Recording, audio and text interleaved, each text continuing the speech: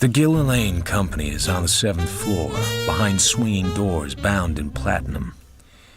In the corner is a tall display in a triangular showcase.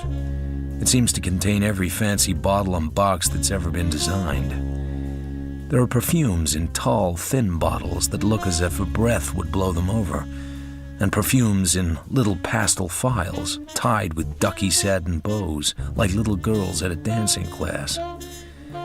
The cream of the crop seems to be something very small and simple in a squat amber bottle. It's labeled Gillian Regal, the champagne of perfumes. It's definitely the stuff to get. I'd like to see Mr. DeRace Kingsley. Here's my card. Have you an appointment? No appointment. It's very difficult to see Mr. Kingsley without an appointment, Mr. Marlowe. The name of this tall, lean, dark-haired lovely is, according to the titled embossed plaque on her desk, Miss Adrienne Fromsett. What is the nature of your business, Mr. Marlowe? Personal. I see. Does Mr. Kingsley know you, Mr. Marlowe? I don't think so. He may have heard my name. You might say I'm from Lieutenant McGee.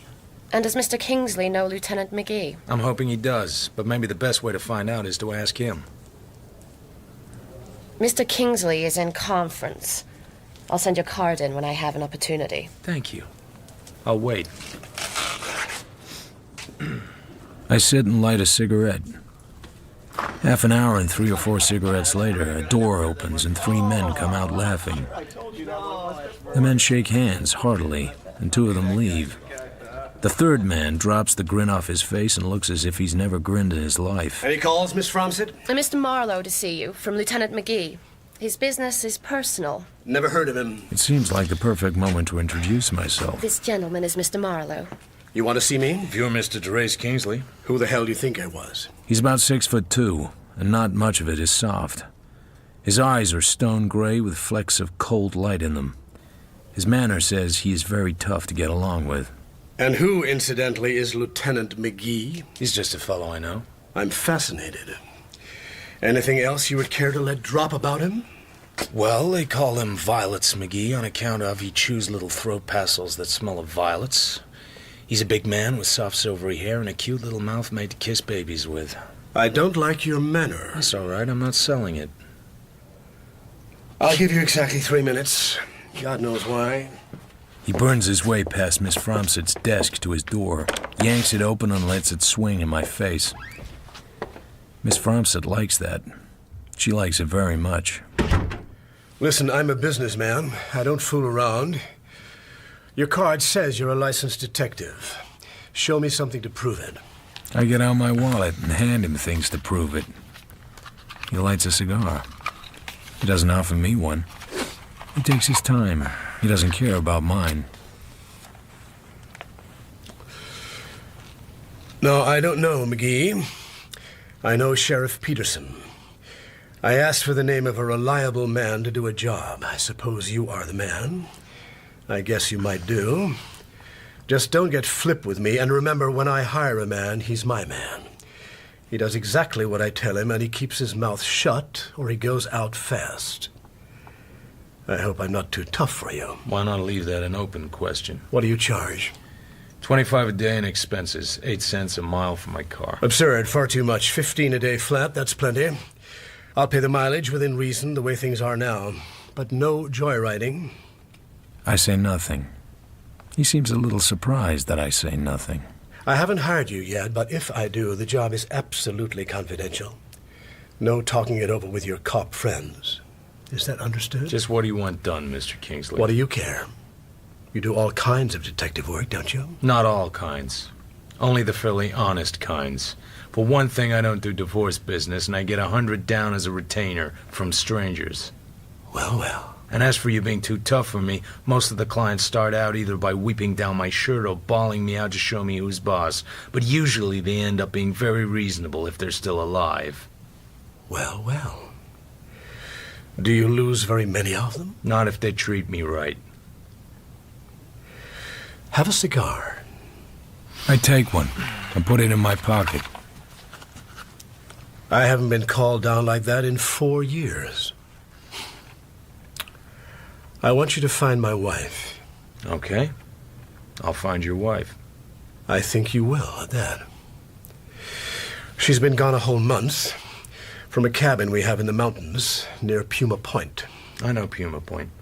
Our place is 3 miles from the village. It's on a private lake, Little Fawn Lake.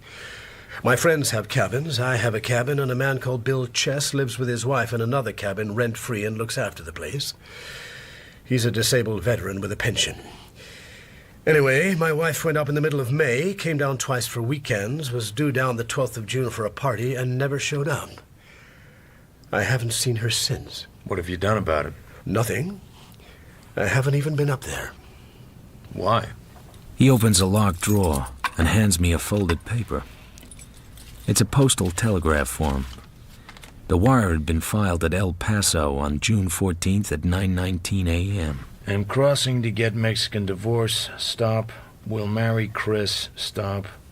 Good luck and goodbye. Crystal. And then there's this.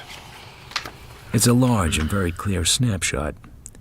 A man and a woman are sitting on the sand under a beach umbrella. The woman, who wears a very daring sharkskin bathing suit, is a slim blonde, young and shapely and smiling. The man, who smiles at the camera with a practiced smile, is a dark, handsome lad with fine shoulders and legs, sleek dark hair and white teeth. 6 feet of a standard type of homewrecker. That's my wife, Crystal, and that's Chris Lavery. All right. What's the catch? The wire surprised me only mildly. Crystal and I have been washed up for years. She lives her life and I live mine. She has her own money and plenty. She plays around, and Lavery was one of her playmates. I might have been a little surprised that she would actually marry him, because the guy is nothing but a professional chaser. But the picture looked all right so far.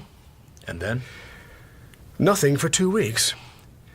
Then the Prescott Hotel in San Bernardino got in touch with me and said a Packard Clipper registered to Crystal Grace Kingsley at my address was unclaimed in their garage, and what about it?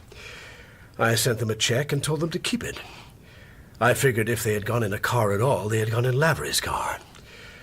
The day before yesterday, however, I met Lavery in front of the athletic club down on the corner here. He said he didn't know where Crystal was. He also said he hadn't gone away with her, hadn't seen her in 2 months, hadn't had any communication with her of any kind. You believed him?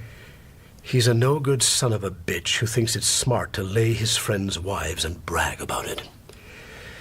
I feel he'd have been tickled pink to stick it into me and break it off that he had got my wife to run away with him and leave me flat. Maybe she tossed him out of his can and hurt him in his Casanova complex.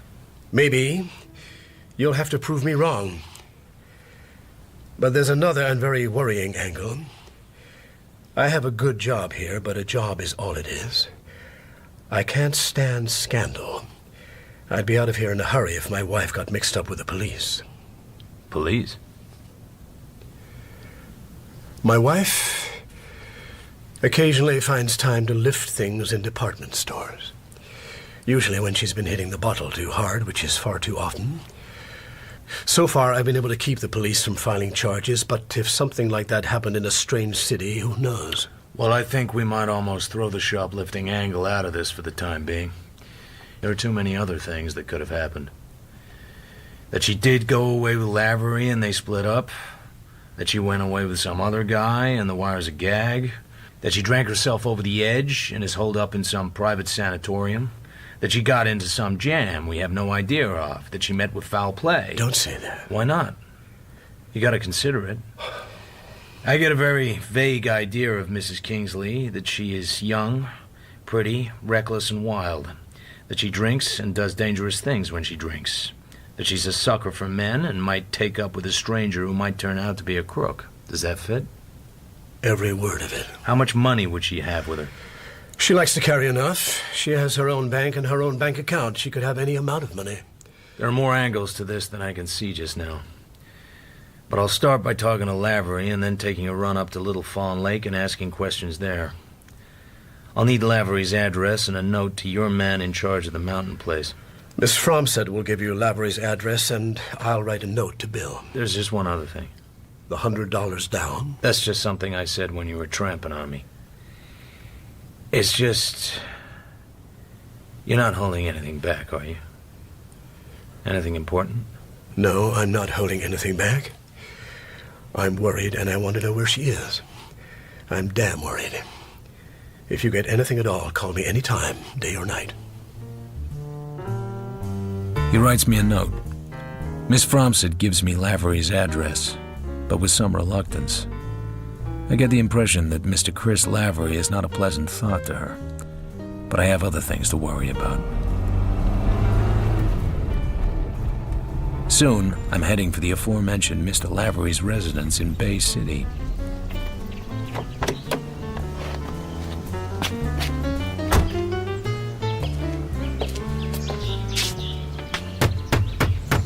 I work on the knocker. Nothing. I push the bell and hear a ring inside, not very far off. Nothing. A neat black Cadillac coupe comes out of the garage of the house across the way. A thin man in dark glasses looks sharply at me, as if I hadn't any business to be there. He's probably got nothing to do with what I'm after, but who knows? I give him my steely glare and do some more hammering on the knocker. You're making a hell of a lot of noise. Mr. Lavery? What if I am? My card. I slip it through the grill. I'm working for Derace Kingsley. To hell with both of you.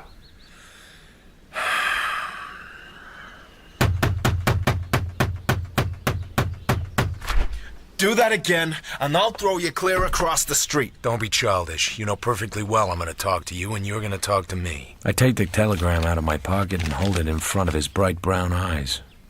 He reads it morosely. Oh, for Christ's sake. Come on in, then. I sit opposite him and look him over. He's a nice piece of beef, but to me, that's all he is. I can understand the women would think he was something to yell for. Look, I know what that wire says, but it's the bunk. I didn't go to El Paso with Crystal Kingsley. I haven't seen her for a long time, long before the date of that wire. I haven't had any contact with her. I told Kingsley that. He didn't have to believe you. Why would I lie to him? Why wouldn't you? Look, it might seem so to you, but you don't know her. Kingsley has no strings on her. If he doesn't like the way she behaves, he has a remedy. These proprietary husbands make me sick. So you don't have any idea of marrying her? I've thought of it, yes. She has money.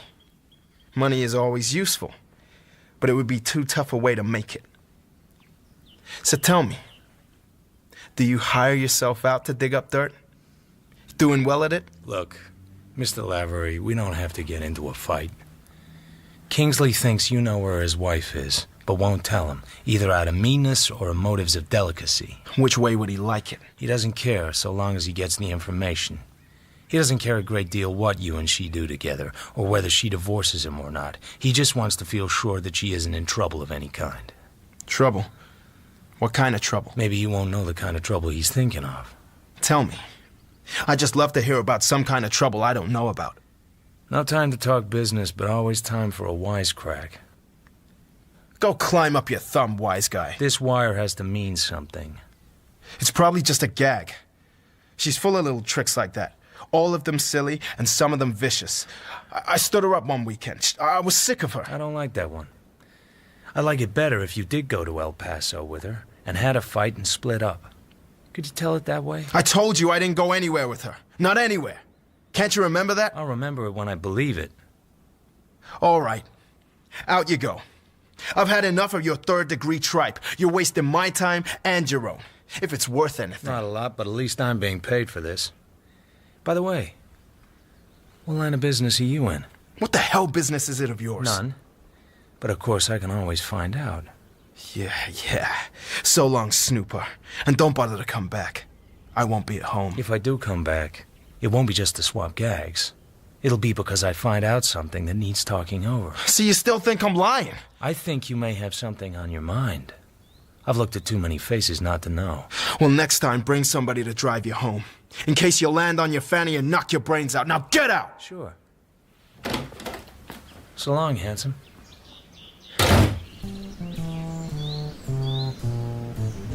I decided to take a look at the house across the way.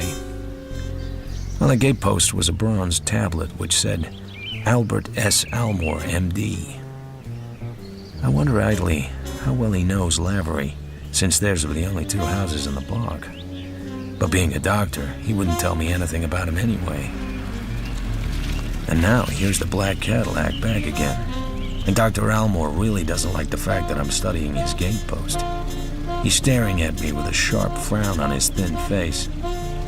So I stroll back to my car, and he drives his car back into his garage. I figure it's worth waiting. There's something about this guy's behavior that intrigues me. I could see Dr. Almore through his window. He's on the phone, getting more and more agitated. Then he makes another call, and another. Every half minute he looks out. He's waiting, and I'm waiting with him for no reason at all. Now it's getting interesting. A green sedan stopped outside the good doctor's. A big man with dusty blonde hair's got out. I think I can guess what's going to happen next.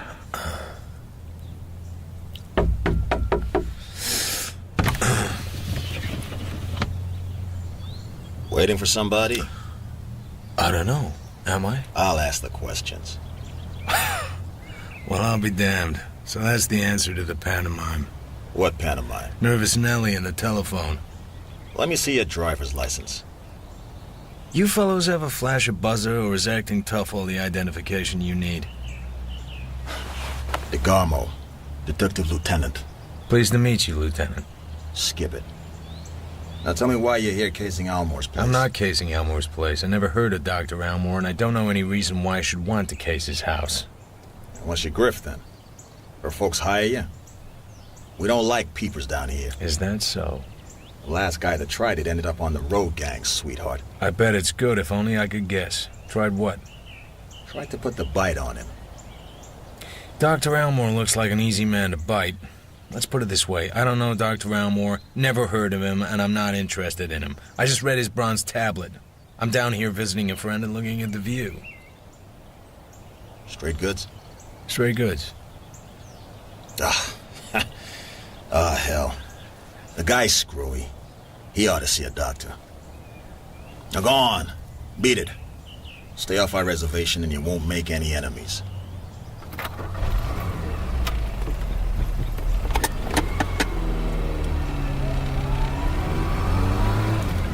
On the way back to Los Angeles, I listened to my thoughts. They moved fitfully in and out, like Dr. Almore's thin, nervous hands pulling at the edge of his curtains. I saw Lavery. What did he say? He told me just enough dirt to sound frank. I still like the idea that they quarreled and split up and that he hopes to fix up with her yet. Then he must know where she is. He might, but it doesn't follow. By the way, a rather curious thing happened to me on Lavery Street. Dr. Almore seemed very unhappy I was there. Would that be Dr. Albert Almore? Yeah. He was Crystal's doctor for a time. He came to the house several times when she was... well, when she'd been over-drinking. I thought him a little too quick with a hypodermic needle. His wife... let me see, there was something about his wife. Oh, yes. She committed suicide. When? I don't remember. Quite a long time ago. I never knew them socially. What are you going to do now? I'm going up to Little Fawn Lake, even though it's a little late in the day to start.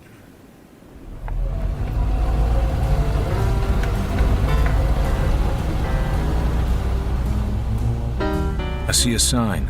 Little Fawn Lake, private road, no trespassing. It's only a few hours from the city, but it's a different world. I crawl carefully around huge, bare granite rocks and past a little waterfall and through a maze of black oak trees and ironwood and manzanita and silence. Beyond the sign, the road winds for a couple of 100 yards, and then suddenly below me is a small oval lake, deep in trees and rocks and wild grass, like a drop of dew caught in a curled leaf. Along the lake, a large redwood cabin overhangs the water, and farther along, each well separated from the others, are two other cabins.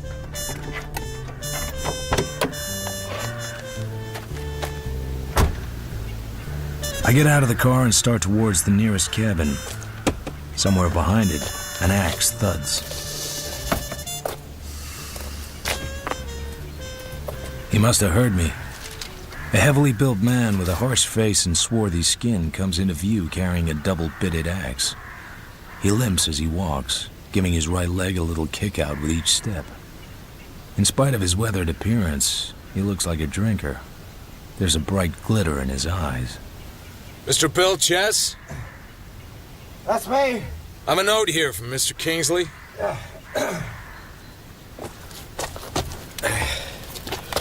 Okay, Mr. Marlowe. So, you want to see Kingsley's cabin, huh? Glad to show you. He ain't selling, for Christ's sake. He might. Everything's for sale in California. Well, ain't that the truth, though? Well, that's his over there, the redwood job. Cost about $8,000, and that's money for a mountain cabin.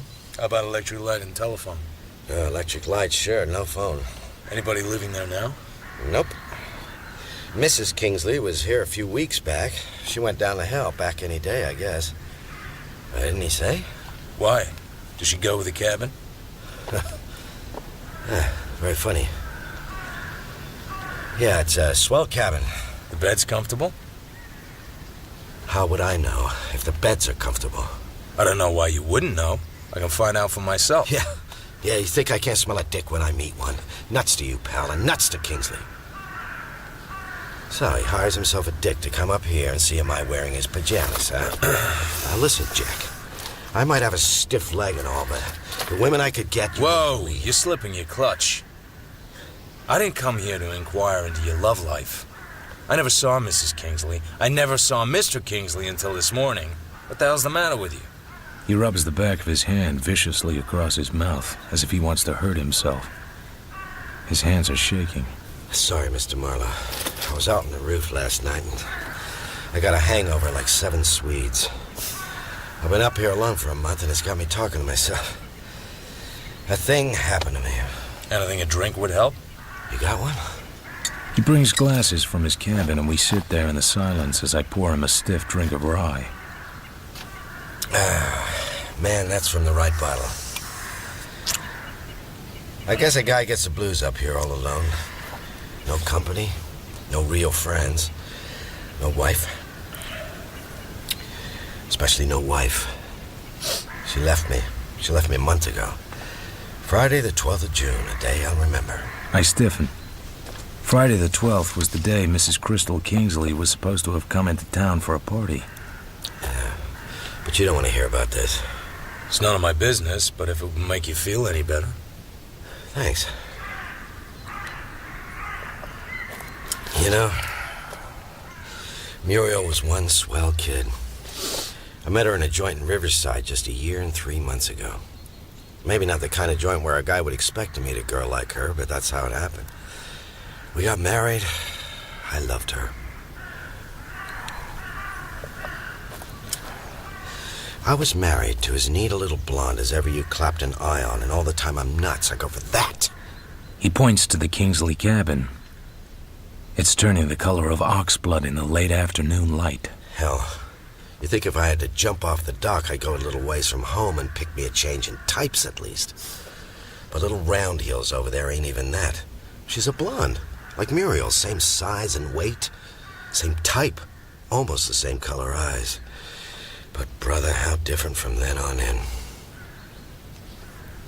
She was giving it out, but I didn't have to take. You asked me if the beds over there were comfortable. I was just too full remembering. Yeah, the bed I was in was comfortable. I came back across the dam. I was smooth as a new piston head. I'm getting away with something. Except I didn't get away with anything at all. When I got home, Muriel told me things about myself I didn't even imagine. After that, I felt too mean to stay even half sober. Along about 4 a.m., I finally got back home again and Muriel had gone. She left you? That very night. Nothing but a note in the bureau and some cold cream on a pillow. Here. I'm sorry, Bill, but I'd rather be dead than live with you any longer. Muriel. I've not heard from her in a whole month. Not a single word. Maybe she's with some other guy. I hope he treats her better than I did. Better show you Kingsley's cabin.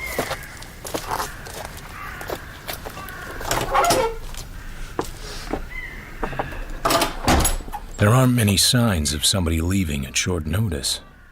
It's all neat and clean. Even the kitchen is in apple pie order. We go into the master bedroom. One whole side of the room consists of closets with sliding doors. I slide one open and peek inside. So why do you want to look at the lady's clothes? Reasons?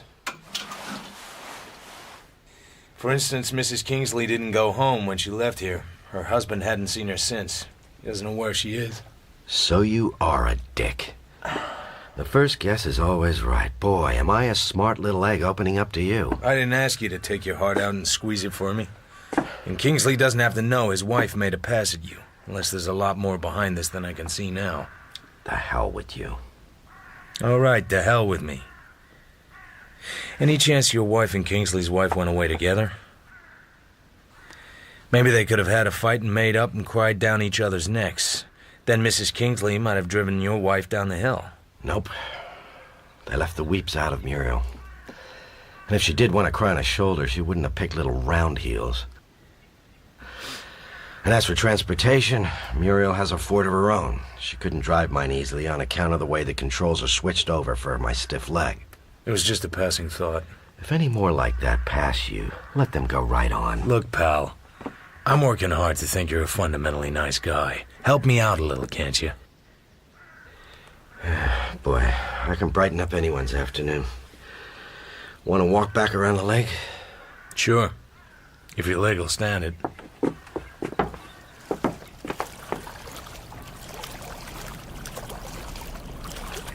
I ask him about Lavery. He admits to having seen him once. Won't say more than that.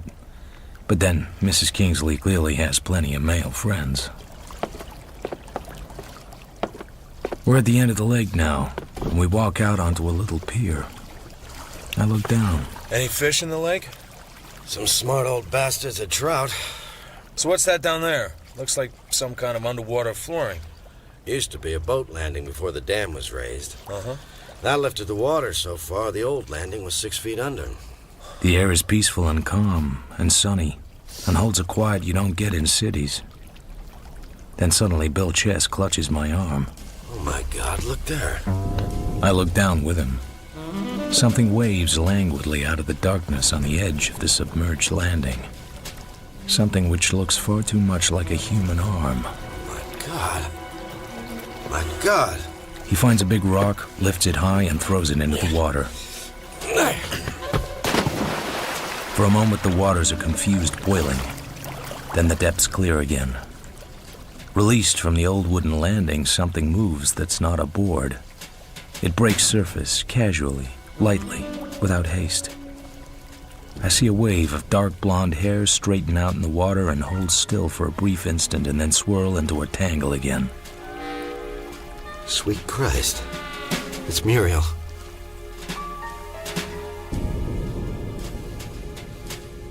I go and fetch the local sheriff. He has large ears and friendly eyes, and he looks as dangerous as a squirrel and much less nervous. On his vehicle, there's a white card which reads, "Voters, attention, keep Jim Patton sheriff. He's too old to go to work." I like everything about this guy. We drive back to the lake.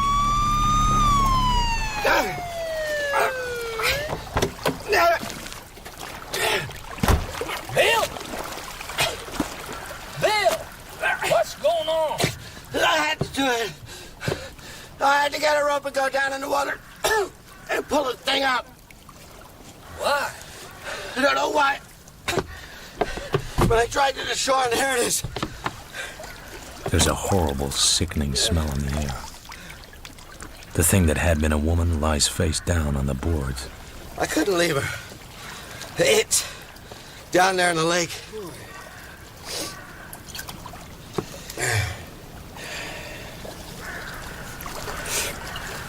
So, what'd you say, Mr. Marlowe? About what? About cause and time of death? Not a lot you can tell just by looking. Looks drowned to me, all right, but you can't always tell. You get many like this up here, then? Only honest-to-God murder I ever had. Funny place for a body to be. No current here to mention, but what there is would be to art the dam. She did it herself, you darn fool. Muriel was a fine swimmer. She dived down in and swam under the boards there and just breathed water in. Had to, no other way. Something was said about a note. Oh, yeah, it's here in my jacket. Go on, read it if you must. Everybody wants to read it. It doesn't seem to have any date. No, she left it a month ago, June 12th. Left you once before, didn't she? Yeah. I got drunk and stayed with a whore.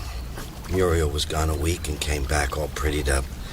She said she had to get away for a while. Sure. Note left that time? No. This note here looks middling old. So what? I've carried it for a month. Who told you she left me before? Who told you? I forget. You know how it is in a place like this. June 12th, you say she left, or you thought she left. Were the folks across the lake up here then? Ask this Snoopy guy. If he didn't already spill his guts to you. Mr. Marlowe here didn't tell me anything, Bill, except how the body come up out of the water and who it was. Okay, Mrs. Kingsley was here. But she went down the hill the same day. Yes, what does it matter? Muriel left the note, she went away. Why all these questions? Take me in, you son of a bitch! Hey, Bill, listen. Sure I did it, I drowned her. That's what you want, isn't it? She was my girl and I loved her. I'm a heel, always been a heel. But just the same, I loved her. Maybe you guys wouldn't understand it. Just don't bother to try.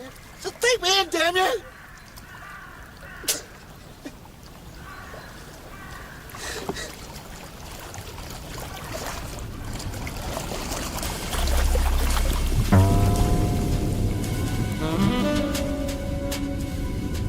I dream I am far down in the depths of icy green water with a corpse under my arm. The corpse has long blonde hair that keeps floating in front of my face. An enormous fish with bulging eyes and a bloated body swims around, leering like an elderly lecher. Just as I am about to burst from lack of air, the corpse comes alive under my arm and gets away from me. And then I am fighting with a fish, and the corpse is rolling over and over in the water, spinning its long hair and... I'd checked in and fallen asleep. Now I wake up with a mouthful of sheet. I look at the clock. It's still early. I realize that before I return to the city and Mr. DeRace Kingsley, I want to take a look at the chess cabin.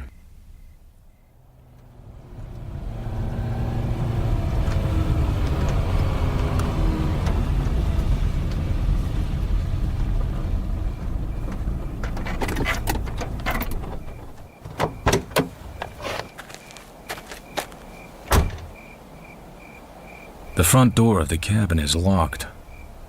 There is no breeze, and the trees are as quiet as their shadows. I try a knife blade between the two halves of the small window. The window swings back in the darkness. I climb up and let myself down into the room. A blazing flashbeam hits me square in the eyes. I'd rest right there, son. You must be all tuckered out. I couldn't sleep. Me neither. What's on your mind, son? Besides breaking an entry. I had an idea. It looked pretty good for a while, but I guess I can learn to forget it. Sit down. I'm a mite curious about you, son. I hope you don't mind me calling you son. I hadn't ought to be so familiar, but I got myself in the habit and I can't seem to shake it. Call me what you like. I'm not sensitive. You see, there's a mess of detectives in the L.A. phone book, but only one of them is called Marlowe. You tellin' who hired you? DeRace Kingsley. It's Trace's wife.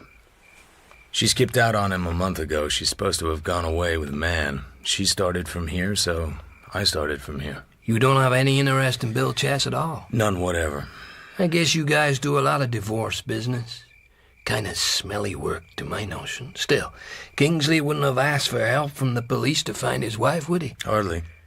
He knows her too well. None of what you've been saying don't hardly explain you're wanting to search Bill's cabin. I'm just a great guy to poke around. Hello. You can do better than that. Say I'm interested in Bill Chess, then.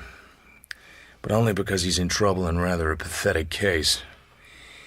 If he murdered his wife, there's something here to point that way. If he didn't, there's something here to point that way, too. As for instance, what kind of thing? Clothes, personal jewelry, toilet articles, whatever a woman takes with her when she goes away, not intending to come back. But she didn't go away, son. Then the stuff would still be here.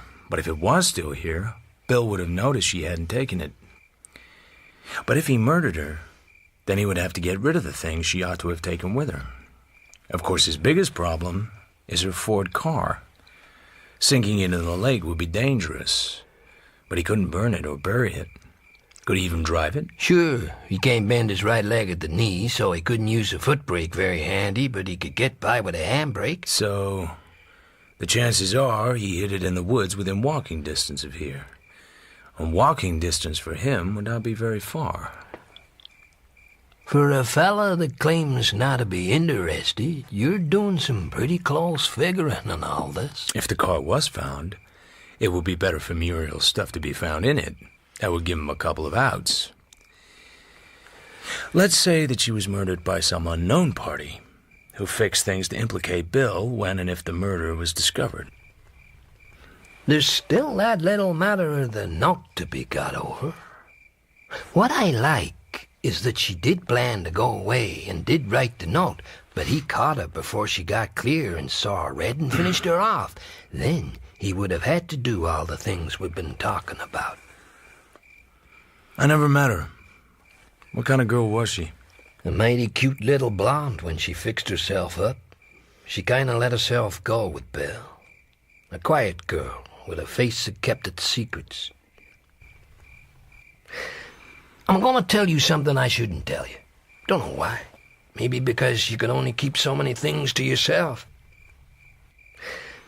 There was a Los Angeles copper named DeSoto up here about 6 weeks back. A big roughneck with damn poor manners. Nobody liked him and nobody opened up to him much. He had a photograph with him, and he was looking for a woman called Mildred Haviland, he said. He said he had information the woman was staying up here. This big bruiser showed his picture to darn near everybody in town before he showed it to me. That made me kind of sore. She looked like Muriel Chess? Something like, but not enough to be sure by any manner of means. I asked him what this Mildred Haviland was wanted for. He said it was police business. I said I was in that way of business myself, in an ignorant, countrified kind of way. Still, I guess I done wrong to tell him I didn't know anybody that looked like his little picture. I'll thank you to respect this confidence, Mr. Marlowe. You done right nicely in your figuring, too. Not far from here, there's a bunch of log cabins that's been falling down ever since I recall. Round at the back, there's a woodshed which sometimes they used for a garage. Muriel's car was there? Yep. And 2 unlocked suitcases in the car, packed with clothes and packed kind of hasty, I thought. Women's clothes. The point is, son, no stranger would have known about that place. Then he puts his hand into his jerkin and brings out a small twist of tissue paper. Take a look at this. What lies on the tissue paper is a thin gold chain with a tiny lock. The gold has been snipped through, leaving the lock intact. There is white powder sticking to both chain and paper. Where would you guess I found that? I take the chain, I moisten my finger, touch the powder, and taste it. In a can or box of confectioner's sugar. The chain's an anklet. Some women never take them off, like wedding rings. Whoever took this one off didn't have a key. But you know something? What's that, son? The cut ends don't fit together. It's too short, look. Son, I don't have your eyes. Do you mind if I take a look inside that box of sugar? It's in the kitchen. I'll come with you.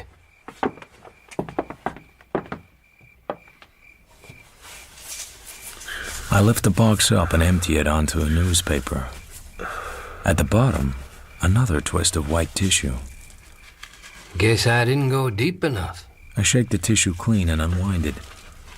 It contains a tiny gold heart, no larger than a woman's little fingernail. Well, well. I think there's some engraving on the back. Take my torch. I couldn't read it if I had a darn microscope. That's in script. It reads, Al to Mildred, June 28th, 1938. With all my love. Tell me what you're thinking, son. See if it's the same as me. Al to Mildred. Al somebody to Mildred Haviland. Mildred Haviland was Muriel Chess. Muriel Chess was dead 2 weeks after a cop named DeSoto had been looking for her. Looks like maybe I owe this DeSoto party an apology, don't it? If you ever see him. Don't tell me, son. Let me guess all for myself that you got a brand new idea about it. Yeah. Bill Chess didn't murder his wife. No? She was murdered by somebody out of her past. Somebody who had lost track of her and then found it again. And found her married to another man and didn't like it. Somebody who hated and could dissimulate. Who could persuade her to go away with him. And when everything was ready and the note was written, took her around the throat and gave her what he thought was coming her way. And put her in a lake and went his way. Like it? Well, it does make things kind of complicated, don't you think? I'm not sure myself Bill Chess is in the clear. But there ain't anything impossible about it. Not one bit impossible. When you get tired of it, let me know. I'll have something else. I'll just be doggone sure you will. Meantime, I have a job to do and a missing wife to find.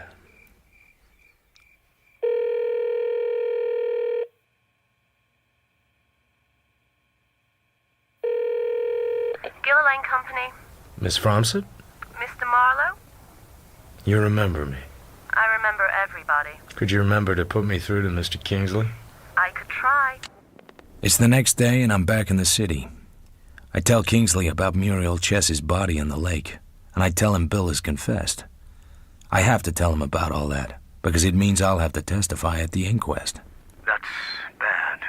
Very bad. Were your wife and Muriel Chess friendly?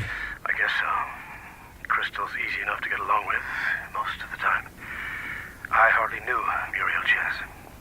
Did you ever know anybody called Mildred Haviland? Who? Mildred Haviland. No. Is there any reason why I should? Every question I ask, you ask another right back. No. There isn't any reason why you should know Mildred Haviland, especially if you hardly knew Muriel Chess. It's Crystal I asked you to find out about. That's why I went today to the Prescott Hotel in San Bernardino. What did you find out? She was there all right. And Lavery met her there. The hop who gave me the dope brought Lavery into it himself without any prompting from me. Lavery had dinner with her and went with her in a cab to the railway station, leaving the car. Well, I ought to have known he was lying. I got the impression he was surprised when I told him about the telegram from El Paso. What do you plan to do now? Go up against Lavery again, of course. I agree. This other is really no business of ours, is it?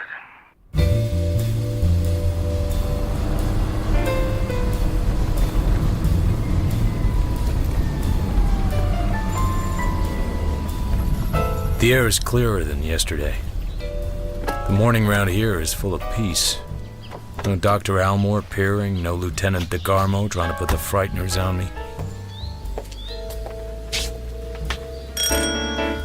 I punch the doorbell. Then I see that the front door is not quite shut. If Lavery's away, maybe I can take a chance and frisk the joint. I stand inside and listen. In the silence, time passes. I decide it's safe to move. Excuse me. Please don't move. I freeze. She's a slender woman of uncertain age, with untidy brown hair, a scarlet mess of a mouth, and too much rouge on her cheekbones. She wears a purple hat, which is doing its best to hang on to the side of her head. Her right hand is wrapped around the butt of a small automatic. She points the gun at me and comes steadily on. When she's close enough to be confidential, she points the gun at my stomach. All I wanted was my rent. The place seems well taken care of. Nothing broken. He's always been a good, tidy, careful tenant. I just didn't want him to get too far behind with the rent. How far behind is he? 3 months. $240. He promised me a check this morning, over the telephone. I mean, he promised to give it to me this morning. Over the telephone? This morning? Yes. The idea is to get close enough to make a side swipe at the gun, knock it outwards, and then jump in fast before she could bring it back in line. I've never had a lot of luck with the technique, but you have to try it once in a while. This looks like a time to try it. So, you're the owner? Why, certainly. I'm Mrs. Fallbrook. Who did you think I was? And who are you, if I may inquire? I just came about the car payment. The door was open, just a teensy-weensy bit, and I kind of shoved in. I don't know why. You mean Mr. Lavery is behind in his car payments? A little. Not a great deal. I'm all set now. I have the reach, and I ought to have the speed. I start to... You know, it's funny about this gun. I found it on the stairs. Nasty, oily things, aren't they? And the stair carpet is a very nice gray chenille. Quite expensive. And she hands me the gun. Well, of course, it's much easier for you. About the car, I mean. You can just take it away if you have to. But taking a house with nice furniture in it isn't so easy. It takes time and money to evict a tenant. There's apt to be bitterness and things get damaged, sometimes on purpose. I hardly The hear rug what she on this says. floor costs The gun over has my interest. $200 a second I break the hand. magazine out. It's empty. I look into the breech. That's empty too. I sniff the muzzle. It reeks. Has it been fired? I certainly hope not. Any reason why it should have been fired? Well, it was lying on the stairs. After all, people do fire them. How true that is. But Mr. Lavery probably had a hole in his pocket. He isn't home, is he? Oh, no. And I don't think it's very nice of him. He promised me the check, and I walked over... When was it you phoned him? Why, yesterday evening. He must have been called away. Look, Mrs. Fallbrook, let's not kid around anymore. Not that I don't love it, but you didn't shoot him, did you? On account of he owed you 3 months' rent? Why, what a perfectly horrid suggestion. I don't think you're nice at all. I thought you said the gun hadn't been fired. All guns have been fired sometime. All guns have been loaded sometime. This gun isn't loaded now. Well, then... Okay. My idea was wrong. Just a gag, anyway. Mr. Lavery was out, and you went through the house. Being the owner, you have the key, is that correct? I have a right to see how things are kept. And you're quite sure he isn't here? Well, I didn't look under the beds or in the icebox. I called out from the stairs when he didn't answer my ring. I even peeped into the bedroom. I think I ought to look around, if you don't mind. There might be something you missed. I don't think that is necessary.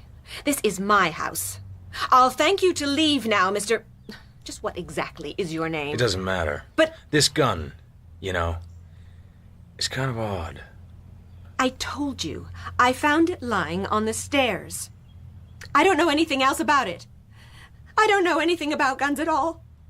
I never shot one in my life. That's your story. Oh, I shouldn't have done. It was horrid of me. I know it was. Mr. Lavery will be furious. What you shouldn't have done was let me find out the gun was empty. Up till then, you were holding everything in the deck. Why, you perfectly loathsome man. Don't you dare touch me. No, don't come near me. I won't stay in this house another minute with you. How dare you be so Her insulting? voice snaps in midair like a rubber band. Oh! She puts her head down, purple hat and all, and runs for the door. The house now seems to be abnormally still. Something's all wrong with this scene. I shrug and go quietly up the stairs. I look in the bedroom. I look under the pillows. There's a handkerchief there. 2 small initials are stitched into the corner in red. A.F. Adrienne Fromset. But there's more. I look in the closet filled with clothes definitely not in Miss Fromset's style. The door next to the closet has to be the bathroom. It's locked. I force the lock with my knife blade and go in. Maybe I expected to find what I find. In the bedroom, signs of a woman having spent the night there. Pajamas, face powder, perfume, and so on. Bathroom door locked, but I got it open. 3 empty shells on the floor, 2 shots in the wall, 1 in the window. Lavery was in the shower stall, naked and dead. My God. Do you mean to say that he had a woman with him last night and she shot him this morning in the bathroom? Just what did you think I was trying to say? Please keep your voice down. I don't want any of the members to hear. But why in the bathroom? Keep your own voice down. Why not in the bathroom? Could you think of a place where a man will be more completely off guard? You don't know a woman shot him. I mean, you're not sure, are you? No. The woman who spent the night there might have left, or there need not have been any woman at all. The appearances could just have been faked. You might have shot him. What would I want to shoot him for? I'm a civilized man. Okay. Does your wife own a gun? You don't really think... Well, does she? Yeah, she does. A small automatic. Anything like this one?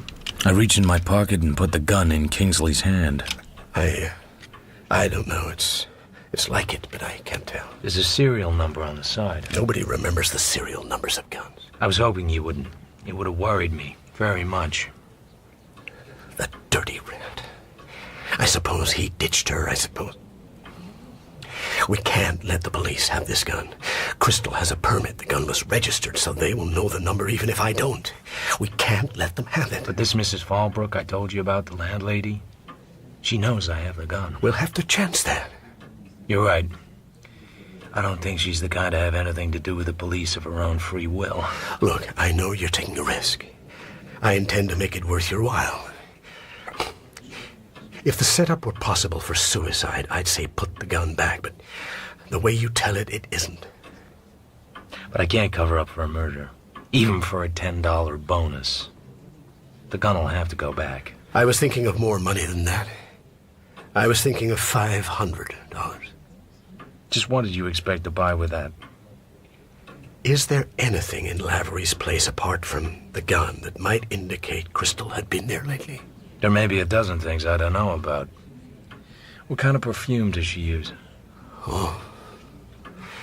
Gillian Regal, the champagne of perfume. The bedroom reeks with it. I'm talking about $500, a check for it right now. I hired you to protect me from scandal and, of course, to protect my wife if she needed it.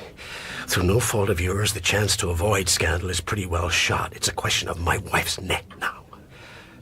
I don't believe she shot Lavery. I have no reason for that belief, none at all. I just feel the conviction. I'll go along with you up to a point. The setup down there is almost too good at first sight. She leaves clothes there she's probably been seen wearing and which can probably be traced. She leaves the gun on the stairs. It's hard to think she would be as dumb as that. You give me a little heart. But everything I've heard from you, as well as anybody else, indicates that your wife is a reckless, foolish woman. Even if there wasn't anything down there to point to your wife, the cops will eventually tie her up to Lavery. And then, the fact that she's been out of sight for a month will make the cops sit up and rub their horny palms with glee. And of course they'll trace the gun, and if it's her gun... No, don't try and pocket it. I just thought... Nope. The cops will have to have the gun. I may be a very smart guy, and very fond of you personally, but that gun killed a man. I am not suppressing vital evidence for anybody. Here's the only thing I can do. Go back down there and replace the gun and call the law. Write it out with them and let the chips fall where they have to. Are you game for that? Yes. And the 500 stands. I don't expect to earn it. You may as well understand that now. By the way, how well did Miss Fromsett know Lavery? Out of office hours. His face tightens. He says nothing. I say nothing about the handkerchief. What's this got to do with anything? She looked kind of queer when I asked for his address when I was in your office. Like a romance that fouled out. Am I too blunt? I'm sorry, but it's my business to ask all sorts of questions of all sorts of people. Talk to her then. As a matter of fact, she knew the Elmores. She knew Elmore's wife, the one who killed herself. Lavery knew her, too. Could that have any possible connection with this business? I don't know. You're in love with her, aren't you? I'd marry her tomorrow if I could. I don't think we need to waste time being cagey, Miss Fromsett. You know by now who I am and what I'm doing. If only you knew what he'd stood from that little tramp. Well, perhaps I'd better leave that out. What was it you wanted to see me about? Kingsley said you knew the Elmores. Yes, a bit. I met Mrs. Almore a few times. Where? At a friend's house. Why? At Lavery's house? I do hope you're not going to be insolent, Mr. Marlowe. But yes, at Chris Lavery's house. I used to go there. Once in a while, he had cocktail parties. Then Lavery knew the Elmores. Or Mrs. Elmore. Yes, quite well. And a lot of other women quite well, too. I don't doubt that. Did Mrs. Kingsley know her, too? Yes, better than I did. They called each other by their first names. Mrs. Almore is dead, you know. She committed suicide about 1.5 years ago. Any doubt about that? Has this anything to do with what you're doing? I don't know.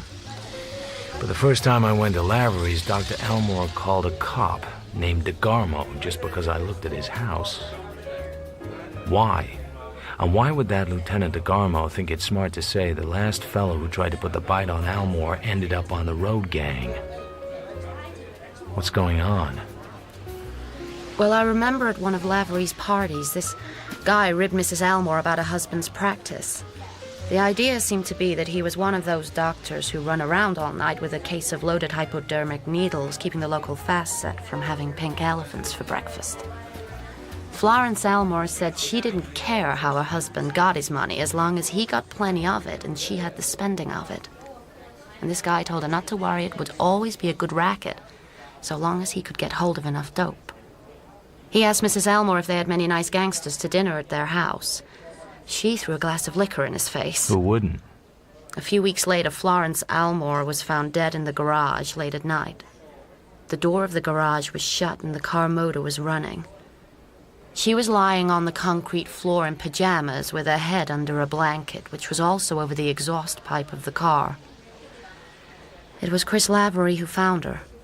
Her husband was out. The office nurse had put Florence to bed earlier because she was drunk. Then she'd gone home, too. How convenient. And the inquest? There was no inquest and no autopsy. Nothing in the papers except that she had died suddenly. It was all hushed up. Dr. Almore has some very influential friends. I guess so. How much do you think Chris Lavery knew? I'd like to think blackmail was one of those nasty little tricks Chris Lavery didn't quite run to. This is the moment. I take the little perfumed rag out of my pocket. Why do you want me to look at this, Mr. Marlowe? I found it in Chris Lavery's house. Under the pillow, on his bed. It has initials on it. It has 2 letters embroidered on it. They happen to be the same letters as my initials. Is that what you mean? Right.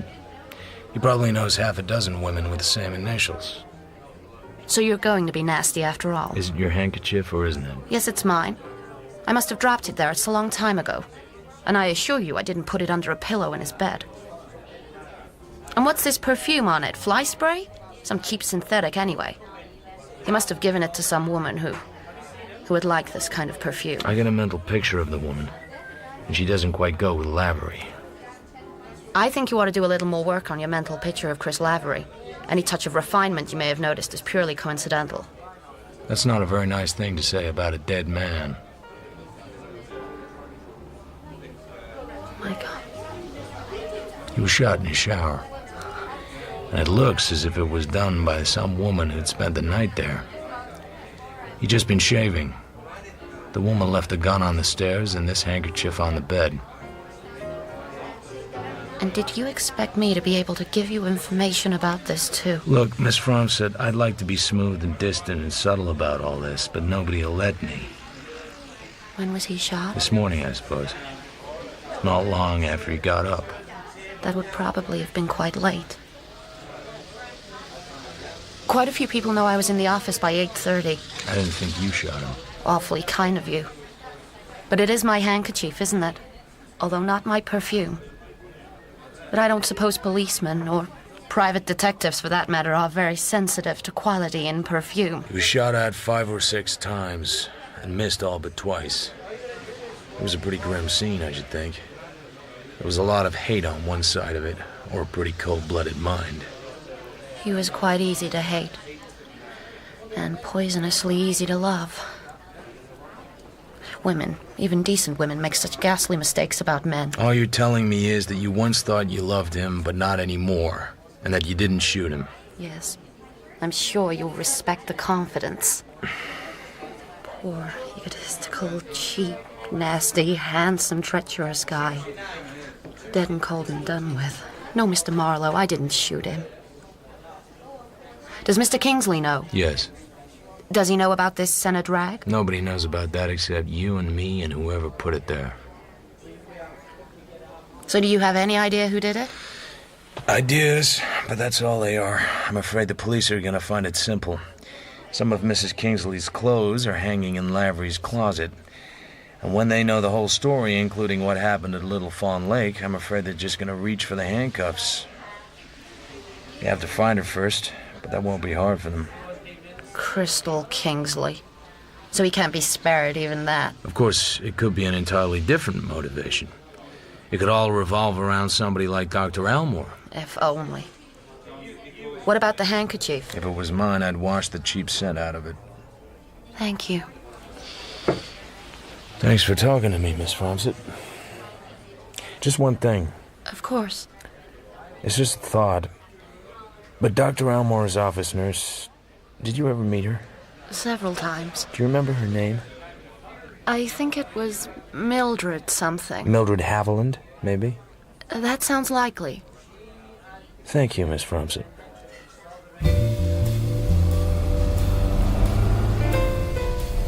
There are so many dames in this case that my head is bursting. There's every indication that Crystal Kingsley is crazy enough to kill Lavery and leave her fingerprints all over the place. Case open and closed as far as the police are concerned. But there are so many unanswered questions. Take the late Muriel Chess, the lady in the lake. It was probably Mildred Haviland who was involved in a death so full of questions that any number of people might have wanted her dead. Dr. Elmore among the principal suspects. Albert Elmore. Al to Mildred with all my love. There's a strange line of thought. And then there's Florence Elmore herself, the suicide, or maybe not. And the crazy landlady, Mrs. Fallbrook. And the fragrant Miss Fromsett. She has class, no question of that. But was I wrong to rule her out? Was she being too helpful?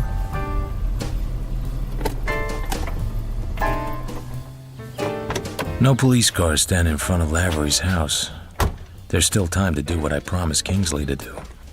I push the front door open. I take the little automatic out of my pocket and I lay it on the table.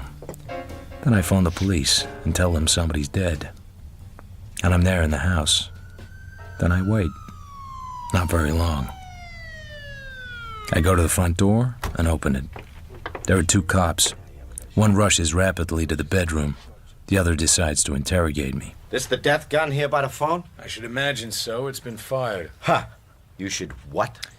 I should imagine so. That's very good. That's very good indeed. It's not that good. So, what did you shoot him for? I've wondered and wondered. Oh, a Weisenheimer. Let's just wait for the homicide, boys. I'm reserving my defense. Don't give me none of that. I'm not giving you any of anything. If I had shot him, I wouldn't be here. I wouldn't have called up. You wouldn't have found the gun. Don't work so hard on the case. You won't be on it more than 10 minutes. See? The guy in charge now is Captain Weber, a small man for a cop, with a permanently tired expression. His companion is Lieutenant DeGarmo, the big cop who would not like my being in front of Dr. Elmore's house. They examine the body. Then they come and examine me. Okay. Who handled this gun? I did. Don't you know enough not to handle a weapon found at the scene of a crime? Certainly, but when I handled it, I didn't know there had been a crime. I didn't know the gun had been fired. It was lying on the stairs, and I thought it had been dropped. A likely story. You get a lot of that sort of thing in your business? A lot of what sort of thing? Suppose you answer my questions exactly as I choose to put them. Look, Chief, the fellow in the bathroom's called Lavery. I knew him a little. He was a chaser. What of it, Al? Well, the whole setup indicates a dame. You know what these private eyes work at? Divorce stuff. Suppose we let him tie into it instead of just scaring him dumb. If I'm scaring him, I'd like to know it. I don't see any signs of it. Talk. So I tell him I'm working for Kingsley, and I'm trying to find Mrs. Kingsley, and Mrs. Kingsley had an interesting relationship with Chris Lavery, which is how I come to be here. So, have you seen anything that suggests to you that this Kingsley woman's been here? That's not a fair question. It calls for a conclusion of the witness. I want an answer to it.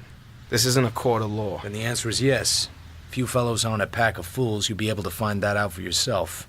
The women's clothes in the bedroom are tailored and easy to trace. I've just saved you an hour by telling you. Anything else? Chief, forensics are here. Okay. I want a lot of prints from all over the house, particularly any that seem to be made by a woman. It'll be a long job. Al, see if you can get any more sense out of Mr. Marlowe. So Captain Weber goes off with the new arrivals, and I'm here alone with Lieutenant DeGarmo, which interests us both. Well? Well, what? Am I supposed to talk about our conversation outside Dr. Almore's? Or is that just a private transaction? Talk about it all you like. It's our job to protect the citizen.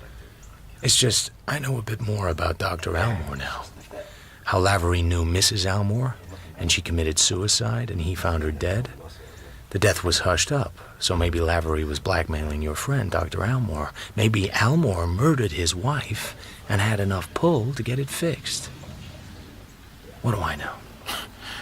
Where's this crazy talk coming from? You're a stupid man, DeGarmo. You had to get tough with me when there was nothing to get tough about. You had to make me curious when I had nothing to be curious about. Be careful. By the way, I heard Captain Weber call you Al. Don't try and do the same. I won't, because I don't think somehow we're going to be friends. But did you ever come across an L.A. cop called DeSoto? The who? There's no guy of that name in the force. Pity, because they told me up around Little Fawn Lake, where the Kingsleys have a place, that a cop had been up there asking questions about somebody called Mildred Haviland, who just happens to have been Dr. Almore's office nurse, who just happens to have found Mrs. Almore's body, and... He hits me across the face with his open hand. It jerks my head around hard. Go on. Who just happens to have found Mrs. Almore's body, and may have been somebody called Muriel Chess, who's been found... His hand sweeps and knocks my head to one side again.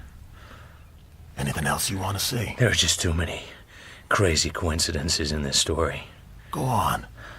Please. Nope. Third time lucky. You might miss. Listen. Anytime you talk like that to a cop, you know what you got coming. You keep poking your big nose into our business, and you wake up in an alley with the cats looking at you. Or worse. I'm watching you. I remember that. Both ways.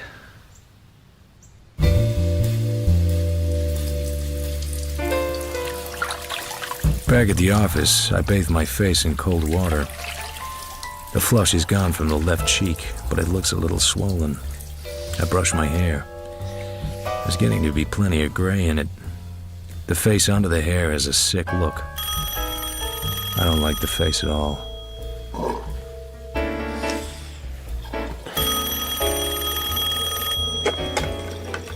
Yeah? Where the hell have you been? I've heard from Crystal. I'll be right over. You have to take this to her. $500. She wanted more, but this is all I could raise at short notice. She has to get out of town. Out of what town? Bay City somewhere. She'll meet you at a place called the Peacock Lounge on Arguello Boulevard at 8th Street, or near it. What's the matter with her drawing her own money? Has her bank account got lockjaw or something? That's no way to talk. She's in trouble. Lavery's death is going to be laid at her door, whatever happens. Did you talk to her? No. She called the office. Miss Fromset talked to her. Anyway, I didn't want to talk to her. She didn't want to talk to me. She had it all worked out. She realized the only way it would work was to have somebody bring the money she might not know. I admit it's a bit thick, but what about it? It makes us accessories to the fact if she's guilty. I'm going to make it worth your while. And we won't be accessories if she hasn't done anything. I'm willing to suppose it. But if I decide she did do any murder, I'm gonna turn her over to the police. You're a pretty level guy, Marlowe. Go on. Beat it. Just give me the money. Oh, by the way, she's dyed her hair dark brown. Adrienne's described you to her, and you're to wear this scarf of mine she described to her, too. I don't warm to the Peacock Bar. A wizened waiter with evil eyes and a face like a gnawed bone puts a napkin with a printed peacock down on the table and serves me a Bacardi cocktail. I sip it and wait. You must be Marlowe. I guess I'm easy to spot in here. Her face is white and tired. Her hair looks darker than dark brown. Give me the money, please. I'd have to know who you are. You know who I am. How much did you bring? 500? Oh, it's not enough. Not nearly enough. Give it to me quickly. I've been waiting half an eternity for somebody to get here. Where can we talk? We don't have to talk. Just give me the money. It's not that simple. I'm doing this at quite a risk. I'm at least going to have the satisfaction of knowing what goes on and where I stand. Damn you. Why couldn't he come himself? You didn't want him to come himself. You understood that you didn't even want to talk to him on the phone. That's right. But you got to talk to me. Either to me or the law. I'm not as easy as he is. I'm a private detective, and I have to have some protection, too. Well, isn't he charming? Private detective and all. What do you want to talk about? You, and what you've been doing, and where you've been, and what you expect to do. Things like that, little things, but important. I think it'd be much better if you just gave me the money. No. Very well, if it has to be that way. I'm at the Granada, 2 blocks north on 8th.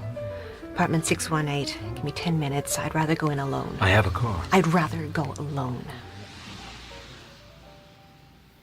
I wait 10 minutes. The Granada is an ugly great building on a corner. I go in and ride up to the 6th floor. The place seems decent enough. I come to the door of apartment 618.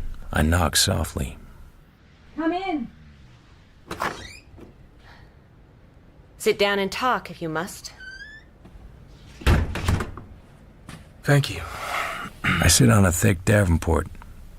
It's a square room with twin-wall beds and a minimum of uninteresting furniture. A small lamp makes a dim yellowish light.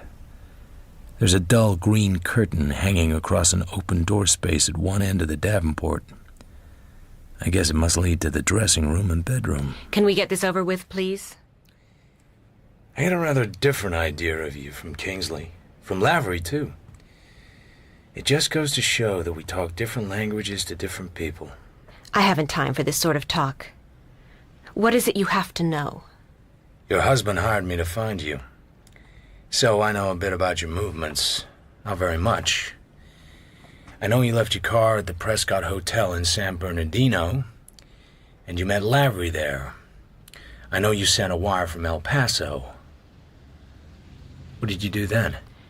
I don't see that my movements are any of your business. I don't have to argue about that. It's a question of whether you want the money. Well, we went to El Paso. I thought of marrying him then, so I sent that wire. But I changed my mind. I asked him to go home and leave me. He made a scene. What'd you do then? I went to Santa Barbara, stayed there a few days. Then to Pasadena, same thing. Then to Hollywood. Then I came down here. That's all. You were alone all this time? Yes. Not with Lavery? Any part of it? Not after he went home. What was the idea? Idea of what? Idea of going these places and not sending any word. Didn't you know he would be very anxious? Oh, you mean my husband? I don't think I worried much about him. As for the idea of it all, well, I just had to think things out.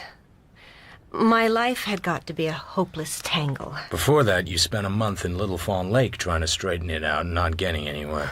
Is that it? I seemed to need a new place. Without associations. A place where I could be very much alone. like a hotel. How are you getting on with it? Not very well. But I'm not going back to DeRace Kingsley. Does he want me to? I doubt it. What about Lavery? He's all mixed up in my mind. I'm in love with him, and yet I don't think I want to marry him. Does that make sense? That part makes sense. But staying away from home in a lot of crummy hotels doesn't. You've lived your own life for years, as I understand it. I had to be alone to think things out. Won't you please give me the money and go away? Sure, right away. But wasn't there any other reason for your going away from Little Fawn Lake? Anything connected with Muriel Chess, for instance? What are you talking about? That frozen-faced little drip. What is she to me? I thought you might have had a fight with her. About Bill. Bill? Bill Chess? Bill claims you made a pass at him. Good heavens. That muddy-faced boozer. What's happened? Why all the mystery? He might be a muddy-faced boozer. The police think he's a murderer, too. Of his wife. She's been found drowned in the lake after a month. I'm not too surprised. So it came to that in the end. They fought terribly at times. Did you think that had something to do with my leaving? There was a chance of it. It didn't have anything to do with it at all. It was just the way I told you. Nothing else. Muriel's dead. Drowned in the lake. You don't get much of a boot out of that, do you? I hardly knew the girl.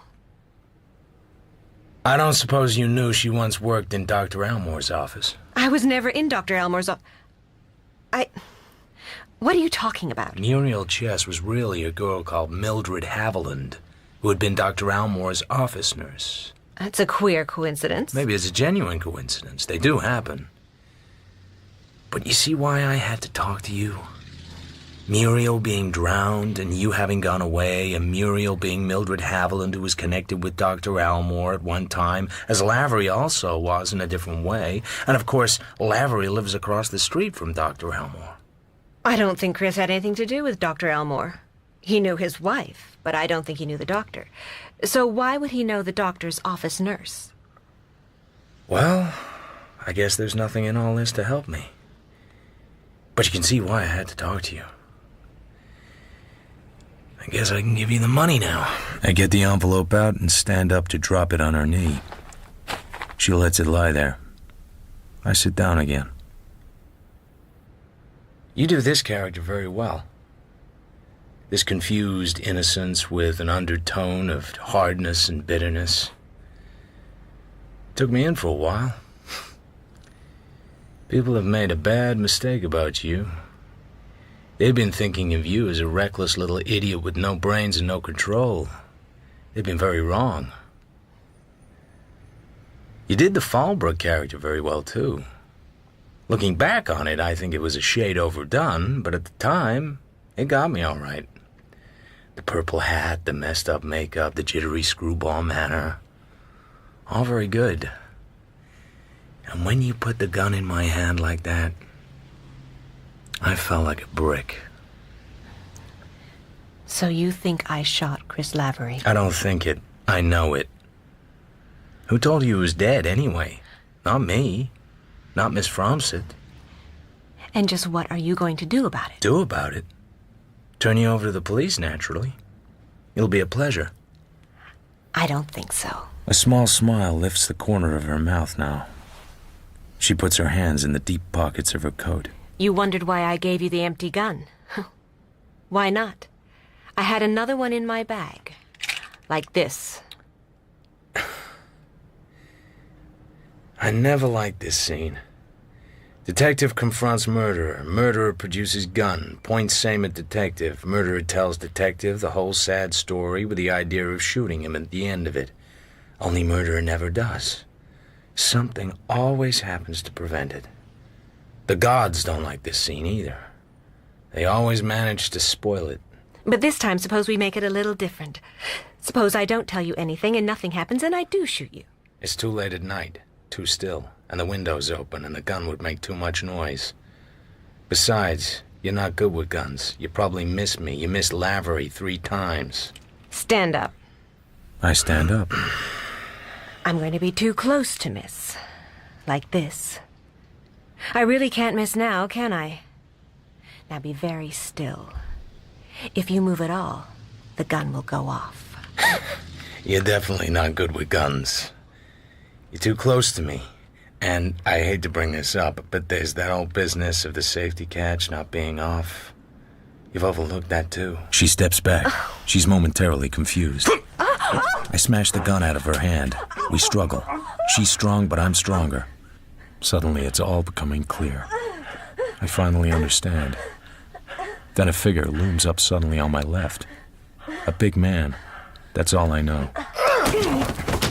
The scene explodes into fire and darkness.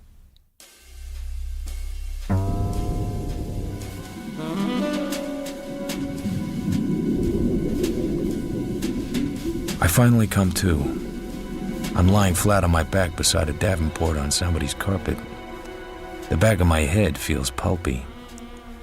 I'm staring at a framed picture. Below it in large letters, "See the French Riviera by the blue train." A fine time to bring that up. Never sit with your back to a green curtain. It always turns out badly. I sense I am not alone in this room. I lift my head and look around. She's still here. She's lying on the pulled-down twin bed. She's wearing a pair of tan stockings and nothing else. There are dark bruises on her throat. Her eyes bulge, and the white of them is not white. And now I realize he's still here too. He should have gone, but he hasn't. Maybe he can't. He's staring at her as if he can't believe what he's done. A big guy standing there in the shadows. Stay where you are. DeGarmo pulls out a gun and points it at me. I'm used to this by now. So when did you know? Know what? The lady in the lake wasn't Muriel Chess. Or Mildred Haviland as you knew her. I wasn't sure. Till I followed you. She killed Crystal Kingsley, threw her in the lake, and took over her identity. No wonder she didn't want to meet Mr. Kingsley. I wish I'd found her when I went looking. Maybe it wouldn't have been like this. She'd been lucky till now. Maybe she figured the body would stay submerged for a while, but when it came up, it was in such a state Bill Chess thought it was his wife. Let them arrest him for her murder. Then Lavery saw her at the hotel in San Bernardino wearing Crystal Kingsley's clothes and driving Crystal Kingsley's car. He could have told the police, but he decided to keep quiet. Maybe he saw an opportunity for some easy money holding back the truth. Huh. More luck.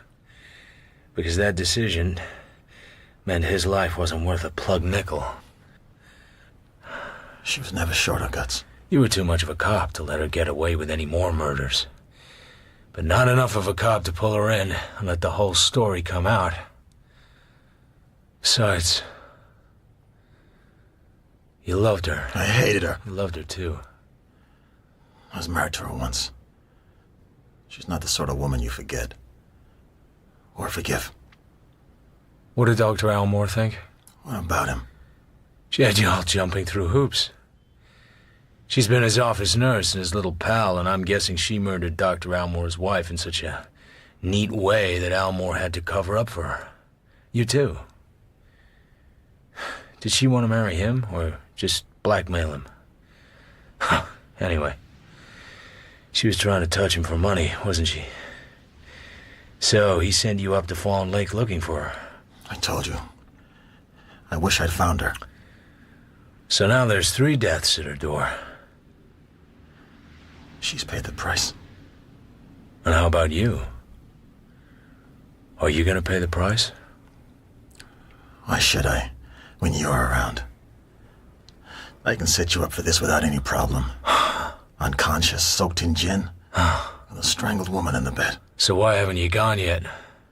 I'm paying my last respects. That's a strange way of putting it when you just strangled her. Okay, I hated her and I loved her. Huh. You called the cops? No. Someone in the building must have heard something then, because here they are. There's still time to set you up. Sure. I can still cover my tracks. Sure. But she was the woman you loved. And you killed her with your bare hands. How easy is that to live with? Easy enough. I met guys who managed. Huh. You one of them? I'm not talking anymore. Some guy. I said I'm not talking anymore. The gun is still pointing at me. I wait. Time is suspended. He doesn't shoot. Then his eyes turn to the dead woman.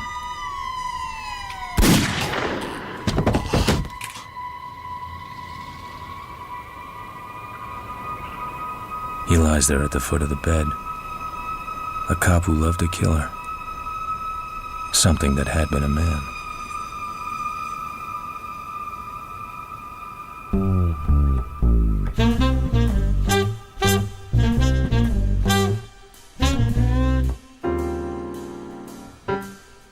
In The Lady in the Lake by Raymond Chandler, dramatized by Stephen Wyatt, Philip Marlowe was played by Toby Stevens, Mildred by Barbara Barnes, DeGarmo by Steve Toussaint, and Bill Chess by Nathan Osgood. Adrienne was played by Claire Harry, DeRace Kingsley by Sam Dale, and Lavery by Lloyd Thomas. The director was Claire Grove.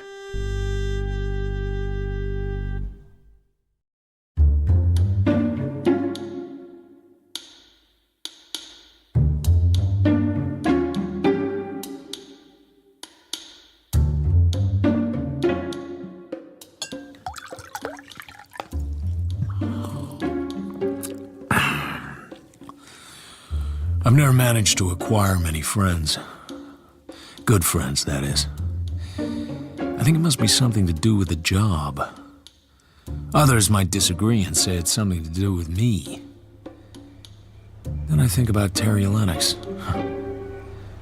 The first time I laid eyes on him, he was drunk in a Rolls-Royce Silver Wraith outside the Terrace of the Dancers. I can't even remember what I was doing outside a smart club like that.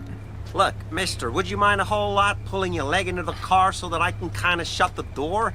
Should I open it all the way so that you can fall out? His left foot is dangling outside the car as if he's forgotten he had one. He has a young-looking face, but his hair is bone white. Terry, please. The girl beside him at the wheel wears a blue mink that almost made the Rolls-Royce look like just another automobile. It doesn't quite. Nothing can. Sorry, Well, I have a wonderful idea, darling. Why don't we just take a cab to your place and get your convertible out? It's such a wonderful night for a run up the coast to Montecito. Awfully sorry, but I don't have it anymore. I was compelled to sell it. Sold it, darling. How do you mean? I mean, I had to. For eating money. Oh, I see. Look, Buster, I gotta put another car away. You're blocking things. I'll see you some more some other time. Maybe. He lets the door swing open. The drunk promptly slides off the seat and lands on the seat of his pants. I guess it's always a mistake to interfere with a drunk. But I get him under the arms and get him up on his feet. Thank you so much. Oh, he gets so goddamn English when he's loaded. Thanks for catching him. Shall I get him in the back of the car? Oh, I'm terribly sorry. I'm late for an engagement. He's just a lost dog. Perhaps you can find a home for him. He's housebroken, more or less. The Rolls clicks down the entrance driveway onto Sunset Boulevard and is gone. Well, that's one way of doing it. Sure. Just look at those curves and all. Why waste it on a lush? Do you know him? I heard the dame call him Terry. Otherwise, I don't know him from a cow's caboose. Get my car, will you? The white coat helps me to get the guy into the front seat. I feel like I've been holding up a sack of lead. Thanks very much. He's the politest drunk I've ever met. They're all bums. Looks like this one had a plastic job. He's right. The right side of my new friend is frozen and whitish and seamed with thin, fine scars. The skin has a glossy look along the scars. A plastic job, and a pretty drastic one. What you aim to do with him? Take him home and sober him up enough to tell me where he lives. Okay, sucker. If it was me, I'd just drop him in the gutter and keep going. Good advice. But of course I didn't take it. Black coffee. I think you need it. Thanks very much. How come I'm here? I brought you to my apartment. You squiffed out at the dancers in a Rolls. Your girlfriend ditched you. No doubt she was entirely justified. Are you English? Oh, I lived there. I wasn't born there. If I might call a taxi, I'll take myself off. You've got one waiting. Well, that's very kind of you, but My name's Philip Marlowe. Just don't take me for granted. Of course not. I'm sorry to be such a nuisance. His apartment was small and stuffy and impersonal. He might have moved in that afternoon. He was a little shaky and a little shy, but polite as hell. There was no reason why I should ever see him again. He was just a lost dog, like the girl said. Then, the week after Thanksgiving, I did see him again. 3 blocks from my office building, there's a cop car double parked, and the cops inside are staring at something over by a shop window on the sidewalk. The something is Terry Lennox. He hasn't shaved for 4 or 5 days, and his eyes are like holes poked in a snowbank. The cops are about to pounce. I go over fast and take his arm. Straighten up and walk. Can you make it? Are you stinko? I have been. Right now, I guess I'm just a little empty. Okay, but make with the feet. You're halfway into the drunk tank already. Oh, just a minute, Matt. What have we got here? This is an emergency. My friend is sick. Yeah, so I see. Is this gentleman in the soil laundry a real close friend of yours? Close enough for me to know he needs a friend. He's not drunk. His name is Terry Lennox. He works in pictures. That's nice. I'd say he didn't work too much lately, though. I'd say he didn't sleep indoors too much lately. Maybe we ought to take him in. Hey, come on. Your arrest record can't be that low. Not in Hollywood. Okay, let me talk to you now, buddy. What is your friend's name? Philip Marlowe. He lives on Yucca Avenue, Laurel Canyon. Well, you could have just told him. Yeah, I could have, but I didn't. Okay. All right, I'll bite it this time. Get him off the street. Come on. It's black coffee. Again. Thanks. Lucky you remembered my name. I made a point of it. I looked you up, too. You're a private investigator. So why not give me a ring? Why should I bother you? Looks like you had to bother somebody. Asking for help doesn't come easy. Especially when it's all your own fault. Maybe I'll quit drinking one of these days. They all say that, don't they? I got a feeling about you. Really? We've only met twice, and you've been more than white to me both times. What sort of feeling? A feeling that next time I'll find you in worse trouble than I can get you out of. Maybe it's because of this. The scar. Makes me look a little sinister, I suppose. Maybe that girl didn't walk out on you at the dancers just because you were drunk. Maybe she had a feeling, too. Sylvia, you mean? That's her name? I was married to her once. She's the daughter of Harlan Potter. You've heard of him? Who hasn't? He's a multi-millionaire and a cold-hearted son of a bitch. All Victorian dignity on the outside. Inside, he's as ruthless as a Gestapo thug. I married Sylvia for her money. So, no doubt you're wondering why, if I was down and out and Sylvia has plenty, I couldn't ask her for a few bucks as her ex-husband. Tell me. Did you ever hear of pride? You're killing me, Lennox. Am I? Sorry. It's the pride of someone who has nothing else. I don't go begging to Sylvia. The next time was months later. He walked into my down-at-heel brain emporium. He was changed. Older, very sober and severe, and beautifully calm. He wore an oyster-white raincoat and gloves, and no hat, and his white hair was as smooth as a bird's breast. He talked like we'd seen each other yesterday. Hey, let's go to some quiet bar and have a drink. If you have the time, that is. You may or may not want to congratulate me. Oh? Sylvia and I got rehitched in Las Vegas. Nice. If there's no price tag. Price tag? There's always a price tag, chum. But you should see my new car. How's your drinking? Perfectly elegant. Let me tell you something. These gimlets, they don't know how to make them here. What they call a gimlet is just some lime or lemon juice with gin and a dash of sugar and bitters. A real gimlet is half gin and half Rose's lime juice and nothing else. Beats martinis hollow. I never forgot that. It's what I'm drinking now. A gimlet for Terry Lennox. Alcohol is like love. The first kiss is magic. The second is intimate. The third is routine. After that, you take the girl's clothes off. What I don't get is why a guy with your privileges would want to drink with a down-at-heel private eye. Are you being modest? Nope. I'm just puzzled. Not many people looked after me before I remarried Harlan Potter's daughter. I hope your home life is adequate. I don't have any home life. I don't get that. Am I supposed to? I guess Sylvia's happy enough, though not necessarily with me. In our circle, that's not too important. There's no real fun, but the rich don't know that. Mostly I just kill time, and it dies hard. A little tennis, a little golf, a little swimming and horseback riding, and the exquisite pleasure of watching Sylvia's friends try to hold out to lunch before they start killing their hangovers. You didn't have to have it the way it is. Yeah, I know. I'm a weak character without guts or ambition. I suppose I'm sorry for Sylvia. Could be I'm fond of her in a remote sort of way. Someday, she'll need me, and I'll be the only guy around not holding a chisel. Likely enough, then I'll flunk out. You do a great job of selling yourself. Sylvia's scared. She's scared stiff. What of? I don't know. We don't talk very much. Sylvia's a tramp. Her father knows it, and he hates it, and there's nothing he can do about it. But he waits, and he watches, and if Sylvia ever gets into a big mess of scandal, he'll break her in half and bury the two halves 1,000 miles apart. You're her husband. He lifts his empty glass and brings it down hard on the edge of the table. It smashes with a sharp ping. Like that, chum. Like that. Oh, sure. I'm her husband again, that's what the record says.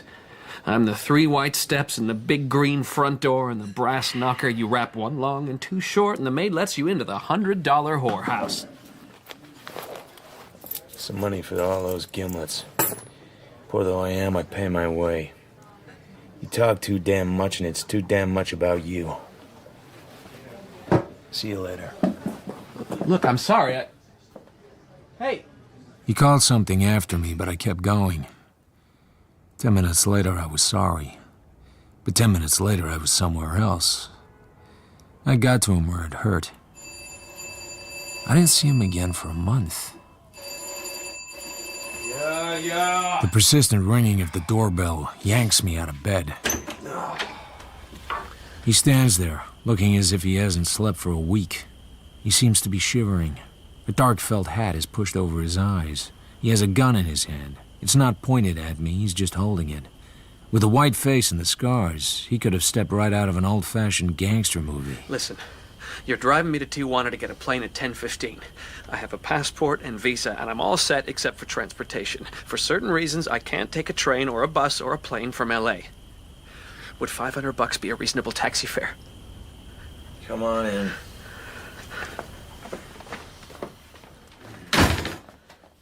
I'm in a great deal of trouble.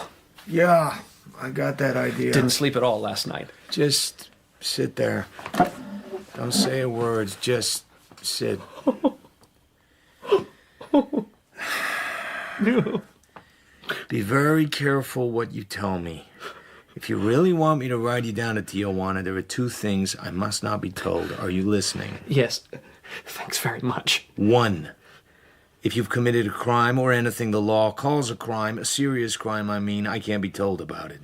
2, if you have essential knowledge that such a crime has been committed, I can't be told about that either. Not if you want me to drive you to Tijuana. That clear? Of course. I'm in a jam. I heard you. I don't want to know what kind of jam. I have a living to earn, a license to protect. I could hold a gun on you. Not to Tijuana, you couldn't. Anyway, I'd look great telling the cops I was so scared I just had to do what you told me, supposing, of course, which I don't know, that there was anything to tell the cops. Listen, it'll be noon or even later before anyone knocks at the door. But by about noon, her maid would knock and go in. Sylvia wouldn't be in her room. There's a big guest house pretty far from the main house. The maid would eventually find her there. I have to be very careful what questions I ask you, Terry. Couldn't she have spent the night away from home? Servants always know. It would be the guest house. Hell, do you think they don't know what goes on? So, the maid would find her... Sylvia, dead drunk, paralyzed, spifflicated, ice to the eyebrows. Of course. That's how it would be. You say you have a passport and a visa? So you've been planning to blow for some time. I guess I felt some vague obligation to be around, some idea she might need me for something more than a front to keep the old man from nosing around too hard. Oh, by the way, I tried to call you in the middle of the night. I sleep hard. I didn't hear. Then I went to a Turkish bath. I stayed a couple of hours, had a steam bath, a plunge, a rub down, and made a phone call from there. Does this phone call concern me? It was to Harlan Potter. I had a lot of trouble getting him, but he finally talked to me. I told him I was sorry, but I was leaving. How did he take it? He wished me luck. Asked if I needed any money. Money. Those are the first 5 letters of his alphabet. I said I had plenty. Did you ever find her with a man in the guest house? I never tried. It wouldn't have been difficult. Never has been. Lots of men? A tramp? But you went back and married her again. I realize she's quite a dish, but all the same. I told you I was no good. Hell, why did I leave her the first time? Why after that did I get stinking every time I saw her? She's been married 5 times, not including me. Any one of them would go back at the crook of her finger, and not just for $1 million. Just why does it have to be the 10:15 at Tijuana? There's always space on that flight. All right. I'll buy that. But maybe it would be better if you called the police. Call them yourself. I haven't anything to tell them. God damn it, can't you be straight with anybody? I'm sorry. Sure you're sorry.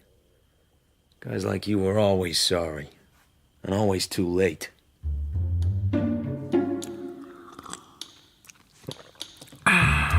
We hardly speak on the way down to Tijuana. I waited while Terry got his ticket. I'm all set. This is where I say goodbye. I left 5 C notes in your coffee can. Don't be sore at me. I'd rather you hadn't. I'll never spend half of what I've got. Good luck, Terry. Climb aboard. I know you didn't kill her. That's why I'm here. I'm sorry, but you're wrong about that. You have plenty of time to stop me. He walked. I watched him. He didn't signal or wave, neither did I. He went into the plane and the steps were pulled back. When I got back home, the cops were waiting. Your name, Marlowe? We want to talk to you. They'd found my phone number on a pad in Terry's room. Sylvia Lennox had been murdered in the guest house at their place in Encino. The butler discovered her in the morning. She was naked as a mermaid on the bed. She'd been shot and her face had been smashed to pieces with a bronze statuette of a monkey. It was beaten to a pulp. I didn't figure Terry Lennox would do something like that. She cheated on him. She always had. They'd been divorced and remarried. It didn't make him happy, but why would he suddenly go crazy about it? The cops didn't see it that way, of course. I wouldn't tell them when I'd last seen Terry or what I knew about him, so they jailed me as an accessory to murder. But I wasn't in prison for him. I was in prison for me. No complaints. I'm in a business where people come to me with troubles. How long would they come if some bruiser with a police shield could hold me upside down and drain my guts?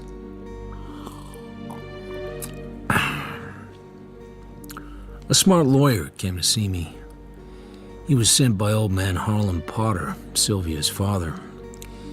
That set me thinking. Potter was supposed to be worth hundreds of millions of bucks, and he owned 9 or 10 newspapers. This case had everything. Sex, scandal, money, A beautiful, unfaithful wife, wounded war hero husband. I suppose that's where he got the scars. Hell, it'd be front page stuff for weeks. Every rag in the country would eat it up. But for once, Harlan Potter didn't want to sell any newspapers. He wanted to shuffle all of it, including his dead tramp of a daughter, off to a fast fade. I sent the smart lawyer away and waited.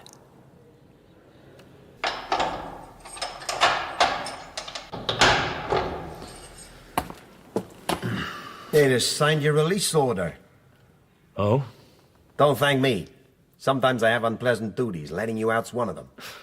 But why? Terry Lennox was in Mexico all along. Guy with hair and scars like that sort of stands out down there. They told me there'd been sightings of him, as if I cared. Well, maybe this'll make a difference. Lennox case is closed, mister. There ain't any Lennox case. He wrote out a full confession this afternoon in his hotel room and shot himself. You know, Tata Clan, if you're interested. Come on, Buster. Move. Get out that goddamn cell. Man likes to get home nights once in a while. So now there wasn't going to be a trial. Very convenient for Harlan Potter. I went back to my office and my job. I thought about Terry Lennox in a detached sort of way. He was already receding into the distance, white hair and scarred face and weak charm, and his particular brand of pride. I couldn't judge or analyze him. He was like somebody you meet on board ship and get to know very well but never really know at all. Except other people wouldn't let me forget him. The telephone and the door buzzer go at the same time. Marlowe? I answered the phone first because the buzzer only means somebody has walked into my pint-sized waiting room. The call is from the smart lawyer. Lots of blah, but the message is clear. Keep quiet about what you know, or there'll be trouble. So I wiped the scowl off my face and opened the communicating door into my waiting room. What can I do for you? Tarzan on a big red scooter. What? You, Marlowe. Tarzan on a big red scooter. Did the cops rough you up very much? Here and there. What makes it your business? Oh, you are small time. Very small time. He has thick, dark, wavy hair. He's tanned, very dark. He looks up with bird-bright eyes and smiles under a hairline mustache. His tie was a dark maroon, tied in a pointed bow over a sparkling white shirt. How much you make in a month, Marlowe? You're a peanut grafter. You're so little it takes a magnifying glass to see you. In my book, you're a nickel's worth of nothing. Know who I am, cheapie? Your name is Menendez. The boys call you Mendy. You operate on the strip. Yeah. Whoa. How'd I get so big? I wouldn't know. You probably started out as a pimp in a Mexican whorehouse. I'm a big, bad man, Marlowe. I make lots of dough. I got to make lots of dough to juice the guys I gotta juice. In order to make lots of dough to juice the guys I got to juice. I got a place in Bel Air that cost 90 grand. I got a lovely platinum blonde wife, 2 kids in private school back east. Best food, best drinks, best hotel suites. What do you got? Stop hamming and tell me what you want. We were 3 guys in a foxhole eating. It was as cold as hell. Snow all around. We ate out of cans, cold food, little shelling, more mortar fire. We're blue with cold, and I mean blue. Randy Starr, me, and this Terry Lennox. Randy Starr is in your type of business now? Kind of. May I continue? A mortar shell plops right in the middle of us, and for some reason, it does not go off. Those Jerrys have a lot of tricks. They got a twisted sense of humor. Sometimes you think this shell's a dud, and 3 seconds later, it ain't a dud. Terry grabs it, and he's out of the foxhole before Randy and me can even start get unstuck. But I mean quick, brother, like a good ball handler. He throws himself face down and throws the thing away from him, and it goes off in the air. Most of it goes over his head, but a hunk Gets the sight of his face. Right then the crowds mount an attack. Next thing we know, we ain't there anymore. Thanks for telling me. Randy and I talked things over. We decided that what happened to Terry Lennox was enough to screw up any guy's brains. For a long time we figured he was dead, but he wasn't. The crowds got him. They worked him over for about a year and a half. They did a good job, but they hurt him too much. Cost us money to find out, and cost us money to find him. But we made plenty in the black market after the war. We could afford it. Old Terry gets out of saving our lives as a half of a new face. White hair, bad case of nerves. Back east, he hits the bottle and kind of goes to pieces. I got connections in Mexico that could have buried him forever. I could have got him out of the country faster than a card sharp can stack a deck. But he goes crying to you. Makes me sorry. A cheapie. A guy cops can push around. The cops can push anybody around. What do you want me to do about it? Just lay off. Lay off what? Trying to make yourself dough or publicity out of the Lennox case. It's finished. Wrapped up. Terry's dead and we don't want him bothered anymore. The guy suffered too much. You and Harlan Potter's expensive lawyer. What are you talking about? Do you care? I'm not looking for publicity and nobody's offered me any dough. Why should they and for what? Don't kid me, Marlowe. You didn't spend 3 days in the freezer just because you're a sweetheart. You got paid off. The Lennox case is closed. And it stays closed. Even if Terry didn't kill her? Well, I'd like to go along with you on that, cheapie, but it doesn't make any sense. But if it did make sense, and Terry wanted it that way, then that's how it stays. This is getting monotonous. All tough guys are monotonous. You got everything and you got nothing. You're just sitting there looking at yourself. No wonder Terry didn't come to you for help. It would have been like borrowing money from a whore. Oh, I'm sorry you said that, cheapie. You could crack wise once too often. I remember that I sat down and spent a little time wondering why a fairly important racketeer would think it worth his time to come in person to my office and warn me to keep my nose clean, just after I'd received a similar, though differently expressed warning from Mr. Harlan Potter's smart lawyer. I might have wondered longer if the phone hadn't started ringing again. Mr. Philip Marlowe? Yes? My name's Howard Spencer. I'm the representative of a New York publishing house. I'm here in California on a brief business trip. There's a problem I'd like to discuss with you. Could you meet me in the bar of the Ritz Beverly Hotel at 11 a.m. tomorrow? What sort of problem? Rather a delicate one, but entirely ethical. If we don't agree, I shall expect to pay you for your time, naturally. Did someone I know recommend me to you? Somebody who knows you, including your recent brush with the law, Mr. Marlowe. My business, however, has nothing to do with that tragic affair. It's just that, well, let's discuss it over a drink rather than over the telephone. The call had nothing to do with anything so far as I knew. How could I guess that in the end it'd have something to do with Terry Lennox? After all, he was dead, wasn't he? Just then, a letter through the box. It has Correo Aéreo on it and a flock of Mexican stamps. It begins without date and without preamble. I'm sitting beside a second-floor window in a room in a not-too-clean hotel in a town called Otadoclan. It must have been written just before he shot himself. I want you to have this money because I don't need it, and the local gendarmerie would swipe it for sure. It's not intended to buy anything. Call it an apology for having caused you so much trouble. I might have killed her, and perhaps I did, but I never could have done the other thing. That kind of brutality is not in my line. So, something is very sour. Forget about it. And me. But first, drink a gimlet for me at Victor's. And the next time you make coffee, pour me a cup, and put some bourbon in it, and light me a cigarette, and out it beside the cup. And after that, forget the whole thing. Terry Lennox, over and out. So even he's asking me to forget. Was that why he phoned Harlan Potter on the night of his wife's death? Inside is a portrait of Madison. A portrait of Madison is a $5,000 bill. I'd never seen one before. Lots of people who work in banks haven't either. I sit there. I look at it for a long time. I do what he asked. When his cigarette has stopped smoking and is just a dead butt, I drop it in the garbage can. That's that. It doesn't seem quite enough to do for $5,000.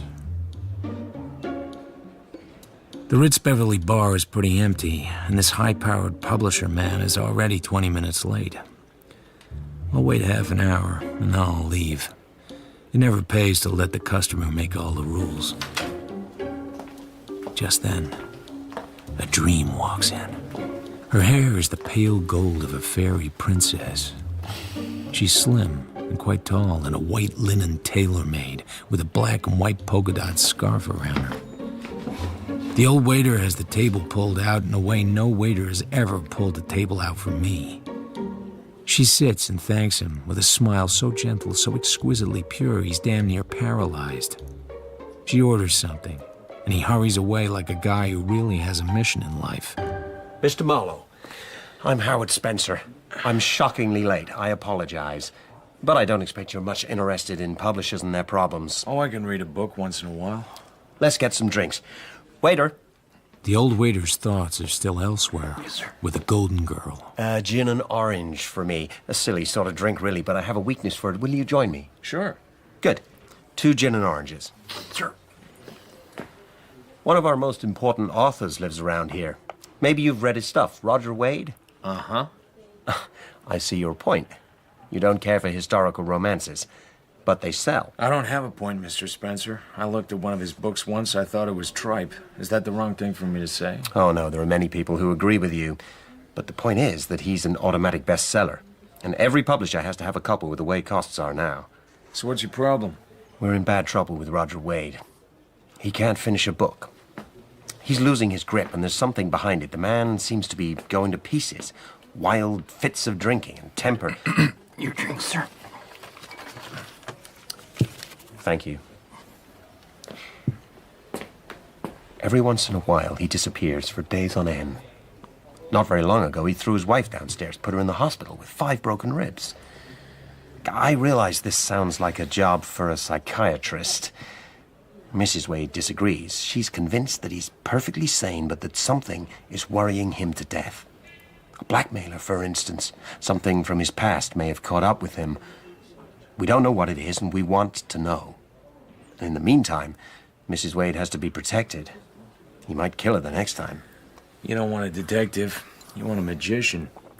How could I be there at exactly the right time? Nor am I in the market for being a male nurse. A male nurse wouldn't be any use. Roger Wade's not the kind of man to accept one. He's a very talented guy who's been jarred loose from his self-control. Also, he's damn dangerous. He has a guilty secret and he tries to drown it in alcohol. It's not my kind of problem, Mr. Spencer. But if you want me to, I'll go see the man and try and size him up. But my guess is he'll throw me out of the house. No, Mr. Marlowe, I don't think he'd do that. On the contrary, I think he might like you. I look up into a pair of violet eyes. It's her. This is really a dish. Please, don't get up. I know I owe you an apology, but it seemed important to me to have a chance to observe you before I introduce myself. I'm Eileen Wade. He's not interested, Eileen. I disagree. What I said, or meant to say, was that I didn't think I could do any good. And it might be a hell of a mistake for me to try. If you're afraid of your husband, I suggest you move out. Nobody could protect you 24 hours a day from your own husband. You can't buy destiny. You're deciding too soon. You can't judge people by what they do. If you judge them at all, it must be by what they are. Did Howard tell you he hadn't seen my husband this visit? Eileen, what has this got to do with... Because my husband has been missing for 3 days. I don't know where he is. I've come here to ask you to find him and bring him home. This isn't the first time this has happened? No. I brought you a check for $500, Mr. Marlowe. Will you accept it as a retainer? Why? He said he's been gone 3 days.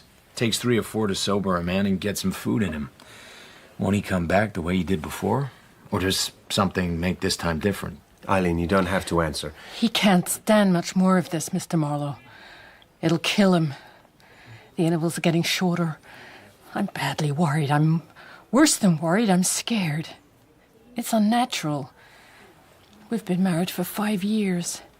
Roger was always a drinker, but he's not a psychopathic drinker. Something's all wrong. I want him found. Any idea why he drinks? Maybe it's me. Men fall out of love with their wives. Or maybe he's fallen out of love with the kind of stuff he writes. Yeah, that's possible, too. So it's blackmail, as Mr. Spencer suggested. We just don't know. So will you take the job? Eileen, maybe I should handle the negotiations. No, thank you.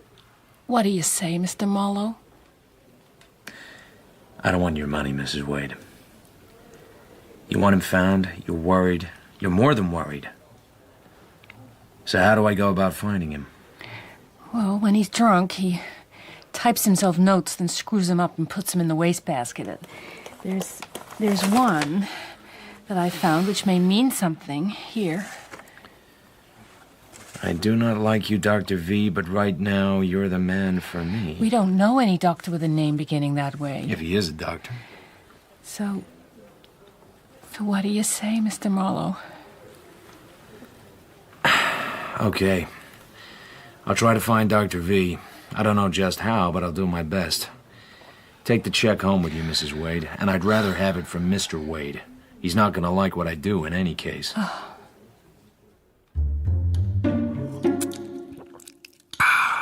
This is a good gimlet.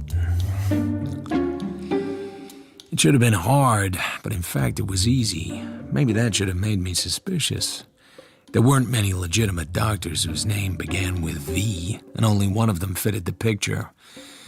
A Dr. Veringer, who ran a sort of art colony for writers and such, who want seclusion in a congenial atmosphere. He called himself doctor, but he didn't practice medicine. The setup was pretty weird. A few days longer and Roger Wade would have been signing checks to pay for the drug habits of Dr. Veringer's boyfriend.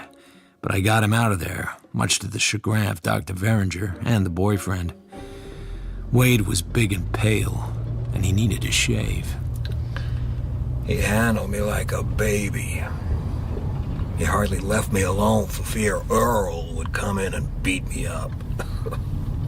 He took every dime I had in my pocket. You probably told him to. You on Veringer's side? Skip it. This is just a job for me. The turnoff is pretty close now. By the way, you haven't told me your name. Philip Marlowe. Nice name. Wait a minute. You the guy that was mixed up with Lennox? Yeah? I knew her. A little. Sylvia Lennox, I mean. Queer business, that. The law boys gave you the rough edge, didn't they? Maybe you don't like to talk about it. Could be. Why would it interest you? Hell, I'm a writer. Sounds like quite a story. Take tonight off. You must be still feeling pretty weak. Okay, Marlowe, okay. You don't like me, I get it. I don't either like you or dislike you. I don't know you. Your wife asked me to find you and bring you home. When I deliver you at your house, I'm through. Why she picked on me, I couldn't say. Like I said, it's just a job. How much is she paying you? We didn't discuss it. Whatever it is, it's not enough. I owe you a lot of thanks. You did a great job, chum. I wasn't worth the trouble. That's just the way you feel tonight. You know something, Marlowe? I could get to like you. You're a bit of a bastard like me. Can you make it without help? Of course. Aren't you coming in for a drink or something? Not tonight, thanks. I'll wait here until you're in the house. Okay. He's made a lot of money. It's a huge property by a lake in Idle Valley. All that and a gorgeous wife. I'm ready to leave when Eileen Wade appears. I keep going and she starts to run, so I have to stop. I cut the lights and get out of the car. Did you have a lot of trouble? I've had a great deal more. Please, come into the house and tell me all about it. I'm sorry, Mrs. Wade. Good night. Oh, you must be tired. Don't you want a drink yourself? Thank you, but no. So you knew Sylvia Lennox. Was that why you wanted to hire me? I knew who? Sylvia Lennox. Oh, that was the girl that was murdered. No, I didn't know her personally. I knew who she was. Didn't I tell you that? Sorry, I've forgotten just what you did tell me. Did Roger say something? Well, I ought to go in and see if he needs anything. And if you won't come in... I'll leave you with this. I kiss her hard on the lips. She doesn't fight, and she doesn't respond. You shouldn't have done that. That was wrong. You're too nice a person. Sure, very wrong. But I've been such a nice, well-behaved gun dog all day long. You know something? I believed you knew where he was all along. Or at least knew the name of Dr. Veringer. You just wanted to get me involved with him, tangled up with him, so I'd feel a sense of responsibility to look after him. Or am I crazy? That is the most outrageous nonsense I've ever listened to. Wait a minute. That kiss won't leave a scar. You just think it will. And don't tell me I'm a nice person. I'd rather be a heel. Why? If I hadn't been a nice guy to Terry Lennox, he'd still be alive. How can you be so sure? I wish I could persuade you to come in. I love my husband. Not as a young girl loves, perhaps, but I love him. The man I loved then is dead. He died in the war. His name, strangely enough, has the same initials as yours. I still can't quite believe he's dead, which is very silly of me. I become aware that we're being watched from the front door. A slender, neat, good-looking Mexican boy. Who's the boy? Oh, it's Candy. He's our butler. I didn't realize he was there. Good night, Mr. Marlowe. And, thank you so much for almost everything.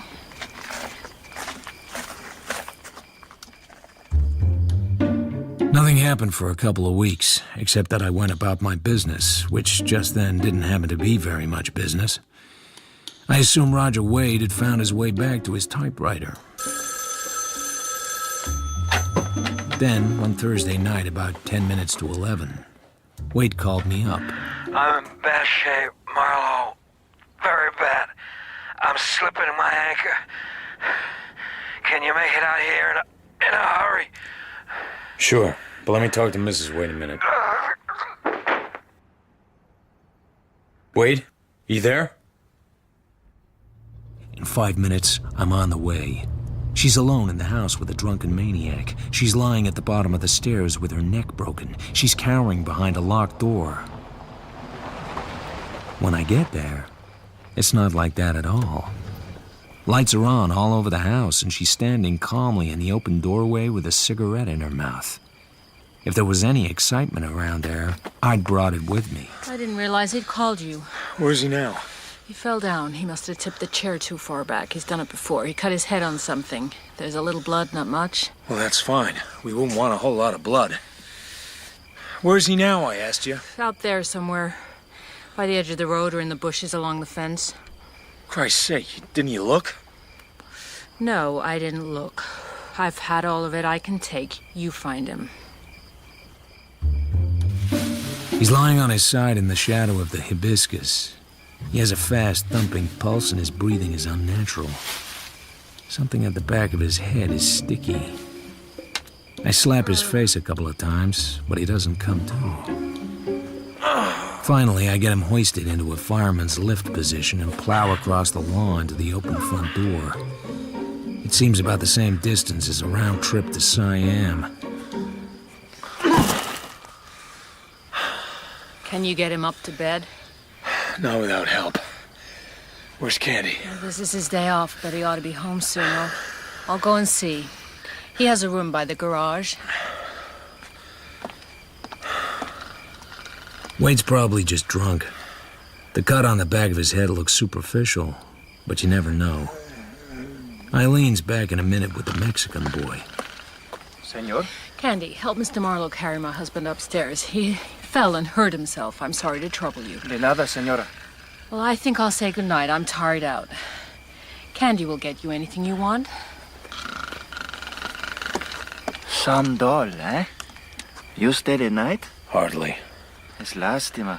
She's very lonely, that one. Get that gleam out of your eye, kid. Let's put this to bed. You take the feet. La senora. You knock very light. Maybe she lets you in. I don't say anything because I needed him. I wait till we've dumped Wade on the bed.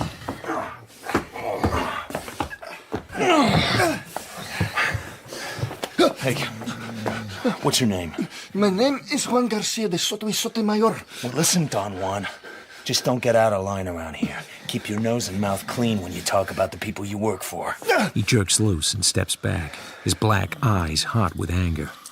His hand slips inside his shirt and comes out with a knife. Cuidado, senor. Nobody fools with me. It's done very fast. The knife sails through the air and lands quivering in the window of the doorframe. Then he plucks the knife out, tosses it in the air, spins on his toes, and catches it behind him.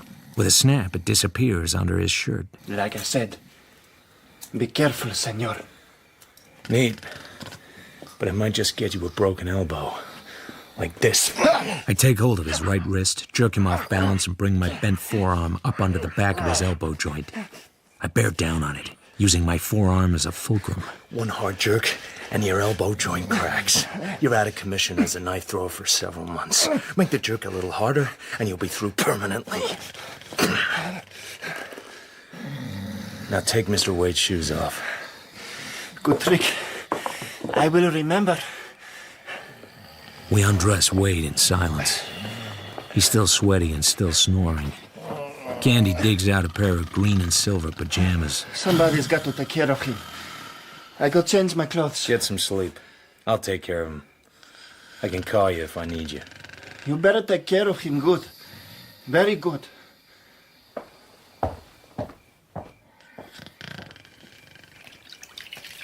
I wash the blood off his head gently, so as not to start the bleeding again. It's nothing. A short, shallow cut about 2 inches. I put on a strip of adhesive. Then I turn him on his back and wash his face. I guess that's a mistake. Who hit me? You? Nobody hit you. You took a fall. Took a fall? When? Where? Wherever you telephoned from. You called me. I heard you fall over the wire. I called you? Always available, aren't you, fella? What time is it? After 1 a.m. Where's Eileen? Gone to bed. She had it rough. Did I... No, you didn't touch her as far as I know. That's what you mean. You just wandered outdoors and passed out near the fence. Quit talking. Go to sleep. Sleep? What would that be? If I had a 10-year-old kid, which God forbid, the brat would be asking me, what are you running away from when you get drunk, Daddy? From what I gather, this is rather recent. I was always a hard man with the bottle. When you're young and in good condition, you can absorb a lot of punishment. When you're pushing 40, you don't snap back the same way. What do you think I'm running away from, Marlowe? No idea. I don't have enough information. Besides, everybody's running away from something. Do me a favor, Marlowe. I wrote some crazy stuff I don't want Eileen to see. It's on top of the typewriter under the cover. Tear it up for me. Sure. That all you remember? Eileen is all right. Positive about that? Yeah. She's just tired. Let her ride, Wade. Stop thinking. Stop thinking. The man says, stop thinking. Stop dreaming. Stop loving. Stop hating. Good night, sweet prince. If you'll be so kind, I'll take a couple of those pills in the drawer in the night table.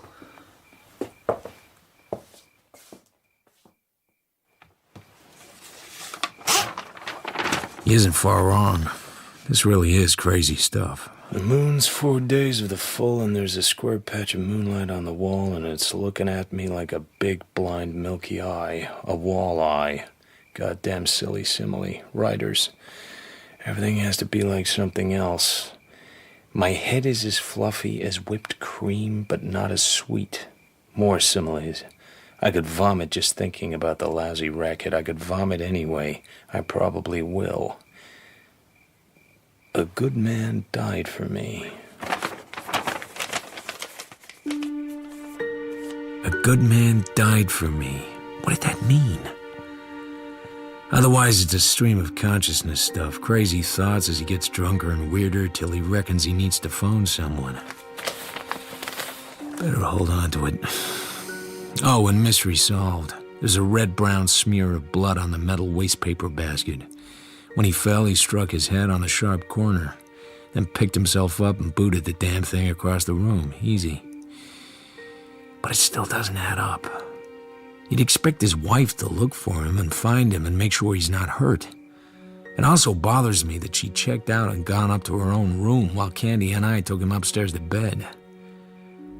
There was something else. Another woman, perhaps? I might have wondered longer, but I hear a shot. The black gleam of a gun shoots up in the air. 2 hands, a large male hand and a woman's small hand, are both holding it. Now she has both hands on the gun, and with a quick jerk, she gets it away from him. I'm surprised she has the strength, even dopey as he was. It's all right, Marlowe. Nobody hurt, just a wild shot into the ceiling. Poor Roger, poor miserable Roger. So what happened? I had a nightmare. Somebody with a knife was leaning over the bed. Looked a little like Candy. Couldn't have been Candy. Of course not, darling. Candy's gone to bed a long time ago. Where was the gun? Night table. In the drawer. I'd looked in that drawer for the pills. There hadn't been any gun there. He knew I knew it. Maybe under the pillow. I shot once up there. There's a hole in the ceiling plaster, all right. I can see it. But I stand by the bed, giving him the hard eye. You didn't have any nightmare. You meant to kill yourself. You got up and got the gun from wherever it was, got back into bed, and there you were all ready to wipe out the whole messy business. But I don't think you had the nerve. You fired a shot, not meant to hit anything, and your wife came running. That's what you wanted. Just pity and sympathy, pal, nothing else. Even the struggle was mostly fake. You could be right. Does it matter? It matters like this. They'd put you in a psycho ward, and believe me, the people who run that place are about as sympathetic as Georgia chain gang guards. That's enough. He's sick, and you know it. He wants to be sick. This is not the time to tell him. Go back to your room. How dare you? Go back to your room, unless you want me to call the police.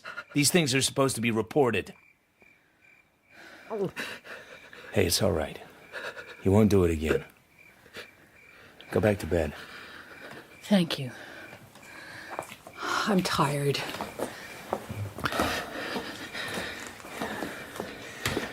Nobody can stop you from killing yourself if you really want to. I realize that. So do you. Did you do what I asked? That stuff on the typewriter? Uh-huh. I'm surprised you remembered.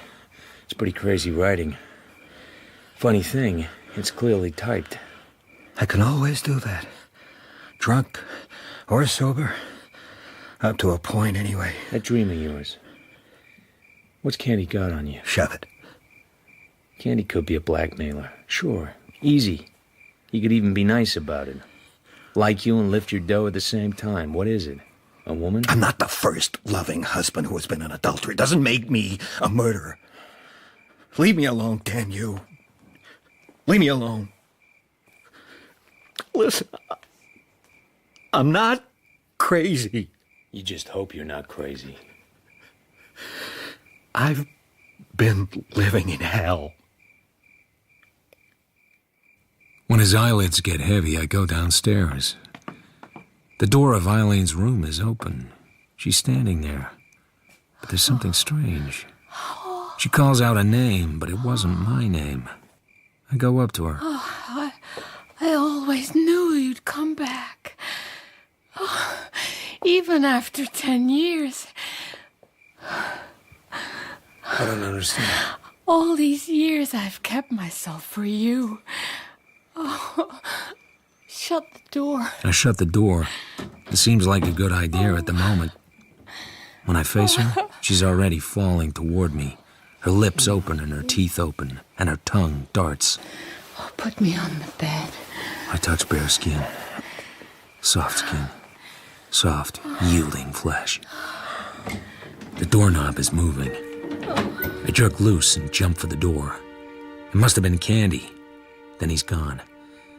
But the spell is broken. He saved me. Some kind of weird noises are coming from the woman on the bed. But that's all they are now. Weird noises. I leave the bedroom and head for the study. I grab a bottle of scotch. That's the last thing of which I took precise notice. A shaft of sunlight tickles one of my ankles. When I look up, Candy is standing there. The boss is okay. I shut his door. Why you get drunk? I had to. Didn't make her, huh? Got tossed out on your can, Seamus. Have it your own way. I take care of the boss. You making it pay? Oh, yes. Good money. How much on the side? For not spilling what you know. No entiendo. You understand, all right. How much she shaking for? You give me a couple of $100, and I don't tell the boss you come out of her room last night. Forget it. You don't have anything to sell. Just don't come around anymore, tough guy. Don't worry. I'm leaving. Forget the coffee.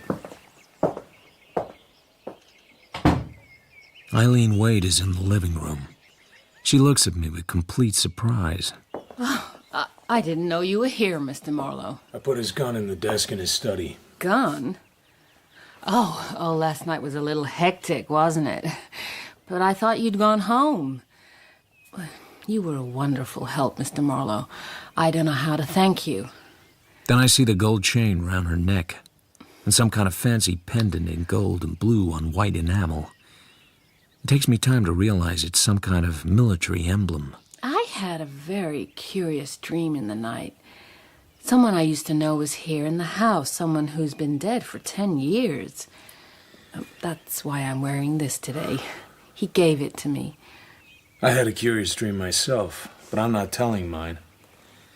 Let me know how Roger gets on and if there's anything I can do. Oh, I wasn't expecting you to make love to me. I'm glad. So just what did you expect of me, Mrs. Wade? In the beginning, when you first persuaded me to go hunting. Why me? What have I got to offer? You kept faith. I'm touched. But it's a damn poor reason. Because what I did, keeping faith, is something even a fool doesn't do twice. You know, this is getting to be a very enigmatic conversation. You're a very enigmatic person, Mrs. Wade. You don't really want to save him, do you? You just want to look as if you're trying to save him. That was a very beastly thing to say to me. I needed to say it. Then I left. The wife was crazy and the husband, well, maybe he killed Sylvia Lennox in a drunken rage and let Terry Lennox take the rap. I was tired of them all.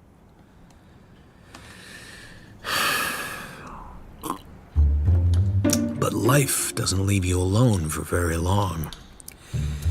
I had a ring from a guy at a detective agency who owed me a favor. I've been asking around about Terry Lennox, and this guy knew him from a long time back in New York. You don't forget that scarred face. Except he wasn't called Terry Lennox then. He was called Paul Marston, and he was wearing a British Army service badge. PM. Paul Marston. Philip Marlowe. I think it's time for another gimlet.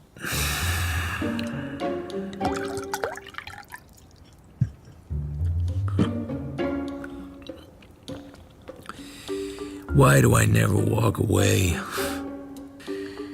Maybe owning my portrait of Madison made me even more crazy.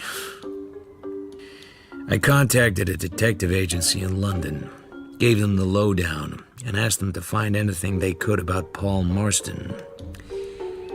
Then I get a call from Roger Wade asking me to lunch, and like a fool, I went. He was already drinking. So how's your book, Mr. Wade? It stinks. How far along? About 2/3 of the way, for what it's worth. You look good yourself. From the other night, I wouldn't have believed it. Eileen said I tried to shoot myself. Was it that bad? You don't remember? Not a damn thing, except that I fell down and cut my head. After a while, I was in bed, and you were there. Here's the Coke for your guest, boss. Lunch in half an hour. Where's the white coat? This is my day off. I ain't the cook, boss. The cook's off, Candy. I've got a friend to lunch. You think he is your friend? Better ask your wife. You watch your lip, little man. You've got it soft here. I don't often ask a favor of you, do I? So I put the white coat on. It's okay. I'm not hungry. Then I don't need to do anything, do I, boss? Can I go? It's always the day off with you. You go.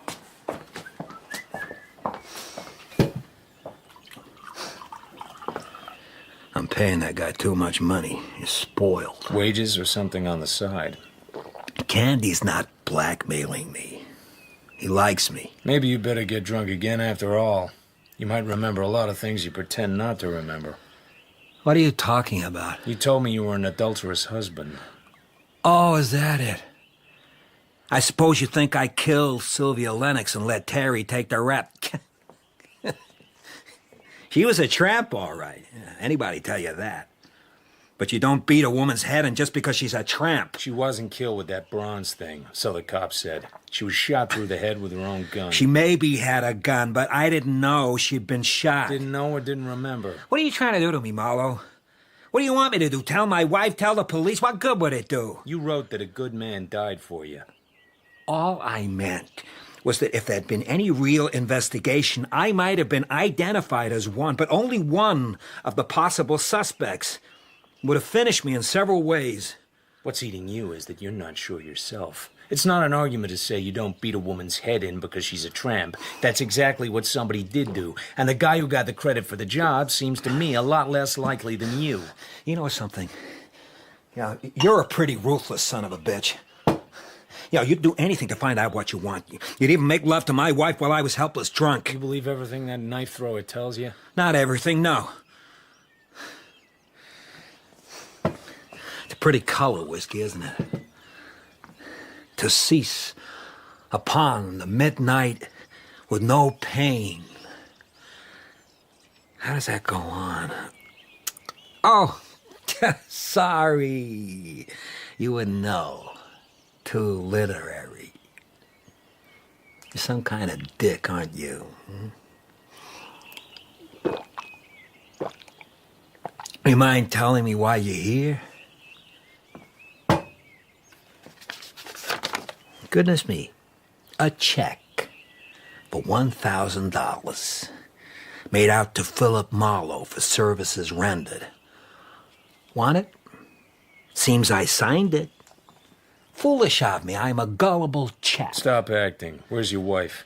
My wife will be home in due course.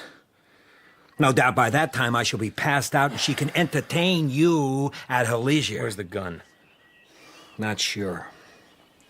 It's not in the desk. Look. Probably Eileen has hidden it. Listen, Wade, I asked you where your wife was, not for my benefit, friend, for yours. Somebody has got to look after you, and I'll be goddamned if it's gonna be me. Maybe the amount on this check is too small. Your services come very high. Even $1,000 and my wife fails to satisfy you. I'm leaving. But why? You wanted me to remember, huh?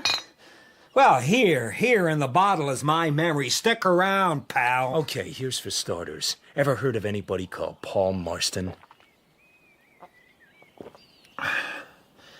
Never did. Who's he? I'll stick around for a while. Till your wife gets back, but not in here. I'll be in the living room. If you need me, just smash a chair against the wall. Your wish is my command.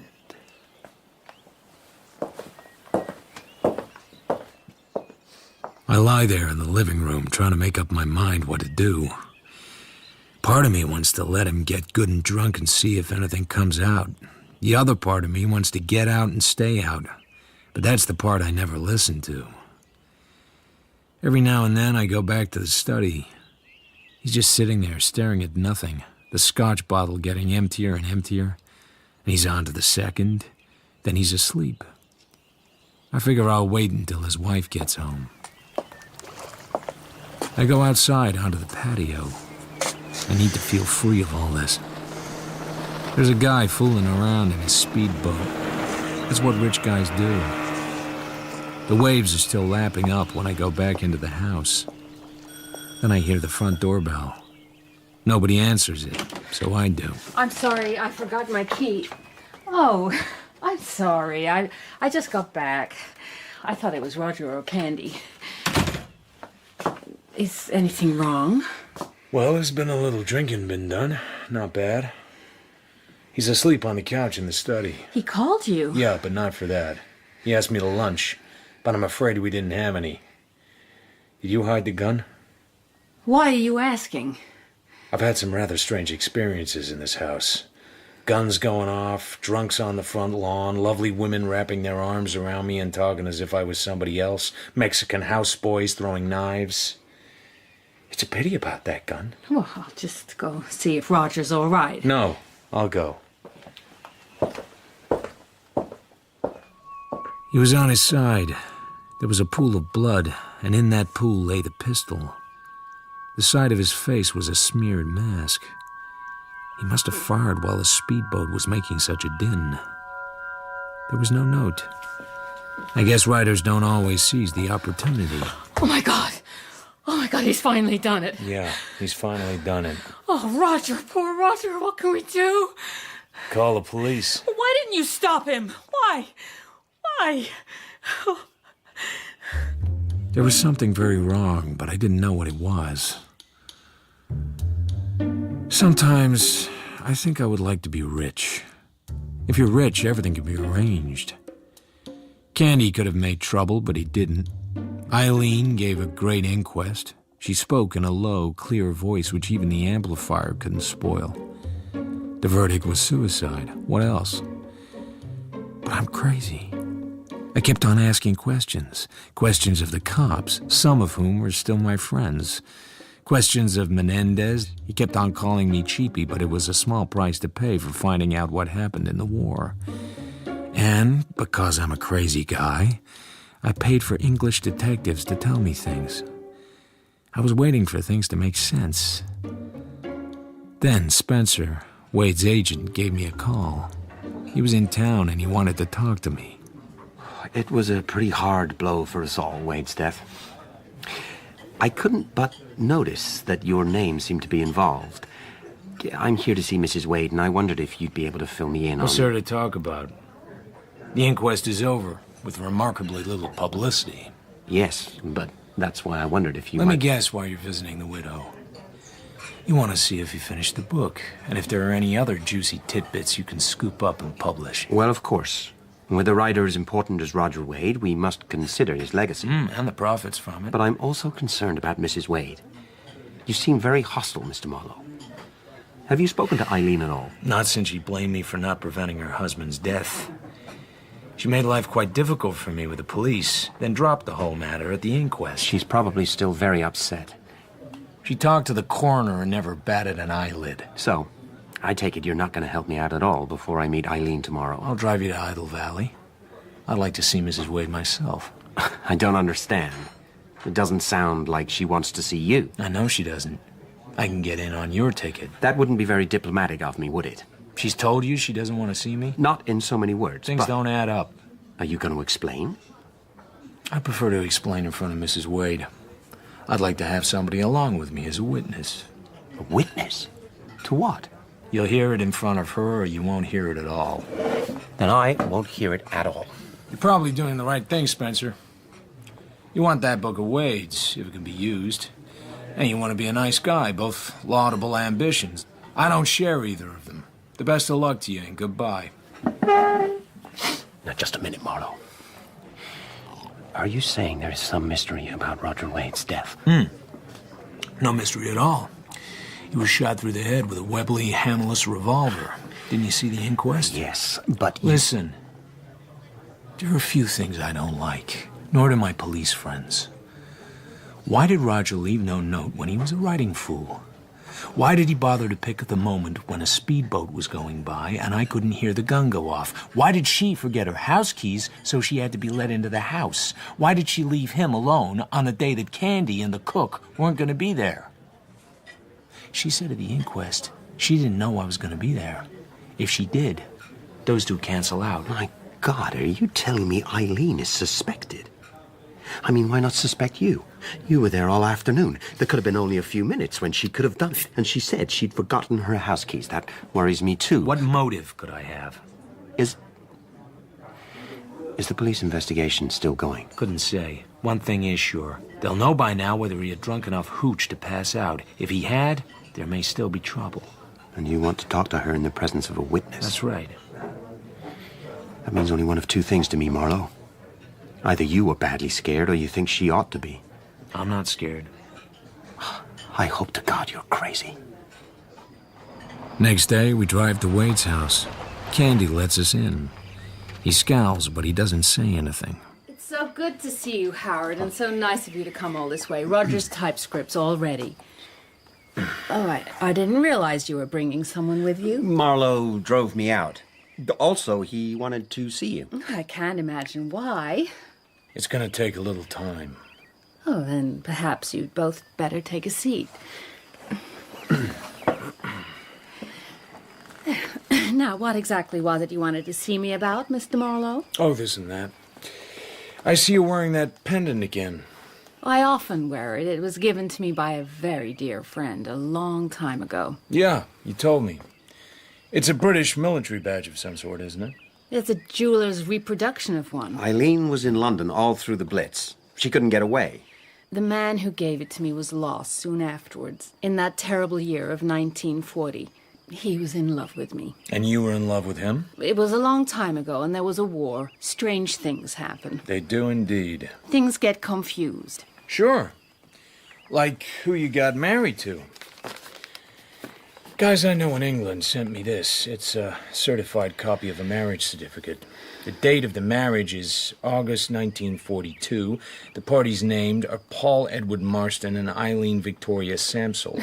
The man's name was a fake, because in the Army you have to get permission to get married. In the Army he had another name. I have his whole Army history. It's a wonder to me that people never seem to realize that all you have to do is ask. But he was dead long before I met Roger.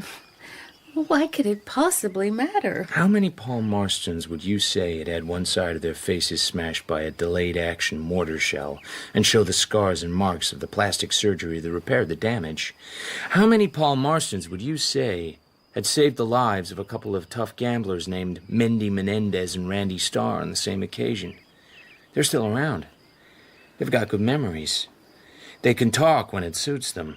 Why ham it up anymore?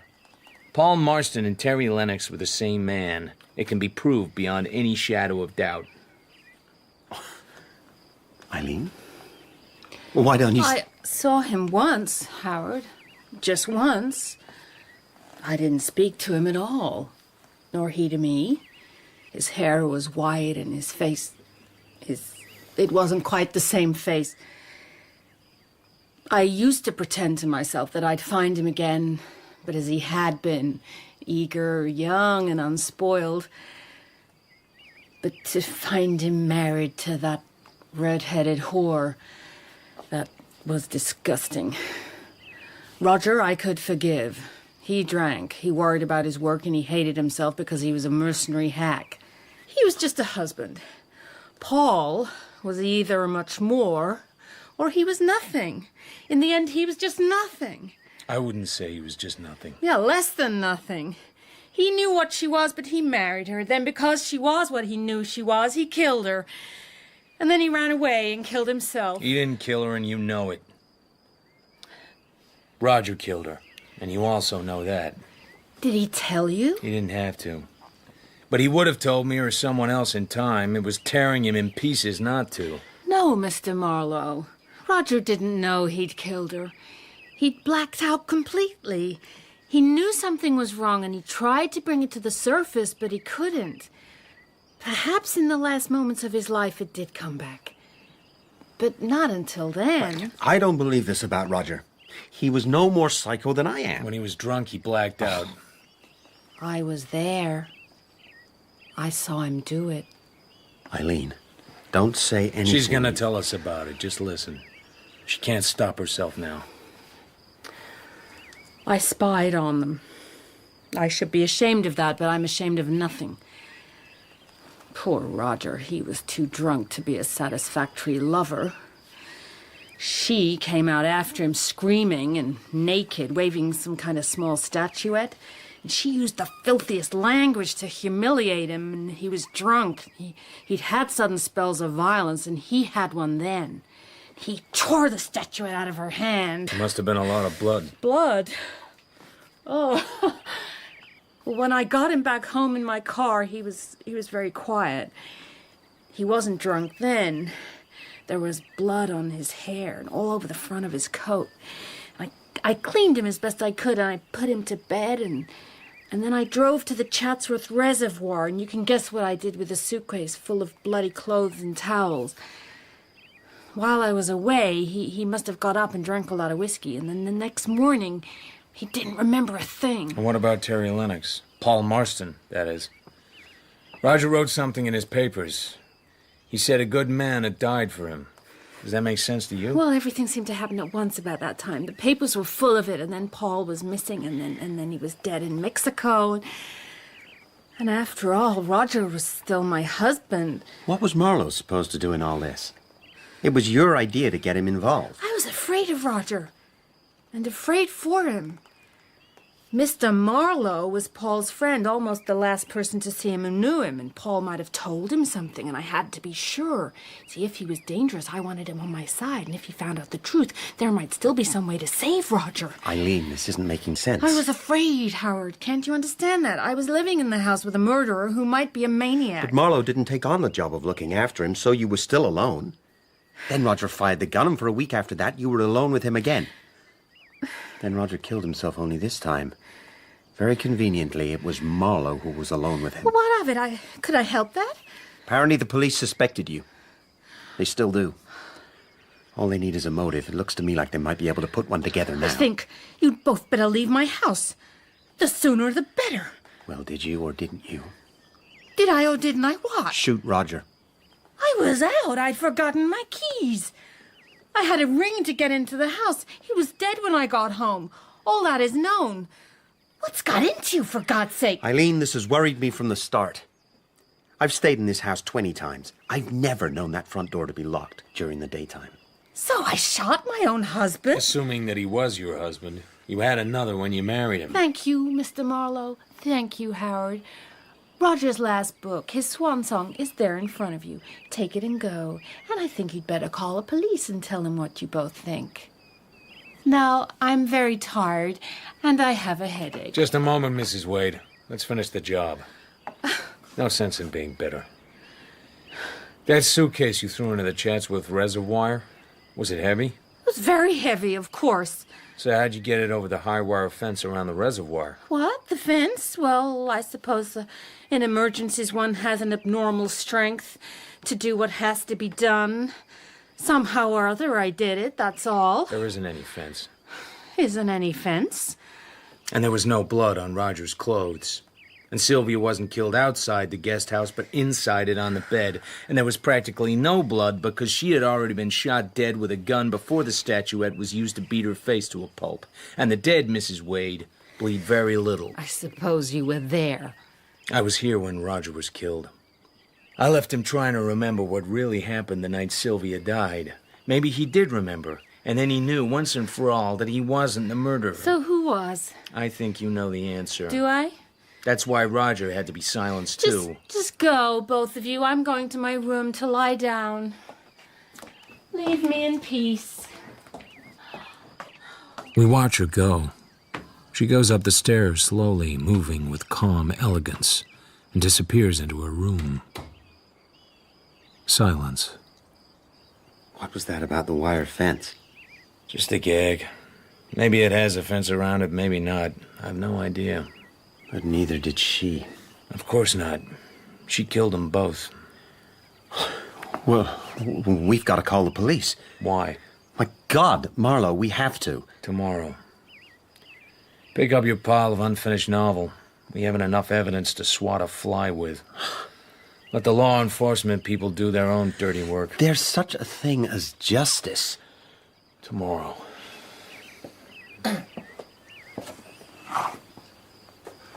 Un millón de perdones, señor. I was wrong about you.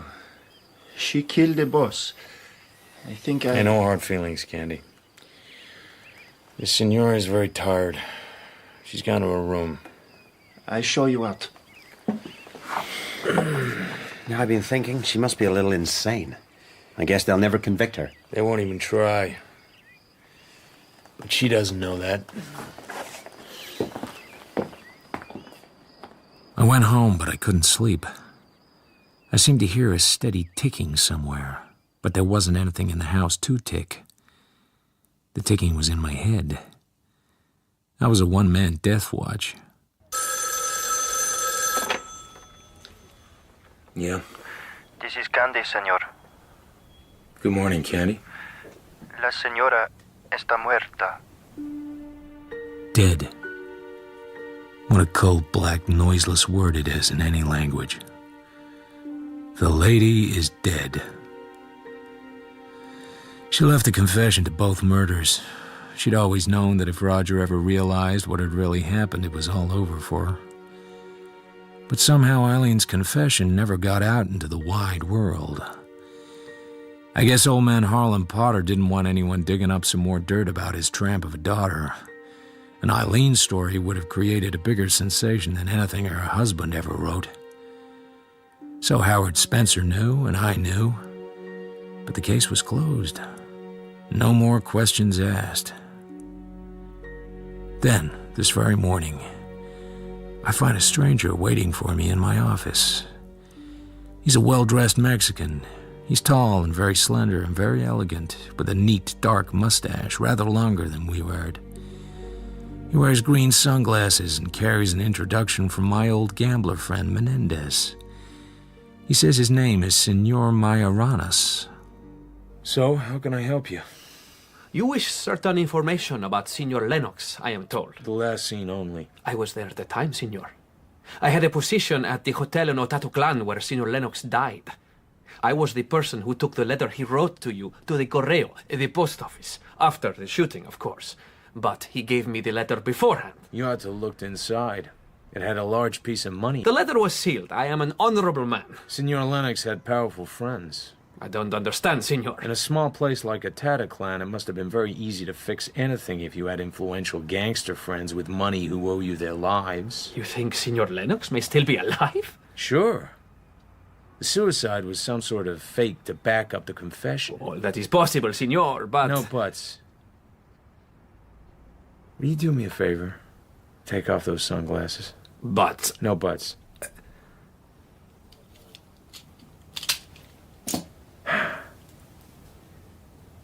They've done a wonderful job on you, Terry, courtesy of your rich gambler friends. But nobody can change the color of a man's eyes. I suppose it's too early for a gimlet. Far too early. You knew who killed Sylvia. Of course. It was Eileen. But it's pretty tough to turn a woman in for murder, even if she never meant much to you. You were married to her. Well, that was in the past, wartime stuff. It wouldn't have suited either of you to be exposed as bigamists. Too much to lose. Was Harlan Potter in on all this? He didn't care so long as I kept my mouth shut. That was the message. He didn't care who killed his daughter as long as the scandal didn't come out. He's a cold-hearted bastard, and my guess is that he believes I'm dead. A part of the reason I left the confession was to keep him off my back. Who would tell him otherwise? Unless you did. What I'd tell him you could fold into a blade of grass. So, what about that gimlet?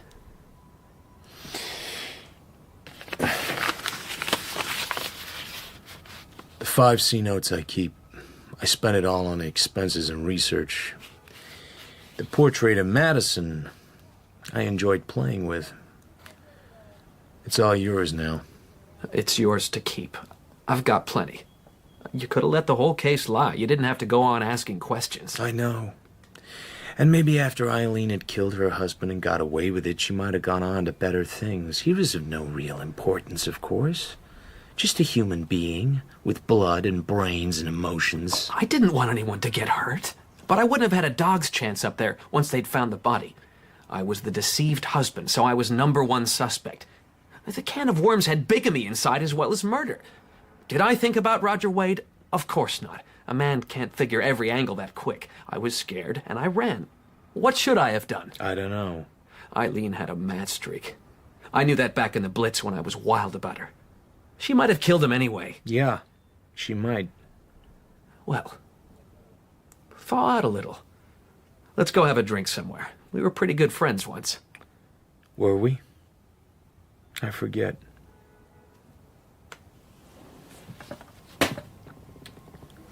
Pick up your money, Senor Mayoranes. It has too much blood on it. You're a poor man. How would you know? I'm trying to pay you back, and you won't let me. I couldn't have told you any more than I did. You wouldn't have stood for it. That's as nice a thing as was ever said to me. I'm glad you like something about me. I'm not sore at you. You had nice ways and nice qualities, but there was something wrong. You had standards, and you lived up to them, but they were personal. Maybe the war did that. Maybe you were born that way. Strange thing is, Roger Wade believed you'd saved his life by taking the rap. Instead, you signed his death warrant. How was I supposed to know that? You bought a lot of me, Terry.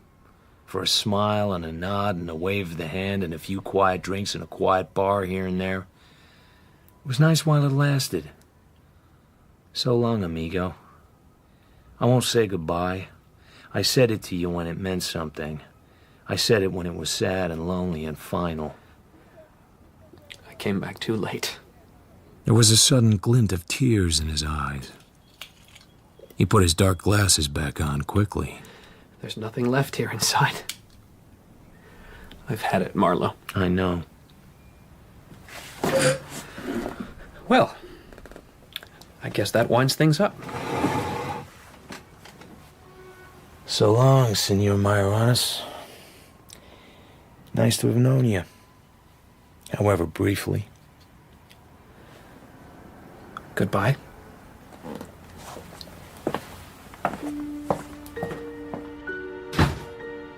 So here I am, drinking the gimlet I wouldn't drink with him. I listened to his footsteps going away down the imitation marble corridor. Maybe I wanted him to stop suddenly and turn and come back and talk me out of the way I felt. Well, he didn't. I won't see him again. I won't see any of them again. Except for the cops. No way has yet been invented to say goodbye to them.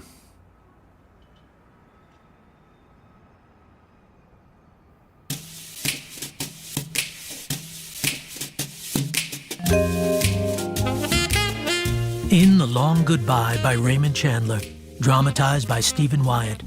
Philip Marlowe was played by Toby Stevens, Terry Lennox by Trevor White, and Eileen Wade by Saskia Reeves. Roger Wade was played by Peter Polycarpou, Howard Spencer by James Lally, Candy by Simon Bubb, and Menendez by Alan Raglan. The director was Claire Grove.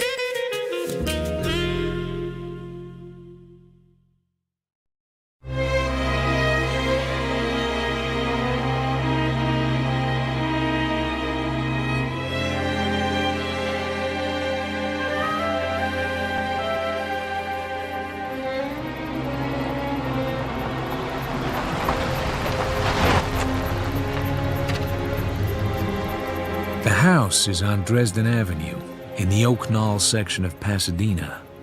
A big, solid, cool-looking house with burgundy brick walls and terracotta tile roof. All I know about the people is that they are a Mrs. Elizabeth Bright Murdoch and family, and that she wants to hire a nice, clean private detective who won't drop cigar ash on the floor and never carries more than one gun. And I know she's the widow of an old coot named Jasper Murdoch, who made a lot of money helping out the community and got his photograph in the paper every year with the legend, "His life was his service." Yes? Philip Marlowe, calling on Mrs. Murdoch by appointment. Which one? Huh? Which Mrs. Murdoch? I didn't know there was more than one. Well, there is. You got a card? Here.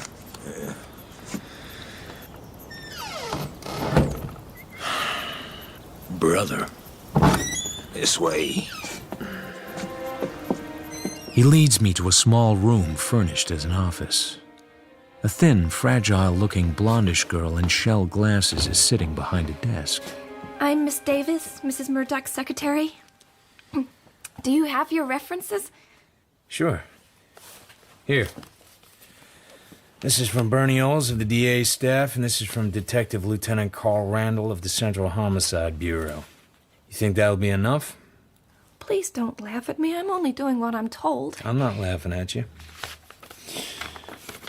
Hot, isn't it? It's not hot for Pasadena. If you'll just wait a few minutes. Halfway to the door, she turns back and pushes the top drawer of her desk shut.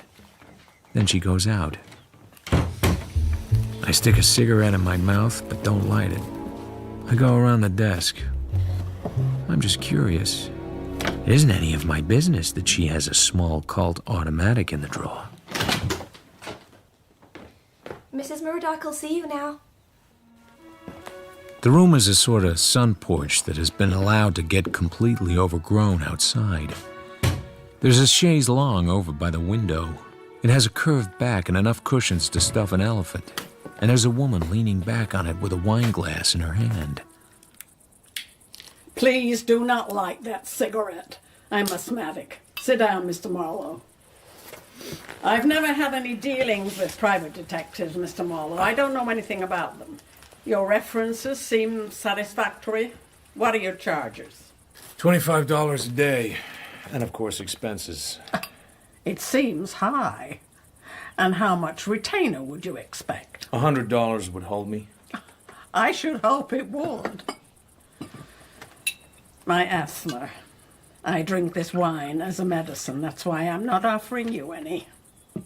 Here's the situation. About a year ago, my son made an idiotic marriage without my consent. This was foolish of him, as he has no money except what I give him, and I am not generous with money. The lady was a nightclub singer called, appropriately enough, Linda Conquest. They lived here. We didn't quarrel, because I don't allow people to quarrel with me in my own house. But there has not been good feeling between us. No doubt she found my son dull. I find him dull myself.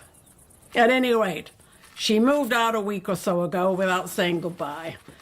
She took with her a rare gold coin, the pride of my late husband's collection, called a brasher doubloon. It is said to be worth over $10,000. It's a mint specimen. Pretty hard to sell. Perhaps. I didn't miss the coin till yesterday, when a man named Morningstar called up. Said he was a dealer, and was the Murdoch brasher, as he called it, for sale. My son took the call, and reported the conversation to me. I had Miss Davis call him back. I was curious. Why? If the man was a dealer of any repute, he would know that the coin was not for sale. My husband provided in his will that no part of his collection might be sold. He seemed to feel that I ought to have taken more interest in his little pieces of metal when he was alive. I spoke to Mr. Morningstar. He has offices in downtown Los Angeles. I told him the coin was not for sale. He asked if he might examine it. I said certainly not. He hung up.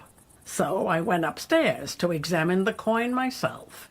It was gone. Somebody offered him the coin for sale, and he guessed where it had come from. I had the same idea. How do you establish that your daughter-in-law took it?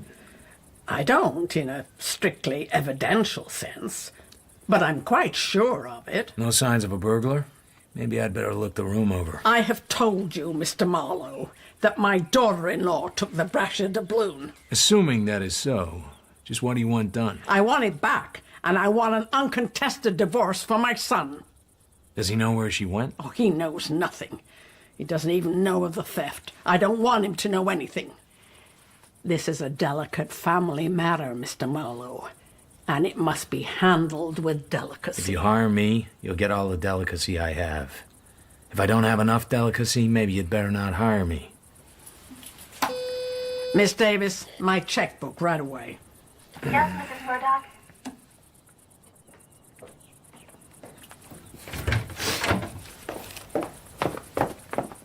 Make out a check for $250 and keep your mouth shut about it. You know, I never talk about your affairs, Mrs. Murdoch. Yes. I wouldn't dream of it. Yes, go along.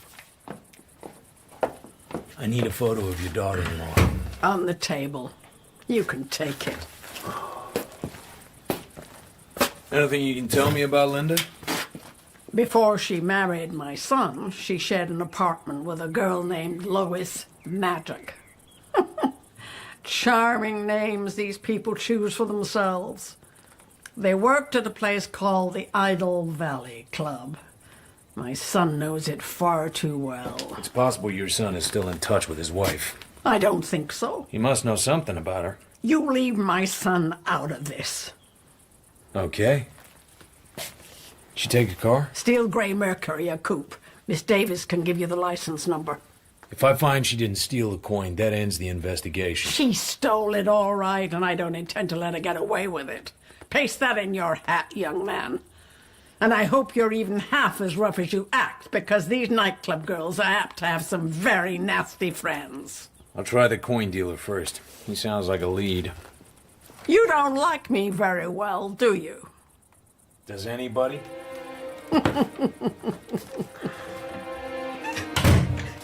Cheer up, Miss Davis. You have to feel sorry for her. She thinks she's tough, and she's breaking her back trying to live up to it. Don't touch me, please. Sorry. I only want to do my best for her. Is there something you want? I want to know about Miss Lois Magic.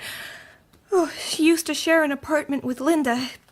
She only came here once. She came with a Mr. Vanier. Who's he? She just came with him. I don't know him. What does Miss Lois Magic look like? Very appealing.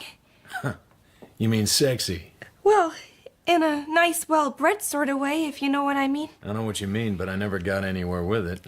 I can believe that. Know where Miss Magic lives? No.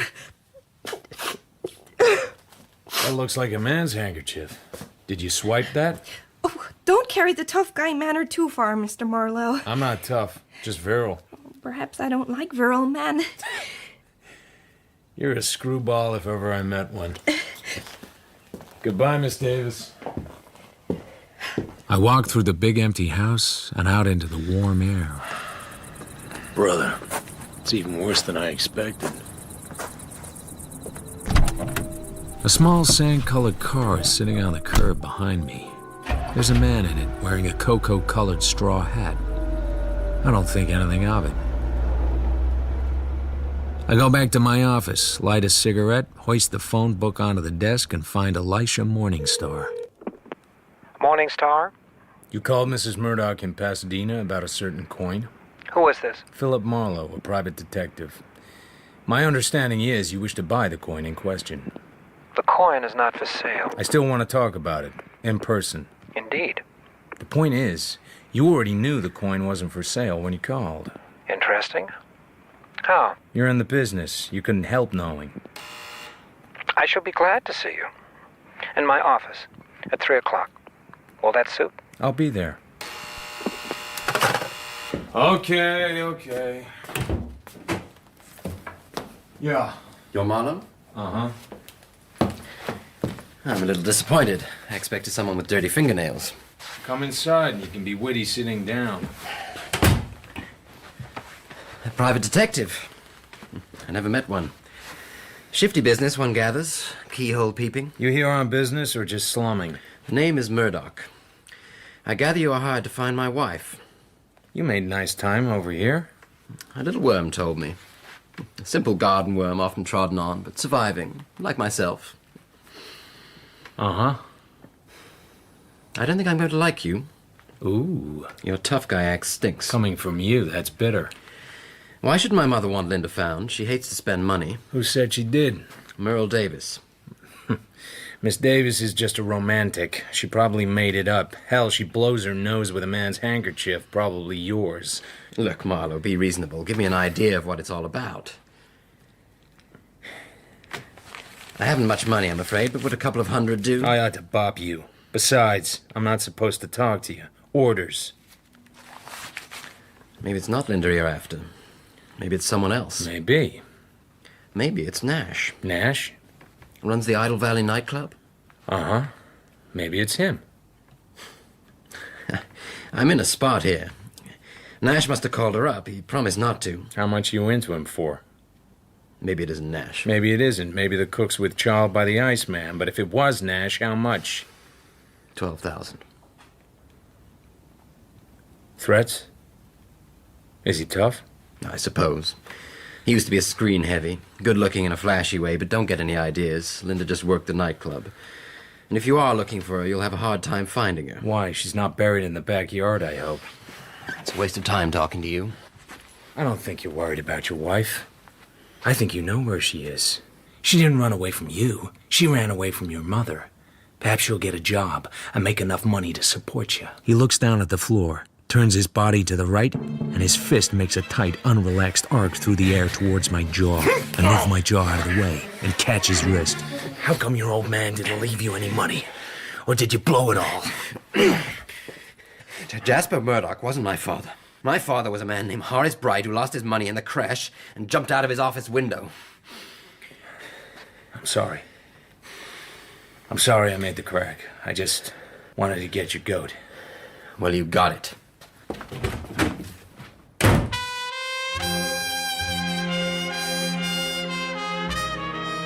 So I know that Alex Nash runs the Idle Valley nightclub, and it doesn't take me very long to find out that he has recently married a gaudy young blonde named Lois Magic and is now living in Bel Air. No one answers the front door, so I try the back. A long-limbed showgirl is lying on a chair beside the pool. From 30 feet away, she looks like a lot of class. From 10 feet away, she looks like something made up to be seen from 30 feet away. Standing over her is a man with a clear olive skin and gleaming white teeth, white shirt, and white slacks. Hey, you! What do you want? I want to see Mrs. Nash. She's not at home. Beat it. Oh, sit down and rest your sex appeal. So, who are you, big boy? I'm looking for a friend of yours. Linda Conquest. Lois? Shut up. Well, I don't think I've seen her in 6 months. What do you want to know for? Just a private inquiry. About what? A confidential matter. Just think. He's making a private inquiry about a confidential matter. Who told you I knew her? I never reveal a source of information, Mrs. Oh, Nash. sweetheart, you're fussy enough to be a dance director. I should tell you everything. You should tell me nothing. Who's looking for her? Her folks. She doesn't have any. You must know her pretty well, if you know that. You're not wanted here. The sooner you get out, the better we like it. Are you Mr. Nash? Get out, mug. This is Mr. Vanier. Well, don't get so hostile, darling. You're not built for the rough work. That right, big boy? I think you could tell me where Linda is, if you wanted to. How are you going to make me want to? With all these people around, how can I? That's a thought. Get out while you can still walk. Where's your refinement? I'd plug you as soon as I'd strike a match. Don't tell me you wear a gun under that fancy shirt. I look at the blonde. Her eyes are bright and her mouth looks sensual and eager. I turn and walk away. Once I'm through the gate, I lean round and look back. Vanier is practically sprawled on top of her, kissing her. I shake my head and go back to my car. A sand-colored coupe pulls out behind me, driven by a man wearing a cocoa-colored straw hat. I take the car to 7th and Olive and walk over to the Hotel Metropole and wait for the straw hat to come in. Light. Oh, thanks. Haven't I seen you somewhere before? Over on Dresden Avenue, in Bel Air. I must be lousy. The hat doesn't help. You stay too close. Phillips is the name. We're in the same racket. I'm a private investigator. Do you want something, or are you just practicing? I know who you are. I was a deputy at Ventura when you were working on the Gregson case. Really, I was just trying to screw up the courage to talk. When I saw the guy go into your office, I figured maybe we could make a deal, pool our resources. Guy? You mean Leslie Murdoch? I'm working for his wife. Divorce? So she says. They both want one. Comical, isn't it? On my end, I don't like so well. It's a guy tailing me around. A very tall guy with a funny eye. Tall, like a lamppost. Anything to do with you? Not that I know of. I'd like to talk this thing over properly, but I have an appointment. You could come on to my apartment. What time would you think? About 4:30. Here. 204 Florence Apartments, Court Street. Bunker Hill? I haven't been in the chips lately. Do you mind? No. This divorce stuff is a lot of hooey. Something else, isn't it? Yeah. See you at 4:30. Mm-hmm. Elisha Morningstar's office is in the Belfont building on the 8th floor. The old man working the elevator looks as if he's been sitting there since the Civil War and came out of that badly. 8th floor. Thanks. The office is at the back. Elisha Morningstar, numismatist. I have to go through a little empty reception room to get to it. Come in.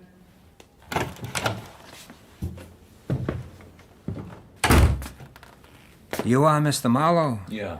Pray be seated. Well, Mr. Marlowe, what can I do for you? Tell me about the Brasher doubloon. Ah, yes. The Brasher doubloon. In some ways, the most interesting and valuable of all early American coins. It was a gold coin made for the state of New York in the year 1787. It was not minted. It was coined by the pressure molding process, and its maker was a private goldsmith named Ephraim Brasher. How many of these coins are there? A few hundred. But of these, very few indeed are uncirculated specimens in what is called mint condition. Handled by a reputable dealer, such a specimen might easily bring $10,000. Would have to have a history, of course. And without a history? There would be the implication that the coin was illegally acquired. So, let's talk about the Brasher doubloon that somebody tried to sell you. Did they? Why would they do that? They needed the money. You'd want to buy it, if you could get it cheap and had the money to handle it, but you would want to know where it came from. And if you were quite sure it was stolen, you could still buy it if you could get it cheap enough. You'd be protecting the owner, or his insurer. They'd be glad to pay you back your outlay. It's done all the time. Then the Murdoch Brasher has been stolen. Don't quote me. It's a secret. And how much will your principal pay for the return of the coin? $1 grand. What did you pay? $800. Fine. That leaves $200. Got it with you? It's not in my office. Do you take me for a fool? Come back with your money tomorrow morning. Shall we say 11? Uh-huh. Oh, and no tricks, Mr. Marlowe. Don't think I don't know how to protect myself. I hope you do, because what you're handling is dynamite.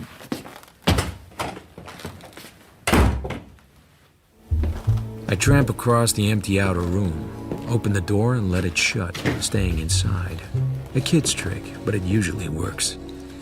I sneak back across the threadbare carpet and put my ear to the door. The Florence Apartments? Yeah, I'd like to speak to Mr. Phillips in 204. I see. No message. I'll call later. I do a rapid glide to the outer door and go through it very silently, like snow falling. While I wait for the elevator, I look at the card that Phillips gave me. 204 Florence Apartments. Bunker Hill is Old Town, Lost Town, Shabby Town, Crook Town. Out of the apartment houses come women who should be young but have faces like stale beer. Men with pulled-down hats and quick eyes that look the street over behind the cupped hand that shields the match flame. Worn intellectuals with cigarette cops and no money in the bank. Fly cops with granite faces and unwavering eyes. Cokies and coke peddlers. People who look like nothing in particular and know it. And once in a while, even men that actually go to work. But they come out early, when the wide, cracked sidewalks are empty and still have dew on them. I park at the end of the street and walk along. Across the street is an Italian funeral home. The entrance door to the Florence Apartments has a glass panel and enough of the name left to be read. I go up the stairs. Across the hall from 204, someone's having a party. There's no one in the hall. I knock. I try the door. It's unlocked. I go in. A square room with a brown carpet, very little furniture, and that not inviting. A wall bed. There's a door beside the bed. Must lead to the bathroom. I push it. My nose twitches and my lips stiffen as I smell the harsh, sharp, bitter smell. The floor of the bathroom is too short for Phillips, so his knees are poked up and hung outwards, slackly, and his head is jammed tight against the wooden baseboard. His open mouth is full of shiny crimson blood. Nothing in this, Marlowe. Nothing at all. Nothing for you here. Get out. Get out fast. I go back down and stand in the half-dark of the lobby, looking at the little sign that says manager's apartment. I'm a fool to even look at it. I knock. Phillips. Yeah? 204, he's not in. What should I do, lay an egg? Neat, you have him all the time, or is this your birthday? Beat it, Drift. $5. The name's Pollock, Reliance Indemnity, field agent. Phillips is no good. Jewelry. He didn't look like it to me. Soft looking. He's only been here a month. What say we frisk the apartment while he's out? Oh, Mr. Palermo wouldn't like it. Mr. Palermo? Yeah, he's the owner. Has the funeral parlor across the street. Practically owns the district, if you know what I mean. Well, while he's playing with a stiff, let's go up and frisk the apartment. Don't get me sore at you. That'd bother me like 2% of nothing at all. Let's go up and frisk the apartment. You said something about 5. I thought better of it. Let's go up and frisk the apartment. You say that just once more. If you're thinking of pulling a gun, Mr. Palermo wouldn't like it. Yeah, to hell with him. Mr. Palermo will be glad to know how you feel about him. Look, I was just sitting having a beer. I wasn't bothering anybody. It was a nice day. Let's go up and frisk the apartment. Why, you? If it wasn't for this job... Let's go up and frisk the apartment. Don't say it. Just, let me get the keys.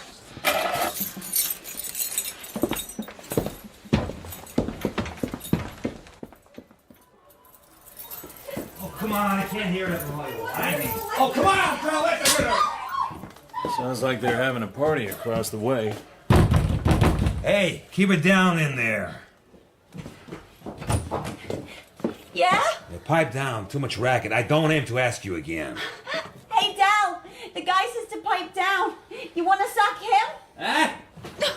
You buzz off. You heard me, Mr. Hench. Too much noise. Listen, pickle puss. Hench leans forward with his right foot in a hard stamp. The manager doesn't wait to be stamped on. His hand makes a sweeping movement and comes up with a blackjack. Yeah? Hench swings hard at nothing. The manager hits him on top of the head.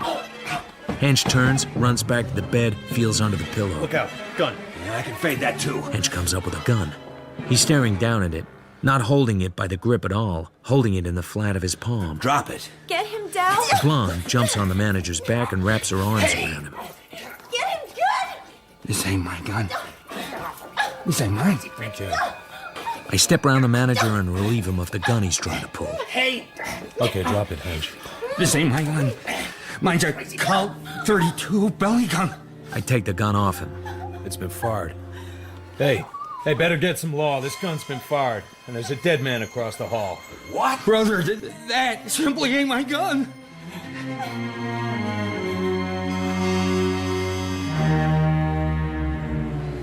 Shot in the throat with a medium caliber gun, a soft-nosed bullet. Gun like this one. Detective Lieutenant Jesse Breeze is balancing the gun on his hand. The gun Hench says isn't his. Dead about 2 hours. He's a big man, rather paunchy, with a calm, unwinking, unwavering stare in his pale blue eyes. It ain't my gun. And nothing you boys can think of is going to make me say this. We're sitting in Hench's apartment.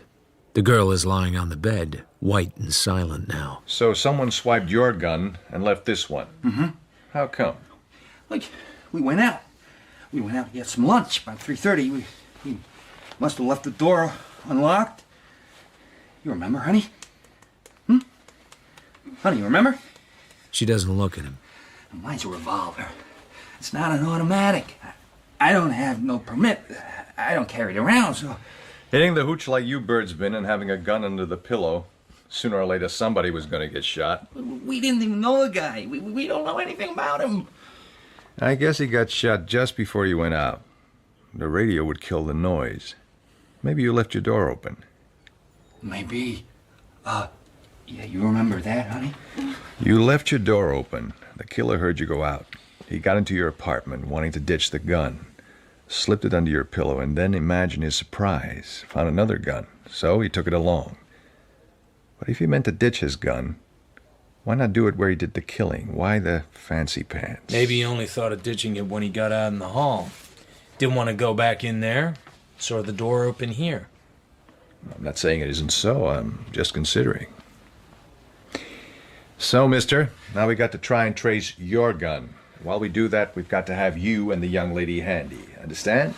You don't have any boys that can bounce me hard enough to make me tell that any differently. We can always try. And we might just as well get started. Spangler! You all right, sister? It's Shock. Wake up, honey. Hey, leave her alone. It's Shock. Lieutenant Spangler will take you down, all right? You know what, babe? We gotta take a ride. The blonde gets up slowly. It's tough, kid, but you know how it is. She looks at him blankly, then draws back her hand. Oh. Hench follows her out. The door closes. Breeze and I sit looking at each other, heavily. You and me are going to get along. That's fine. You don't think so, but we are. Not because I took a sudden fancy to you. It's the way I work. Everything in the clear, everything sensible, everything quiet.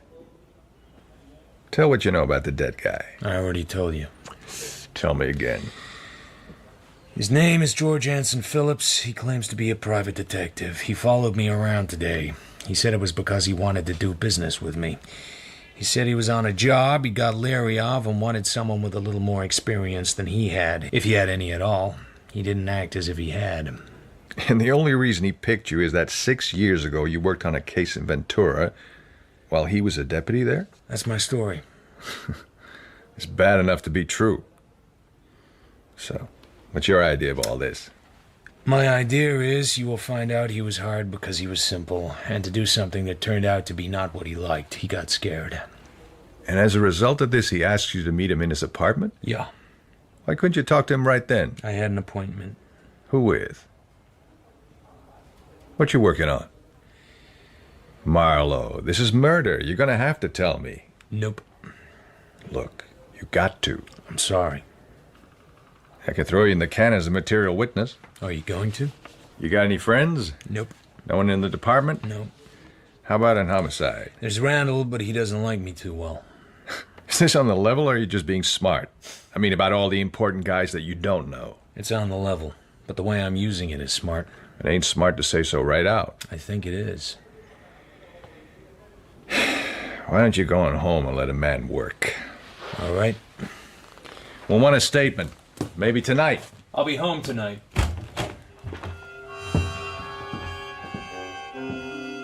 I take in my office on the way home. There's a boy in a uniform cap behind me on the stairs. Marlowe? Uh-huh. Delivery. Here. Gee, thanks, mister.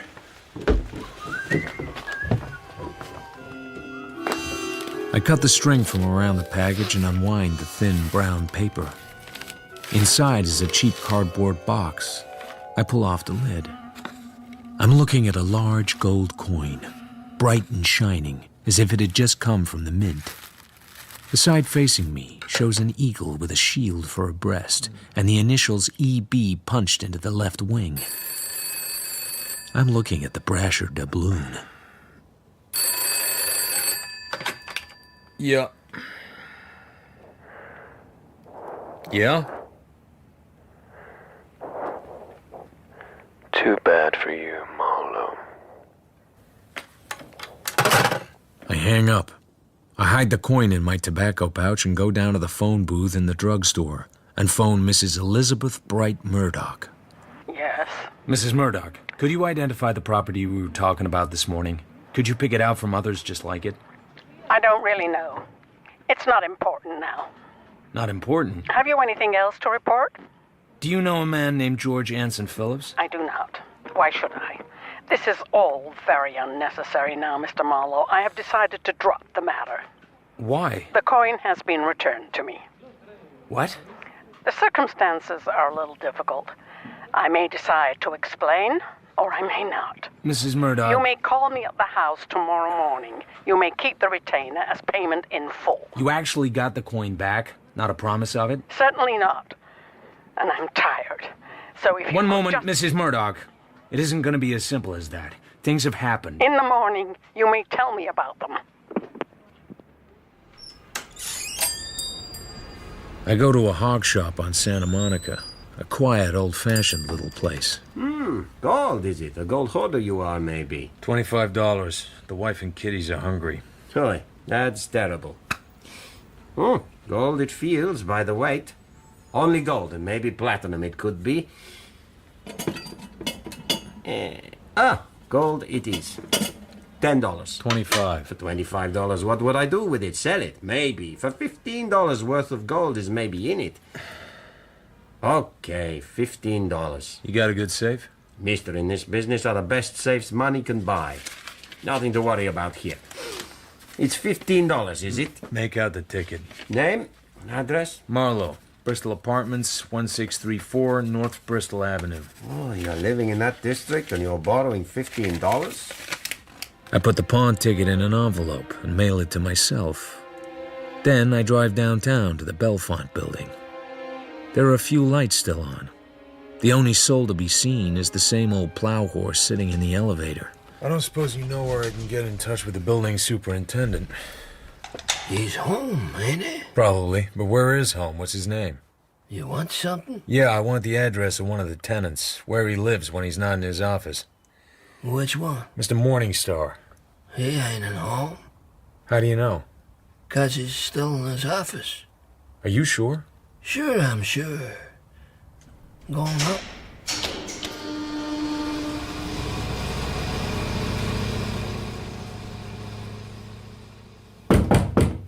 Mr. Morningstar?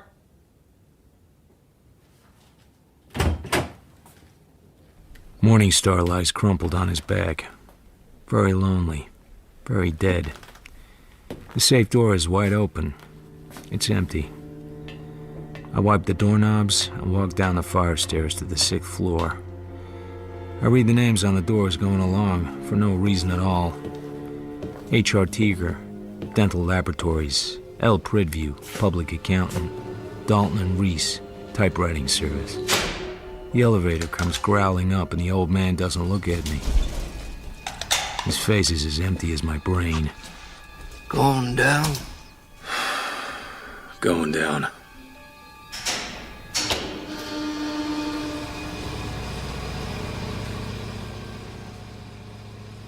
The chessmen are lined up and ready to go.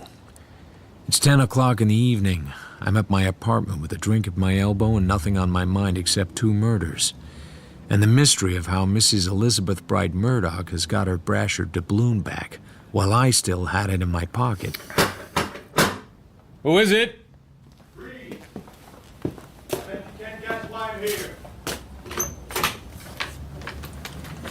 Mind if I look around? Phooey on you.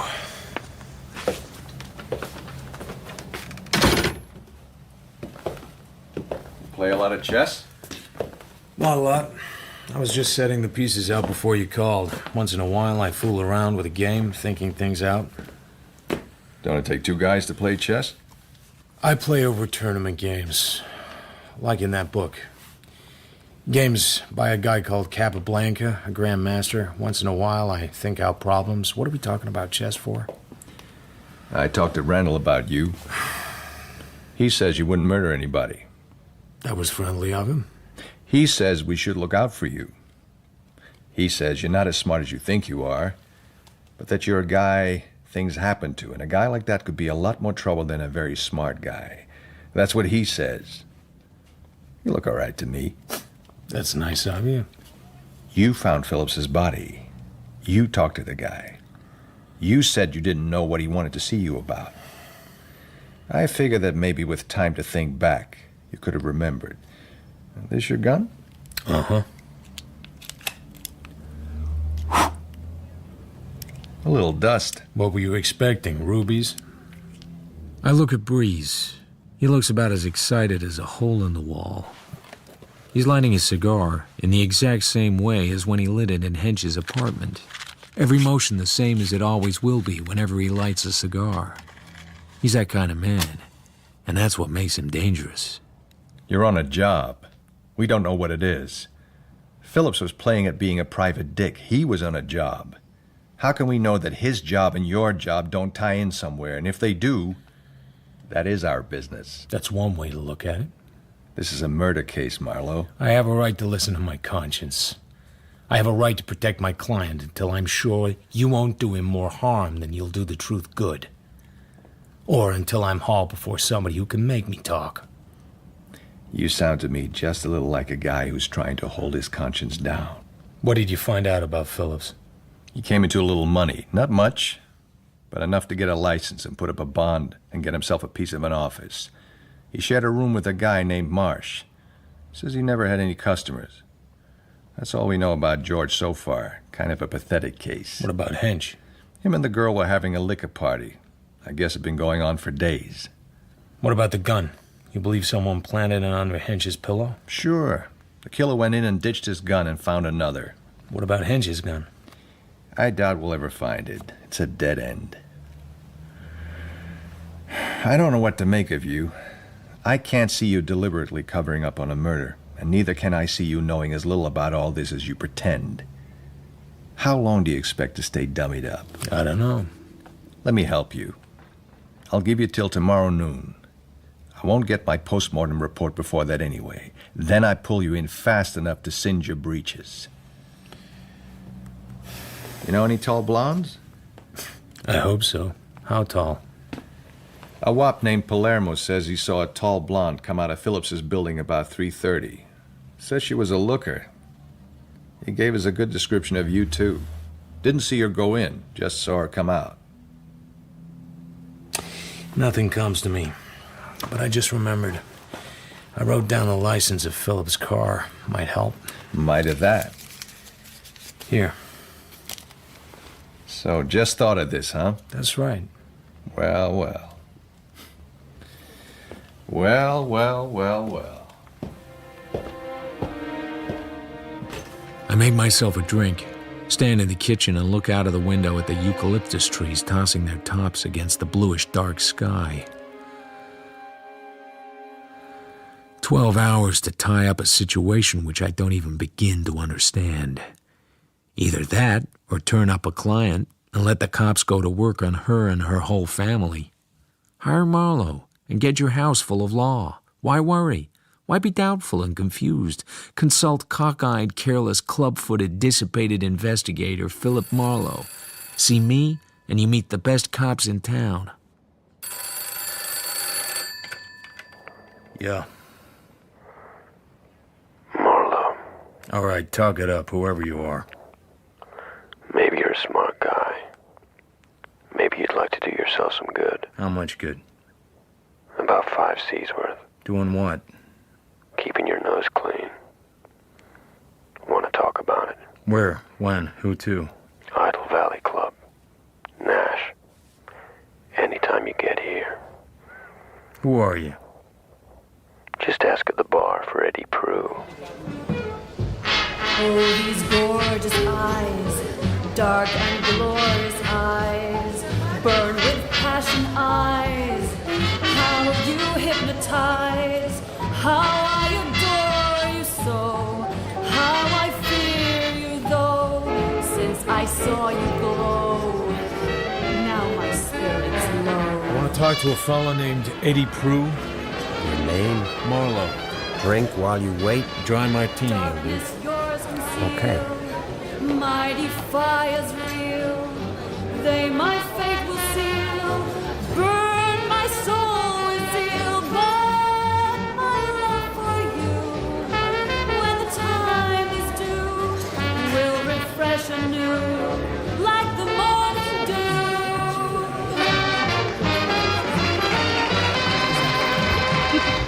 They got Linda Conquest back with the band. Oh, I heard she got married to some rich guy in Pasadena. It didn't take. Nice voice, if you like female crooners. Excuse me, did you say that singer is Linda Conquest? Sure. Marlowe. Huh? I'm Prue.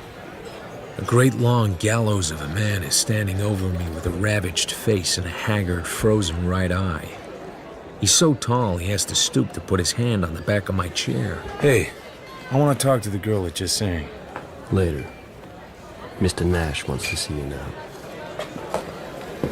Alex Nash has a cozy little office with French windows and a big black and chromium safe. Eddie Prue stays back by the door. Sit down. Thanks. I don't like peepers. Oh? I don't like them for a lot of reasons. I don't like them when they bother my friends. I don't like them when they bust in on my wife.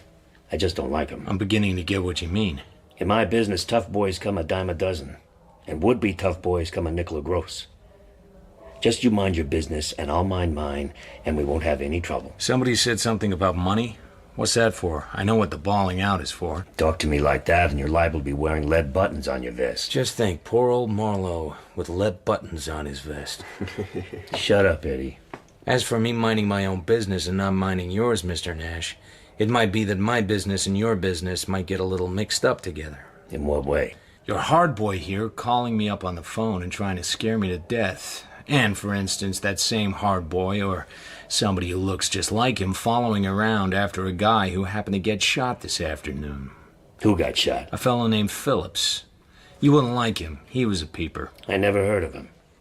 And also, for instance, a tall blonde who was seen coming out of the apartment house just after he was killed. What tall blonde? We don't know. Why was he killed? We don't know. Who is we? The police. I found him, so I had to stick around. What'd you tell the cops? Very little. They didn't think it was quite the whole story. I have until tomorrow noon to fill it out. You wasted your time coming here. I got the idea I was invited. You can go to hell and back anytime you want to. Or you can do a little job for me. What's the nature of the job? You were at my house this morning. You ought to have an idea. Mr. Vanier? She's a swell girl, but she's playing a wrong number at the moment. Are you hiring me on a job or off a job I already have? Shut up, Eddie. You don't want your wife playing around with Mr. Vanier, is that it? I want to find out what he's up to. Is he up to something? Show him the bill, Eddie. Here. Cal Western Dental Supply Company, 30 pounds Kerrs Cristobalite, 25 pounds white Albastone, $15.75. The H.R. Tiger paid L.G. Vanier. Eddie found it in his jacket one night when he was here. Is this supposed to mean something? You're the detective. Here's your 5 C's. You take Vanier out of my wife's life, and you get the same again. You can give me your money when I deliver. I'll take a down payment and a short interview with Miss Linda Conquest, or Mrs. Linda Murdoch, or whatever. Okay. Thanks. Would you mind telling me why you had Eddie here call me up and try and give me the shakes? Linda's an old friend of mine. Leslie Murdoch told her you were working for his mother. I didn't know what the job was. I'm just a fellow who likes his friends and doesn't want them bothered by private dicks. Leslie Murdoch owes you some money, doesn't he? I don't discuss things like that. I'll send Linda in to talk to you. Come on in. So long, Marlowe. I smoke a cigarette and look at the dental supply company's bill again. Something squirms at the back of my mind, dimly. H.R. Tiger, Dental Laboratory. H.R. Tiger. It clicks.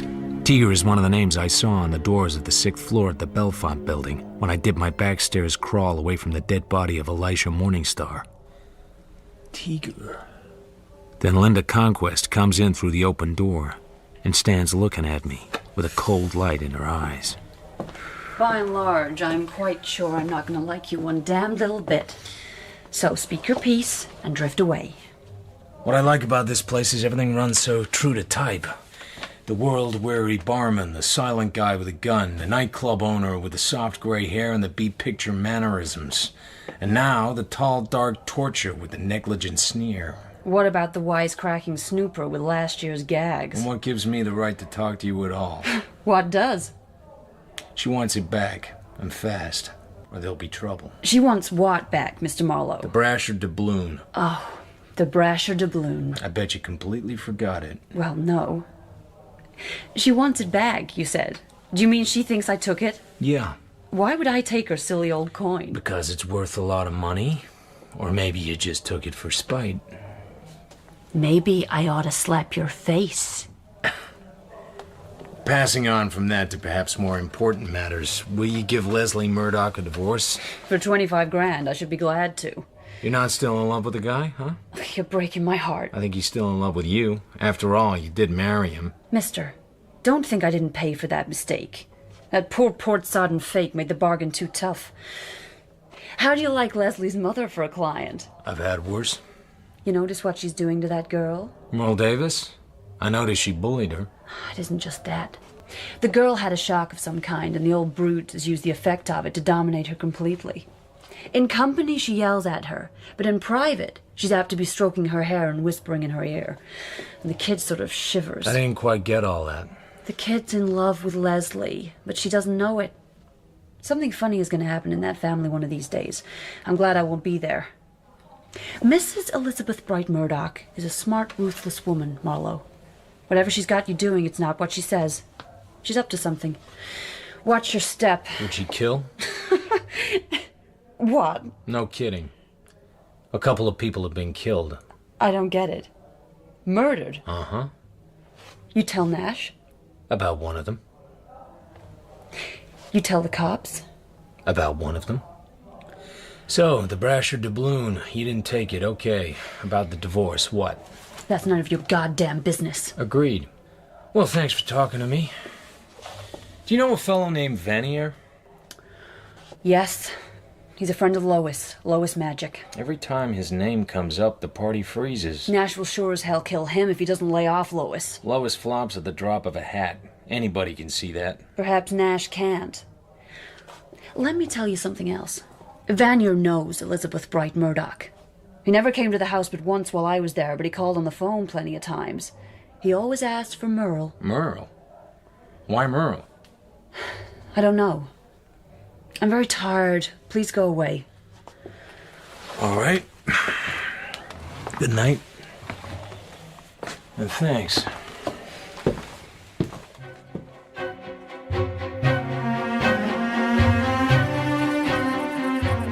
It's just as hot in Pasadena the next morning, and the big house on Dresden Avenue looks just as cool. And when they show me into Mrs. Murdoch's sun porch, she's sitting in the same chaise longue, pouring herself a slug of what looks like the same port bottle, but probably isn't. Well, Things are bad. The cops are after me. I thought you were more competent than that. When I left here yesterday morning, a man followed me. I invited him to explain why, and he said he knew who I was and he needed help, and he asked me to come to his apartment and talk to him. I went, after I had seen Mr. Morningstar, and found the man shot to death on the floor of his bathroom. Go on. His name is George Anson Phillips. He claimed to be a private detective. I never heard of him. He gave me the impression he was working for some member of your family. He wasn't. You can be quite definite on that. I don't think you know quite as much about your family as you think you do. You are involved with the police on account of this? That's only half of it. How's your asthma? Bad. Get on with your story. I saw Morningstar. He admitted the Brasher doubloon had been offered to him and said he could get it. Then you told me it had been returned to you. I tried to get in touch with him to tell him the deal was off. I went to his office. This was quite late. He was lying on his back on the floor, dead, killed by a blow on the head. I walked away and called the hospital from the street. I didn't give my name. That was wise of you. It was considerate, but I don't think I'd call it wise. You take all this very calmly. What do you want me to do? I'm connected with one murder already. I may presently be connected with another. Even as far as it goes, I have until noon today to reveal the name of my client. That would be a breach of confidence. I wish you'd leave that damn port alone and make some effort to understand the position. I beg you. The police insist on knowing what I'm doing, who I'm working for. You'll find a way out of all that. To keep my job, I have to be on reasonably good terms with the police. They don't have to love me, but they have to be fairly sure that I'm not cheating on them. Doesn't the law give you the right to protect a client? If it doesn't, what is the use of hiring a private detective? I value your business, Mrs. Murdoch, but I'm not going to cut my throat and bleed in your lap. You seem to have made a nice mess of the whole thing. What's our story to the police going to be? The police mean nothing to me. If you give them my name, I shall regard it as a thoroughly disgusting breach of faith. Murder changes everything. You can't dummy up on a murder. As long as they think you're holding something, they'll never let up. Give them a reasonable story, and they go away cheerful. Any objection to telling it? Every possible objection. Do we have to tell them I suspected my daughter-in-law of stealing the coin? It'd be better. And that it has been returned? It would be better. You're a callous brute. I deeply regret ever having met you. Mutual. Merle, ask my son to come in here at once. You may as well come in with him. Yes, Mrs. Murdoch. He's right. My son took the coin, Mr. Marlowe. My own son. I told you yesterday I owe Nash a lot of money. I didn't want Mother to know. I took the doubloon and gave it to Nash, and he agreed to hold it as security. He agreed not to convert it without notice. When this man Morningstar called up, I thought Nash was thinking of selling it. I was badly scared. And then when Merle had told me Mother had employed a detective, I was sure she had missed the doubloon and hired you on that account. I went to see Nash and told him that even my mother couldn't sell the coin without violating the terms of the will. He loosened up. He gave me back the coin and tore up the receipt. So I brought the coin home and told Mother all about it. Did Nash threaten you? He said he wanted his money and I'd better get busy, but he wasn't threatening. He was very decent under the circumstances. Where was this? At his office. Was Eddie Prue there? Who is Eddie Prue? Nash's bodyguard. I didn't waste all my time yesterday, Mrs. Murdoch. I didn't see him there. Where's the coin now? Where would you expect it to be? I nearly tell her, just to see her jump, but I managed to hold it in. That seems to take care of that, then. Kiss your mother, Leslie, and run along. Yes, Mother. You too, Merle. If I ever catch you violating my confidence, you know what will happen. I never will, Mrs. Murdoch. Never. You can trust me. I hope so. Get out.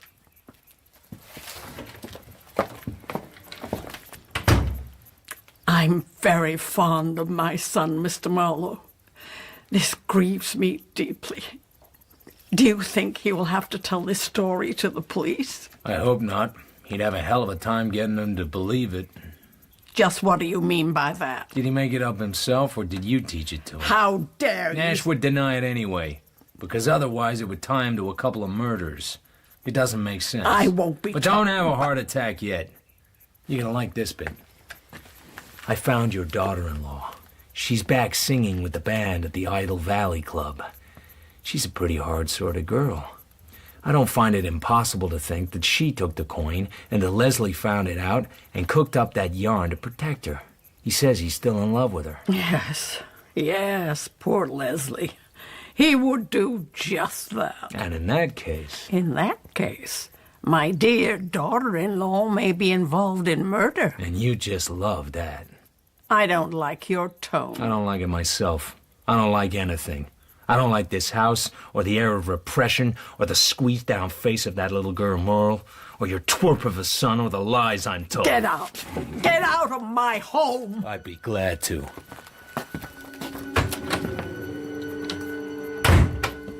Mr. Marlowe? Mr. Marlowe! What?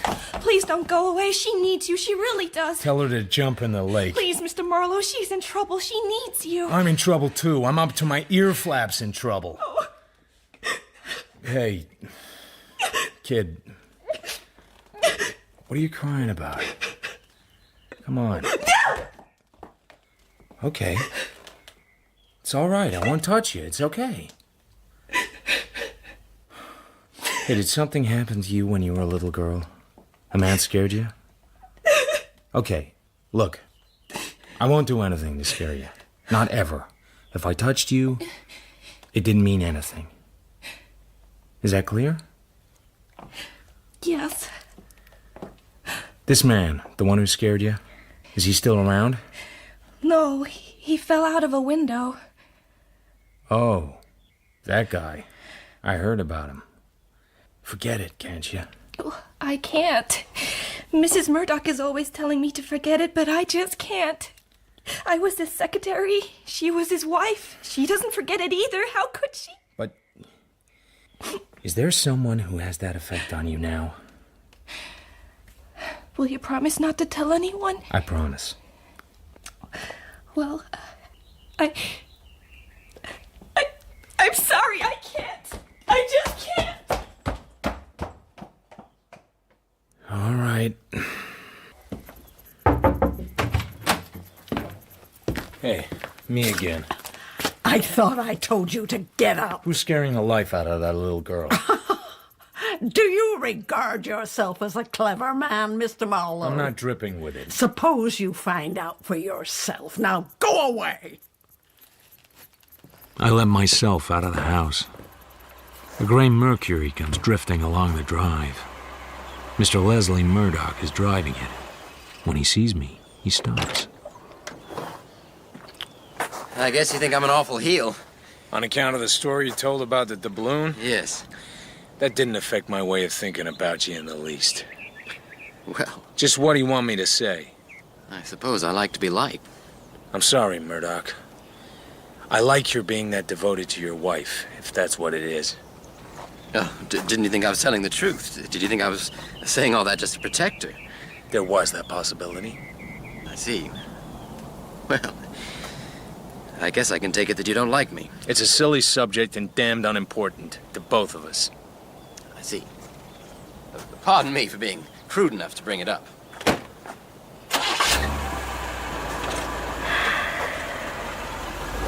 You're all nuts, brother. Nuts. Detective Lieutenant? You're late. I had to go to the dentist. I don't need to hear your story anyhow. What? Hench confessed to the murder of Phillips. What?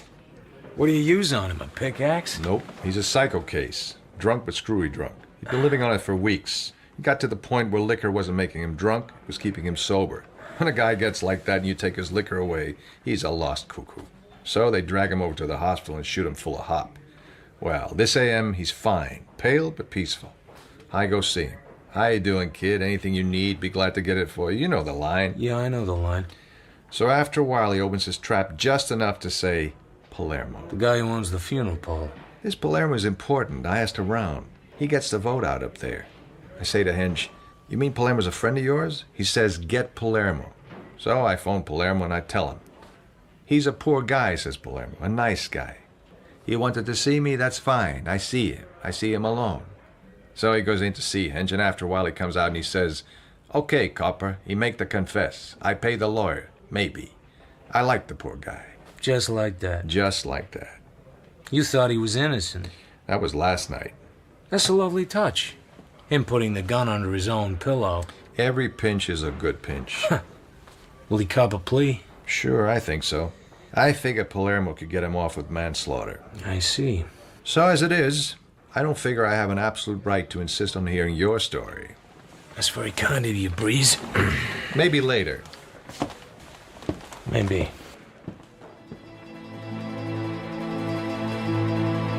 Mr. Palermo's office is exactly like a Victorian funeral parlor, with a horseshoe sofa and chairs with carved mahogany frames and antimacassars of fine lace. Through the long curtains, across the street, I can see the windows of the apartment where George Anson Phillips was killed. Now, what do you want, Mr. Marlowe? I'm the man who found the dead man across the street yesterday. He was a friend of mine.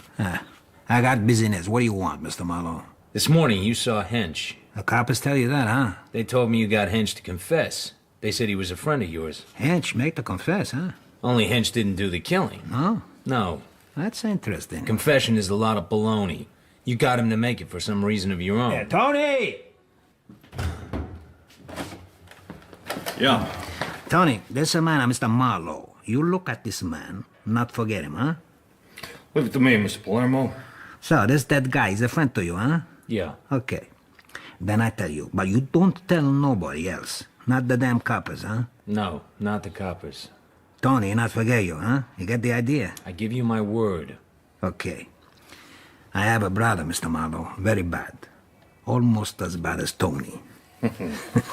This brother live across the street. Very quiet. But now, coppers, fill up the joint. Not so good. Too many questions. Not good for business. You get the idea? Yeah, I get the idea. Okay. This Hench, poor drunk guy, got no money. I got lots of money. So I say, look, Hench, make the confess. I hire a lawyer for you. Then you go to court. You say, to hell with the confess. I was drunk. The judge, he turn you loose, and you come back to me, and I take care of you. Okay? So, Hench, he make the confess. And after 2 or 3 weeks, your brother is a long way from here and the trail is cold. Is that it? See. That takes care of Hench, but it doesn't help me much about my friend. It's a pity. If I went down to headquarters and told the boys what you've told me, they'd laugh in my face. Tony don't laugh much. The earth's full of people who don't laugh much. You ought to know. You put a lot of them where they are. It's my business. I'll keep my promise. But in case you get to doubting that, don't try and make any business for yourself out of me. Because if the business got made out of Tony instead, it would be strictly on the house. No profit. Oh, that's good.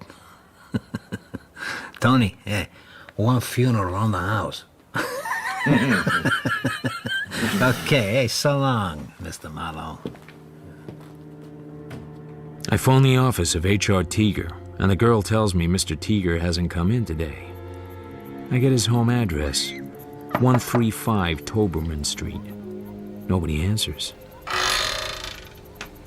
You want Mrs. Teager? Mr. or Mrs.? They gone away last night on their vacation. They loaded up and gone away late. It was kind of sudden. Thanks. I drive back to Hollywood. Another day drawing to its end, the air dull and tired, the traffic heavy on the boulevard, and Marlowe in his office nibbling a drink. Nobody comes in. Nothing happens. Nobody cares whether I die or go to El Paso.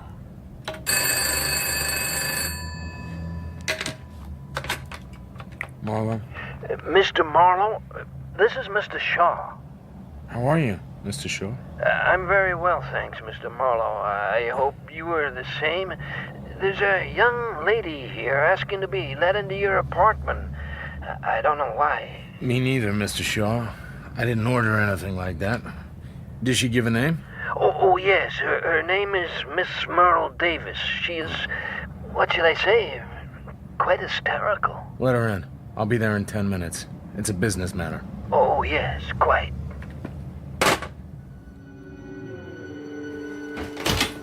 Ah, there you are, Mr. Marlowe. Miss Davis and I have been having such an interesting little conversation. Very kind of you, Mr. Shaw. Not at all. Well, I'll just run along now. Thanks. I appreciate it. Oh, not at all. Hello there. Hello. You're not wearing your glasses. No. I got them for you. Thanks. While she's putting on her glasses, I slip her gun out of her bag and into my hip pocket. So, here we are. What do we do now? I've been to Mr. Vanier's house. He lives at the end of Escamillo Drive, at the very end. Quite probably. I have to take him a parcel now and then. I never liked him very well. I was afraid he would... But he didn't. No. But he had his pajamas on. Lying around all afternoon with his pajamas on. Some guys have all the luck. You have to know something. Something that makes people pay you money. How much were you taking him today? $500? Mrs. Murdoch said that was all she could spare. It's all my fault, and Mrs. Murdoch has always been so wonderful to me. So I did it. He was there in his pajamas. He didn't even get up to let me in. He was leering at me. I went over close to him, so I couldn't miss. And what did Mr. Vanier do? He didn't do anything. Did you touch anything while you were there? Oh, I remember one thing. I put the light out before I left. One of those lamps that shine upwards, I put that out. How long ago? Just before I came over here. Where is your home? I live with Mrs. Murdoch in Pasadena. I mean your real home, your folks. Oh, my parents live in Wichita, but I haven't seen them for a while. Excuse me. I go to the kitchen and pretend to make a drink and look at her gun. It hasn't been fired. When I come back, she's out cold, fainted dead away on the sofa. I call Doc Moss and get him over quick. While I'm waiting, I check her bag. Tucked inside the zipper pocket is a fat pack of 10 $50 bills folded into a receipt. $500, payment on account. It doesn't seem as if it'll ever be signed now. I'm Dr. Moss. How are you? Aren't you the police? Where does it hurt, Miss Davis? Oh, nothing hurts me. Well, I don't even know why I'm lying here like this. I thought you were the police. You see, I killed a man. Well, that's a normal human impulse. I've killed dozens. I'm just going to talk to my friend Philip in the kitchen. All right.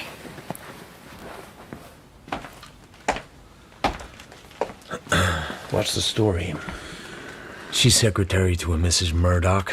About 8 years ago, a man made a hard pass at her, then fell out of a window. Since then, she can't have a man touch her. Fell? Or jump? I don't know. The man was Mrs. Murdoch's first husband, Horace Bright. Merle stayed with her. Is she nuts? It's neurosis. What's this about killing a man? A man named Vanier. There seems to be some kind of blackmail angle. She had to take him money. She was afraid of him. She was over there this afternoon, and she says she shot him. Her gun hasn't been fired. This is too deep for me. I'm just a doctor. I have to go over there and see what happened. She can't stay here alone. She needs a nurse. I can sleep somewhere else. Marlowe, the sharp-soiled Galahad. Okay, I'll give her a pill and find a nurse. Thanks, Doc. The house at the end of Escamillo Drive is a narrow bungalow with a high roof. The early moon lies quietly on its small lawn. The key is in the door. There doesn't seem to be anyone in. I'm not going to work any dipsy-doodle in this place. Whatever is. I just want to make sure. Up by the fireplace is a brown and gold jacquard chair with a footstool. Yellow pajama legs on the footstool. Bare ankles. A dark green silk robe. A yellow neck. Vanier's face turned sideways. The shoulder dark brown with blood. The face leers all right. The right arm hangs outside the chair, the ends of the fingers touching the butt of a small revolver. A belly gun, about .32 caliber, with practically no barrel. Leaning down, I see the corner of a picture frame under the table by his chair. I reach for it with a handkerchief. A small color reproduction, not interesting at all. A guy in doublet and hose leaning out of a window. The touch of the idea at first is so light that I almost miss it. Out of a high window, a man falling to his death. A man named Horace Bright. Mr. Vanier, you played that rather neatly. I turned the picture over. On the back, dates and amounts of money. I worked the cardboard loose. There's a white envelope between the back and the picture. In it, 2 photos and a negative. The photos show a man leaning out of a window with his mouth open, yelling. There's a woman's face behind his shoulder. All this takes too long. I dodge behind the curtains in the archway. Oh my God. He's dead. Not bad. Try again. He's dead. Alex, do something. Yeah, I ought to make you look just like him. Just as cold, just as rotten. Oh, God. Oh, you're not kidding anybody. You were here last night. I've been here already today. I've seen what there is to see. Oh, I can see you on the arm of the chair, rubbing his greasy hair, and then feeding him the slug while he was still purring. Oh, don't say such awful things. Did you wipe off the gun? Lois? Hmm? You dirty... Did you wipe off the gun?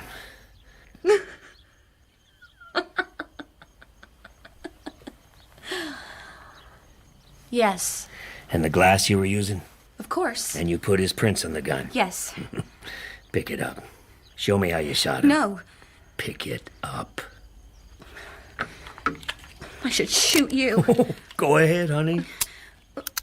I can't. No, you can't. I emptied the chamber. But now, give me that. I'm going to put the bullets back, because now we've got your prints on the butt again. You're going to turn me in? Oh, yes, Angel, I'm going to turn you in. Well, what's my motive? I don't know. I don't care. I knew he was dead. That's my key in the door. I'll talk to the Johns, but don't lay your paw on me again. You'll go through with it, all right. But what was my motive? A lover's quarrel. Maybe. When he was drunk, he looked a little bit like you. Perhaps that was the motive. Younger, with less belly, but the same self-satisfied smirk. We're going downtown. Now. Come on.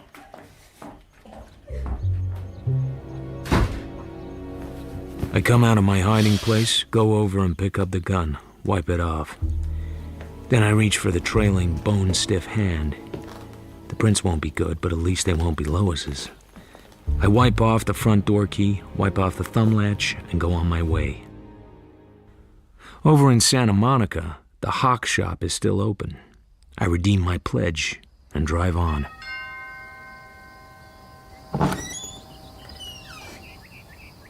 It's late.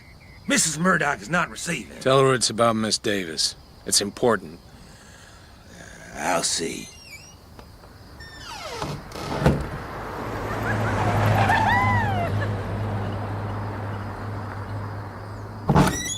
You can come in.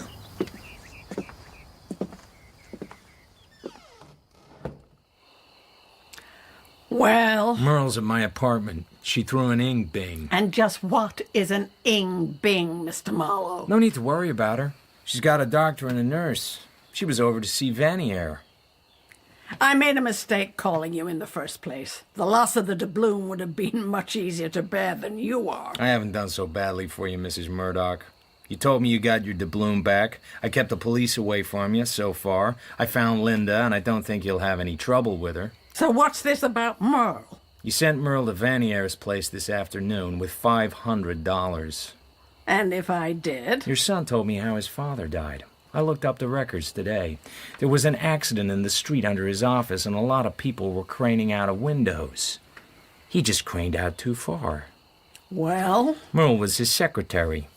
He made a pass at her one time and scared her out of her socks. Yes? She brooded, got her chance, and passed right back at him while he was leaning out of a window, murdered him, and got away with it with your help. Did Vanier have any evidence? He talked about a photograph, but I never believed it. He couldn't have taken one. How much have you paid him? $11,100, not counting this afternoon. Anybody else know? Nobody, only Vanier. Well, it's all over now. Vanier is through. How? Merle told me she shot him. She didn't. He was dead long before she got there. I phoned her father long distance. He wants her to come home. That all right with you? He doesn't know anything. I'll need that last $500 for expenses. And how much more? Don't say that. You know better. Who killed Vanier? Nash and his wife walked in on me while I was right there. He's trying to pin it on her. She probably thinks he did it. Now it shapes up like suicide. Men like Vanier don't commit suicide. That's like saying girls like Merle don't push people out of windows. Have Merle's clothes packed and sent to my apartment in the morning. What? You don't need Merle anymore, now that Vanier is dead. One thing I wanted to ask you, this doubloon business is a little cloudy on account of a couple of murders which don't seem to make sense now that you have your coin back. Is there anything about the Murdoch brasher that might identify it to an expert? Yes. The maker's initials are on the left wing of the eagle. I'm told they're usually on the right. You did actually get the coin back. That wasn't just something you said. It's in the strong room this moment. If you can find my son, he will show it to you. I'd like to speak to him. I'd like that very much. Mother said you wanted to talk to me? You got a gun? Not with me. Have it with you last night when you called on Vanier? Oh, did I call on Vanier last night? I think so. Your mother still thinks Linda took the doubloon, and that your story about giving it to Alex Nash is just a cover to protect her. Leave my wife out of this. I'm willing to, but I don't believe your story for a different reason. What? This was sent to me by a would-be detective named George Phillips. I think he'd been hired to peddle a rare coin to a dealer named Morningstar, who suspected where the coin came from and hinted to Phillips that it was stolen. But he may be wrong about that. If your brasher doubloon is really upstairs, then this isn't a stolen coin. It's a counterfeit. Is this going to take long? I'm sorry, I'll try and organize it a little better. It's not a pretty story. A man named Vanier and a man named Teager had an idea. The idea was to counterfeit a rare and valuable gold coin. The method they thought of was what a dental technician uses to make a gold inlay. You get the idea? Yes. But they had to have a model. That's where you come in. You took the doubloon, all right, but not to give to Nash. You took it to give to Vanier. I don't believe it's okay. I know he had a hold over you. I'm not just talking about gambling debts. How did you know that? Later. Now, Vanier and Teager wanted to know if their merchandise would stand up to inspection, so they hired a sucker to try and sell the counterfeit to Morningstar, cheap enough so the old guy would think it was stolen. They picked George Phillips. But when he showed it to Morningstar, the old man maybe thought the coin was genuine and guessed that it might be the Murdoch brasher. So he called up here, and then your mother found the coin to be missing, and she suspected Linda and hired me to put the squeeze on Linda for a divorce. I don't want a divorce. She had no right. When Merle told you your mother had hired me, you came steaming up to my office, very sarcastic but very worried. You got in touch with Vanier. You had to get the coin back in a hurry. So Vanier gave you the doubloon. Chances are it's another counterfeit. Vanier goes down to Phillips's apartment and has it out with Phillips. I believe Phillips told him he knew the job was crooked, and Vanier shot him. He searched the apartment and didn't find the doubloon. So he went to Morningstar, cracked the old man's skull with his gun butt, and went through the safe. Then Mr. Vanier breezes on home, still rather annoyed because he hadn't found the doubloon, but with the satisfaction of a good afternoon's work under his vest. That left you. Why me? You knew too much. He was going to kill me? Could be. Then why didn't he? Because you killed Vanier. You went over there last night. He sent for you. He told you he was in a jam, and if the law caught up with him, he would see you were in the jam with him. Something like that. Yes? Then he played his trump card. He told you the truth, and said he had proof that Horace Bright's death wasn't an accident. You pulled the gun on him. Yes. I told him to produce his proof and give it to me. Uh-huh. I put my gun to his head and I clicked back the hammer just to scare him. But it went off. And you jumped back? Yes. You knocked the picture off the wall. Did I? The shooting was an accident. But I think I might have gone ahead and murdered him anyway. I can't prove it. You were lucky about the gun. All the people we know have been playing with it, wiping prints off and putting them on. I even put a set on myself just to be fashionable. Nash was over there. He thinks his wife killed Vanier, and she probably thinks he did. Well, I guess I'll just be running along now. But aren't you going to turn me in? You say it was an accident. I haven't any proof either way. I don't like you. I don't like your mother. I don't particularly like your wife. But I like Merle. And I know she didn't push anybody out of any window. I don't know what to say. You're going? Just like that? I'm going the way I always go, with an airy smile and a quick flip of the wrist, and with a deep and heartfelt hope that I won't be seeing you in the fishbowl. Good night.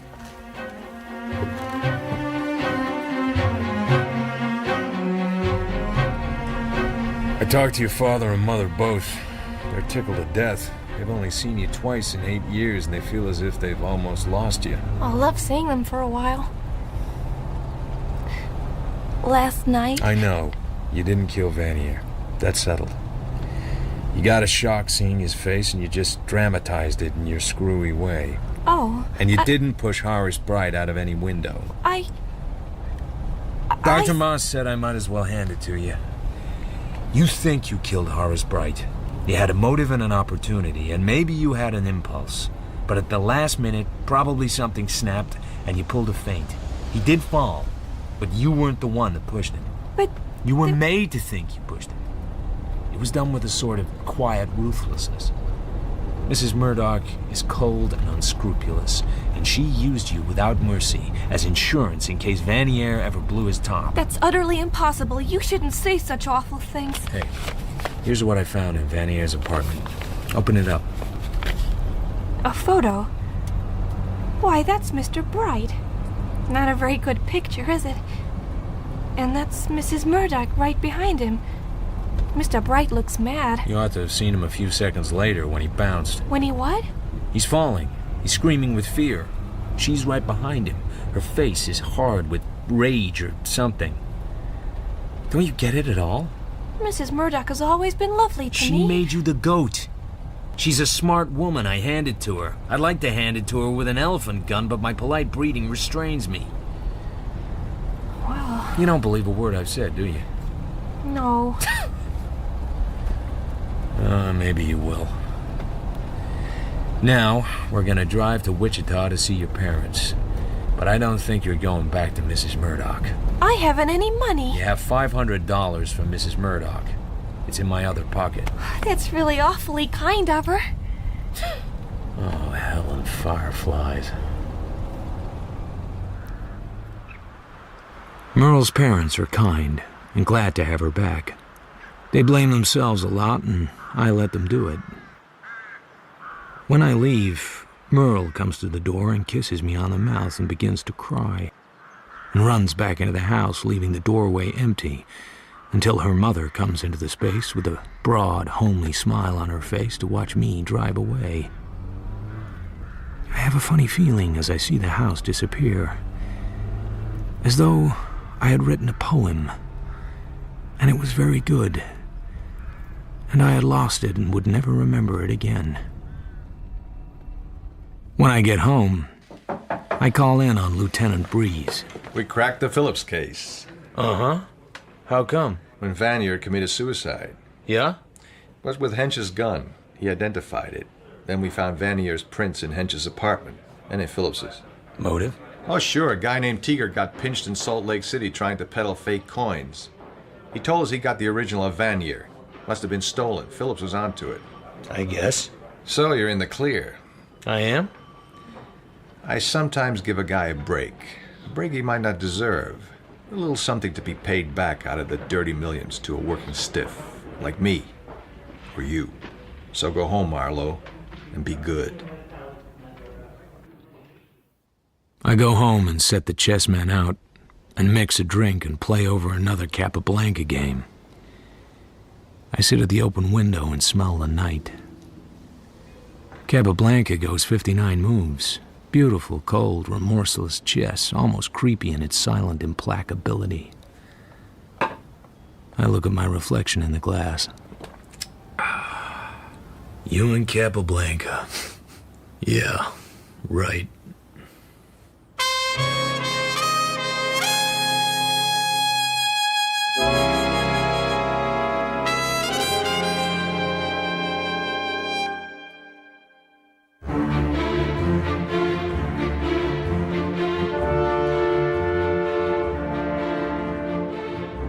In The High Window by Raymond Chandler, adapted for radio by Robin Brooks, Philip Marlowe was played by Toby Stevens, Mrs. Elizabeth Bright Murdoch, Judy Parfitt, Merle Davis, Jessica Rain, and Leslie Murdoch by Patrick Kennedy.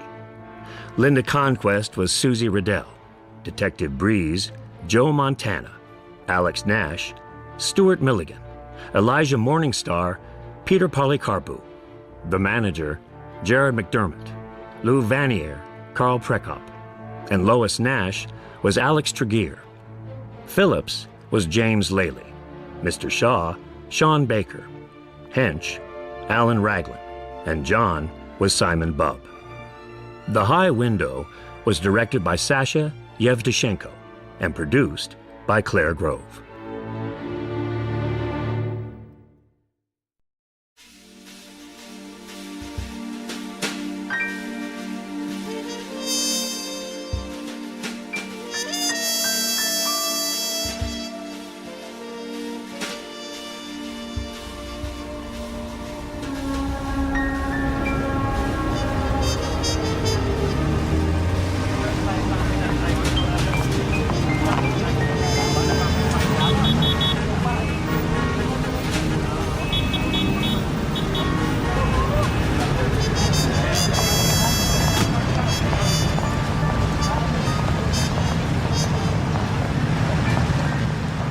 It was one of the mixed blocks over on Central Avenue, the blocks that are not yet all Negro.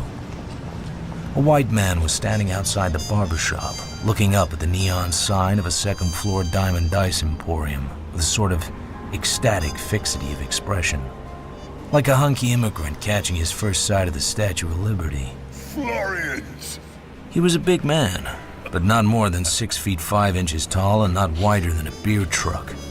He wore a rough gray sports coat with white golf balls for buttons, a yellow tie, and alligator shoes with white explosions on the toes.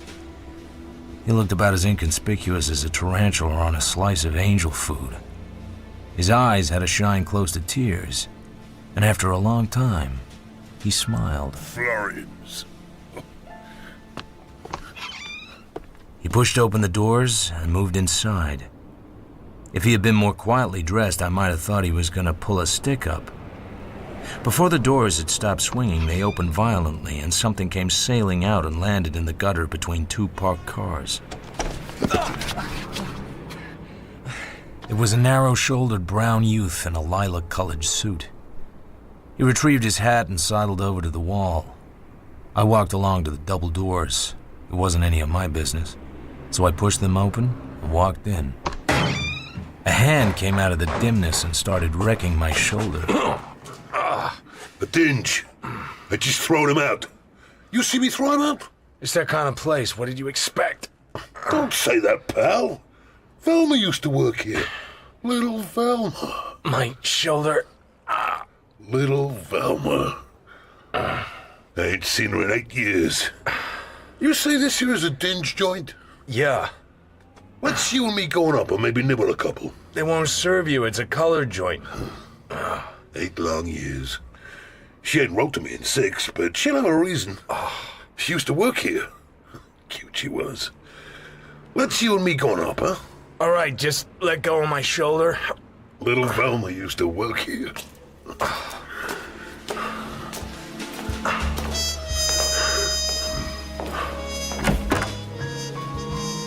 A large, thick-necked black man was leaning against the end of the bar. He had bouncer written all over. No white folks, brother. Just for the colored people. I'm sorry. Shinebox, where's Velma at? No Velma here, brother. No hooch, no girls, no nothing. Just a scram, white boy. Just a scram. Velma used to work here. But she don't work here no more. She done retired. Gotta take your mitts off my shirt. The bouncer had his reputation to consider. He considered it for a second and made a mistake. He swung a fist very hard and hit the big man on the side of the jaw. It was a good punch. The big man took it, shook himself lightly, took hold of the bouncer and heaved him clear across the room. His legs twitched, then he lay still. Yeah, let's you and me nibble one. Whiskey sour. Call yours. Whiskey sour. Yes, sir. You know where little Velma is? Not right lately, no, sir. This fellow wouldn't know anything about a white girl named Velma. Nobody here would. There was a little stage in a band. Huh? Velma did some wobbling. Redhead she was. Cute as lace pants. We was to be married when they hung the frame on me. What frame? Where'd you figure I'd been them 8 years I said about? Catching butterflies? In the caboose. Malloy's the name. They call me Moose on account of I'm large. The Great Bend bank job. 40 grand. Solo job. Ain't that something? You gonna spend it now? He gave me a sharp look. The bouncer was on his feet again. He had his hand on the knob of a dark door over behind the crab table. He got the door open and fell through. You? Where's that go? That's the boss's office back there, Mr. Montgomery. He might know. He crossed the room light-footed, not a care in the world. He went through and shut the door behind him. The barman leaned down with his right arm behind the counter. I took hold of the arm. What you got down there, Bo? You got me a sawed off. This isn't the time to pull any artillery. Well, says you, I'll sit. What was that? Someone slammed the door. No, I don't think so. Nobody try any fancy pants? I got me a 45. Freeze your mitts on the bar. Well, so long, punks. Gotta catch a streetcar. You didn't pay for the drinks. Maybe you got something there. I wouldn't squeeze it too hard. Through the door behind the crab table was a corridor. The bouncer was on the floor out cold with a knife in his hand. Down the corridor was a door marked office. Behind the small, scarred desk, a man was sitting. Jesus. His head was folded back over the high back of his chair. Just folded, like a handkerchief or a hinge. A drawer of the desk was open. The gun would have come from there. To go for his gun had probably seemed like a good idea at the time, but the position of Mr. Montgomery's head proved that the idea had been wrong. Another shine killing. That's what I read after 18 years in this police department. Fella Marlowe, private investigator. One of those guys, huh? What was you doing all that time? All what time? All the time Moose Malloy was twisting the neck of the smoke. He hadn't promised me he wasn't gonna break anybody's neck. Go ahead, ride me. Everybody else does. Poor old Nolte. Always good for a laugh, Nolte is. It happened in another room. I didn't know he had killed anybody until after he left. You'll get him. I'll get him about the time I get my third set of teeth. How many guys is put on it? One. Poor old Nolte. Try looking for the girl, Velma. That's a good idea you got there. You might pick something up. Me? What do I get out of it? It ain't doing you any harm to have a pal in the department. I wouldn't forget it, pal. Okay. If I think of anything, it's yours. It was 2 hours since Moose Malloy had left Florian's. I ate lunch at a drugstore and bought a pint of bourbon. Nothing made it my business except curiosity. The hunch I had was as vague as the heat waves that danced above the sidewalk. I checked the phone book. There was only one Florian. Jessie, widow, at 1644 West 54th Place. You're the Mrs. Florian whose husband once ran a place of entertainment on Central Avenue? Who did you say you was? I'm a detective. I'd like a little information. The radio was a large, brand-new cabinet. Everything else was junk. I leaned back on the sofa against something hard, felt for it, and brought out an empty quart gin bottle. Mike's been gone these 5 years. Hope to Christ there's cheap enough blondes where he is. He never got enough of them here. I was thinking more about a redhead.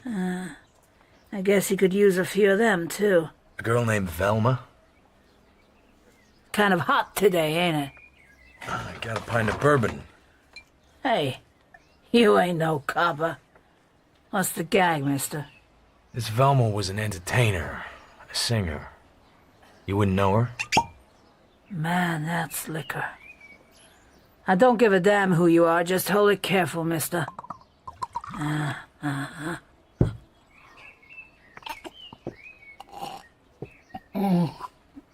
Oh, man. This stuff dies painless with me. What was we talking about? A red-haired girl named Velma. Yeah.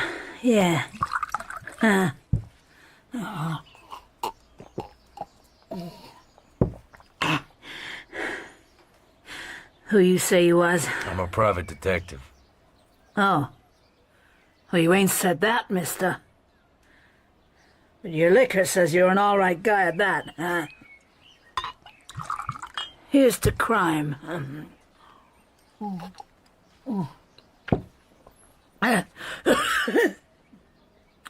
Cute little redhead. Yeah, I remember her. Nice legs, and generous with them. She went off somewheres. Help yourself to the whiskey. I could run out for some more if we needed. Hold on to your chair, and don't step on no snakes. I got me an idea. I sneaked into the hall and put my head round the bedroom door. She was groping about in a trunk. She came up with a thick package. She slipped an envelope out of the package, leaned down and thrust it out of sight into the right-hand side of the trunk. I sneaked back the way I had come. She came in and threw me the package. Look 'em over. Photos, newspaper stills. They're all the bastard left me. Them and his old clothes.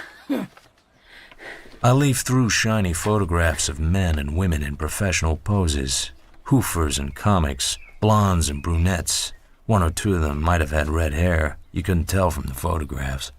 I wouldn't know any of these. Why am I looking at them? Ain't you looking for Velma? Pour me a drink before you kill the bottle. Hey, what are you doing? I walked swiftly through into the bedroom, plunged a hand into the right side of the trunk, felt an envelope and brought it up. What do you think you're doing? You're not dealing with a lug like Moose Malloy. Moose? The Moose, what about him? He's out of jail. He killed a black man over on Central this morning because he wouldn't say where Velma was. Yeah, Philly. I opened the envelope and drew out a still. She was nicer than the others. The face was pretty. Below the waist, the photo was mostly legs, and nice legs at that. It was signed across the lower right-hand corner. Always yours, Velma Valento. Why hide it? Where is she? She's dead. She was a good kid, but she's dead. Beat it, copper. That still doesn't say why you hid it. Get out, you son of a bitch. I'm a poor, sick old woman. You just get out. I picked up my hat and went out. In the next house, a window curtain was drawn aside and a narrow, intent face was close to the glass, peering. An old woman's face. I waved a hand at her. The curtain fell. I went back to my office and phoned Nolte and told him about Jesse Florian. Then I stared at the wall. Marlowe? You are Philip Marlowe, a private detective? Check. My name is Lindsay Marriott. I should like you to come to my house at 7 o'clock this evening. Where's that? 4212 Cabrillo Street. I'll be there.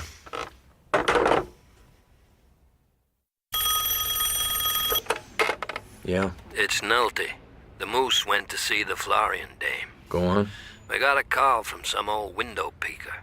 He goes in fast and is in about 5 minutes only. Just before he gets back in his car, he takes a big gat out and spins the chamber. That's why she calls up. She don't hear no shots, though, inside the house. That must have been a big disappointment. Yeah, nifty. Remind me to laugh of my day off.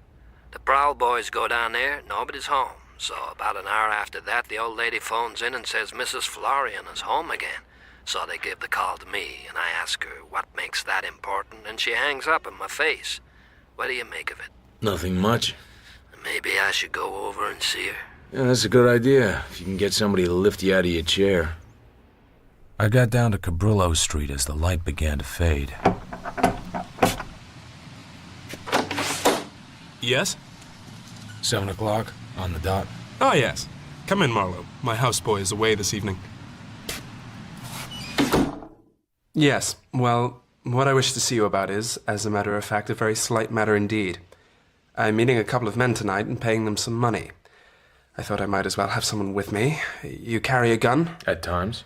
Well, I shan't want you to carry that. This is purely a business transaction. I hardly ever shoot at anybody. Blackmail? Certainly not. I expect a call giving me particulars. I have to be ready to leave at once. It won't be very far away from here. That's the understanding. You left your bodyguard problem until pretty late. I had some difficulty making my mind up. I should be carrying a large amount of money, and it is not my money. I'm acting for a friend. How much money? And what for? I can't go in at that. You just want me to go along and hold your hat. I don't like your manner. I've had complaints, but nothing seems to do any good. You want a bodyguard, but he can't wear a gun. You want to help her, but he isn't supposed to know what he's supposed to do. What are you offering for all this? $100. There's no risk. Some jewels were taken from a friend of mine in a holdup. I'm buying them back. Have you ever heard of Fate Suede Jade? No. It's the only really valuable kind. My friend owns a necklace worth about $80,000. It was taken in a holdup a few nights ago. I was present. They said to wait for a phone call and we could pay a ransom. We've been negotiating by telephone for several days. It is to be some time tonight. There's nothing to prevent them double-crossing you. I suppose that's really why I wanted someone with me. Why'd you pick me? I have to confess, I merely picked your name at random out of the phone book. Okay. But I drive the car and carry the money. You can hide in the back. The call came at 8 minutes past 10. Purissima Canyon, off the Foothill Boulevard. I made Marriott sit in the back of the car. Those lights off to the right of the Belvedere Beach Club. The canyon is the next on the left. Keep your head down. We found a dirt road that narrowed and dropped slowly downhill between walls of brush. The acrid smell of sage filled the night. The lights of the Belvedere Beach Club hung in the air to the right. Then a white-painted barrier loomed across the track. I don't think you can get past it. Sit tight. I'm gonna go down there and have a look. Okay. Keep your head down.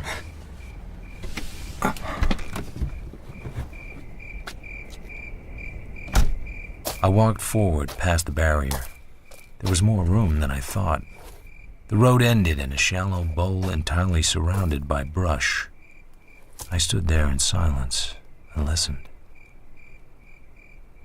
Minutes passed. I seemed to have that hollow pretty much to myself. I turned to go back up the hill. Still nothing. The black car stood dimly shining against a grayness which was neither darkness nor light. I went over to it. Looks like a tryout. Just to see if you obey orders. Marriott? Whoever it was had a nice easy shot at the back of my head. Marriott?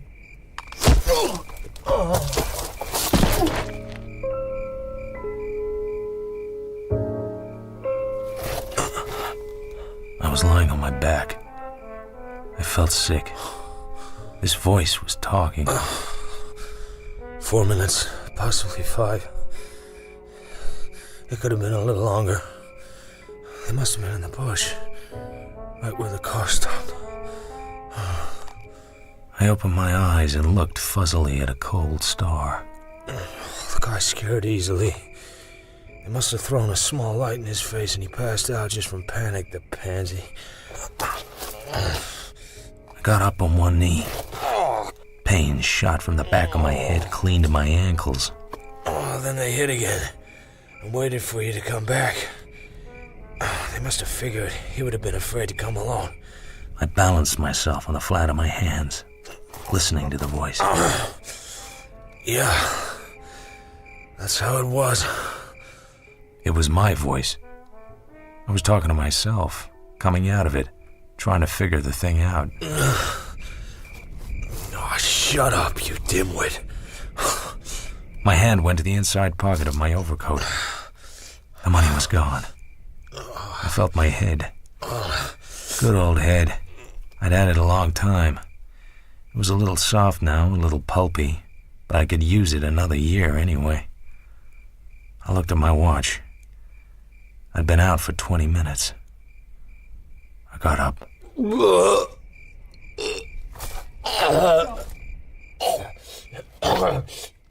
Car was gone. I followed tire tracks down into the hollow. It was there, silent, lightless, all the doors shut. A sound froze me. A small coupe slid down the track. It stopped for a moment by the barrier, then came on down into the hollow. Its lights raked the car. I got my head down in a hurry. All right, you. Come out of there with your hands up and very damned empty. You're covered. I'm holding a 10-shot automatic. Put it up or I'll blow it out of your hand. Oh, a hard-boiled gentleman. I'll count 3. I can see your feet under there, you know. Ankle bones take years and years to get well. Okay. I talk too much when I'm scared, too.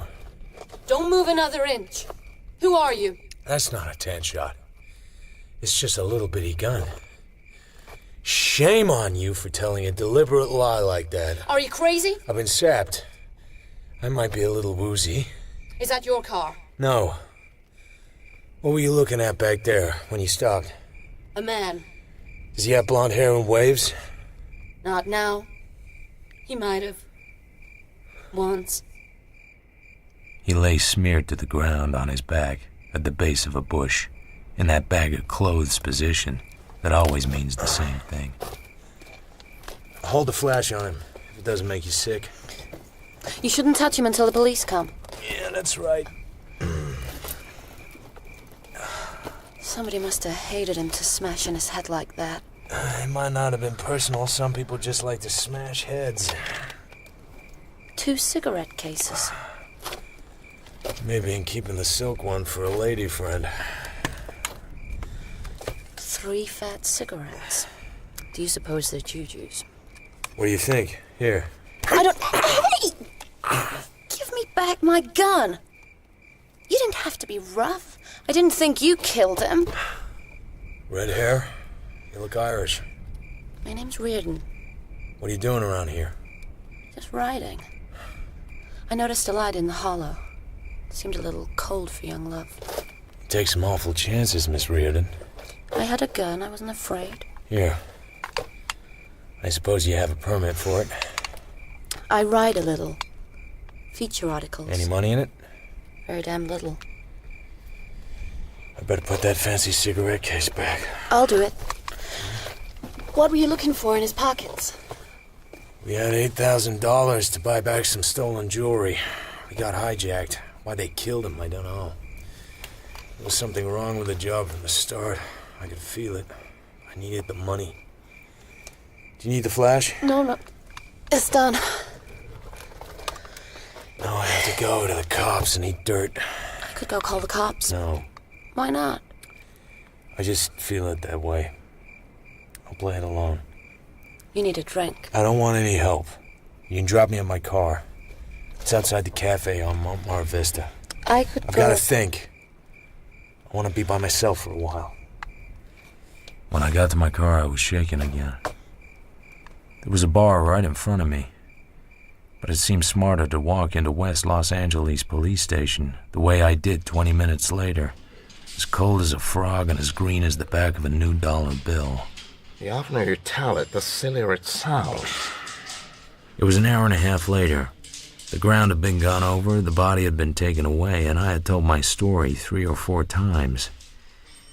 Detective Randall from Central Homicide was a thin, quiet man in his 50s, with smooth, creamy gray hair, cold eyes, and a dark red tie with spots on it. The spots kept dancing in front of my eyes. This man, Marriott, had been negotiating for days about this payoff, and then just a few hours before the meeting, he calls up a perfect stranger and hires him to go with him as a bodyguard. Yeah. Where did he hear of you? First he said a mutual friend, then that he just picked my name out of the book. He had your card, your business card. It was in his wallet. Oh. He let you carry the money, $8,000. I don't have it. Sorry. You wouldn't be here if you did. Or would you? I'd do a lot for $8,000. But if I wanted to kill a man with a sap, I'd only hit him twice at the most on the back of the head. Yeah, but it might be meant to look like an amateur job. Go back a bit. Somebody had stuck up Marriott and a lady and taken this jade necklace and had later offered to sell it back for what seemed like a pretty small amount. Marriott was to handle the payoff. He decided it was all right to have you along. Both of you figured that you were dealing with an organized gang and that they would play ball. Marriott was scared. He wants company, so he hires you, a complete stranger. Then at the last minute, you decide to carry the money and do the talking while he hides in the car. He didn't like the idea at first. But he gave in. Yeah. So, finally, he gets the call and off you go. When you get there, there seems to be nobody about. You're supposed to drive down into the hollow, but there doesn't seem to be room enough for the big car. So you get out and walk down, wait a few minutes, come back to the car, and then somebody socks you on the back of the head. Suppose Marriott wanted that money and wanted to make you the fall guy. Oh, so Marriott socked me, took the money, then he got sorry and beat his own brains out after first burying the money under a bush. He had an accomplice, of course. Only the accomplice double-crossed Marriott by killing him. Why not assume he was telling the truth? And that he perhaps recognized one of the stick-up men? You heard no struggle, no cry. He could have been too scared to cry out when they jumped him. Somebody sticks a gun in his face and makes him get out quietly. But something he says, or some way he looks, makes them think he's recognized somebody. If this was an organized gang, they wouldn't kill without a lot of provocation. Another thing, how did you get here? I drove my car. Where was your car? Down at Montmar Vista. I walked back to the highway and flagged the car. I didn't get the license number. Sure. Can I go home now? I don't feel any too well. You can go. Oh, one small point. Did you notice what kind of cigarettes Marriott smoked? Yeah, brown ones, South American, in a French enamel case. Ever see this cigarette case before? Lying around somewhere. You didn't search the body? Okay, I looked through his pockets. Just professional curiosity. I didn't disturb anything. Randall opened the silk cigarette case. It was empty. The 3 cigarettes had gone. I bit hard on my teeth and kept the tired look in my eyes. It was not easy. Did you see him smoke a cigarette out of this? No. There's a little dust in it. I'm going to have it examined. I have an idea it's marijuana. He needed something to cheer him up. That's all. And keep your nose clean.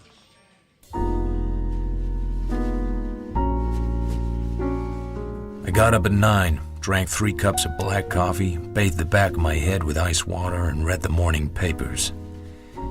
There was a paragraph about Moose Malloy, but Nulty didn't even get his name mentioned. There was nothing about the killing of Lindsay Marriott. I drove down to my office. I opened the door of the little reception, which I always kept unlocked in case I had a client and the client wanted to wait. I didn't know what your office hours were. Your secretary isn't here today. I don't have a secretary, Miss Reardon. I should think you'd want somebody to answer the phone. And once in a while to send your curtains to the cleaners. I'll send them out. Come St. Swithin's Day. Come through. Have a chair. How's your head? Poorly. I don't think you're very pleased to see me. I tried to leave you out of it. I've been warned to leave it alone. Would you like to know who the jade necklace belonged to? Why? Because I know. Uh-huh. What do you do when you get real talkative? Wiggle your toes? You came here to tell me. Go ahead and tell me. My father was a cop. He was police chief of Bay City for 7 years, Cliff Reardon. I seem to remember. What happened to him? He was fired. It broke his heart. A mob of gamblers headed by a man named Laird Brunette elected themselves a mayor, and they put Dad in charge of records and identification. So he quit. And then he died. I'm sorry. It makes it easy for me to get along with policemen. So this morning I found out that Randall was in charge of your case, and I went to see him. You what? Randall was a little sore at you. He told me about the necklace. So who does it belong to? And how did you find out? I went to the best jeweler in town, Block's. I said I was doing a feature on rare jade. He told me. It belongs to Mrs. Lewin Lockridge Grail. Her husband is an investment banker or something enormously rich. He used to own a radio station in Beverly Hills, and Mrs. Grail used to work there. He married her 5 years ago. He's elderly, liverish, stays home and takes calomel, while Mrs. Grail goes places and has a good time. I got a photo. Blocks didn't give you the photo. Oh, no, I got that from Giddy Gertie Arbogast. He's a society editor of the Chronicle. Here, look. She was a blonde to make a bishop kick a hole in a stained glass window. Whatever you needed, wherever you happened to be, she had it. Take it away. I'll start jumping. I called her up. She'll see you on business. It may start out that way. I asked her if she'd like her necklace back. I said you could help her. Will you go to see her or won't you? Randall can't stop me. Good. Huh. I'm talking to her again at 2. I'll call you after. Aren't you forgetting something? Oh, I guess you mean these. I knew they were jujus. I shouldn't have taken them. I thought it was kind of mean for the poor man to be found dead with marijuana cigarettes in his pocket. I shouldn't have done it. Why didn't you throw them away? You don't just throw away evidence. Oh, sure. I'm horribly sorry. I shouldn't have done it.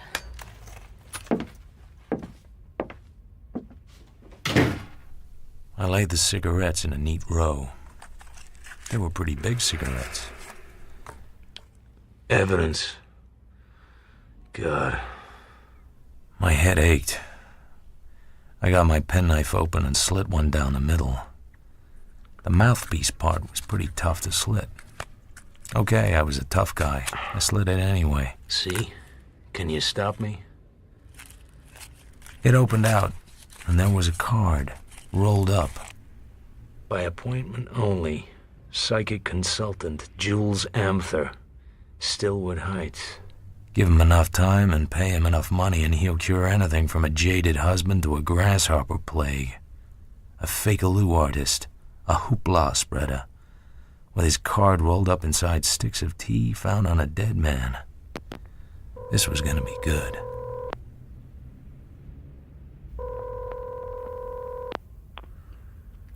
Hello? May I talk to Mr. Jules Amther? He is very busy. When you wish to see him? Right away. Next week, perhaps. I will look at the book. Never mind the book. My name is Philip Marlowe. My number is Glenview 7537. Got that? Yes, Mr. Marlowe. I want to see Mr. Amther about a man named Marriott. It's very urgent. You call me back, no? Mr. Marriott? He is sick? Well, he's not up and around.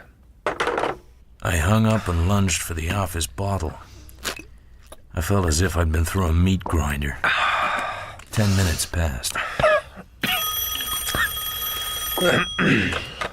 Amther, he will see you at 6 o'clock.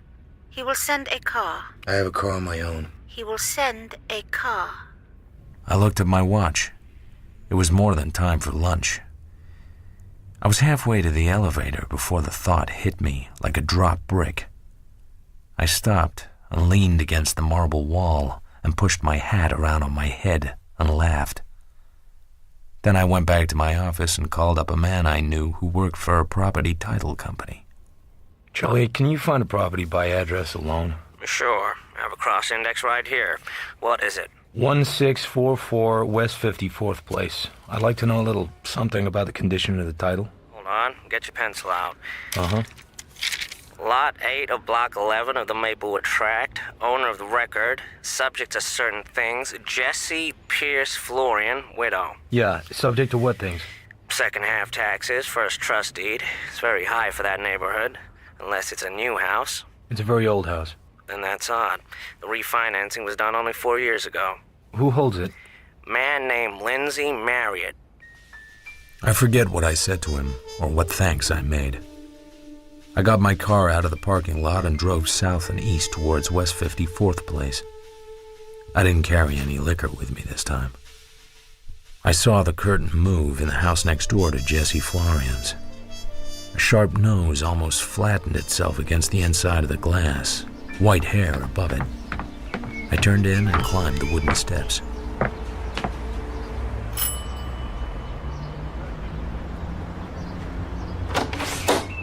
Yes? Are you the lady who called the police about Mrs. Florian? I ain't saying that I am, young man. And I ain't saying that I ain't. Who are you? I'm a detective. For land's sake. Well, why didn't you say so? Well, what's she done now? I ain't missed a minute. What do you know about Mrs. Florian? She ain't neighborly. She plays their radio loud late nights. My opinion is that she drinks liquor. She have many visitors? She don't have no visitors at all. The big man you saw. This man's a murderer. Oh, land's sake. Folks ain't safe a minute in this town. When I come here 22 years ago, we didn't lock our doors hardly. She gets a registered letter first of every month. I see the mailman go up to the door and get her to sign. First day of every month. Dresses up then and goes out. He don't come home till all hours. You're one of the 1,000, ma'am. Tomorrow's the 1st. 1st of April. Be sure to notice whether she gets her registered letter, will you, ma'am? April Fool's Day. Maybe she won't get it.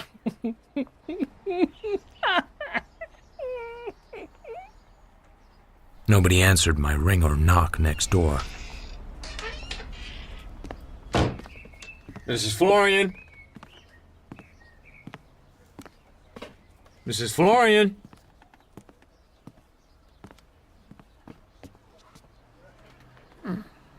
Mrs. Florian? Good afternoon, Mrs. Florian. Are you sick? You get him? The moose? Sure. Not yet. You ought to keep your house locked up. You might come back. Huh. You think I'm scared of the moose? You acted like it yesterday. You got any liquor? No. So what are you scared of? Oh, beat it. You coppers will never catch that boy. He's good, and he's got dough, and he's got friends. Wanted his Velma pretty bad. She's dead, you said. Where did she die? Ballard, Texas. Got a cold, and it went to the chest. You were there? Hell no. Who told you? I forget the name. Maybe a good stiff drink would help some. I looked up the title on your house. I don't know just why. There's a rather large trust deed on it. Held by a man named Lindsay Marriott. I used to work for him. I used to be a servant in his family. He kind of takes care of me a little. I went to see him last night. He offered me a job. You're a clever son of a bitch. Might be nothing at all. Well, goodbye, Mrs. Florian. By the way, I don't think you'll be getting a registered letter tomorrow morning. Yeah? She sat up in bed. Something glittered in her right hand. A small revolver. A banker's special. It was old and worn, but it looked businesslike. Tell it. Tell it fast. You and I could work together. Huh? The gun and her jaw dropped at the same time. I was inches from the door. I slid through it. Think it over. I went fast out of the house. My back felt queer as I went down the walk. The muscles crawled. I drove back to Hollywood. The phone was ringing as I stepped into the office. Yes? Am I addressing Mr. Philip Marlowe? Yes? This is Mrs. Grail's residence, Mrs. Lewin Lockridge Grail. Mrs. Grail would like to see you here as soon as convenient. Where? Astor Drive in Bay City. May I say you will arrive within the hour? Are you Mr. Grail? Certainly not, sir. I'm the butler. That's me you hear, ringing the doorbell. The house itself was not so much. It was smaller than Buckingham Palace and probably had fewer windows than the Chrysler Building. Mr. Marlowe, if you will come this way, please. We went down a hall. The butler reached a door, opened it, stood aside, and I went in. There were 3 people sitting in a sudden silence watching me. One of them was Anne Reardon. One was a tall, thin, sad-faced man with a stony chin and deep eyes, and no color to him but an unhealthy yellow. The third was the blonde. So nice of you to come. This is my husband. How do you do? Mix Mr. Marlowe a drink, honey. Thanks. Do you think you can do anything for us? The loss of the necklace is rather small compared with having any more fuss with gangsters and awful people. I don't know. What is there to go on? Honey, Yes? do you have to bother with this? Oh, no. Very glad to have met you, Mr. Marlowe. Sir. I'll go and lie down for a while. Miss Reardon is in your complete confidence, of course. Nobody's in my complete confidence, Mrs. Grail. You're a very good-looking man to be in your sort of racket. It's a smelly business. I didn't quite mean that. To hell with this polite drinking. Push that table over here, will you, so I can reach the bottle? Thank you. You want to freshen that up, Miss Reardon? No, thank you very much. How does one get to be a private detective? I worked for the DA for a while. I got fired. Have you had any more phone calls from the awful people? Well, perhaps I should go. Thanks very much for talking to me, Mrs. Grail. I won't use anything. You have my word for it. Heavens, you're not leaving. Afraid I'll have to. Goodbye, Mrs. Grail. Drop in again soon. Anytime. Thank you.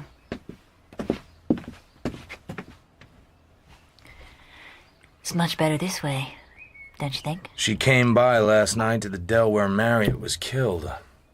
She happened to see a light and came down there. It's horrible to think of. Poor Lynn, he was rather a heel. But to die like that is awful. You're not drinking. I'm doing what I call drinking. Did Lynn tell you how my holdup happened? He didn't say exactly. There was something rather funny about that holdup. I hardly ever wore the jade, yet they snapped at it. Who knew you'd be wearing it that night? My maid. Then there's Newton, the butler. He might have seen it. But it hangs down rather low, and I was wearing a white fox fur wrap. I bet you looked a dream. You're not getting a little tight, are you? I've been known to be sober. Let's get the record straight, and then I'll tell you something. Describe the evening. What's the time? I ought to be... Let him wait. There's such a thing as being just a little too frank. Not in my business. Describe the evening, or have me thrown out on my ear, one or the other. Make your lovely mind up. You better sit over here beside me. I've been thinking that ever since you crossed your legs. Weren't you a pretty fast worker? Do you do much of this sort of thing? Practically none. I'm a Tibetan monk in my spare time. How much are you gonna pay me? I thought you were gonna get my necklace back. You'd get the reward. I have to work my own way. And investigate a murder. That's a police affair, isn't it? Poor guy paid me $100 to take care of him. Makes me feel guilty. Have another drink.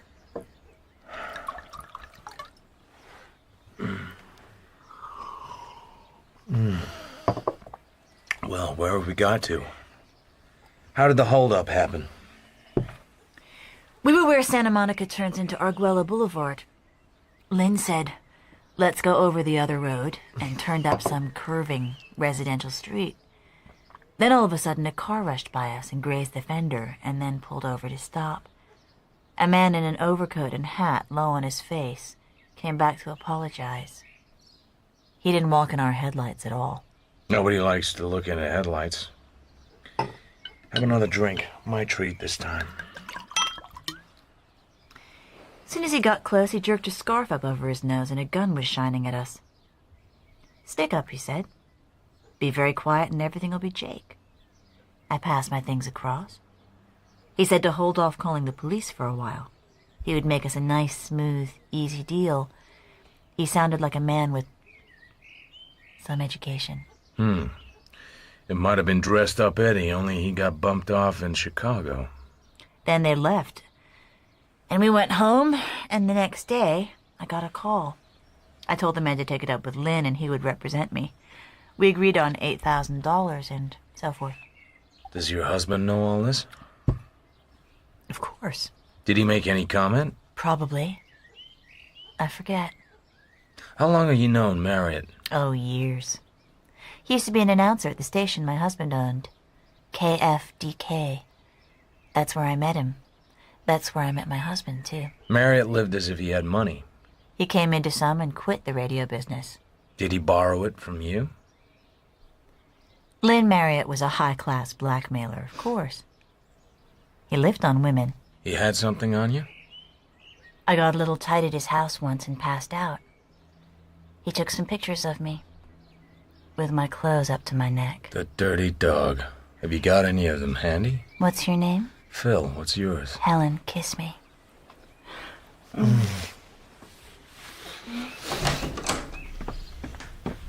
I beg your pardon, I'm sure.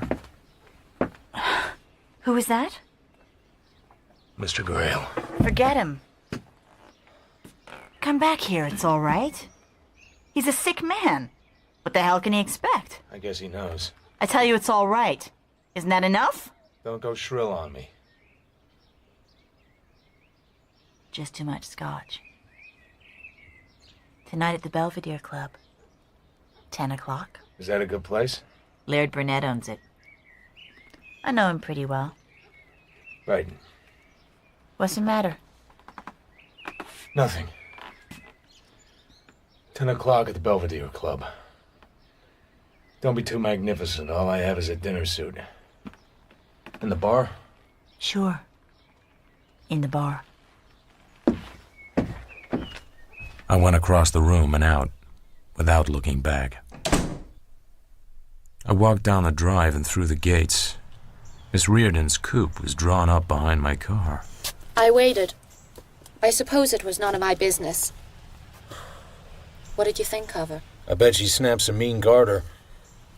Do you always have to say things like that? Sometimes I hate men, gigolos. And especially heels who are private detectives. Who told you he was a gigolo? Who? Don't be obtuse. Marriott. It was a cinch guess. You'd like me to mind my own business, is that it? And not have any ideas you don't have first. I thought I was helping a little. I don't need any help. There's nothing I can do for Mrs. Grail. This was a high-class mob. One of them could tell fade swayed Jade when he saw it. If he wasn't tipped off. There's that too. Either way, there's nothing in it for me. Not even about psychics? Psychics. My God. And I thought you were a detective. There's a hush on part of this.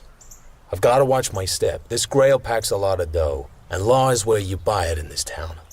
Look at the funny way the cops are acting. No build-up, no newspaper handout, no chance for the innocent stranger to step in with a trifling clue that turns out to be all important. Nothing but silence and warnings to me to lay off. I don't like it at all. You got most of the lipstick off. I mentioned psychics. Well, goodbye. It was pleasant to know you, in a way.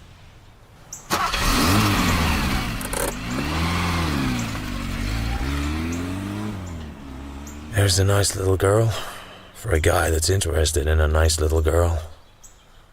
But I'm not. 10 o'clock, the Belvedere Club. Phooey.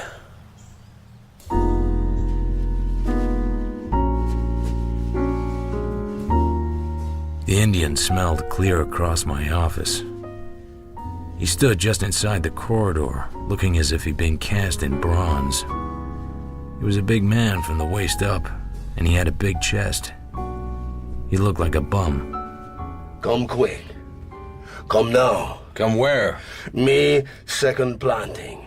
Me, Hollywood Indian. Have a chair, Mr. Planting. What can I do for you? You say, come quick. Great White Father say me bring you in fiery chariot. Yeah, cut the pig Latin. I'm no schoolmarm at the snake dances. Nuts. Dr. Amtor wants you come quick. Come in fiery Nuts! Also, it'll cost him $100 as a retainer. Huh? $100. Iron Men. Me no money, me no come. Big shot. Here. $100. You always have a C note in your hat? He sent you with $100? Psychic is right. A guy that smart I'm afraid of. Not God all day. At the top of Stillwood Heights, lonely as a lighthouse, stood an eyrie, an eagle's nest, an angular building of stucco and glass brick, raw and modernistic, and yet not ugly, and altogether a swell place for a psychic to hang out his shingle. Nobody will be able to hear my screams. Ah, Mr. Marlowe. So very good of you to come. Dr. Amthor, he will be so very pleased. I will conduct you. She pressed a button and a door slid open. I went through. The door slid shut behind me. There was nobody in the room. It was octagonal, draped in black. In the middle of a coal-black rug stood an octagonal white table, and in the middle of it, a milk-white globe. On either side of the table was a white octagonal stool. There was one more stool against the wall. There were no windows. There was nothing else in the room. Nothing at all. Please, be seated. Opposite me. Try to relax. Now, how may I serve you? I sat down and looked him over. His eyes were deep, far too deep, without expression, without soul.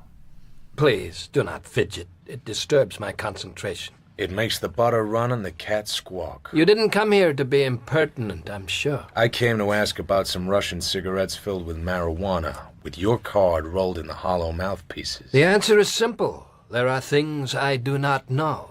This is one of them. Then why send a tough Indian in a car? By the way, doesn't the Indian have to stink? If he's working for you, couldn't you sort of get him to take a bath? He is a natural medium. They are rare, like diamonds. And like diamonds, sometimes found in dirty places. You are a private detective? Yep.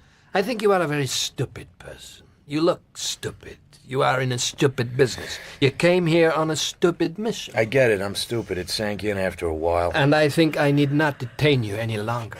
You're not detaining me. I'm detaining you. I want to know why those cards were in those cigarettes. My cards are available to anybody. They were found on a man named Lindsay Marriott. Ever heard of him? I tried to treat him for camera shyness. He was trying to get into pictures. It was a waste of time. Why'd you send me $100? My dear Mr. Marlowe, I am in a very sensitive profession. You mean you get a lot of blackmailers? I am in danger at all times from people like you. I merely wish to estimate the danger before dealing with it. But pretty trivial in my case, huh? It hardly exists. He made a peculiar motion with his left hand, which made my eyes jump at it. Then he put his hand down slowly. I turned my head. The Indian was sitting on the white stool against the black velvet wall. He had some kind of white smock on over his other clothes. He was sitting with his eyes closed, as if he had been asleep for an hour. His dark, strong face was full of shadows. I bet that makes the dowagers shed their false teeth. What does he do for real money? Sit on your knee and sing French songs? Get to the point, please. Last night, Marriott hired me to go with him to pay some money to some crooks. I got knocked on the head. When I came out of it, Marriott had been murdered. The cigarettes were found on him. Not by the police, or they would have been here. Correct. Not so trivial now, huh? The $100 was hardly enough. You have these cigarettes with you? As you said, anybody could get your cards. I'm just wondering why they were where they were. Any ideas? By the way, did you ever meet a Mrs. Grayle? A wealthy lady lives in Bay City? Yes, I treated her sentence of speech. She had a slight impediment. You did a sweet job on her. She talks as good as I do now. What I like about this job is everybody knows everybody. Mrs. Grayle knew Marriott, too. How did you find that out? You are wondering why I do not have you thrown out. Second planting could break your neck like a celery stalk. I am wondering myself. What is your theory? I think Marriott was a blackmailer of women and fingerman for a jewel mob. But who told him what women to cultivate? So that he could get intimate with them, make them load up with ice, and take them out. That is your picture of Marriott. And of me. I am slightly disgusted. You're in a racket. Dress it up how you please. But it's still a racket. His hands moved over the milky bowl, and the lights went out. I kicked my stool back, stood up, and jerked the gun out from the holster under my arm. But it was no good. The Indian hit me from behind and pinned my arms to my sides. I let go of the gun and took hold of his wrists. They were greasy and hard to hold. He threw me sideways. He had me in a barrel. His hands went to my neck. Sometimes I wake up in the night. I feel them there, and I smell the smell of them. I feel the breath fighting and losing, and the greasy fingers digging in. Let him breathe a little. Get him on his feet. Something that glinted hit me on the side of the jaw. Amateur. Get the cigarettes out of his pocket. Just where did you say the others were? In my desk at the office. You're probably lying, but I can find out. Let him go, he's tame. A dirty little man in a dirty little world. He smiled. I swung at his smile with everything I had. I'm so glad you hit me. It helps a great deal. I have visitors coming.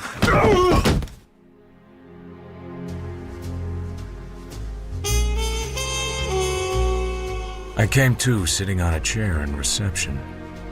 Amther was by the window. The blood had been washed off his face, but his nose wasn't the nose I had first met. A big cop stood in front of me, holding my wallet in his hand. You got fun, Pally. People, huh, Pally? From the big bad burg, huh? Little spot of blackmail, huh? Cops. What do you think, Pally? Not L.A. Say something, Pally. Something that would make us get fond of you. Give me back my gun. Oh, you want your gun, Pally? He wants his gun. And what would you want your gun for, Pally? I want to shoot an Indian. Oh, you want to shoot an Indian, Pally? Yeah, just one Indian, Pop. This guy is very tough. He wants to shoot an Indian. Listen, Hemingway, don't repeat everything I say. I think this guy is nuts. He just called me Hemingway. Do you think he's nuts? I think possibly he's a little unbalanced. I don't see no gun. I have it. I'll give it to you, officer. What for did you call me Hemingway, Pally? There are ladies present. Let's go, Pally. I think maybe a little air will help you to get straightened out. Okay, Hemingway. He's doing that again. Would that be some kind of dirty crack in his book? The cop took me down and put me in the front seat of his car. There was an elderly cop with a gray mustache sitting in the back seat. Hurry up. How come you don't have a car with you, Pally? Amther sent for me. Why would that be, Pally? It must have been he wanted to see me. Oh, this guy's good. He figures things out. Amther says you try to put a bite on him. Maybe you would like to tell us why? You mean while I still have part of my face? Huh? We ain't those kind of boys at all. You know Amther pretty well, don't you, Hemingway? Mr. Blaine kinda knows him, me. I just do what the orders is. Who the hell is Mr. Blaine? That's the gentleman in the back seat. And besides being in the back seat, who the hell is he? Why, Jesus, everybody knows Mr. Blaine. All right. Not a row between pals and no ladies present. We really don't give so much time to why you went up there. But this Hemingway stuff is what really has me down. Just a gag. Who the hell is this Hemingway person at all? A guy that keeps saying the same thing over and over until you begin to believe it must be good. For a private dick, you certainly have a wondering kind of mind. Are you still wearing your own teeth? Turn right to the next. Check. Here. Well, it's nice to have met you, Pally. But don't come back. Anyways, not on business. Out. I walk from here? Was that all right with you? Sure, it'll give me time to think a few things out. For instance, I'd say you were both Bay City cops. I'm wondering why you were out of your territory. He didn't answer. Neither of them spoke. I started to get out of the car. The man in the back seat made a sudden flashing movement that I sensed rather than saw. A pool of darkness opened at my feet. I dived into it. It had no bottom. The room was full of smoke. It hung straight up in the air in thin lines. I had never seen the room before. There were bars across the windows. I was dull. I felt as if I had slept for a year, but the smoke bothered me. Fire!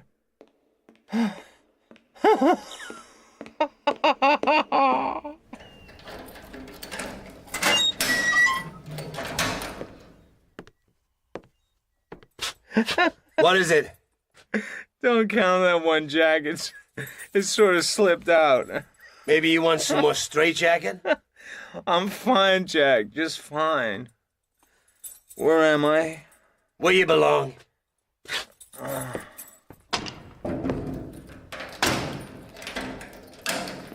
Seems like a nice place. The smoke still hung all across the room, like a curtain. A glass porcelain bowl hung from the ceiling. There was light in it.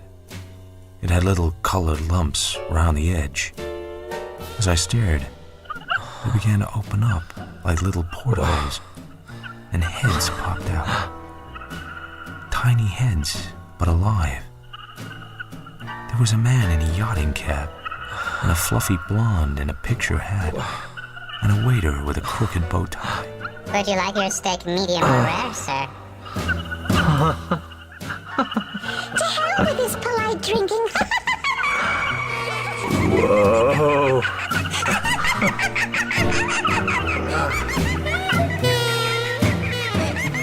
I closed my eyes tight and winked them hard, and when I opened them again, it was just a sham porcelain bowl. Soreness in my head and throat and my arm.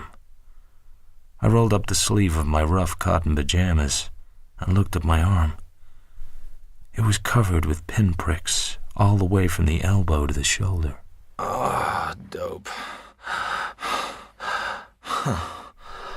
That accounted for the smoke and the little heads. Okay, Marlowe. You've been sat down twice, had your throat choked, and been beaten half silly on the jaw with a gun barrel. You've been shot full of hop until you're as crazy as two waltzing mice. Now let's see you do something really tough. Like putting your pants on.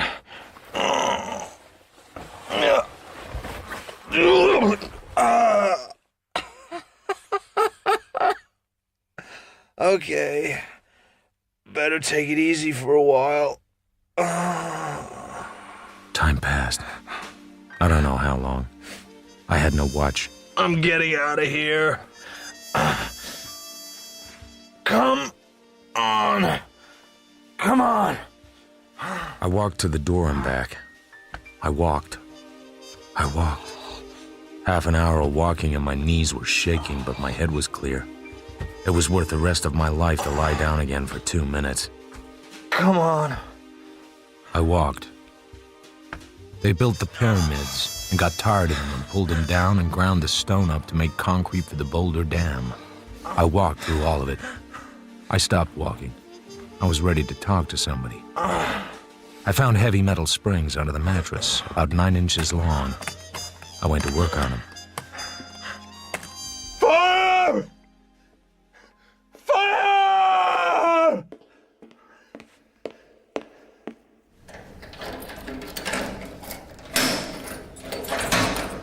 What is it now?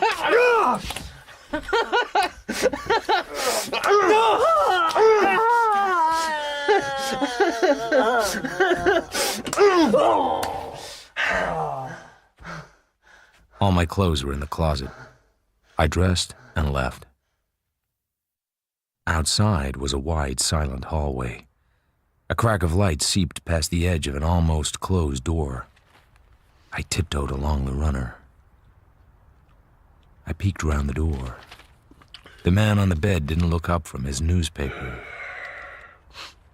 I had seen the face before, in a Negro dive called Florian's. Mr. Moose Malloy seemed to be in very good hands. I left him there and went on down the hall and down a flight of stairs. A voice murmured behind a closed door. That's agreed. Goodbye. It was time to leave, to go far away. So I pushed the door open and stepped in. That buzzle won't buy you anything tonight. I put your tough boy to sleep. With this. Hands on the desk. You've been a very sick man. Is this your gun? I had a nightmare. I dreamed I was tied to a cot and shot full of dope. What were you saying? I made no remark. Remarks want you to make them. Please, give me back that gun. What day is it? Sunday. Sunday evening. 48 hours. Who brought me here? You were properly committed by an officer of the law. Officers of the law can't do that. Shake it up and pour it. Who wants me in here and why? I'm in a wild mood tonight. I hear the banshees calling. I haven't shot a man in a week. Speak out, Dr. Fell. If you leave my hospital in this condition, you will get into serious trouble. You a doctor? I'm Dr. Sonnerberg. Who put me in your private funny house? Sergeant Galbraith of the Bay City Police. He and another officer found you wandering outside in a dazed condition. I thought you were an addict who had taken an overdose. If you leave, you will be arrested at once. So long. I leave you to dirtier hands than mine. The front doors were unlocked. The house was on a corner. It was a cool, moist night, no moon. I got a cab home, undressed and went to bed. I had nightmares and woke out of them sweating. But in the morning, I was a well man again. I've been looking for you for 2 days. Detective Randall, I've been sick. Not here. In a hospital. I ran into a little trouble down in Bay City. What were you doing down there? Some cops took me over the line. I went to see a guy in Stillwood Heights. A man named Jules Amthor? Ah. Miss Reardon told me about the cigarettes. A guy never gets to do anything in this country anymore. Always women. She likes you. She's a nice girl. Not my type. I like smooth, shiny girls, hard-boiled and loaded with sin. They take you to the cleaners. Where else have I ever been? I'm not getting much out of you. I'll give you a theory. This Marriott was a finger man for a jewel mob, the society finger, the boy who would cultivate the victims and set the stage. Get around. He probably did. That's why they bumped him off. You may be right. There was $23,000 in a safe deposit box and a trust deed to a property on West 54th Place. Uh-huh. Then I happened to read a report about a killing of a black guy on Central by a tough ex-con called Moose Malloy. And sink my pot if you weren't the identifying witness. Uh-huh. So I talked to Nolte, and he said you had an idea about some girl called Velma that Malloy was sweet on, and that you went to see the widow of the guy that used to own the dive on Central, and her address was 1644... West 54th Place. Let's go see her, shall we?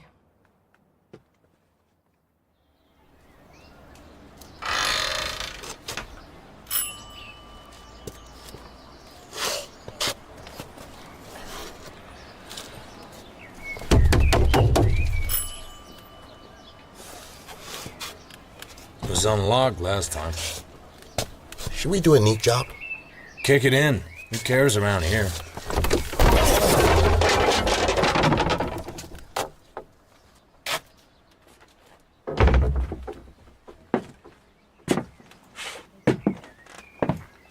That's a nice radio. Costs money. If it's paid for. Oh, here's something. Someone pulled the plug. Oh. Where'll she be? The bedroom.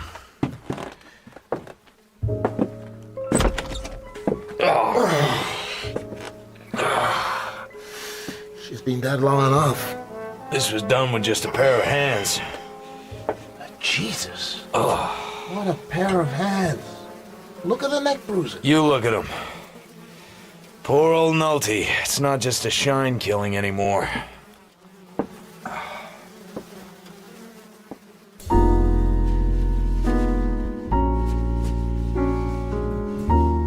A shiny black bug with a pink head and pink spots on it was crawling slowly along the polished top of Detective Randall's desk. I figure Moose Malloy. He probably didn't mean to kill her, though. He's just too strong. That won't help him any. You let me handle this. The bug reached the end of Randall's desk, marched straight off into the air, and fell on its back on the floor. What about Amthor? He's gone away. The Indians disappear as well. Will you sign a complaint against these people? I couldn't make it stick. I think Amthor had nothing to do with Marriott's death. The cigarettes were planned. What about Dr. Sondenberg? Men from the DA's office went down there. Whole shebang skipped. There's a wall safe they're working on. My guess is that Sonderberg will have a record for treating gunshot wounds or illegal use of dope. Anything else? What do you know about Laird Brunette? He's a gambler. He makes plenty. That doesn't bring us any nearer who killed Marriott. Let me handle the Marriott killing and find Moose Malloy. I got paid on the Marriott business, and Mrs. Grail has hired me. Go home, Marlowe. You look pretty peaked. I bent down and picked up the pink-headed bug in my handkerchief. Look, this little bug climbs all the way up to your office just to make a friend. I'll be your friend, little fella. Go home and lie down, Marlowe. And have a nice rest. I tucked the handkerchief into my pocket and rode the elevator down to the Spring Street entrance. I put the bug down carefully in a flower bed and wondered how long it would take him to climb back up to the Homicide Bureau again. Then I got in my car and went down to Bay City to look for my favorite cop. Hey, Hemingway. Jesus, you again. What do you want? I want you to tell me why you put me in that funny house. That's Blaine. I didn't mean for him to sap you. Oh, that's okay then. It was just an act. On account of we're friends with this psychic guy, Amthor, and we kinda keep people from bothering him. Them old cops get sap hungry once in a while. You drop like a sack of cement. Then we run you over to Dr. Sondenberg's clinic on account of he was a nice guy to take care of you. Does Amthor know you took me there? Hell no. It was our idea. You gonna get tough? Maybe. What's Dr. Sonderberg's real racket? You want to tell me that, Hemingway? Okay, listen, Pally. Around here, a cop can't stay honest if he wants to. You gotta play dirty or you don't eat. I got a wife and 2 kids, and I do what the big shots say. So you do know. If Sonderberg had a racket, a real racket, you wouldn't have come out, not walking. I don't think I was meant to come out walking. I think I was being milked in there to find out what I knew. But there are 3 ways Sonderberg could have known that there was anything for me to know that might hurt him. Amthor might have told him, or Moose Malloy, or you. Who the hell is Moose Malloy? He's on your teletype if you ever read it. Killed a man over on Central a few days ago. I saw him at Dr. Sonderberg's. It figures. Sonderberg was hiding hot boys at his clinic.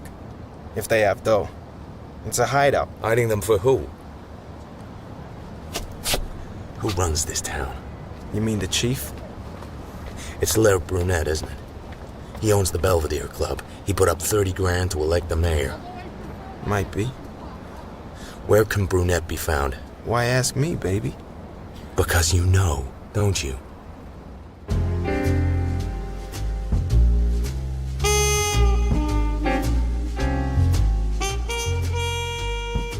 You take a lot of chances coming to speak to me, Mr. Marlowe. Mr. Brunette, what I want Excuse is... me, but that's rather unimportant, isn't it? Who are you? I'm a private detective. I want to talk to Moose Malloy. Oh, the Moose. I'm investigating a murder. The murder of a man named Marriott on the bluff near your Belvedere Club last Thursday night. This murder happens to be connected with another murder of a woman done by Moose Malloy. I'm not asking you yet what it has to do with me. You own a piece of Bay City. A doctor named Sonderberg was running a hideout there. I don't think he could do it without you. Malloy was staying with him. I can't do anything for you, Mr. Marlowe. Could you get a word to Malloy? What word? Here. I'll write it down. Here. It means nothing to me. It'll mean something to Malloy. I don't make you out. You risk your neck to talk to me, then you hand me a card to pass on to some thug I don't even know. Will you? The things I do. I run towns, I elect mayors, I corrupt police, I peddle dope, I hide out crooks, I heist old women strangled with pearls. What a lot of time I have. I can't promise you anything. Thanks. It was about 10 o'clock when I called Mrs. Grayle. I thought it would be too late to catch her, but it wasn't. We had a date at the Belvedere Club, remember? Did I strike you as the kind of girl that gets stood up? I ran into trouble. How about tonight? Should I really bother? Drop around here. I'll show you my etching. Just one etching? It's just a single apartment. I heard they had such things. I gave her the address. Then she hung up, leaving me with a curious feeling of having talked to somebody that didn't exist. I slipped the catch on the front door, took a shower, and lay down. I was a pink-headed bug crawling up the side of the city hall. I was asleep. I got your note. Moose. Huh. I hoped you'd drop by. No cop knows anything about this. I just wanted to see you. Door was open. Expecting someone? A dame? If she comes, I'll get rid of her. I'd rather talk to you. What for? You killed a woman, Jessie Florian. I dropped that one. The other one, over on Central, you could have squeezed out of, but not Jessie. You take some awful chances, brother. You didn't mean to kill her, did you? You wanted her to tell you something. You took hold of her neck and shook her. I know what you wanted her to tell you. What? You thought she might know where Velma was. Uh-huh. But she didn't. Velma was too smart for her. Who is it? Open up, silly. It's me. Just a second, Mrs. Grayle. Go in the dressing room. I'll get rid of her. Okay.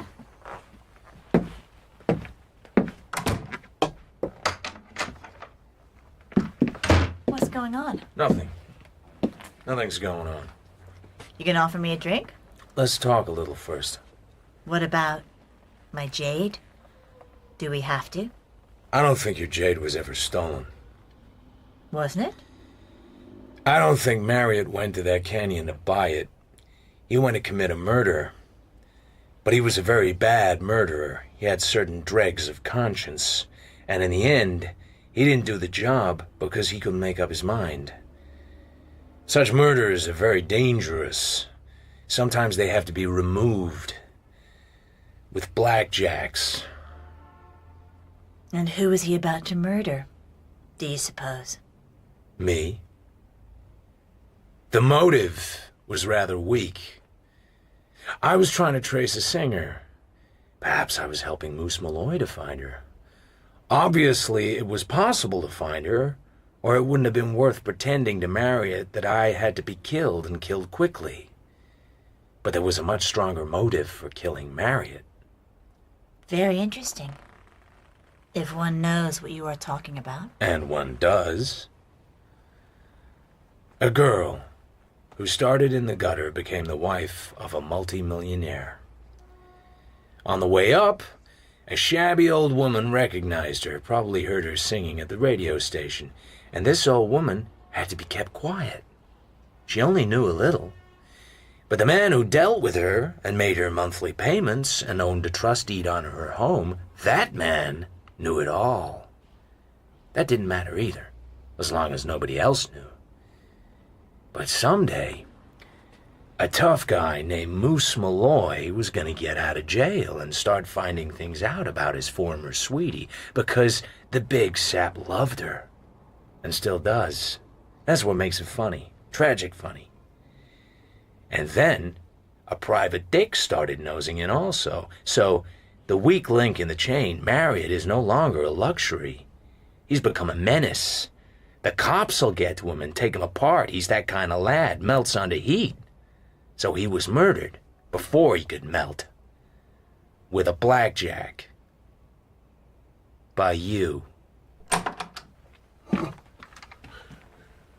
thought I knew the voice. I listened to that voice for 8 years. All I could remember of it. Hiya, babe. Long time no see. You look swell. I kind of liked your hair red, though. Get away from me, you son of a bitch. I never thought. It just came to me out of the blue. You turned me in. You, little Velma. She shot him 5 times in the stomach. Then she turned the gun and shot at me, but it was empty. She dived for Malloy's gun on the floor, but I knocked it away, picked it up and went away round the bed with it. Malloy was still standing, but he was swaying. She ran for the door, and I didn't try to stop her. I turned him over and put a pillow under his head. Then I phoned Randall.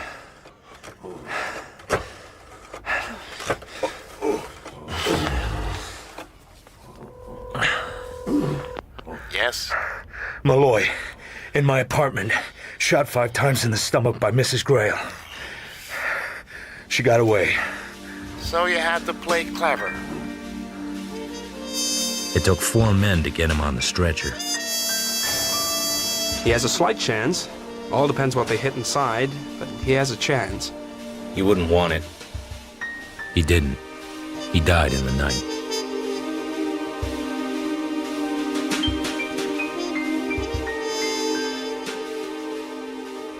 You ought to have given a dinner party. The women in their best jewels and the men in white ties, the suspects with their brittle smiles and restless hands, and you at the head of the table telling all about it in a phony English accent. How about a little drink, Miss Reardon, while you go on being clever? The liquor bills of your lady friends must be something fierce. Anyway, it's not that kind of story. It's not lithe and clever, it's dark and full of blood. So she got away. So far. She must have a little hideout where she can change her clothes and her appearance. How did you know? Those 2 photos, the society plate I got and the publicity still you got off Jessie Florian, they weren't of the same 2 women.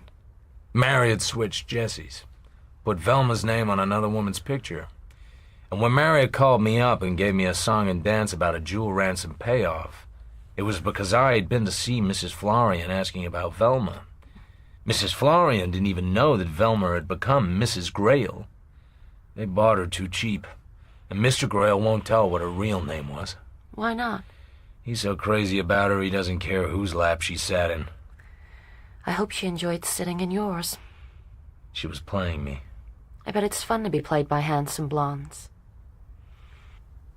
Do you think she meant to kill Malloy? I think she meant to kill anybody she had to kill. He was in love with her. It didn't matter to him she hadn't written to him in 6 years. He just bought some fine clothes and started to look for her the minute he got out. So she pumped 5 bullets into him by way of saying hello. What a world. I finished my drink.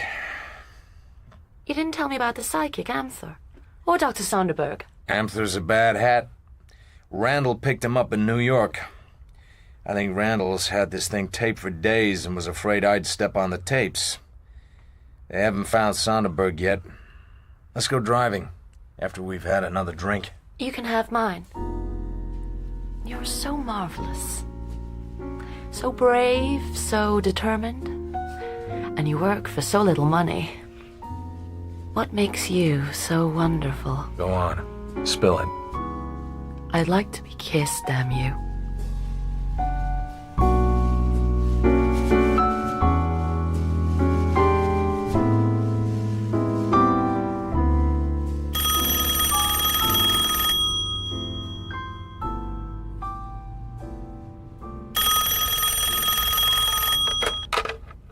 Yeah.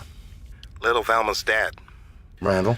Baltimore detective wandered into a nightclub and recognized her. He went backstage and told her he'd seen the wanted file.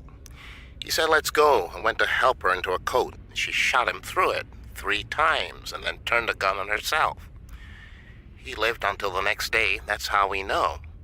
She shot herself clean through the heart. She was stupid. Why? We'd never have convicted her, not with her looks and money. Grail would have got her off. Maybe she was tired of dodging. Maybe she wanted to give Grail a break. She didn't have to shoot a cop to do that. Who would that trial have hurt most? An old man who loved not wisely but too well. That's just sentimental. Sure. Probably all a mistake anyway. Did my bug ever get back up there? What? My little pink bug. Marlowe, I don't know what you're talking about. So long.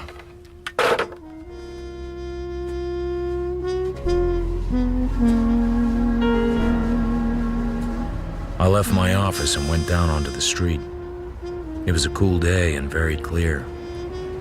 You could see a long way, but not as far as Velma had gone.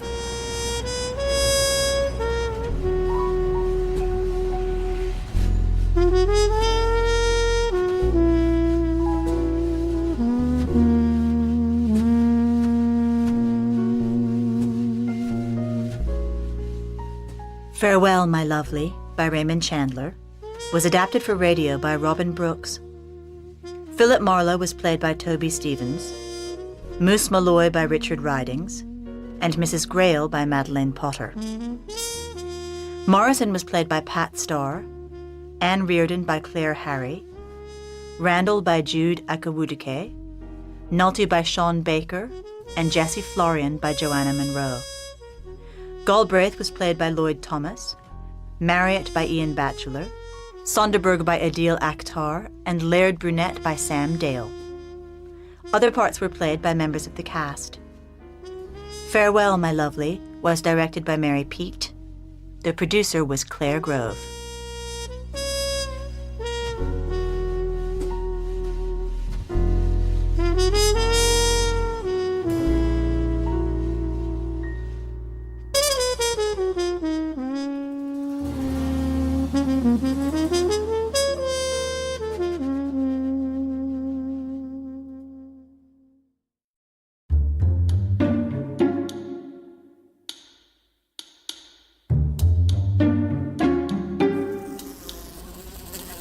I've been stalking this blue bottle fly for 5 minutes, waiting for him to sit down.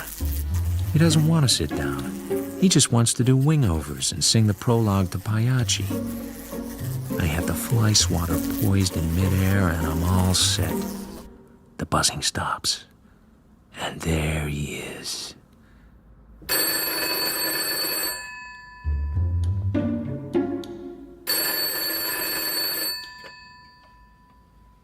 Hold the line a moment, please. I take a deep breath and swing. What's left of the fly sails halfway across the room and drops to the carpet. Hello? Thanks for waiting. Is this Mr. Marlowe, the detective? Yeah, it is.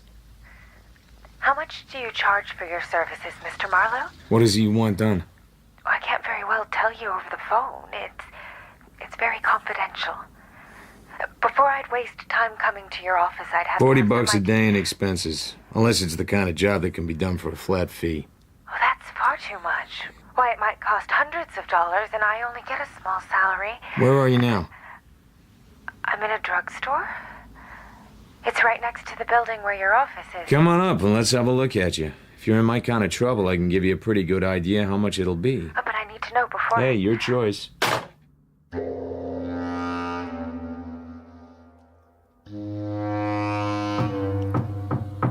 Come in. way to talk to people over the telephone. You ought to be ashamed of yourself. I'm just too proud to show it. She's a small, neat, rather prissy-looking girl with rimless glasses.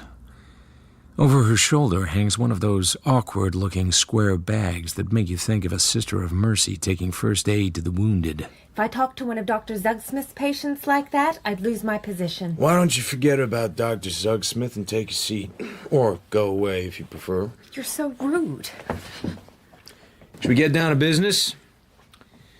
You don't look like the type that goes to see private detectives, and especially private detectives you don't know. I know that. And Orrin would be absolutely livid. Mother would be furious, too. I just picked your name out of the phone book. What's your name? Orpha Quest. I live with my mother in Manhattan. Manhattan, Kansas. You know, not Manhattan, New York.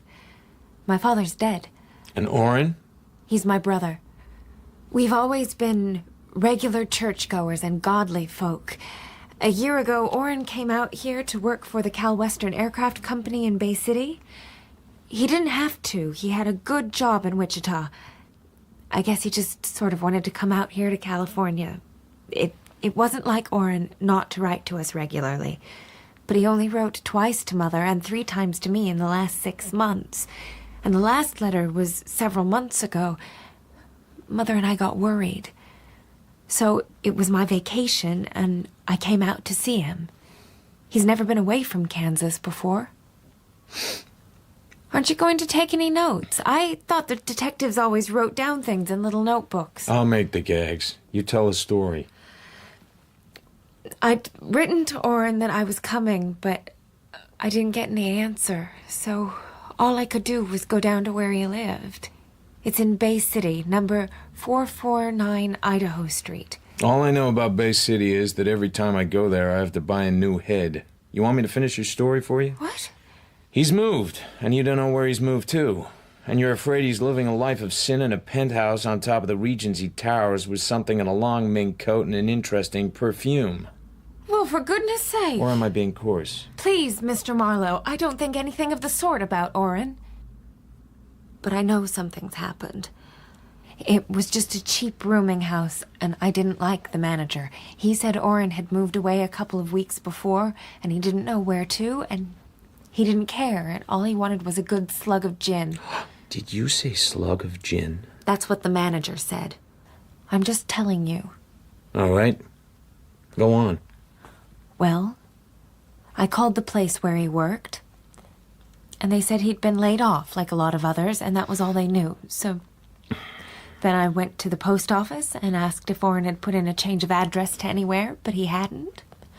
So then I began to get a little frightened. He might have had an accident or something. Did it occur to you to ask the police about that? I wouldn't dare ask the police. Just what do you think might have happened? I guess if I knew that, I wouldn't have come to see you. How much would you charge to find him? You mean alone? Without telling anybody? Yes. I told you what my rates were. I couldn't possibly afford more than $20. I've got to buy meals here, and the train going back, and the hotel is so terribly expensive. Which one are you staying at? I'd rather not tell you, if you don't mind. Why? I'd just rather not. I'm terribly afraid of Orrin's temper. So how come he got so bad-tempered? Is it something to do with the family and all that church-going? I don't like you. I don't think I'm going to employ you. So there's something wrong with your family, and somebody in it has to be the dark meat. If you're insinuating that Orrin has done something wrong, well, I can assure you that it's not Orrin who's the black sheep of the family. So who is? You? My older sister, Leela, if you must know. But I don't want to talk about her. Here's some snapshots of Orrin. He's sort of bony. He's over 6 foot, but he only weighs about 140 pounds. Does Orrin have any distinguishing marks on him, like moles or scars or a tattoo of the 23rd Psalm on his chest? And don't bother to blush. Well, really? No, he hasn't. So what does he do for fun? Besides not smoking or drinking or going out with girls? What? How did you know that? Your mother told me. Don't be silly. Orrin studies a lot. And he has a very expensive camera he likes to snap people with when they don't know. Sometimes it makes them mad, but Orrin says that people ought to see themselves as they really are. All right. I'll go down there and take a look. But you ought to be able to guess what's happened. A small-town, sanctimonious type of guy who's lived his entire life with his mother on his neck and the minister holding his hand. Out here, he's lonely. He's got dough. The guy's going on 29 years old, and if he wants to roll in the gutter, that's his business. Oh, I'd hate to believe you, Mr. Marlowe. I'd hate for Mother to think that Something was said about $20. Do I have to pay you now? What would be the custom in Manhattan, Kansas? We don't have any private detectives in Manhattan. She counts out the notes very slowly, very sadly, as if she was drowning a favorite kitten. There. I can give you a receipt. I don't need a receipt. I do. You won't give me your name and address, so I want something with your name on. What for? To show I'm representing you. Reluctantly, she signs. I hope Mother won't think I've done wrong. Coming here, I mean. Please don't tell me any more things your mother won't like. Well, really? And stop saying, well, really. I think you are a very offensive person. No, you don't. You think I'm cute. And I think you're a fascinating little liar. You don't think I'm doing this for any $20, do you? Then why? Because spring is in the air? I didn't have the heart to tell her I was just plain bored with doing nothing. Perhaps it was the spring, too. And something in her eyes that was much older than Manhattan, Kansas.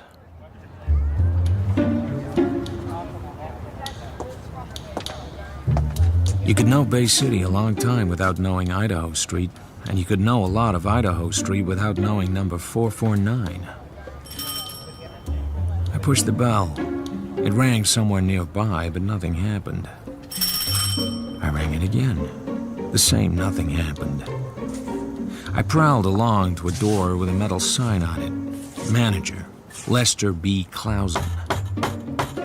I knocked on that. Then I kicked it. Nobody seemed to mind my kicking the door in. It isn't much of a reception room. A high oak desk stands against the wall. Near there's a studio couch, and on it lies a man. His mouth is open, and he breathes like an old Ford with a leaky head gasket. On a table by him is a plate full of cigarette stubs, some of which had a homemade look.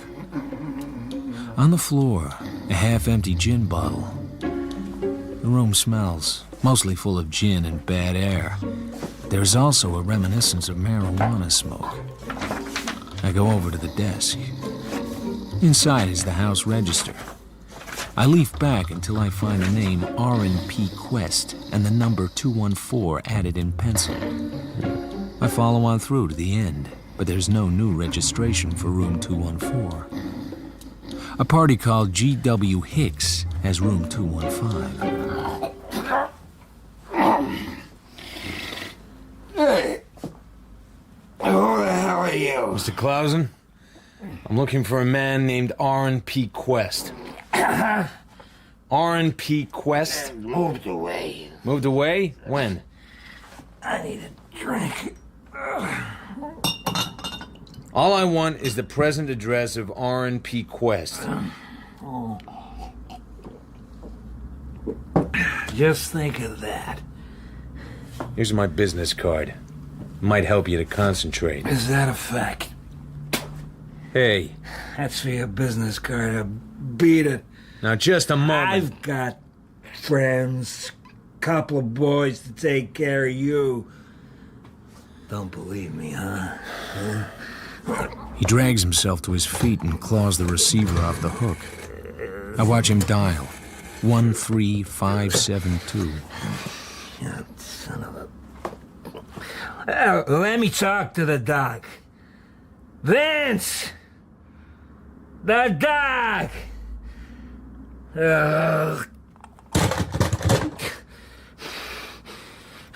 Not getting what he wants, he throws the receiver away from him.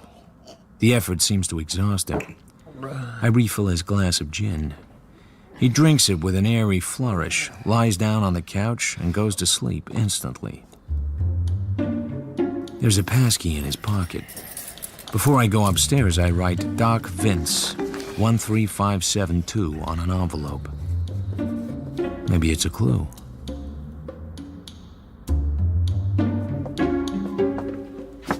The much-filed passkey turns the lock of room 214 without noise. I push the door open. You can always try knocking. The room is not empty. I beg your pardon, the manager told me the room was vacant. A chunky, strong-built man is bending over a suitcase on the bed. He's as bald as a grapefruit. Then, his hands come up from the pillow, go to his head, and down again. Now he has hair. You can have this room in half an hour. I'm packing up. Mind if I look around? You'll make me laugh. You don't look at rooms in this town, you grab them sight unseen. This burg's so jam-packed now that I could get $10 just for telling there's a vacancy here. That's too bad. A man called R.M.P. Quest told me about the room, so there's one sawbuck you don't get to spend. Oh, that's so. You don't get tough with me. I'm a bad man to get tough with. What happens to people who get tough with you?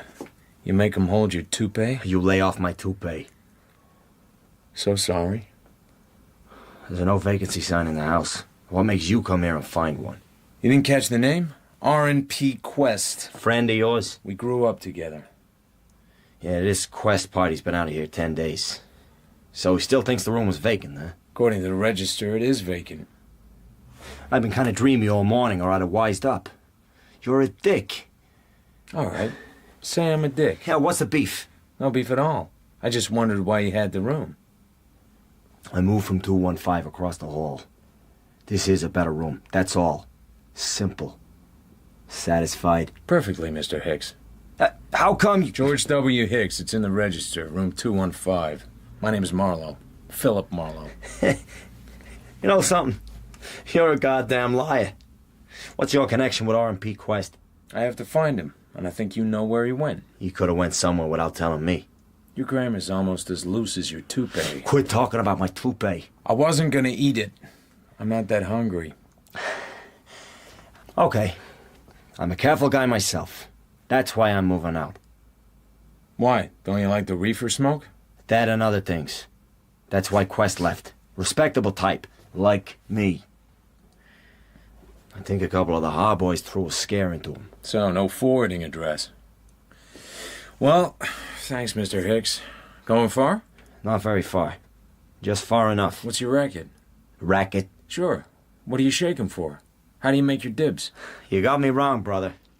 I'm a retired optometrist. Uh-huh. So that wouldn't be a .45 gun in your luggage. What of it? It's been in the family for years. Okay, Mr. Hicks. Thanks for your time.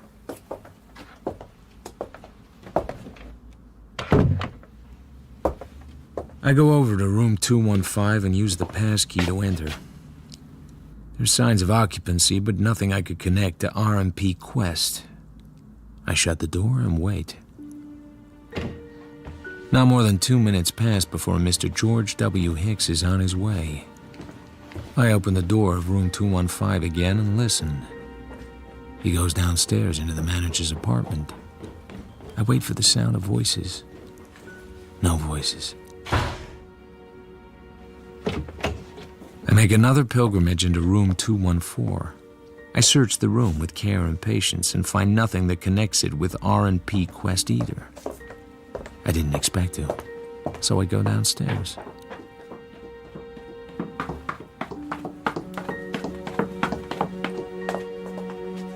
Mr. Lester B. Clausen lies on the couch with his face to the wall, dead to the world. I go to the desk.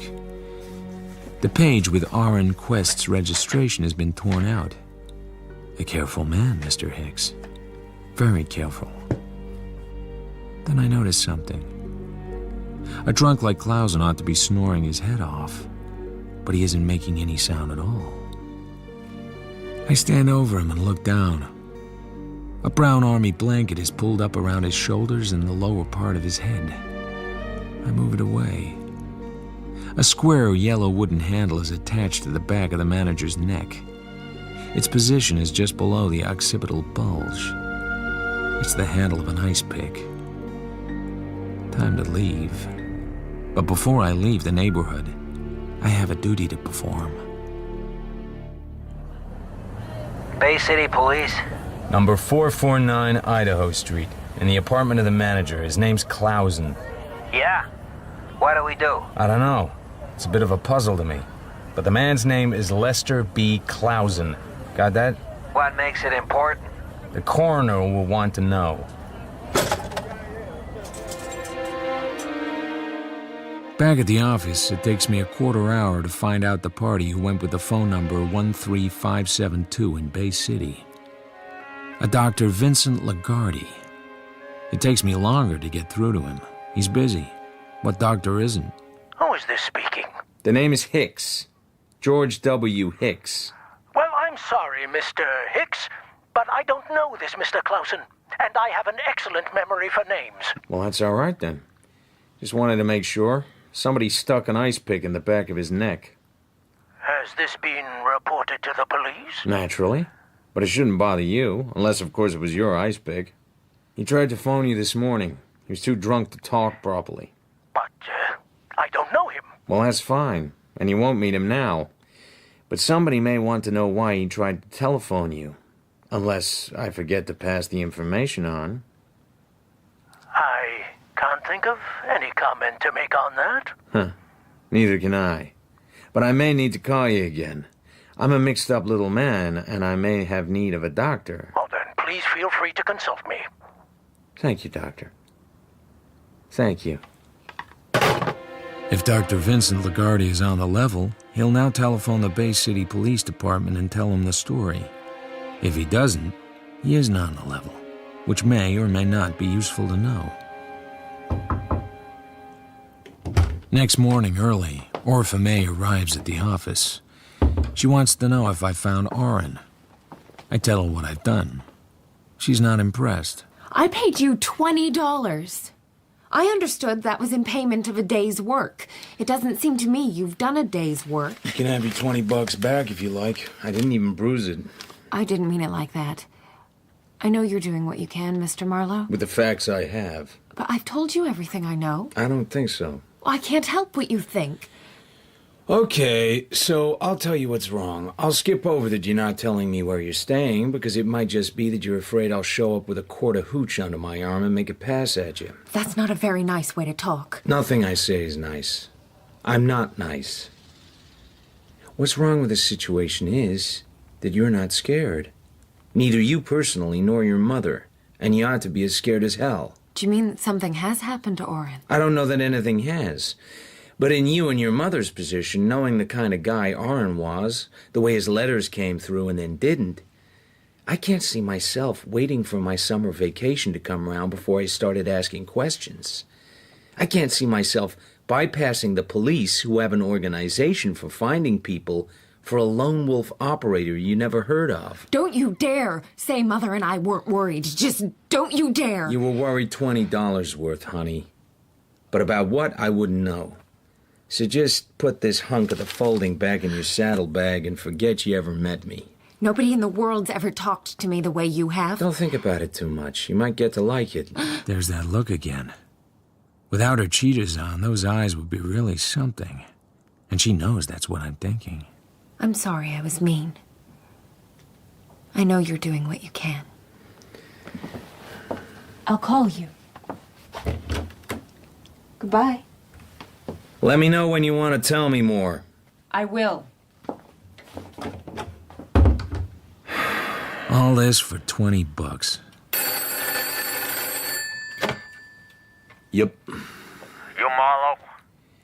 Speaking. You got a safe deposit box, Marlowe? I asked you a question, Marlowe. If you have a proposition, state it, and I get called mister until you give me some money. I need something kept in a safe place. For a few days, no longer. For that, you make a little quick money. How little, and how quick? C-note. Right here and waiting. I'm warming it for you. Right where I'm waiting? Room 332, Van Nuys Hotel. Knock 2 quick ones and 2 slow ones. Not too loud. What does he want me to keep? That can wait till you get here. I'm in a hurry. What's your name? Just room 332. The hotel has a safe. You want to die poor, Marlowe? Why not? Goodbye. How's every little thing in Bay City? I thought that might interest you. Room 332 it is. Tramp on it, friend. Make speed.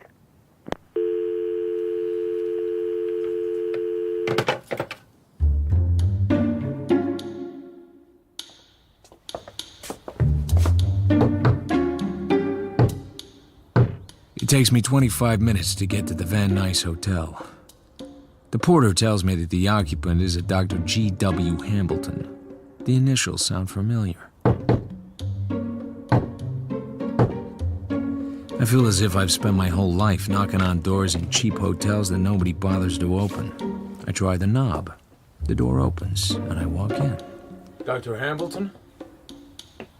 A man lies on the bed. He doesn't answer. Then the bathroom door opens, and a woman comes out.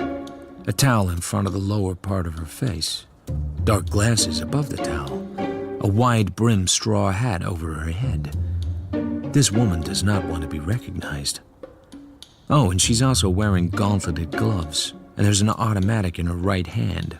White bone grip. Looks like a .32. Turn around and put your hands behind you. No, just a minute. Don't ever think I'm fooling. I'll give you exactly 3 seconds to do what I say. Could you make it a minute? I like looking at you. Turn around, but fast. I like the sound of your voice, too. Turn! All right. But don't forget you're a lady.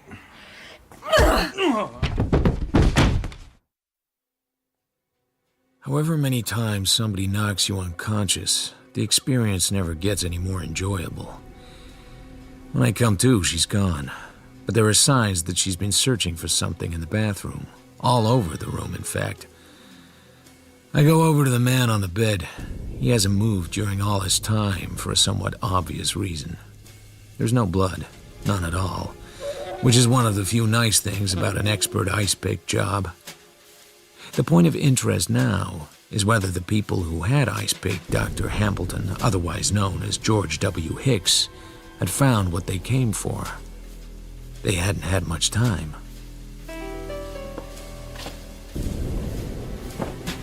If the killers knew what they were looking for, it had to be something that could be hidden in a book. A telephone box, a tube of toothpaste, or a hat band. My head is still aching, but I search the bathroom carefully. I move the top of the toilet seat and drain it. Then I search the bureau. It's empty except for an old envelope. I'm examining the backs of one of the pictures when I have an idea so simple I suddenly grin. I pull off Dr. Hambleton's toupee and turn it inside out. A piece of orange-colored paper is fastened by scotch tape to the lining. It's a numbered claim check belonging to the Bay City Camera Shop. Yes, Mr. Hicks. We have them for you. 6 enlarged prints on glossy from your negative. What time do you close? Oh, in about 5 minutes. We open at 9 in the morning. I'll pick them up in the morning. Thanks. Soon I'd have to phone the cops. Tipping them off about dead bodies is getting monotonous, but I have to do it. First, though, I talk to the porter. Thank God for Hollywood. He has this crazy idea that the dame who left the hotel just before me looks like some movie star he's nuts about. He's got the registration number of her car.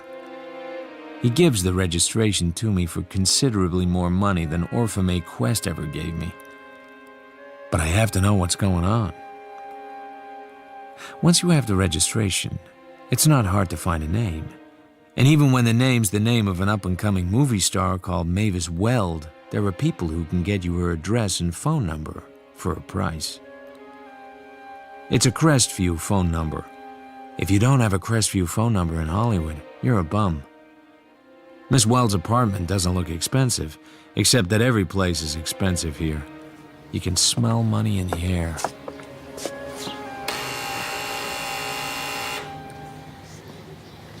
Yes? Miss Weld, please. And who is calling, Miss Weld, please? I have some stills Whitey wants me to deliver tonight. And who is Whitey, amigo? The head stills photographer at the studio. Don't you know that much? Aren't we tough? I'll come down and let you in. Miss Weld is taking a bath. She's not in the best of moods, but I'm sure she's dying to see these photos. Are you staying around too? Of course. Why ask?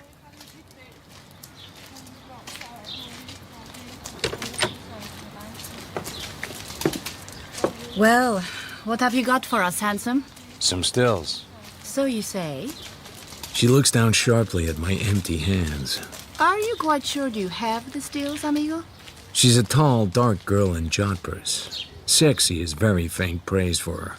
Even I recognize her. Well, Your last picture was wonderful, Miss Gonzalez. but it was stinking. Positively goddamn stinking. You sweet, lovely man. Nothing with you and it stinks for me, Miss Gonzalez. Come up and have a drink. I adore flattery, however dishonest.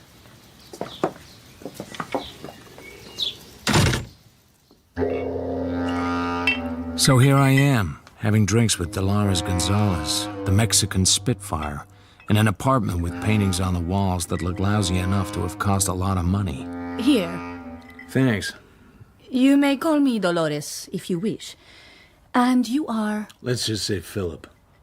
I am most fully aware that you are a goddamn liar, and that you have no stills in your pockets. Not that I wish to inquire into your no doubt very private business. Yeah? Just what kind of bath is Miss Weld taking? An old-fashioned soap or something with Arabian spices in it? Perhaps you would like to help her. No thanks, Miss Gonzalez. I'm strictly here on business. What a waste. All my friends tell me I am far too outspoken. I do shock you, don't I? No? But if I wanted to be shocked, I'd know right where to come. Then I better give you my address. I live at the Chateau Bercy, and I'm often lonely. Dolores, I thought I asked you to get rid of whoever was at the door. I just couldn't resist letting him in. Well, if you want to get better acquainted, go do it someplace else. I don't want him here. His name's Philip. I didn't know you usually bothered to ask them their names. You seldom know them long enough. Such a charming way to call a girl a whore, isn't it, Philip? At least I haven't been sleeping with any gunmen recently. Are you sure you can remember? Open the door, honey. This is the day we put the garbage out. The Gonzalez looks back at her slowly, levelly, and with a knife in her eyes. Buenas noches.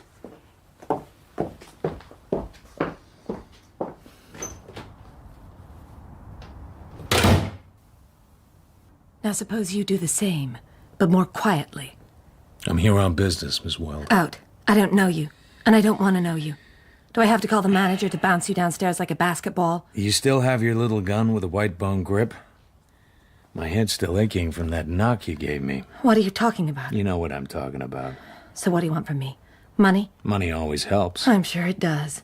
I never thought you killed Hicks. But it would help to have some sort of reason for not telling you were there. Oh, my goodness. Am I supposed to have killed somebody? How silly of me to have forgotten. Look, you're gonna find this hard to believe, but I came here with the quaint idea that you might be a girl who needed some help. I trust you have your car fare home. I'm not giving you a cent. Listen, I figured you went to that hotel room to make some kind of payoff. And the fact that you went by yourself and took chances on being recognized, and were recognized, makes me think you're in one of those Hollywood jams that really means curtains for your career. Will you shut up? Okay. You don't need me. You're so goddamn smart you could talk your way out of a safe deposit box. Go ahead and talk your way out of whatever mess you're in. Will you go now? You slimy, blackmailing, keyhole peeper. I'm beginning to think you write your own dialogue. I've been wondering just what was the matter with it. You know where the door is.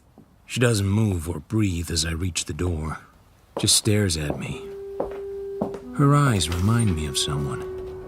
That sets me thinking. Outside, I almost bump into a slim, dark-eyed man who's standing there lighting a cigarette. Oh, excuse me. I'm afraid I'm in your way. He has a key in his other hand. Not at all. You don't need that key. The door isn't locked. Of course. How stupid of me. Yeah, we're both stupid. Anybody's stupid that bothers with that tramp. Oh, I wouldn't say that. You don't have to. I've said it for you. Thank you.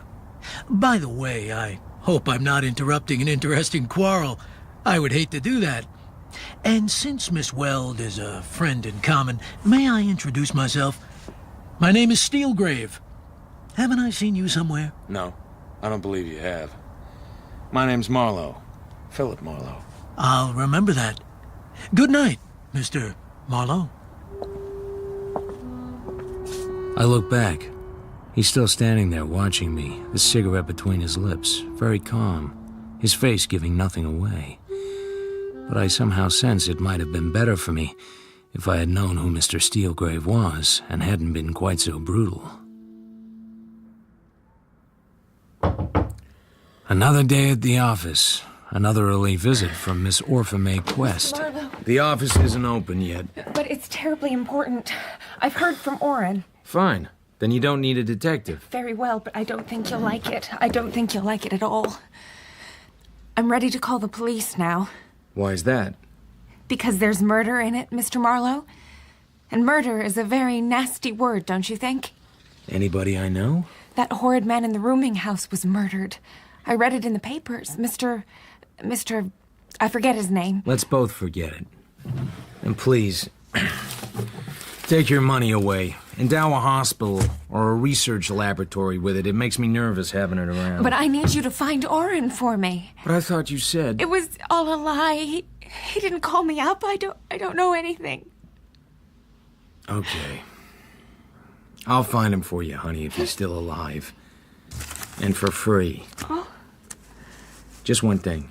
What? Who was the black sheep in your family? You said it wasn't Oren, remember? But then you mentioned your sister, Leela, and passed on quickly as if the subject was distasteful. I don't remember. So I was wondering, what name does your sister Leela use in pictures? Pictures? Oh, you mean motion pictures? I never said anything about her like that. You want me to tell you her name and where she lives? You mind your business about my sister Leela. You leave her out of your dirty remarks. What dirty remarks? Or should I try and guess? Oh, I hate you. Goodbye. Well, it got rid of her, and it confirms my hunch about Mavis being her sister. Not many women have eyes as striking as this pair. All in all, not a bad result. Later, I drive to the Bay City camera shop. I proffer the claim check retrieved from the late Mr. Hicks's toupee. Then I drive a couple of blocks and look over the catch. The prints show a man and a blonde girl sitting in a crowded restaurant with food in front of them. They're looking up as though their attention has suddenly been attracted and they only just have time to react before the camera clicks. The restaurant is the Dancers on Sunset Boulevard. The girl is Miss Mavis Weld. The man is Mr. Steelgrave. And the photographer, I would guess, is Mr. R.M.P. Quest. Whether he had his sister's consent or not, I can't tell from the photo. Then I notice something else. An evening paper, the News Chronicle, is lying on the table in front of Mr. Steelgrave. I brought along a magnifying glass, and now I use it. I can make out the headline. It reads, "Light heavyweight contender succumbs to ring injuries."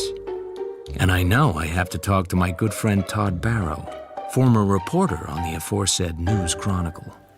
Okay, I checked just in case my memory got it wrong. Richie Bello was a popular young light heavyweight. He died just before midnight on the 19th of February as a result of ring injuries sustained the previous evening in the main event at the Hollywood Legion Stadium. So, it was the News Chronicle Noon Sports Edition for February 20th, which carried the headline. I knew I could rely on you, Todd. So what else you want to know? Anything else interesting in the news that day? Boy, was there another big story. Bigger than the Richie Bello, if we'd known. So, tell me.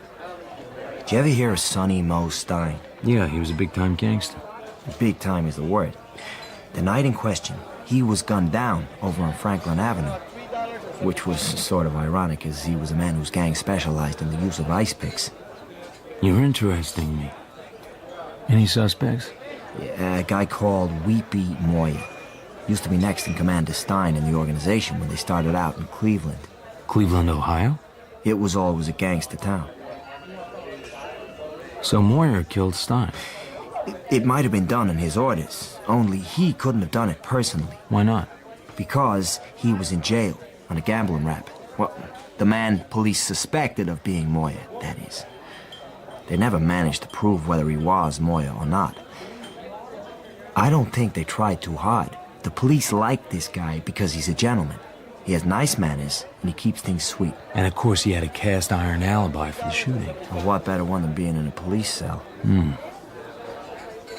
You're talking as if this guy, who may or may not be Weepy Moyer, is still around. He's very much still around. and he's been legitimate for some time. He owns the Dancers restaurant on Sunset Boulevard, and the film stars go there, and he smells of roses. I guess he's not using the name Weepy Moyer. Now, what guy would stick with that name if he didn't have to? For quite some time now, he's been known as Steelgrave. Thank you, Todd. Thank you very much. The photo is just two people having lunch on a certain day. But it was the day Mo Stein was shot to death on Franklin Avenue. The day a character named Steelgrave was in jail, suspected of being a Cleveland Red Hot named Weepy Moyer. But the photo says he was out of jail on the day in question. Mavis Weld took a tremendous risk when she went to the Van Nuys Hotel. Why?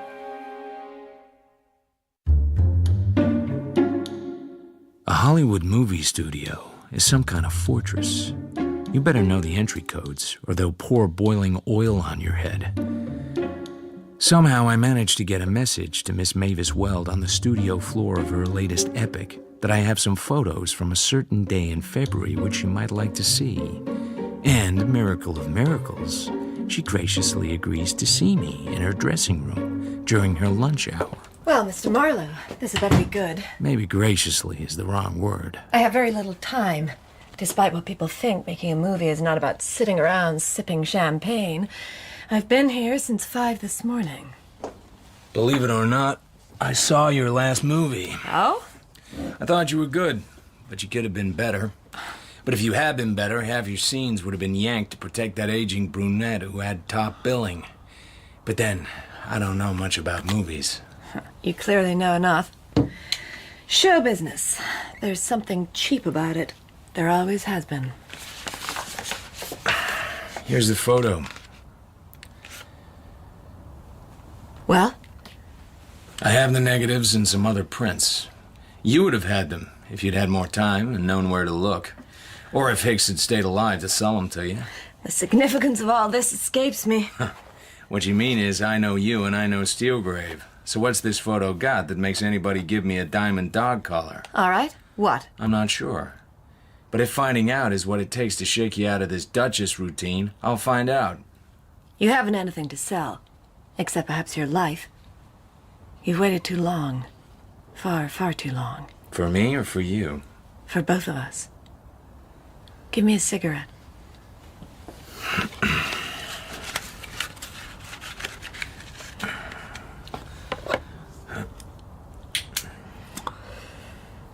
How much money do you make, Marlowe? $40 a day in expenses. That's the asking price. I've taken less. $40 a day? Little lonely dollars. Are they very lonely? Lonely as lighthouses. Okay. Ask me the questions. Who's Steelgrave? A man I've known for years. And liked. He owns things. A restaurant or two. Where he comes from, that I don't know. But you know him very well. Why don't you ask me if I sleep with him? I don't ask that kind of question. Oh, Miss Gonzalez would be glad to tell you. The hell with Miss Gonzalez. She's dark and lovely and passionate. And exclusive as a mailbox. To hell with her. About Steelgrave. Has he ever been in trouble? Who hasn't? With the police? Oh, don't be ridiculous. The man is worth $2 million. How did he get it? How would I know? All right. You wouldn't. That cigarette's gonna burn your lovely fingers. I lean across and take the stub out of her hand. Our hands touch. Don't do that. Then you don't really know anything about Steelgrave. Or what he'd been before you met him. I wish you'd make up your mind whether you're giving me the 3rd degree or making love to me. My mind has nothing to do with it. I really have to go eat something, Marlowe. I'm working this afternoon. You wouldn't want me to collapse on set, would you? Only stars do that. I may get top billing one day. I think you will. I told you before, I wouldn't be here if I thought you killed anybody. But you were there in the hotel. You took a big chance. There was something you wanted very badly. It can hardly have been this photograph. That was the one thing he had so well hidden that it wasn't found. But you're right. Why is it so important? It's only a photo of you and a man called Steelgrave in a booth at the Dancers. Nothing in that. Nothing at all. Unless there's something about Steelgrave. Or there's something about the date. The date? Get yourself a magnifier and look at that newspaper headline. Or show it to Steelgrave. Ask him if it means anything. You're just building a sandcastle, Marlowe. You really think that? Why not? I found something the police would love to have. Something you were prepared to go to the Van Nuys Hotel to buy. Something that got the man you were going to meet murdered. Something that possibly links your friend Mr. Steelgrave to a gangland murder. All this is as full of motive as the ocean is full of salt. Well, if this is as big as you seem to think it is, aren't you scared? As long as the cops don't find the negatives, I have a license. And as long as somebody else doesn't find I have them, I won't get an ice pick in the back of my neck. Would you say I was in an overpaid profession? I never said that. You better go, Marlowe. I have to eat. Goodbye.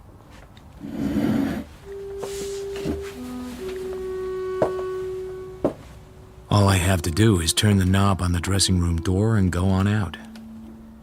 I don't know why it has to be so hard to do.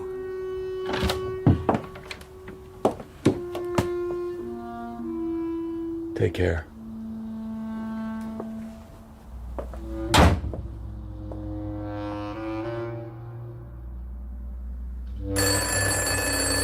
I was just thinking it was high time I heard from Orphamay again. Marlowe.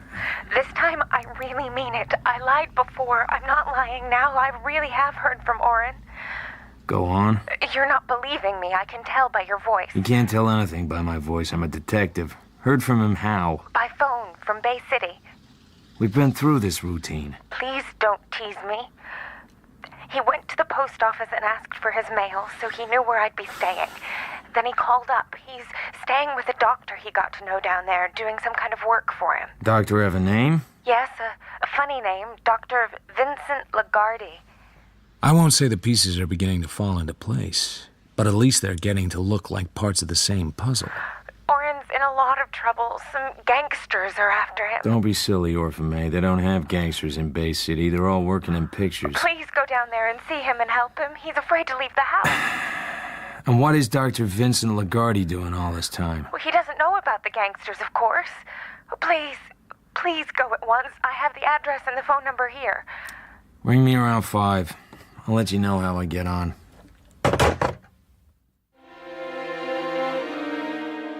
I study my face in the car mirror. I look as if I've made my mind up to drive off a cliff. Dr. Lagarde is busy and doesn't want to see me. But somehow the name of R&P Quest finally makes him see me. He's a thin, dark, haunted man. A sterilizer is working in the corner. There are a lot of needles cooking in it. I confess I am puzzled, Mr. Marlowe. I don't know anyone named Oren Quest. I can't imagine any reason in the world why a person of that name should say he was in my house. Hiding out? From what? From some guys that might want to stick an ice pick in the back of his neck. On account of he's a little too quick with his little Leica. Taking people's photographs when they want to be private and letting them know he took them.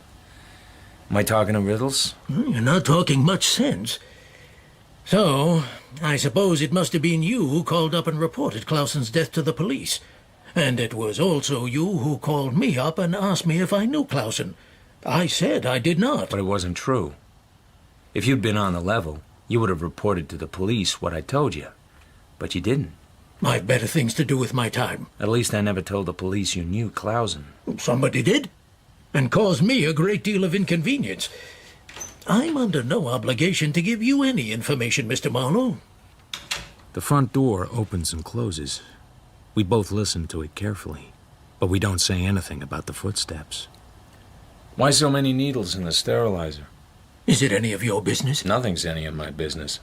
I'm just talking and waiting. Something's going to happen in this house. It's leering at me from the corners. So why are you concerned about the number of needles? This is a doctor's surgery. But not any doctor's surgery. I've dealt with addicts. What doctor has not? It's a complete waste of time. Sure. But I've known other doctors who've made a good living out of filling dames with drugs for their bad nerves. I don't see where this is getting us. Maybe I've been jumping to the wrong conclusions. Smelling that reefer smoke over at Clausen's place yesterday and having him call your number on the telephone and call you by your first name made me think you and he might be in some kind of drug deal together. I'd say you were coming to very wrong conclusions. If you want to play it that way. Let's both just sit here, as though we haven't got a care in the world, when both of us are probably going to be in the clink by nightfall. What makes you think that? You, because Clausen dealt in drugs and knew you by your first name. And you may have been the last man he talked to. Me, because I've been doing all the things a private investigator never gets away with. Hiding evidence, hiding information, finding bodies, and not coming in with my hat in my hands to those lovely, incorruptible Bay City cops. You talk too much. I'm trying to read your mind. You're a smart guy. So how come you're here with a cheap little practice in a cheap and nasty little town? What are you doing with people like Clausen? What was the rap, Doctor? Narcotics? Abortions? Or were you by any chance a medic for the gang boys in some hot eastern city? As for instance? As for instance, Cleveland, Ohio. A very wild suggestion, my friend. It goes like this, if you want to listen.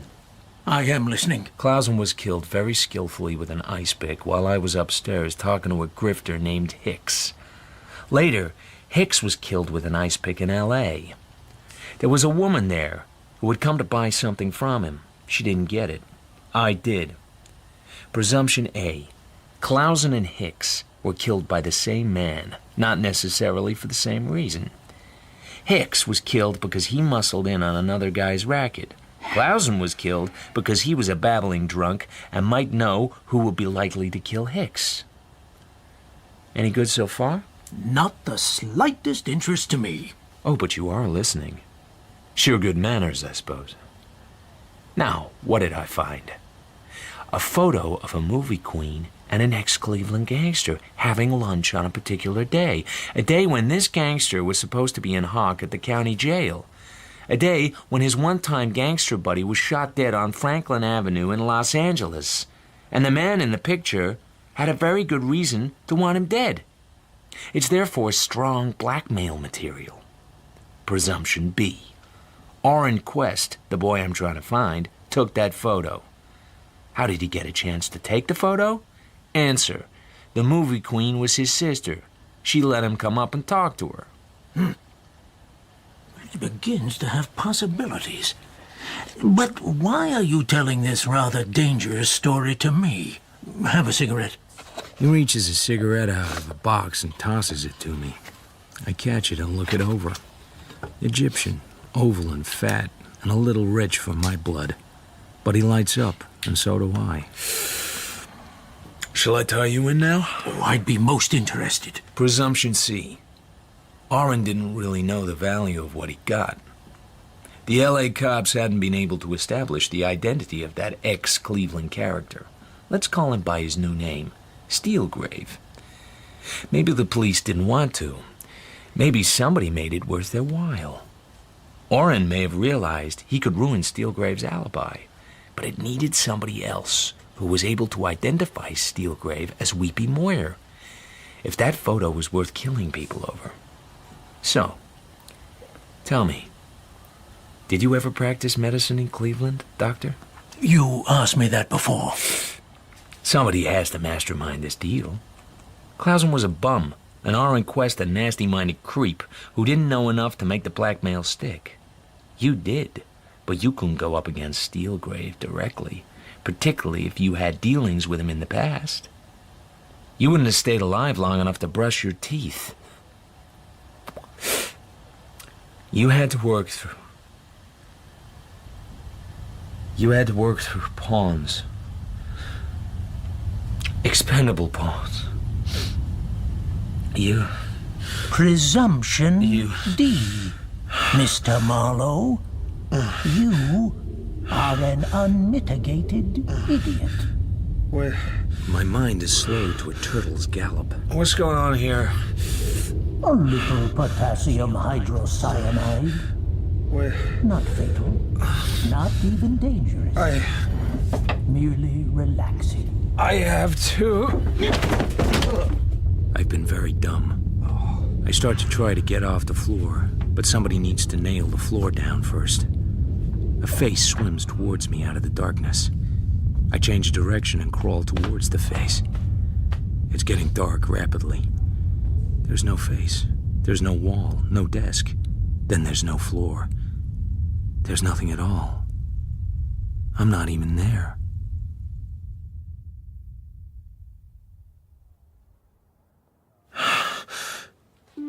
The room is just Dr. Lagarde's consulting room. Same floor, same desk, same walls.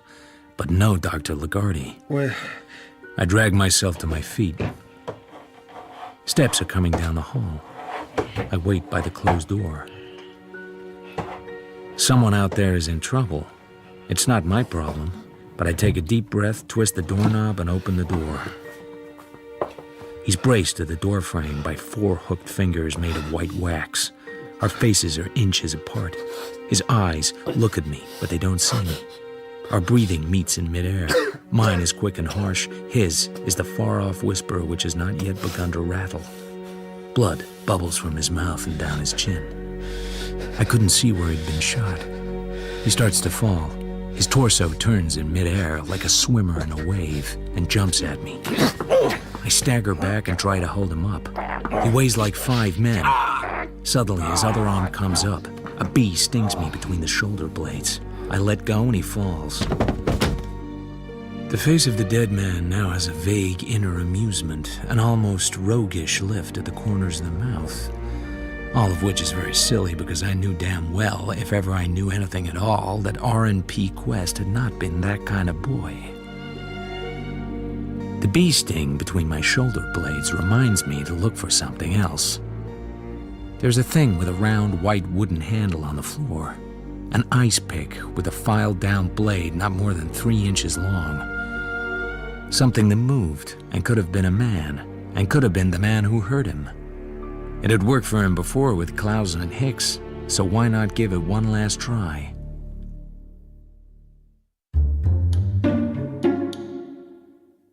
Just out of Bay City, I stop in front of the last drugstore.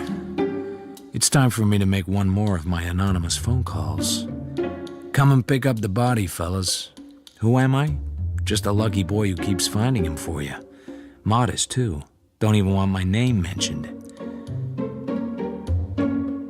I'm far outside the law already, and my luck isn't gonna last. Then I think of Orphamay. She has a right to know first, law or no law.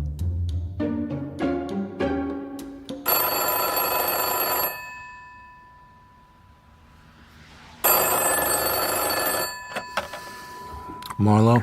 I called you up because you told me to, but you don't have to tell me anything. I went down there. You went down there? I borrowed a car. I wasn't following you, but I was parked on the other side of the street. I saw you come out, and you looked kind of funny. I tried to go after you, but I lost you. So I went back to the house. Why did you do that? I just had a bad feeling. He being my brother and all. So I went back and I rang the bell. Nobody answered.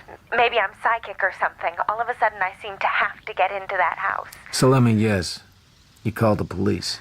I told them I'd heard shots. They came and one got in through the window. Then they wouldn't let me go. I had to tell them all about it, who he was, that I'd lied about the shots, but I was afraid something had happened to Oren. And I had to tell them about you, too. That's all right. I'd have told them myself as soon as I could get a chance to tell you. It's kind of awkward for you, isn't it? Yeah, Will they arrest you or something? they could. You left him lying there on the floor, dead. You had to, I guess. I had my reasons. They won't sound too good, but I had them. It made no difference to him. Oh, you'd have your reasons, all right. You're very smart. You always have reasons for things. Well, I guess now you'll have to tell the police your reasons, too. Not necessarily. Oh, yes, you will. You certainly will. They'll make you. In my business, a fellow does what he can to protect his client. Sometimes he goes a little too far. That's what I did. I put myself where they can hurt me. But not entirely for you. You left him lying on the floor, dead. And I don't care what they do to you. If they put you in prison, I think I should like that. I bet you'll be awfully brave about it. Sure. Always the gallant smile. Well, I'm off to the police headquarters now. They'll be pleased to see me. Good luck if I don't see you again. Better keep your good luck. You might need it. And I wouldn't want it. I did my best for you. Perhaps if you'd given me a little more information in the beginning... She hangs up while I'm saying it. And now I have to face the cops. I drove off a cliff, all right. The cops put me in a stuffy interview room and give me a hard time. There's a loudmouth Bay City cop who hates my guts from the start. The LA cops aren't fond of me either, but there's nothing they hate more than an out-of-town cop trying to throw his weight around, so that works in my favor. They tell me my client ratted on me, as if I didn't know. They also tell me Dr. Lagarde's not been found. Maybe he never will be. In the end, the cops decide to let me go. I've been given a rain check. They tell me to go and square things up, fast. As if I knew how.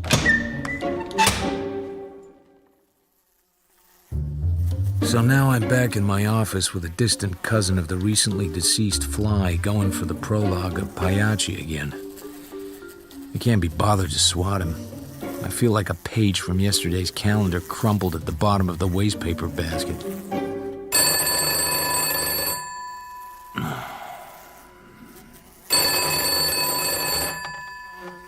Hello.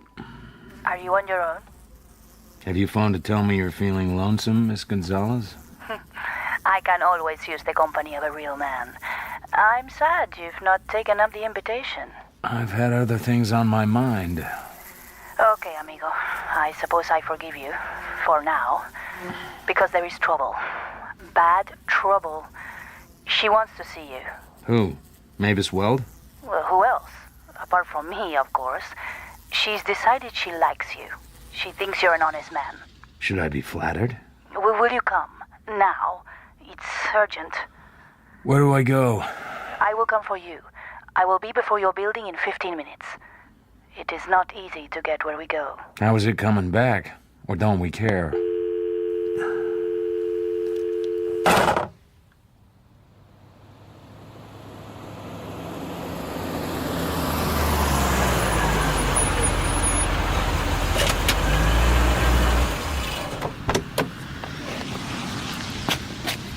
You drive, please, amigo.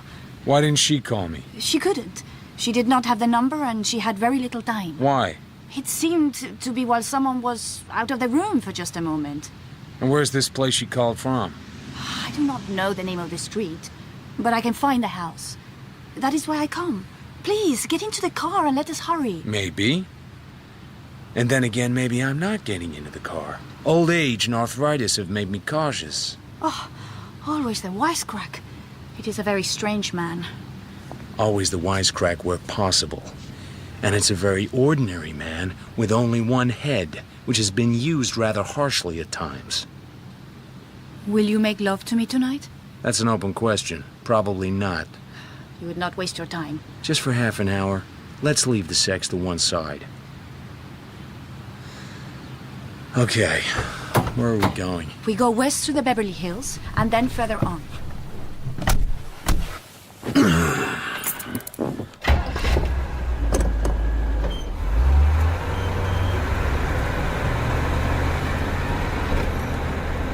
So, what kind of trouble is Miss Weld in?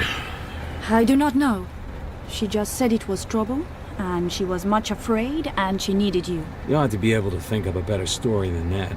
I would not hurt a hair of Mavis Wells' head. So you're not sure that her career's going up and yours isn't? Oh, I didn't expect you'd believe me. On the other hand, maybe the fact that you don't have a story helps.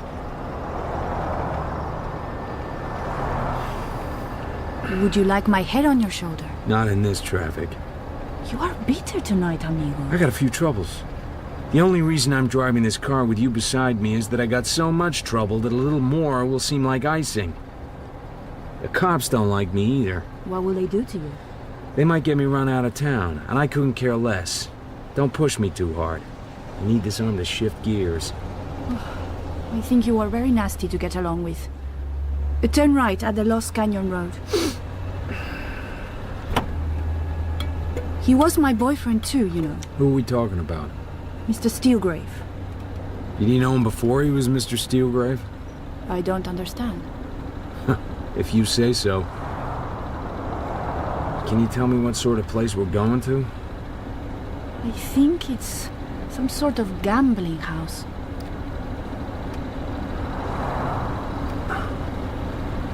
Private road. No trespassing. Is that it? Yes. It's a long, low white house. Both the wide garage doors are closed. There's no light in the house. There's no sound, no sign of life. I stopped the car, then turned to Dolores. She's shivering. What's the matter? I am being very foolish. Steelgrave will kill me for this. Kiss me.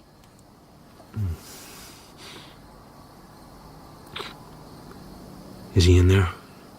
Yes. Who else? Nobody else. Except Mavis. He will kill her too. Mavis took him away from me, but I did not want him to kill her. The world is full of other men who have enough money. He seemed like a nice little guy when I met him. Of course he did. That is why he is what he is. You think you are tough, amigo. You are a very soft peach compared with Steelgrave. He has killed 12 men, with a smile for each one. I have known him for a very long time. I knew him in Cleveland. Will you kill him for me? Would you believe me if I promised? Yes? I'll kill him if I have to. That's all I can ask.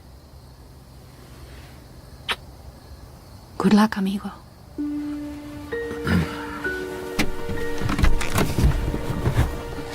I get out of the car. She blows a kiss, shifts into the driving seat, and drives off.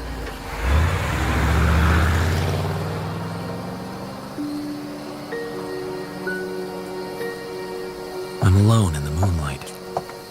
I head for the house. I didn't think the door would be unlocked for my convenience, but strangely it was. Inside is a hallway. Beyond is a kitchen big enough for a dancing class. At last I come to what must be the living room. It's curtained and quite dark, but it has the feel of great size. I feel for a light switch, but in houses like this, they have a different way of doing things. No light switch. Hello? Anybody here needing a detective? Amber light begins to grow high up behind the cornice that circumnavigates the room. Floor lamps, soft chairs, love seats, long shrouded gaming tables in the middle of the floor space. But the joint is dead. The room is empty. Well, not quite. Hello again yourself. I still think you came too late. Too late for what? She's leaning against the side of a grandfather's chair, wearing a pale cocoa fur coat. Her face would have been chalk white if it hadn't been for the lighting. I need a drink, or maybe I'll fall down. That's a lovely coat. Stone Martin. $40,000. Rented for the picture. Is all this part of the picture? This is the picture to end all pictures. For me. I do need that drink. If I try to walk... Go ahead and faint. I'll catch you on the first bounce. Thanks. Why did I come too late? Too late for what? Too late to be shot. Shucks. I've been looking forward to that all evening. Miss Gonzalez brought me. I know. She'll be disappointed as hell. She put you on the spot. She may have started out to, but she changed her mind. What a way you have with the girls. Oh!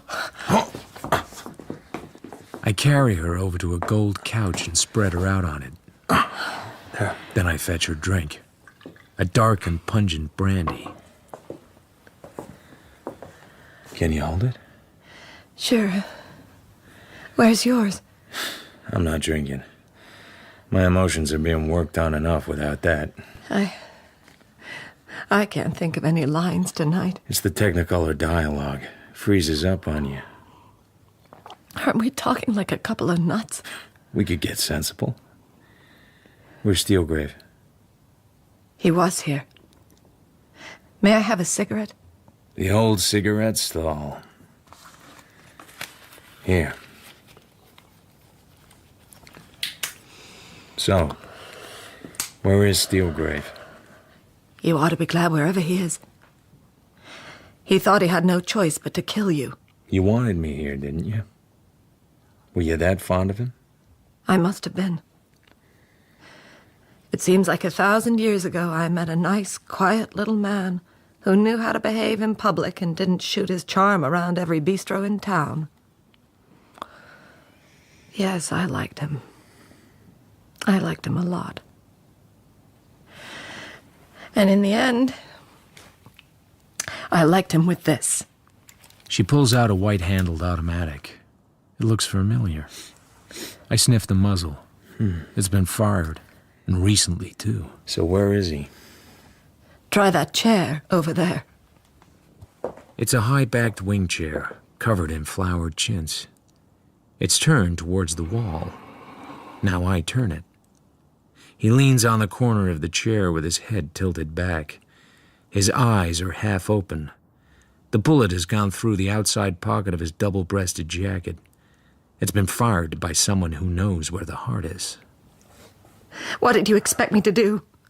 He killed my brother. Your brother was no angel. He was a killer himself. I don't care. Steelgrave didn't have to shoot him. Somebody had to, and quick. So how long have you known the photos existed? Weeks. Nearly 2 months. Oren called me up and said he'd lost his job. He needed money. He didn't say much about the photos he'd taken. He didn't have to. I knew I had to tell Steelgrave that the negatives existed. I didn't mention Oren's name. Then when Hicks got hold of the negatives and contacted me, I got scared. This was getting out of control. There's something you don't seem to understand. Steelgrave knew that whoever was behind those photographs wanted money. A lot of money. He knew that sooner or later the blackmailer would have to show himself. That's what Steelgrave was waiting for. He killed my brother. He told me so himself. The gangster showed through then, all right. It had started showing through for some time. Funny people you meet in Hollywood, don't you? Including me. You were fond of him once. Before I knew what he was and what he'd done. I'm not fond of anybody now. I'm all through with being fond of people. It's gonna cost a lot of money to fix this. I don't have a lot of money, so that's out. So what about the studio? You're doing well, and you're worth money to them. An up-and-coming movie star shoots her gangster boyfriend dead? The studio boss wouldn't chance a cover-up. He'll take his loss and forget it in 6 months. You won't even try? If I got in a jam and hadn't really done anything, yes. But I've done something now. And your agent? The same. So that puts it up to me. That's why you sent for me. Wonderful. You fix it, darling, for free. Believe me, I'm not worth it. Not even to sleep with. Tell me why you had the gun with you. The gun? Don't take time to think, just tell me. Did you mean to kill him? Why not? I thought I meant something to him. I guess I'm a little vain. He fooled me. Nobody means anything to the Steelgraves of this world. And nobody means anything to the Mavis Welds of this world anymore. Yeah, so you keep saying. I oughtn't to have given you that gun. If I killed you, I might get clear yet. Do you want me to give you the gun back? Oh, this is crazy. I guess I don't like the script. I don't like the lines. It just isn't me, if you know what I mean. That's just what I've been thinking. You're a good actress. So why are you giving such a bad performance? Am I? There's too much real emotion floating around. Were you really here with him alone? That's what I told you. That doesn't mean I have to believe you. Why shouldn't you believe me? Because I don't think you shot him. Okay, this is your gun. But that doesn't mean somebody else didn't fire it. After all, the door was open. Maybe somebody just left. I'm tired of this. Let's call the police. And tell them what? Tell them that I shot Steelgrave. Tell them anything. Why are you giving up now? You hadn't given up when you telephoned Dolores. By the way, was Steelgrave still alive when you phoned her? Why does it matter? I just wondered what sort of problem you expected me to help you solve. We've had a nice chat. The phone's over there at the end of the bar. You have your car here. Yes? Get going. And do what? Just go home, that's all. You can't get away with it. Don't tell me what I can't get away with. And don't ask why I'm doing this. I can't let you. I killed him. Why should you be dragged into it? Don't stall. And when you leave, go the back way, not the way Dolores brought me. But I killed him. I can't hear a word you're saying. But... If you want a motive for me, then let's say it has nothing to do with you. I owe it to the cops. I haven't played clean cards in this game. They know. I know. I'm just giving them a chance to use the loud pedal. As if anyone ever had to give them that. You're still here. I ought to thank you. You asked me here. Yes, but... I'm a knight errant. You're a damsel in distress. Is that corny enough? The police are gonna be on my back whatever happens. I've nothing to lose. You have. Now go. Very well. And thank you.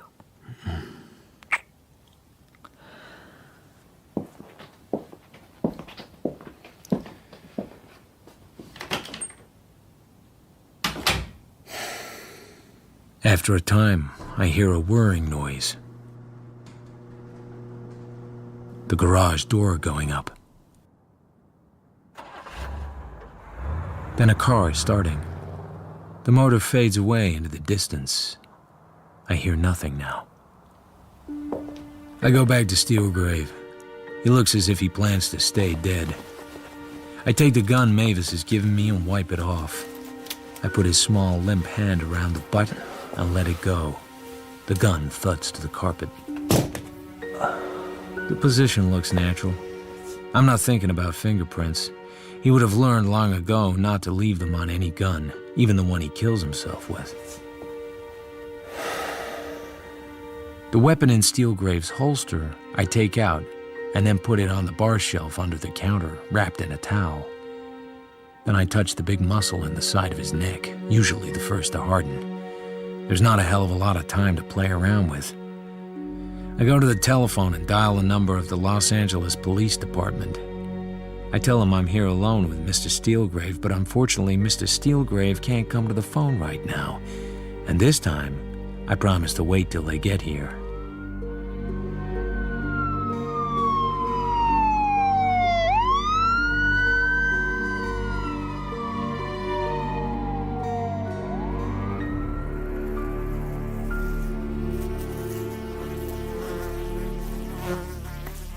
How long do flies live? It's a while since I've been here, so chances are this is a new one. Well, for the moment, he can live. After all, it's good to be back in what passes for home. The cops still don't like me. They threaten me. They say they'd take my license away. But they can't actually prove Steelgrave didn't kill himself. And there are cops somewhere who'd hate to have to admit they'd known all along Steelgrave was Weepy Moyer. Worse, that they let him out of jail on the day his former partner in crime was shot dead. See? The fly's even settling down. The studio stood by Mavis Weld. Why not? She's a rising star. And what had she done wrong except make a mistake in her choice of boyfriend? They hired a smart, expensive lawyer, and the district attorney decided there was no case to answer. He apparently said he didn't believe in seeking publicity at the expense of people to whom a certain kind of publicity would be fatal. Doesn't he just love Hollywood? So if everyone was keeping quiet about her, they were going to have to keep quiet about me. Dr. Lagarde is still missing. Dolores hasn't phoned me since she found a new boyfriend, or several. It's just me and my fly. And the one person I haven't heard from in a while. Yeah. I'm in that telephone booth. If you're alone, I'm coming up. Uh-huh. I suppose you're mad at me. I'm not mad at anybody. Just tired. Oh, yes, you are. But I don't care. I'm coming up anyway.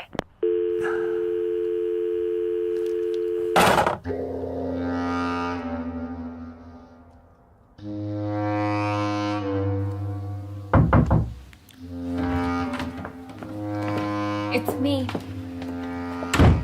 I'm going home. Would that be Manhattan, Kansas? I may have to come back, of course. Can you afford it? Why not? I can't remember whether I gave you back your $20 or not. We kept passing it back and forth until I lost count. Oh, you gave it back to me. Thank you. You sure? I never make mistakes about money. She places her big, square bag on my desk. The bag she carried the first morning, along with her glasses and the prim little narrow-minded smile. Are you all right?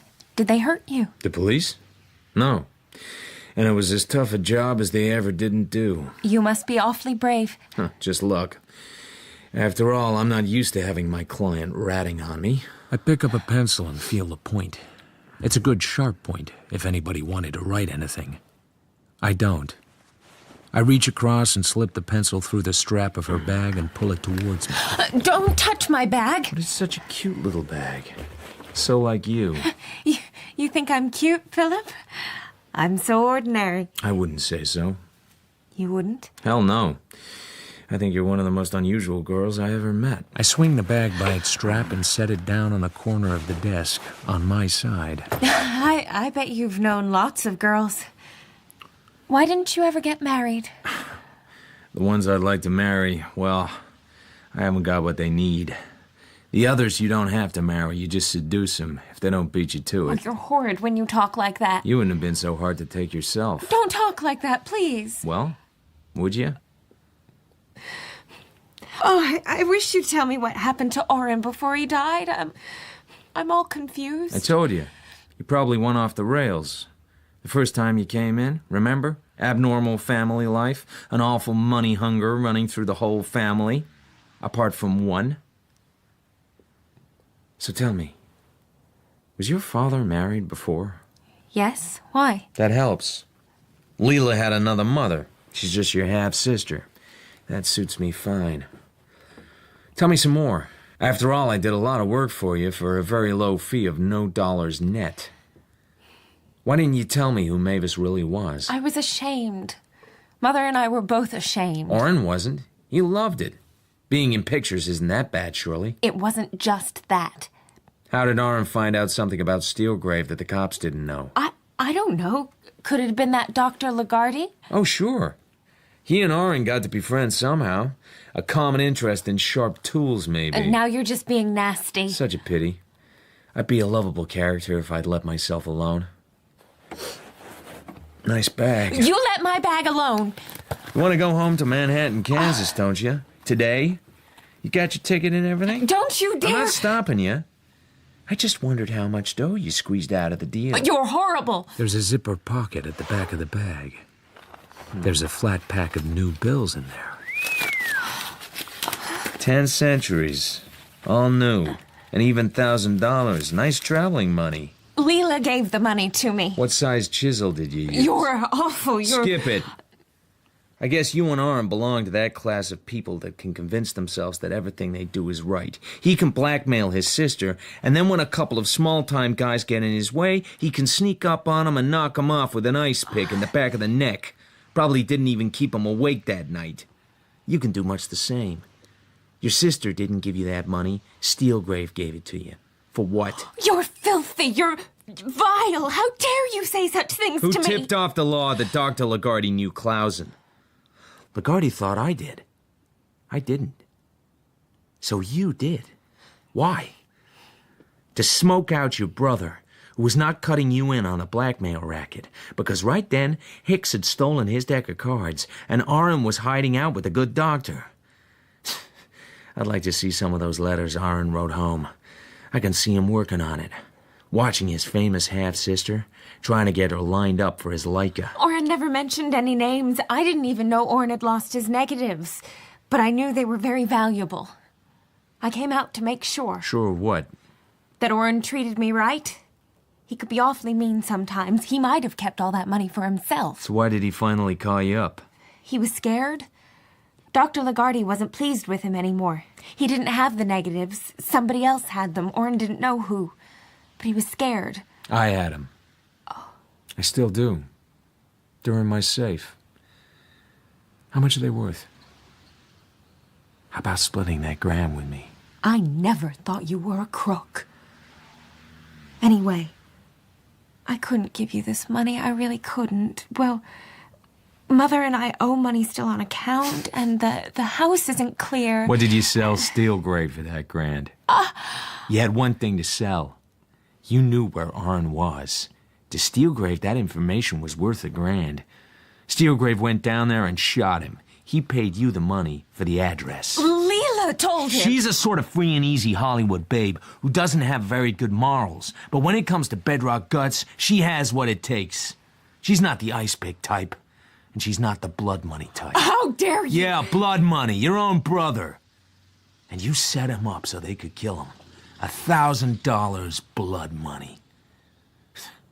One thing I regret, not seeing your meeting back in Manhattan, Kansas with dear old Mom. Not seeing the fight over how to split that grand. I bet that'd be something to watch. And who are you? A cheap shyster, a nobody. Why, even $20 buys you. I could tell the police you've been suppressing evidence. They'd believe me. And I could tell them who shot Steelgrave, because I know who didn't. What do you mean? Your sister told me she did it. She was prepared to tell the world that she'd killed him, but she hadn't. How do you know? Because you shot him. You're the only person in the world who could make her feel bad enough about herself to agree to take the rap. All the guilt you could put on her about your straitened circumstances and your grief over Arn's death. Steelgrave was a vile man. No question of that. He said horrible things to me. Just like you say horrible things to me. My comments can't have been in the same league. I think he thought it was funny. He invited me to that house of his, then he gave me a billfold wrapped in a cloth of some kind. When I unwrapped it, there was a hole in the middle, and the hole was stained with blood. I felt sick. No one likes to be reminded of what they're responsible for. Then he gave me a pile of fresh notes. He thought that was the end, but... But? My sister arrived. She saw what had happened. She took out her gun. To defend you. I don't know, maybe.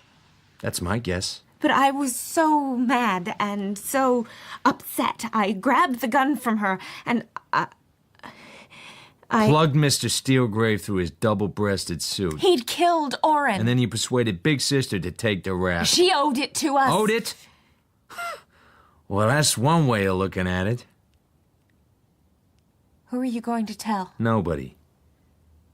Because your sister's in the clear, and who needs all the publicity? It'd cost her too much, unless you want the publicity. Besides, what evidence do I have? You're saying I'm a murderess. Aren't you?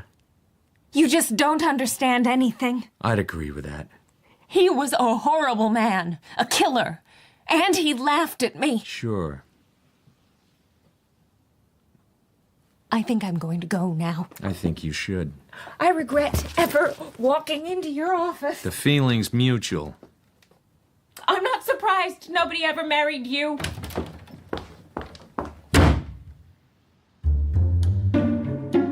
The play is over. I'm sitting in the empty theater. Some of the actors are getting vague and unreal. I think of the little sister tripping back to Manhattan, Kansas, and dear old Mom with that fat little $1,000 in her purse. A few people had been killed so she could get it, but I don't think that'll bother her for long.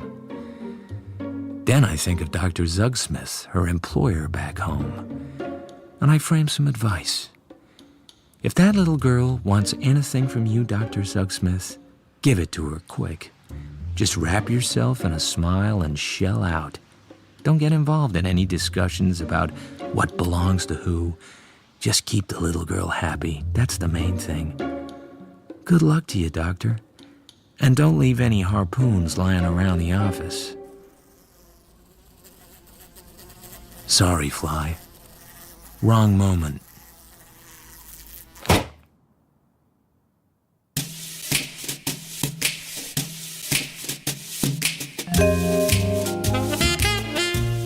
In The Little Sister by Raymond Chandler, dramatized by Stephen Wyatt, Philip Marlowe was played by Toby Stevens, Orpha by Kelly Burke, and Mavis by Fenella Woolgar.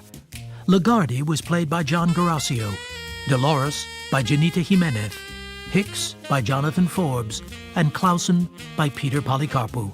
The director was Claire Grove.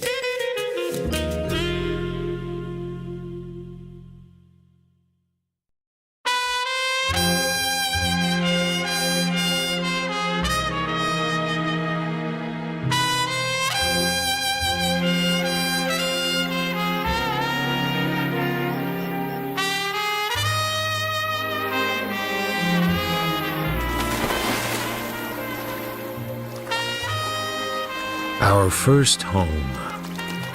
It's a very handsome place, except that it stinks of decorator.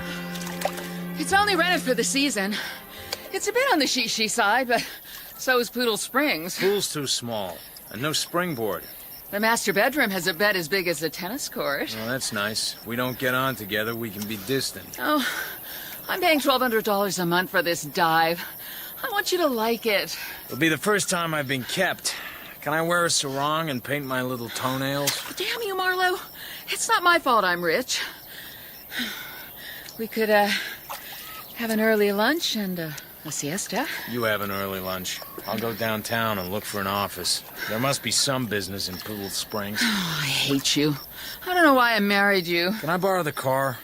Tomorrow I'll fly back to L.A. and pick up my olds. Can it wait? Does it have to be like this? It all seems so unnecessary.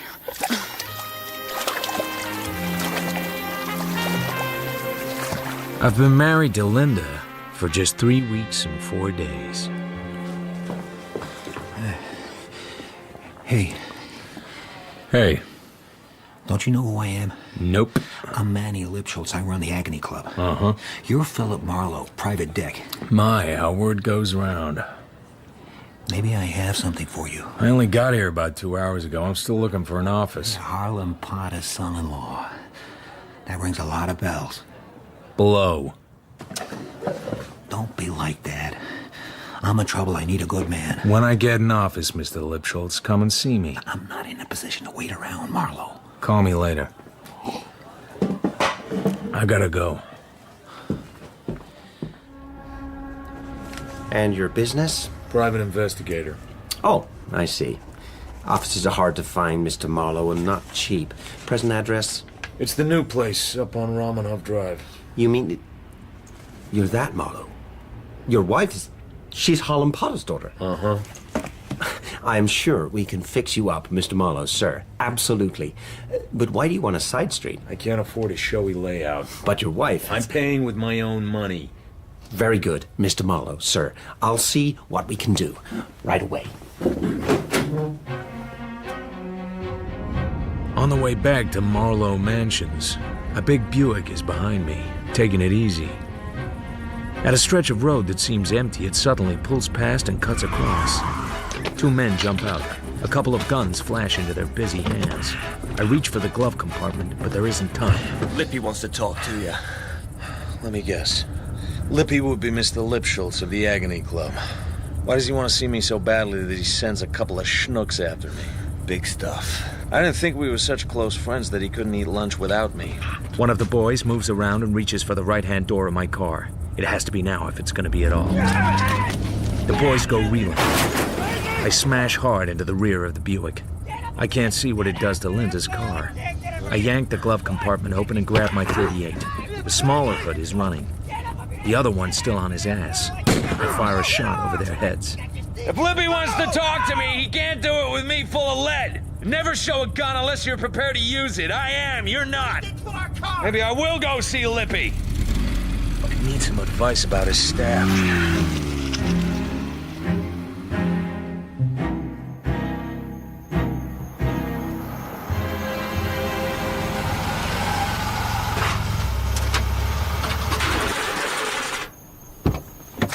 Darling, what happened? I found an office. A little place over a dime store. To my car. Oh. A man named Lipschultz wanted to talk business. I didn't have the time. On my way home, he had a couple of morons with guns try to persuade me, so I bashed them. With my car. You said we needed a sedan for the evenings. You take wrecking my car awfully goddamned calmly. I was thinking about something else. Why don't you just telephone for a few more? Don't worry about me. I'll go back to L.A. and get my olds.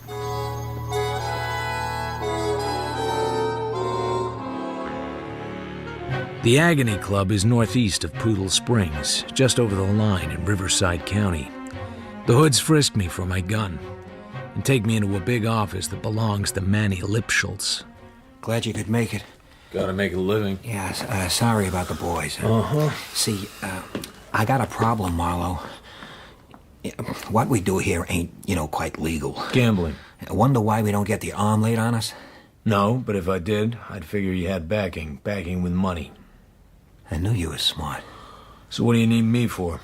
Fact is, if you don't help me out, that backing is gonna maybe send some people out to see me. What do you want me to do? Take a look at this. I owe you $100,000. Les Valentine. Me? Taking a guy's marker for 100 G's. I must be getting old. How come you did? He's got money in the family. Always made good before. And when your backing looked at the books, he noticed you were 100,000 short. Mr. Blackstone came to see me. Told me I got 30 days to cover the loss. Or? There ain't no or with Mr. Blackstone. So you want me to find the guy who stuck you? Yeah. I find people, Mr. Lipschultz. I don't shake them down.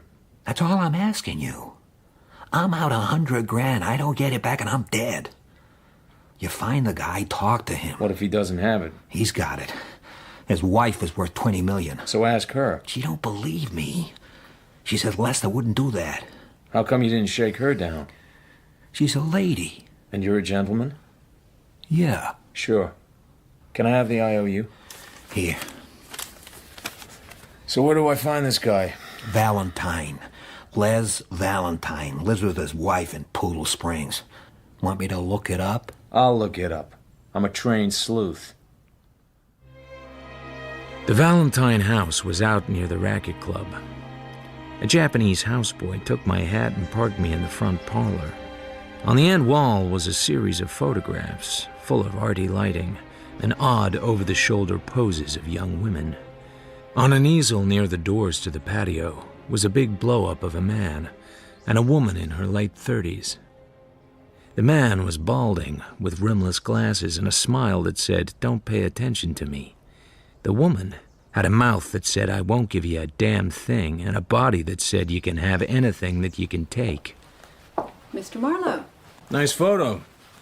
Is that your husband? That's Les. He set the timer and joined me. He's very clever. I'm trying to locate your husband, Mrs. Valentine. Really? I've been employed by a man who claims your husband owes him $100,000. That's ridiculous. My employer says your husband ran up gambling debts at his casino and left him holding IOUs. IOUs for illegal gambling are not enforceable. But it has put my client in a difficult position with his employer. Mr. Marlowe, this is no doubt of some interest to someone, but not to me or to anyone who knows my husband. My husband does not gamble. He pays for what he buys. He makes a good living. Could you tell me where your husband is now? Les is on location in San Benedict with a film company. He's doing publicity photographs. He is a very accomplished and well-regarded photographer. Which studio is he working for? I don't keep track.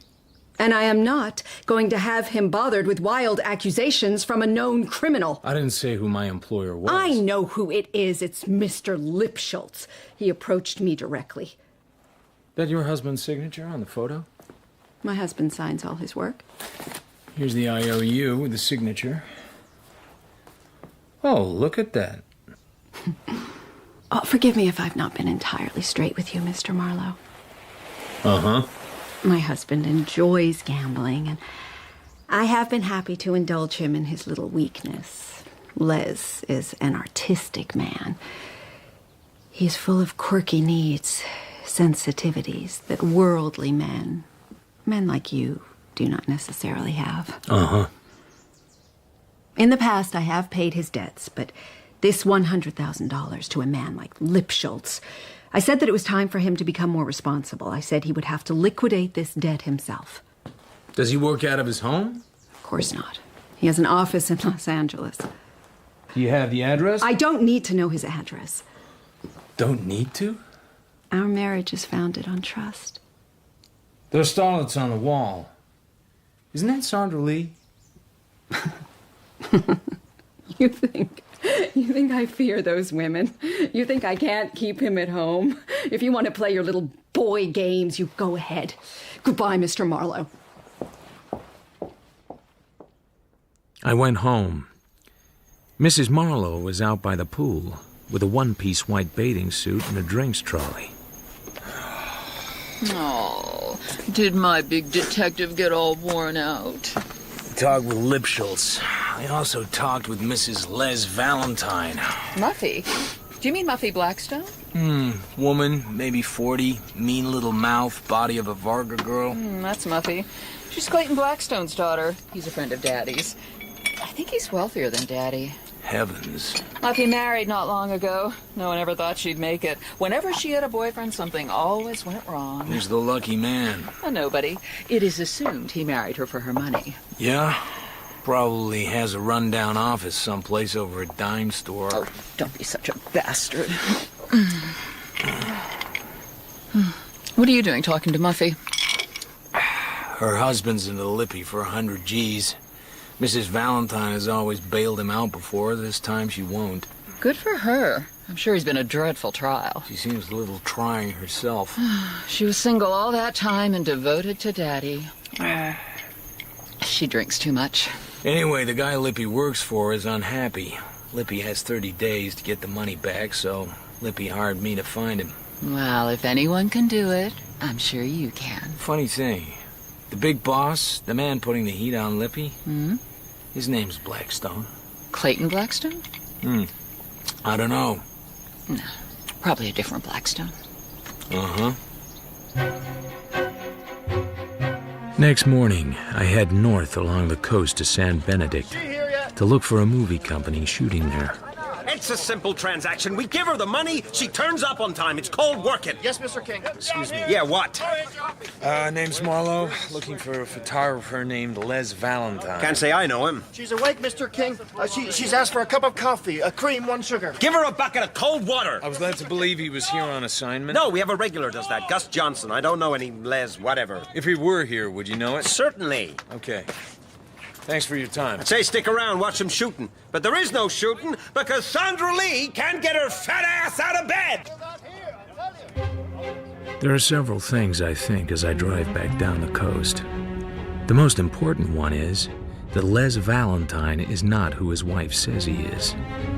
He isn't shooting stills in San Benedict.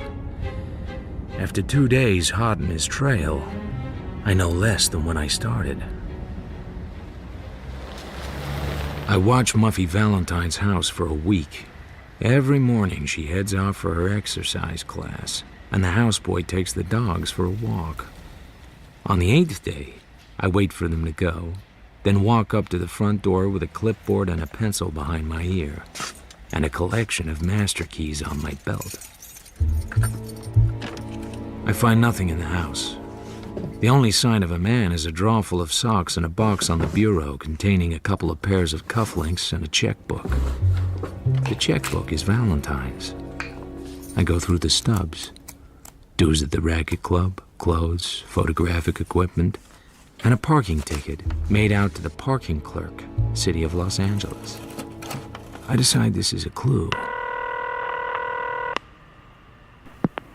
Office of Parking. This is Marlowe, Sheriff's Substation in Encino. I need a location on a ticket.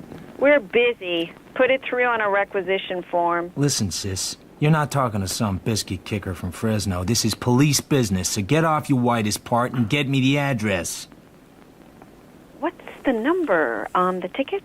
41701. Hubba hubba, sis. I don't have all day. One moment. Biscuit kicker from Fresno. The violation occurred in front of 1254 Western Avenue, and I must say I don't appreciate your manner. Why don't you go kiss a walrus, sis? It's on the west side of the block between Hollywood and Sunset Boulevard.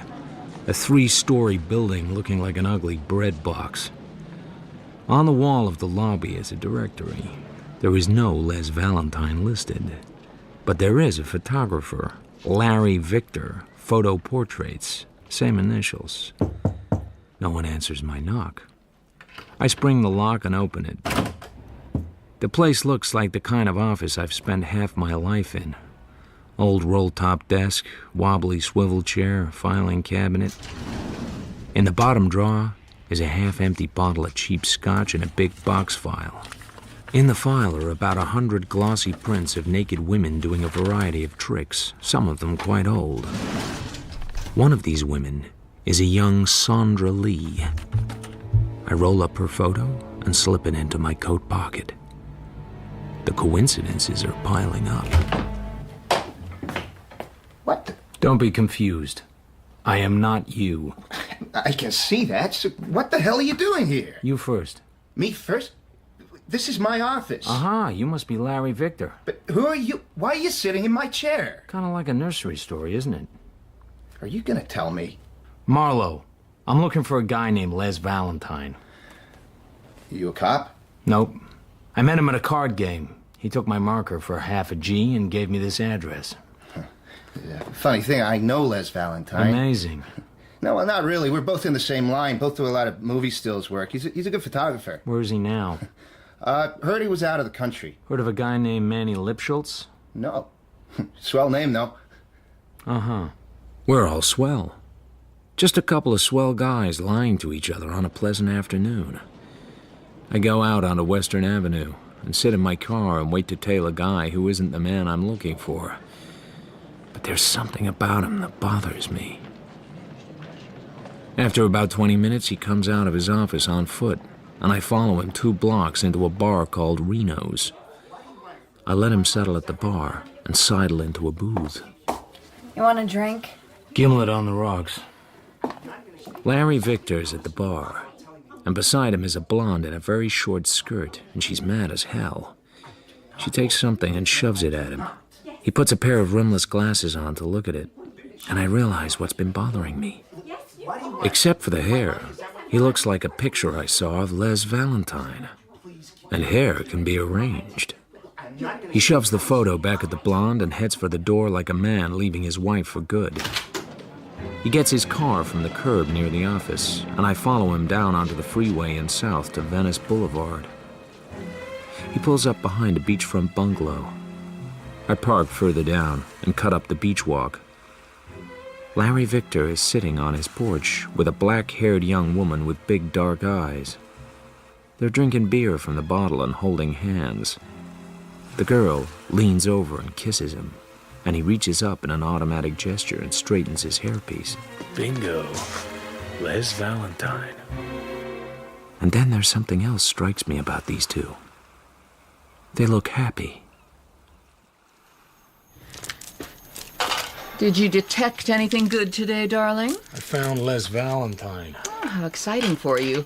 I'm sure it compensates for missing our dinner at the club. Sorry, the whistle doesn't blow at cocktail time for me. Don't you want to be with me? Of course I want to be with you. I want to spend all my time in bed with you, having cocktails by the pool with you. And if I give in to that, you might as well get me a little jeweled collar and take me for walks.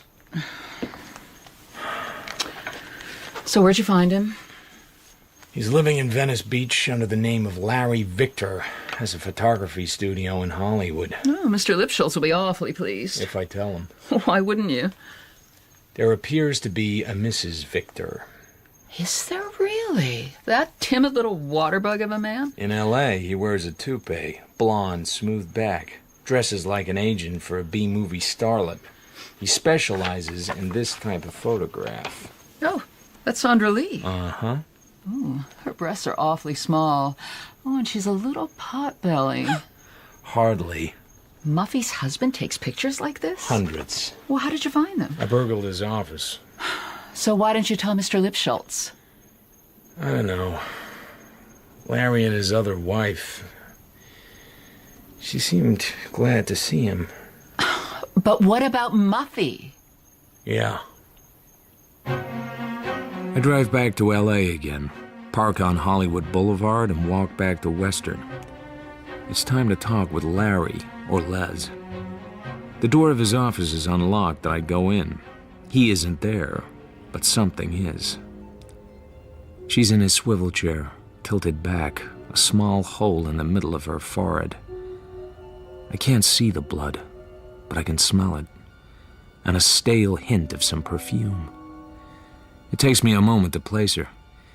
She's the blonde who argued with Larry Victor in the bar. I check the filing cabinet. The box file is gone. I take in a deep breath and dial Bernie Oles at the DA's office. And wait. Marlowe, Hey, Bernie. Small caliber gun. You know her? No. You've been cute. Not yet. You still working? I heard you don't need to. Missing persons job out of the Springs. Trail led here. I talked to the guy. He said he couldn't help me. I went away, found out some things that didn't make sense, and came back to talk to the guy again. The door was open. Guy's name Larry Victor? That's the name on the door. You know where he is now? No. Anything else you can tell me might help? No. I suppose if I ask you the name of your client, you wouldn't tell me. Not if I don't have to. And who decides if you have to? We work it out, right? Stay in touch, Marlowe. I go west down Santa Monica Boulevard with my foot heavy on the gas pedal. It won't take the cops very long to find out where Larry Victor lives, and I want to get there first.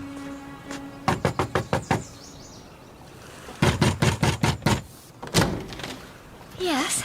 I need to see Larry quick. Larry's fixing drinks. Would you like one? In a minute, we'll all need one. Angel? What's this? What the hell do you want? There's a dead woman in your office, Larry. The cops are on the way. A dead woman? Come on, Larry, get in the car. Angel, tell the cops you don't know where he is. Hold on. Larry, it's me or a long night downtown. Dump the drinks. Larry, call me! Get rid of the 2 glasses, Angel. You don't know where he is. I didn't kill her. But you knew her. What the hell you say? You just had a fight with her at Reno's bar. I followed you. Followed me? Try not to say everything I say. I followed you to Reno's, and then I followed you home. Is Angel your wife? Yes. And is Muffy Valentine your wife? Muffy Valentine? I told you not to do that. Who's Muffy Valentine? Les Valentine's wife. I saw a picture of Les in her house. If you put on your glasses and took off your rug, you'd look just like him. So, do I call you Larry or Les? You legally married to Angel? Well, this is certainly pleasant. No smart guy remarks, no lies, just the soothing sound of my own questions. Got a photo of Sandra Lee here. I assume you took this when she was just starting out. Jesus Christ, Marlowe. Yeah, you have it all rolled up and folded away neat. Then there's a murder and everything unravels. What am I gonna do? You're gonna tell me what's going on. The cops know about me? Not from me. When I left them, they just had the corpse in your office. You were there? I discovered the body, stiff and minute Marlowe. I went there to ask you about being Larry and Les. Door was open, she was sitting in your chair. Somebody had shot her in the head with a small caliber gun. Yeah. You got a cigarette? Here.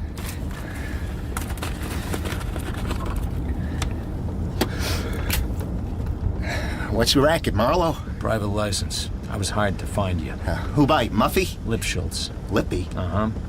For the markers. Uh-huh. I was trying to build a stake. What for? To get out of the Springs. Muffy, her old man. All of it. You married Angel before or after Muffy? Before. Let me guess. You met Muffy someplace, maybe shooting some pictures? Yeah. And she liked you, and you saw the big burrito all of a sudden, after dancing all your life for dimes. Angel know you married Muffy? She thinks I go away on assignments. So, you're gonna get your hand in Muffy's trust fund, and then you were gonna scoot back to L.A. and disappear. With Angel? Something like that. Except you couldn't get the dough. No. So, you tried to parlay it at the Agony Club, and found out that it's hard to beat the house. I think the game was rigged. Yeah, sure. So, well, how come you didn't tell the cops? How come you came tearing out here to save me? I'm a romantic. A what? I saw you and Angel together the other night. You looked happy. You're a piece of work, Marlowe. Uh-huh. I didn't kill her. Then tell me how she ends up at your office sitting at your desk with a bullet hole in her forehead. I don't know. What was her name? Lola something. I hardly knew her. What were you arguing about? But I used to date her. But you don't know her last name? I can't remember every name, huh? Remember this one, pal, or I'll drive you straight downtown. Don't do that! Jesus Christ! Faithful. Her name was Lola Faithful. Stage name. That's how she was in the book when I was dating her. And she was mad because you weren't dating her anymore? She was mad as hell. How long you been married to Angel? 3 years, 7 months. Break up with Lola before that? Sure, hell, what kind of a guy do you think I am? So, like, 4 years ago, you ditched Lola Faithful, and a few days ago she's in a bar screaming about it? She carried a torch. Not my fault. If you don't believe me, why are we here? 2 things. 1, I don't think you got the iron in your bones to kill a man. You ever kill anybody, tough guy? 2, why would you kill her right there in your office and leave her and not even lock the door? Hey, that's true. You got a place to go?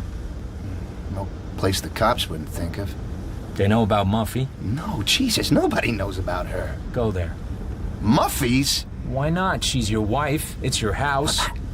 How am I gonna get there? I'll drive you. All the way? I live there. Marlowe.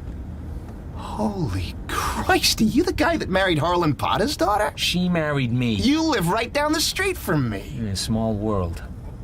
The big burrito.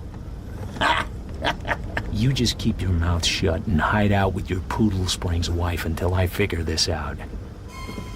I drop him in front of Muffy's place, put the olds in gear, and drive on towards the house I share with my own poor little rich girl. So obviously Les, or Larry, or whatever he calls himself, is a compulsive gambler. Obviously he's a fortune hunter. Obviously he's dishonest. Why are you protecting him? Why not simply turn him in? He doesn't understand either. I should think he wouldn't, the worm. What kind of a man would get himself into this kind of mess? I think he's addicted.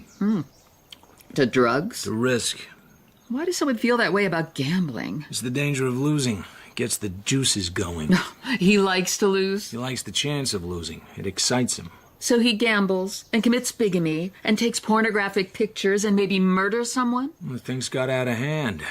And I don't think he killed the woman in his office. You seem to understand him well enough. I'm a detective. Maybe you do the work you do because it's dangerous. Maybe it gives you a thrill. Like Larry? There must be some reason why you don't stay home and spend the afternoon with me, you bastard.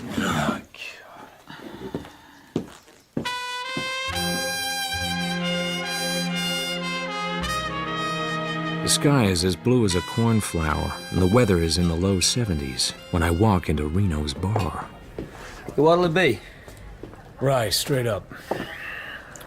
Lola Faithful coming here much? I might run a tab. Here's 20. Okay. Lola Faithful coming here much? Oh, Lola, sure, yeah. I didn't get you the first time. Hell, Lola comes in here all the time. Christ, that's what she does. She comes in here. What can you tell me about her? Well, I think she used to be some kind of hoochie-coochie dancer. And? And nothing. That's all I know. Know a guy named Larry Victor? Sure. Lola and Larry were hollering at each other here at the bar just the other day. What were they fighting about? She had something on him. She was gonna get even, I guess. She had something on him? She was gonna make him pay. What did she have? Hell, I don't know. That's all I know, and there's always something. Where's Lola live? Kenmore. 222 Kenmore. Want another drink? Not just now. Keep the change. 222 Kenmore is on the left side as you drive up toward Franklin. The lawn has gone to hell. The house needs paint. The front door is locked, but the frame is shrunk up so that it doesn't take much to get in. I'm hoping to see something the cops wouldn't have seen, or that didn't mean anything to them. I look behind the refrigerator and examine the linoleum around the edges, and pull over a chair and climb up and look inside the kitchen light. Hold that pose, sailor. Uh-huh.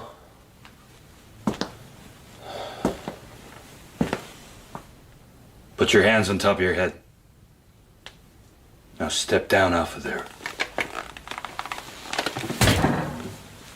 Uh-huh. Now, sailor, why don't you tell me about who you are and how come you're here? Stuff like that. My name's Marlowe. I'm a private eye working on a case. You know who owns this house? Woman named Lola. She's dead. Okay, sailor. Let's go for a ride. We roll west to Bel Air, in past the Bel Air gate and the private police booth.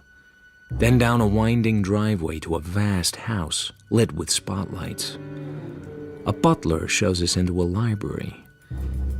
Beside a fireplace I could ride a horse into is a hatchet-faced man with ice-white hair, cut very short. This is Marlowe, Mr. Blackstone. Found him in the house on Kenmore. Why? Says he's a PI. What else? Well, I figured you might like to talk with him. Marlowe? I was told a woman named Lola Faithful lived there. And? And what's your interest? Perhaps I should have Eddie teach you some manners. Perhaps you should stop trying to scare me to death and share a little information. Maybe we're not adversaries. Adversaries? An intellectual people. You know that Lola Faithful is dead? I found the body. I would like to know who murdered her. I had a sense you might be interested. Cops like the photographer. Cops like the obvious. Usually they're right. You like him? No. Why not? He doesn't seem the type. Did you know I know your daughter? I didn't know that. She's married to the photographer. Eddie, pour Mr. Marlowe a drink. Les Valentine owed a guy money, and the guy hired me to locate Les for him. Who's the guy? Client's got a right to be anonymous. Where the hell do you think you are, Mr. Marlowe? If I'm gonna be in this business, I can't go spilling my guts to every loonican I meet. I'm hardly a loonican, Marlowe. Sure. You're a citizen and a half. I started with Les Valentine's wife, your daughter. She said he was on location doing stills for a movie production. But the movie company had never heard of him. Eddie's been busy. Nothing to it. So, I went back and searched his house. My daughter's house? I found a parking ticket, ran that back, and found a photographer named Larry Victor. I followed him to a bar, watched him have a fight with Lola Faithful, lost him, went back to search his office. Why? He said he knew Valentine. And? I walked in, and there was Lola with her brains on the floor. And this guy, Larry? Is Valentine with a wig. Where is he? I don't know. Why did you have Eddie here watching Lola's house? A woman of that name attempted to blackmail my daughter. About what? My daughter did not say, and I did not ask. I told my daughter that I would have Eddie speak with her, but Eddie was away on business for a few days, and when he returned, he went to call on Lola, only to find that she had been murdered. You can understand my interest. Uh-huh. And your daughter? I merely told her that the woman had died. I did not ask her anything. How do you feel about Les Valentine, Mr. Blackstone? He's a liar, a womanizer, a petty thief, an opportunist, a fool, and an unsuccessful, probably compulsive gambler. And my daughter loves him. As long as she does, I will support him. As long as he is married to my daughter, he is family. Even though he's a wrong G. I am not much of a father, Mr. Marlowe. I have only my daughter. Her mother is long since gone.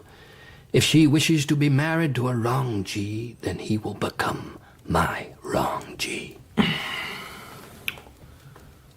The wrong G is home. I delivered him myself. So you weren't telling me everything? I never said I was. I can admire that, but don't make the mistake of confusing admiration with patience. Take him home, Eddie. When you get there, give him back his gun. Yes, Mr. Blackstone. I'm up again, showered, shaved, smelling like a desert flower and tougher than 2 armadillos. On my way to the Agony Club to report to my employer. Hello? Anyone home? Lippy is in his swivel chair, a bottle of scotch on the table beside him, 1 glass.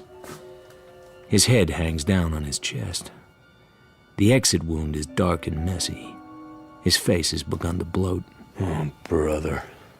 I call the cops. Yeah, you touch anything? No. Marlowe. Hey, didn't I see your name on the wire last week? Discovered a murder victim in Hollywood?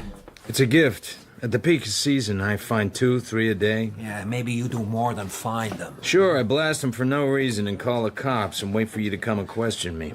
Wait a minute, you say Lippy hired you to look for a guy owed him money? Uh-huh. Who was it? This is a murder case.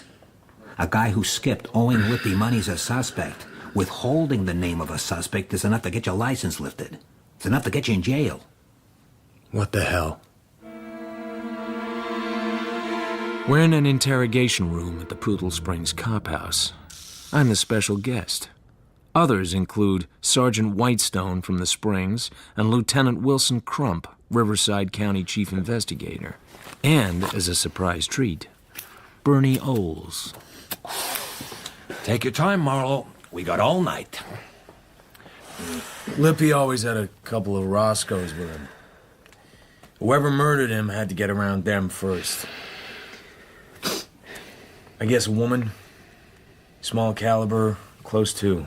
We can guess that sort of thing without you. That's all I got, Bernie. 2 homicides in a week. In 32 years of police work, I've never seen a coincidence like that. There's nothing more I can tell you, Bernie. Okay, book him. Stick him in a cell. Maybe a connection will occur to him. What charge, Lieutenant? You'll think of something. It's quiet in the Poodle Springs Hoosgow. I lie on the bunk in the dark. I wonder if Lippy would have been killed if I told the cops all I knew. Guys like Lippy are always walking on the railing, but dying is a long fall. Blackstone had no reason to kill Lippy, but Les had a reason. And he had a reason to kill Lola Faithful, too, a blackmail reason having to do with a picture she showed him in Reno's bar. Why the hell isn't Larry the killer? Even if he does have a pretty wife who adores him. And where is the picture Lola had on him? Could be in a safe deposit box. Except, where's the key?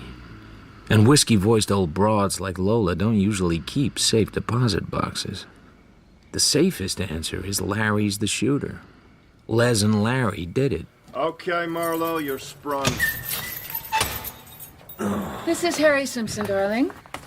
I'm sorry we took so long, Mr. Marlowe. I had to wait until the court opened this morning to get a writ. Uh-huh. I'll drive you home. Daddy's furious. Ah, to hell with him. He got you out. To hell with him anyway. I've been in the jug before. It's an occupational hazard. I frankly fail to see how you can do your work and keep your self-respect. Because it involves spending time occasionally in jail. Because it brings you into contact with the lower classes. It's not my fault my father's rich. It isn't mine either.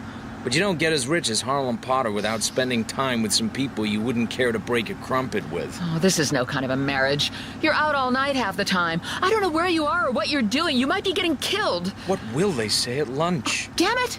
Don't be so poor, snob, high and mighty.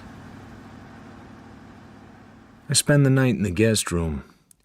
In the morning, I drive over to Muffy Valentine's house. Les isn't here. I don't know where he is. You know Lipschultz is dead? Yes? Did you know he worked for your father? Your father owns the Agony Club.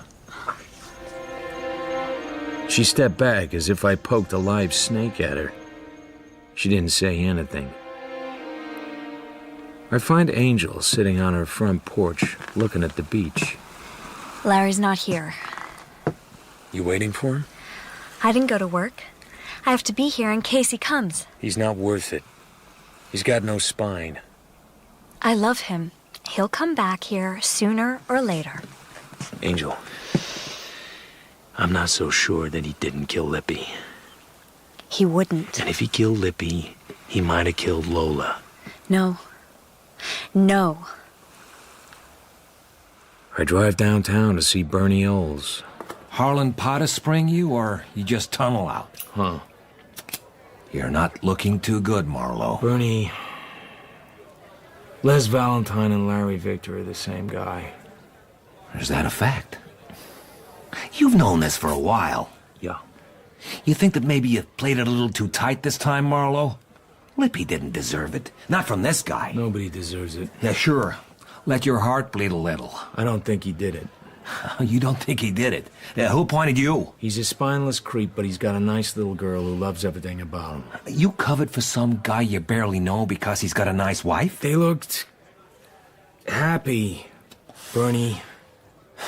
You don't see too much of that. Okay, Marlowe. You can tell me everything, from the beginning, real slow. A lot of small words. I tell him everything, leaving out the fact that I have a picture of Sandra Lee in the trunk of my car, from before she was famous, when she didn't mind so much getting outside of her clothes. You still think Larry, Les, whatever his name is, didn't do it? I don't know. I've told you what I know. You and I both know how long this guy will be around if Clayton Blackstone finds out his daughter's married to a bigamist. A little jump for Fast Eddie. Damn little. Get out of here. Huh? Shoo, Marlowe. Go on. Shoo. I drive up Kenmore to Lola Faithful's house. She was blackmailing Larry with a picture, so where is it? I tossed her house like a Caesar salad and found nothing. So where would she hide it?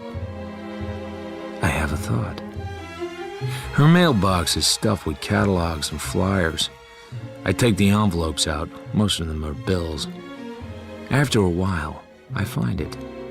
An envelope hand-addressed and inside a receipt from the parcel room at Union Station.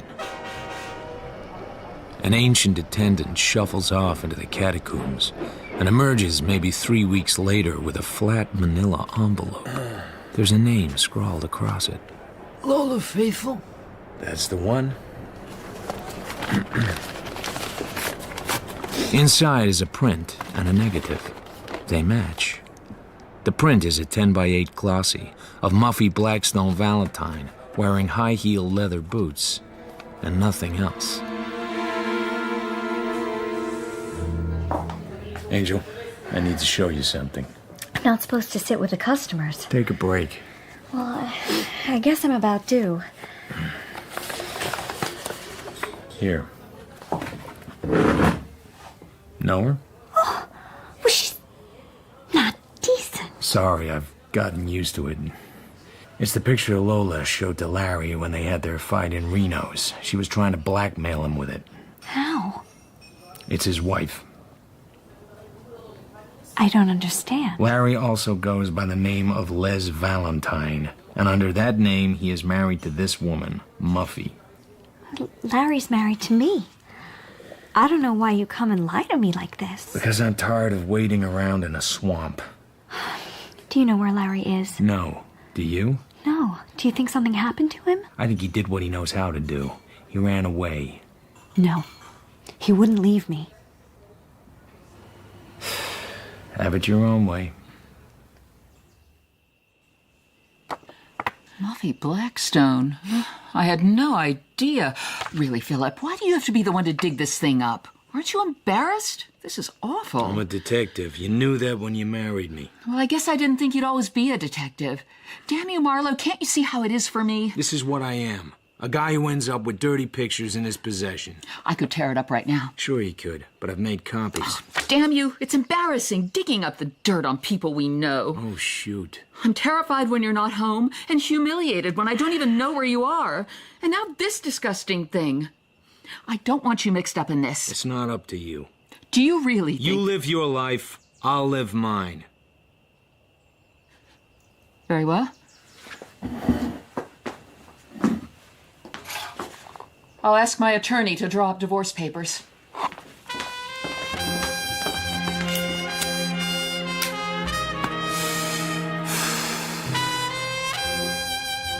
My old office in the Coanga building is still empty, so I moved back in. I'm putting a fresh bottle of bourbon in the bottom drawer when Clayton Blackstone walks in. $500. You wish to employ me? I want you to find out where my son-in-law is. I wish my daughter's life to be orderly and pleasant again. What if the orderly conclusion is that your son-in-law is responsible for 2 murders? If you wish to reach me, call Eddie Garcia. He will put us in touch. He has my complete confidence. Mine too.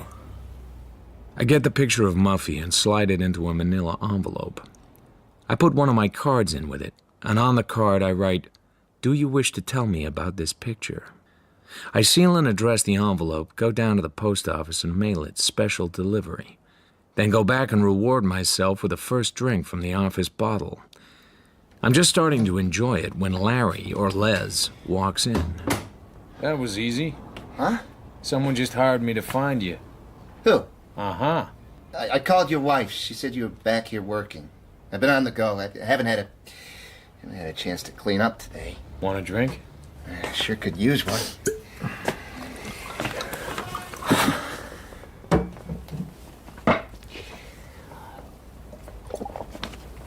Oh, I didn't kill that bimbo. How about Lippy? Lippy? What?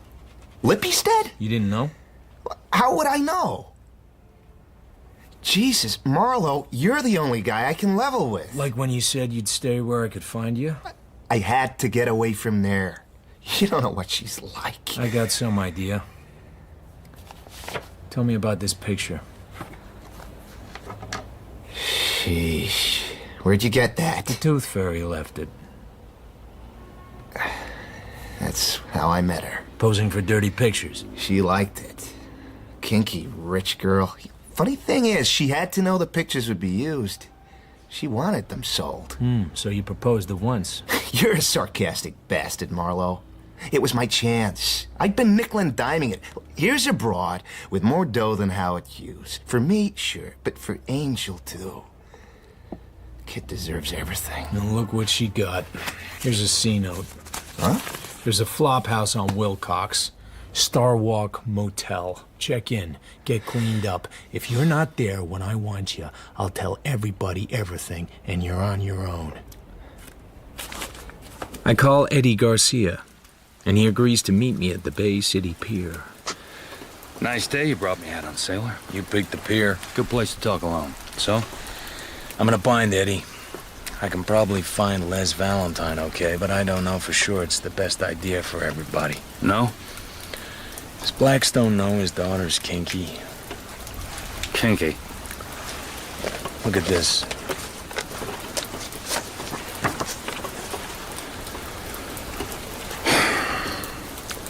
Mr. Blackstone was here now, you'd be dead. He'd kill me? He'd have me kill you. I can feel my lip quivering. Does he know about her? Yeah, he knows. The kid's been wrong since she was little. Booze, creeps, dope. When she was younger, I spent a lot of my time straightening out her life. Like what? Like she's shacking up with some Hollywood heartthrob. I go and have a talk with him, and he leaves her alone. There was a magazine, kind you buy in a wrapper. They were going to do a photo spread with her. I had to go and talk to the publisher. Where'd you get this one? Lola Faithful stashed it at Union Station. Where'd she get it? I don't know. She was dead when I met her. She tried to blackmail Larry with it. Uh-huh. You carry a small caliber? If I was you, I'd find myself Les Valentine, bring him back to Muffy, take Mr. Blackstone's dough, and move on. He finally got him married. The guy's a creep, but she's off the streets, safe. Now you screw that up, and Mr. Blackstone's gonna be sending me looking for you. If he does, you know where I am. It's still raining next morning when Muffy Blackstone comes into my office. Coffee? Why did you send this photo to me? I've been walking around the edge of this case since I started. I thought maybe if I couldn't get in, I could get someone to come out. You are trying to ruin my marriage. No.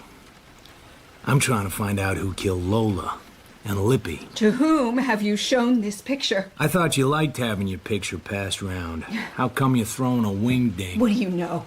I know you met Les when he was taking pictures out of an office on Highland Avenue and calling himself Larry. I know you've had a life full of dope and booze and a string of wrong guys, and I know your old man has bailed you out of every one. Oh, you working for my father? He hired me to find Larry. You don't call him that now. My father just wants you to find him so Eddie can kill him. Why would he do that? Because he won't let anyone have me. He'll ruin that too, like he ruins everything. Put the gun away, Mrs. Valentine. I won't let you. Put it down. I won't let you spoil. They've all been spoiling it, haven't they? Yes. And you had to kill them. You got to Lola, she had your picture, and she wanted money. So you what? Arranged to meet her at Larry's office? I think I recognize the perfume. Yes. Yes. Lippy, he knew his killer, whoever it was. He was off guard. How'd you get him off guard? I said I didn't have the money, but there were other ways I could pay. So, he grins and sends the help away, and then turns and pours himself a whiskey, and then, bam! That about right? I still love Les. You won't spoil it. You must... Spilt my coffee. I follow my cup down behind my desk and dig out my .38 on the way. Her bullets go into the wall where I was sitting. I fire one into the ceiling to let her know I have a gun. Then I stay down behind the desk, waiting. I don't want to shoot you. I'm pretty sure where she'll go. There isn't any place else. Blackstone is beside his big fireplace. Eddie Garcia stands by the door. Muffy's at the bar with a drink in her hand. So what have you to tell me? Your daughter stopped by my office. She said you were trying to destroy her marriage. She said she'd kill me like she killed Lola and Lippy. Then she got out her .25 and began plugging away. Muffy? Lola had a bad picture of me. Didn't you know there'd be other copies? She's not playing with all the dots on her dice. Muffy? What about Lippy? I didn't even know you knew him. I asked him not to bother Les and me. And he said business is business. So she goes to see him. He turns his back on her to pour scotch. Bam! He would have ruined my marriage, Daddy. I had Eddie chase Les Valentine down. You know he's got a wife. Yeah, I've known it all along. What are you talking about? He has another wife, Muffy. Oh, that's not true. You need to calm down for a while. You won't let anyone have me. Ever. Everyone I've ever tried to. Muffy? Everyone I have ever loved. You send Eddie to straighten them out. But this time you won't. Muffy? She puts 2 bullets in her father's forehead. I'm half turned in my seat and the heavy thump of Garcia's Magnum sounds, and she falls face down on the floor. Half a second. I was half a second late. Uh-huh.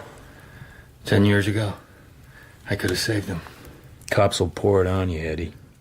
They won't find me. Still, pretty fair shooting. She had the jump. Half a second slow. Then he's gone. The cops turn me loose in the middle of the afternoon. There's nothing to hold me for except being a lousy detective, and they have their own problems with that. I get Angel out of her cafe and drive her to Hollywood. Have you found Larry? Yeah, I'm taking you to him. Oh, is he all right? Sure. Angel, about him being married to another woman, I was wrong. I knew that. Larry! Larry, it's me! It's okay, Larry. Angel? Muffy Blackstone's dead. So's her father. How? Doesn't matter. It wasn't you, wasn't me. I don't know you're here. I don't know where you are. Don't call me up. Don't come see me. Wait a minute. What if the cops come after me? They will. What should I do? Here's 4 C's. Hey. Get going. Stay away from me and take care of that girl. If I ever hear you weren't good to her, I'll track you down and stomp on your face. Hey, Marlowe. No need to talk like that after everything we've been through. Yeah. Remember what I told you. Goodbye, Mr. Marlowe. Thank you. My apartment has a musty, closed-up smell. I leave the hall door open and throw up a couple of windows in the living room. Then I go into the kitchen to put ice and soda in a glass with a shot of scotch. When I carry it back to the living room, Linda is there. Beside her on the floor is a small suitcase. In town for long? Maybe. Overnight case and all. I thought we were getting divorced. We are, but it doesn't cover what I had in mind. You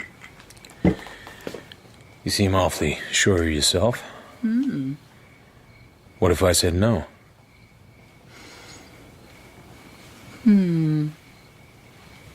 You're right. I probably won't say no. Hello. So how long are you staying? Maybe the night?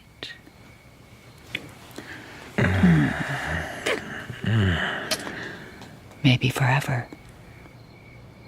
Maybe.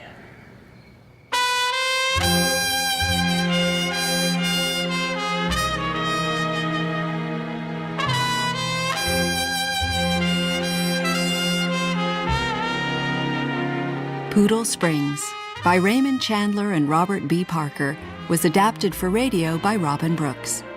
Philip Marlowe was played by Toby Stevens. Linda Marlowe by Lorelei King. Larry Victor, Stephen Campbell Moore, and Muffy Valentine by Laurel Lefkoe. Manny Lipschultz was Peter Polycarpou.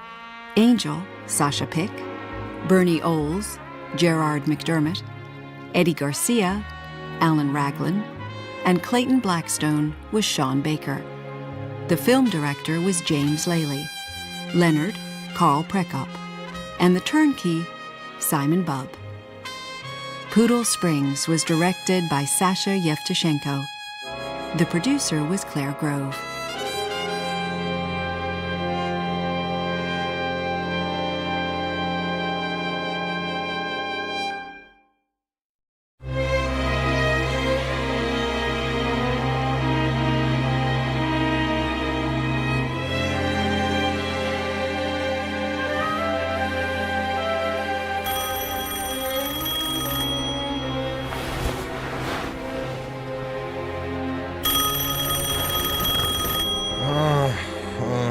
The phone wakes me from my dreams. But my dreams are my own business. Is that Mr. Philip Marlowe? This is Clyde Umney, the lawyer. I don't hear too well. Partly because I'm only half awake and partly because I'm holding the receiver upside down. It was 6:30 a.m., not my best hour. Do you hear me? No. I said I was Clyde Umney, the lawyer. Clyde Umney, the lawyer. I thought we had several of them. You're Marlowe, aren't you? Yup, I guess so. Don't get fresh with me, young man. Sorry, Mr. Umney, but I'm not a young man. I'm old, tired, and full of no coffee. What can I do for you, sir? I want you to meet the super chief. It gets in at 8 o'clock from Chicago. I want you to identify a girl among the passengers, follow her until she checks in somewhere, and then report to me. Is that clear? No. Why not? I don't know enough to be sure I can accept a case. I'm Clyde Umney, Don't. the lawyer. I might get hysterical. Perhaps another investigator would suit you better.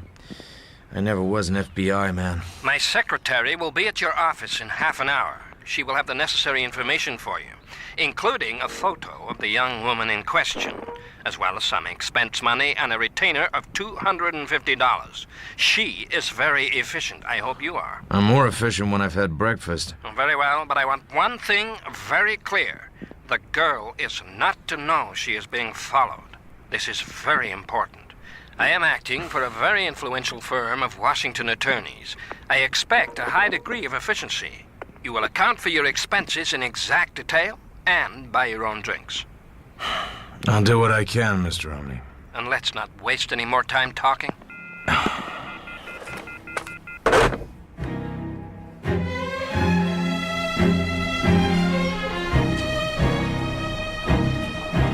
The woman I'm looking for is named Eleanor King. Height 5'4", aged about 29. Hair dark, reddish brown, thick with natural wave. Well dressed but not overdressed. Conservative makeup. Number 35, the super chief from Chicago, has just arrived on track 11. The super chief is on time, as it almost always is, and the subject is as easy to spot as a kangaroo in a dinner jacket. She's not carrying anything but a paperback. She wears a midnight blue tailor-made suit. An unhappy girl, if ever I saw one. The subject wanders around the station. She glances at the drugstore, the newsstand, the information booth, and the clean wooden benches. She's not interested in any of them. She looks like a girl waiting between trains. She finally settles herself in the coffee shop. Excuse me. Oh, yes, sir. You work the super chief? Yeah, part of it. I was expecting someone on the Washington-San Diego through car. Anybody get off? You mean get off permanent, baggage and all? Yeah. Well, one passenger got off. What your friend look like? Large enough to be unmissable. Gray mustache. Smokes Havanas. Can't help you, mister. Your friend's probably still on the train. They don't have to get off the through car. If she gets hitched onto the 74 for San Diego. Leaves here around 11:30. Train ain't made up yet. Thanks. I give him $1. The subject's baggage is still on the train, which is all I need to know. I buy a round-trip ticket to San Diego and trot back to the coffee shop. Your coffee, sir. Thanks. The subject is in place, but no longer alone. The guy is across the table from her, smiling and talking. About 6'1", slender, with a thin, conceited face with too many teeth. One look is enough to show she knows him and regrets it. He's twisting a piece of paper in his hand, and it's as clear as distilled water. She doesn't want him there. I'm not close enough to hear them, but I don't need to be. He opens the twisted paper and lays it carefully down in front of her. It looks like a newspaper clipping. Her eyes go down to it. Her hand moves to take it, but his is quicker. He puts it away in his pocket, still smiling. Then he takes out one of those pocket notebooks with perforated pages. He writes something, tears the sheet out, and puts it in front of her. That she could have. She takes it, reads it, and puts it in her purse. At last she smiles at him. It's quite an effort. Conclusion?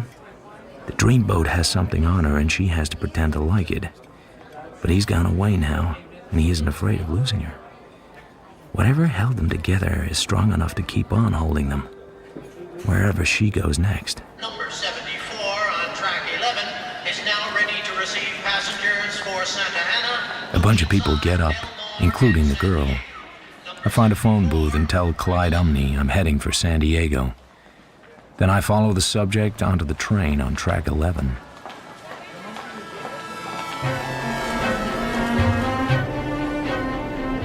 First stop, Santa Ana. Subject does not get off. At Oceanside and Del Mar, the same. So when we get to San Diego, I hop off quickly, charter a cab, and then wait 8 minutes outside the old Spanish station for the red caps to come out with the baggage. The girl comes out too. She takes a cab. I follow it to a motel joint outside the town called the Rancho Descansado. I'd be glad to show you what we have vacant, Mr. Marlowe. The girl at the counter is an outdoorsy type, with nice, large, soft eyes, and that's what I'm counting on. In no city hotel in the world would this work. It might just work here. So, about how long would you be likely to want accommodation? Only as long as she does. The girl in the blue suit, she just registered. Using what name, I wouldn't know. Mr. Marlowe, I don't think I'm tired of being cagey. I'm worn out with it. Did you notice her ring finger? Why, no, I didn't. No wedding ring. Not anymore. All gone. All broken up. All the years.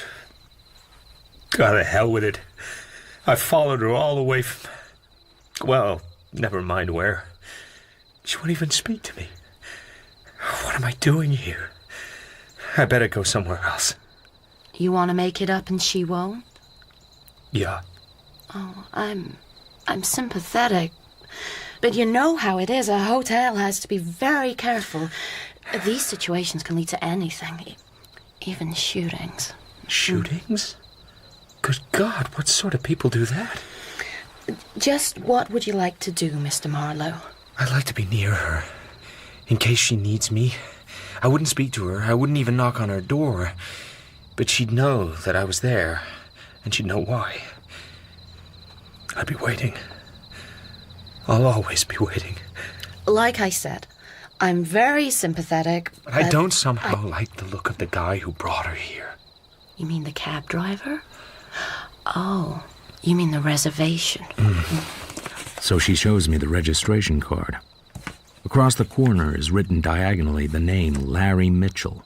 In a very different writing in the proper places, Miss Betty Mayfield, West Chatham, New York. Then, in the top left-hand corner, in the same writing as Larry Mitchell, a date, a time, a price, a number. I have to tell you, Mr. Mitchell, who made the booking, is a pal of the owner, Mr. Brandon. You're very kind. So, she's gone back to her maiden name. It's legal, of course. Any name is legal if there's no intent to defraud. You would like to be next door to her. Look, it's damn nice of you, but it's your job if I pulled anything.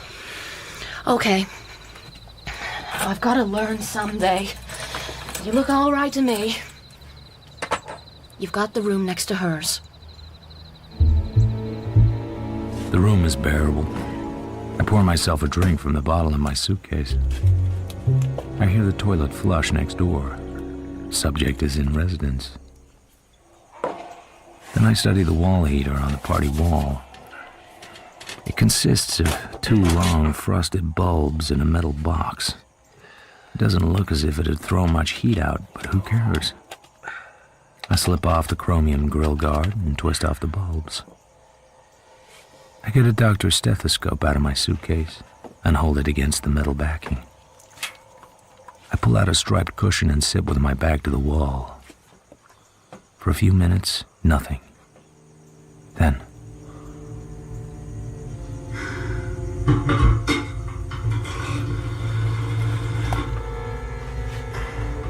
Esmeralda 41499, please. It's the first time I've heard her voice in all the hours I've been following her. The reception is perfect. Mr. Larry Mitchell, please. This is Betty Mayfield at the Rancho Descansado. Apartment 12C. You ought to know, you made the reservation. Well, all right. I'll be here. She's in there waiting for him because she has to. And I want to know why.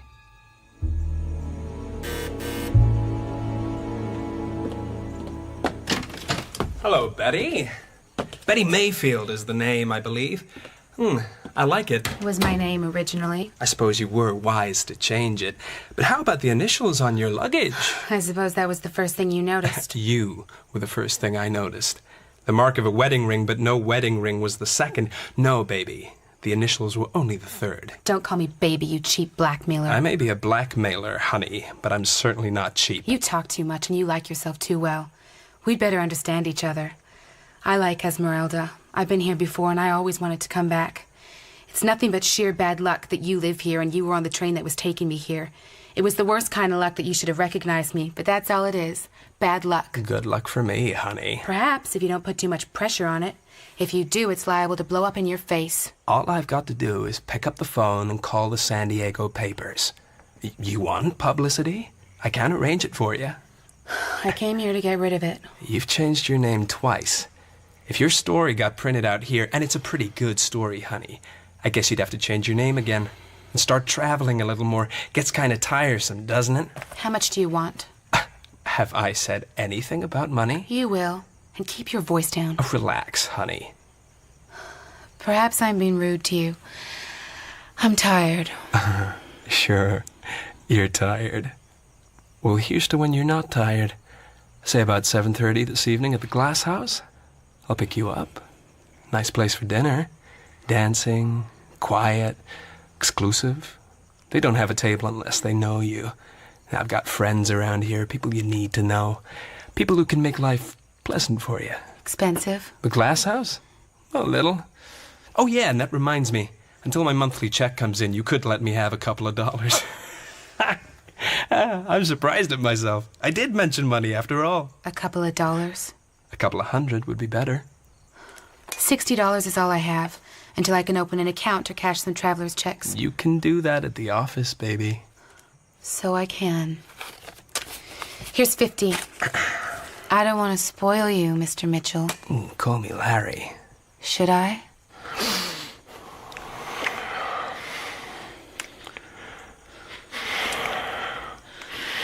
That's enough now, Larry.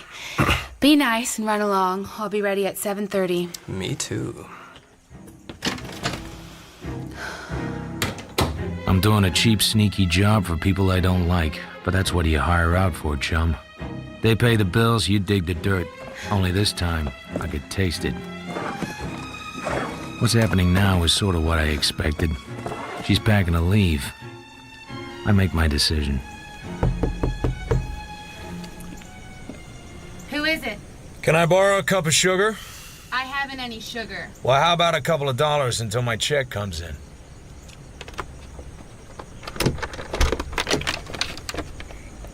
Who are you? I'm your next door neighbor. I was having a nap and voices woke me up. The voices spoke words. I was intrigued. Go somewhere else and be intrigued. I could do that, Mrs. King. Pardon me, Miss Mayfield. But I'm not sure that you want me to.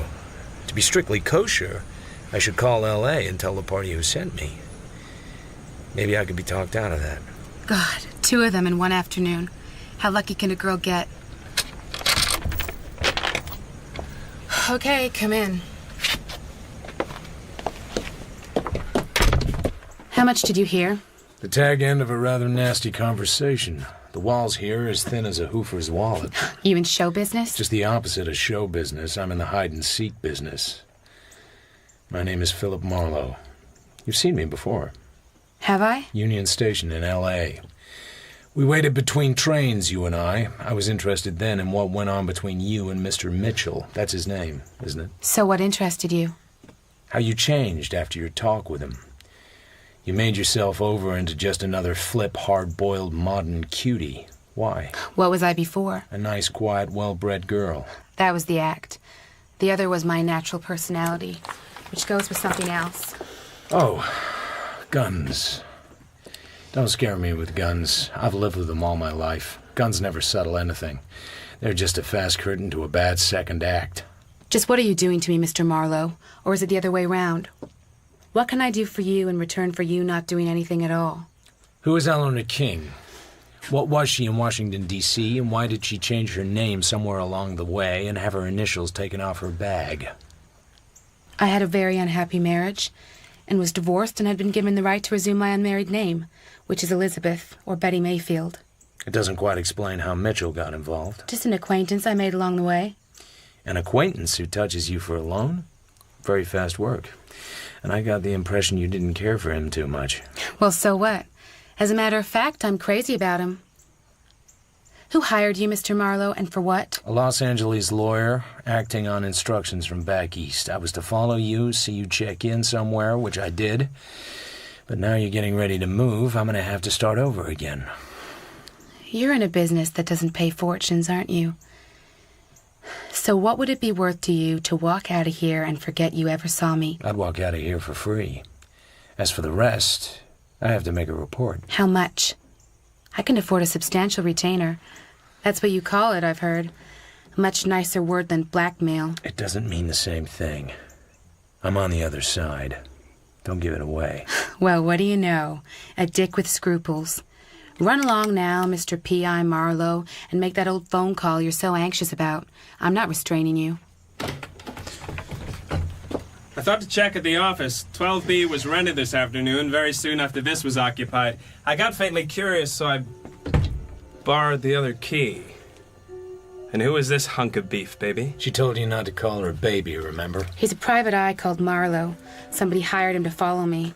We've been talking money. Always a mistake. He pokes at me with a straight right, very fast and well sprung. It snaps my head back. This gives him time to lift the gun out of the girl's hand. Okay, just relax. I know it sounds corny, but I could drill you and get away with it. I really could. Okay. For $50 a day, I don't get shot. That costs $75. Please, turn around. It would amuse me to look at your wallet. I lunge for him, gun and all. I catch him on the side of the neck. I'm doing okay, but I don't win the wristwatch. Suddenly, an army mule kicks me square on the back of my brain. I go zooming out over a dark sea and explode in a sheet of flame. My first sensation is that if anybody spoke harshly to me, I'll burst out crying. The second is that the room's too small for my head.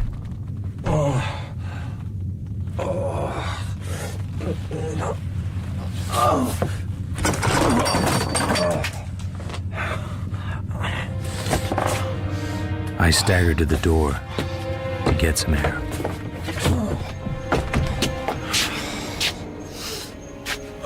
Nice evening. A middle-sized fat man, is leaning against the railing outside.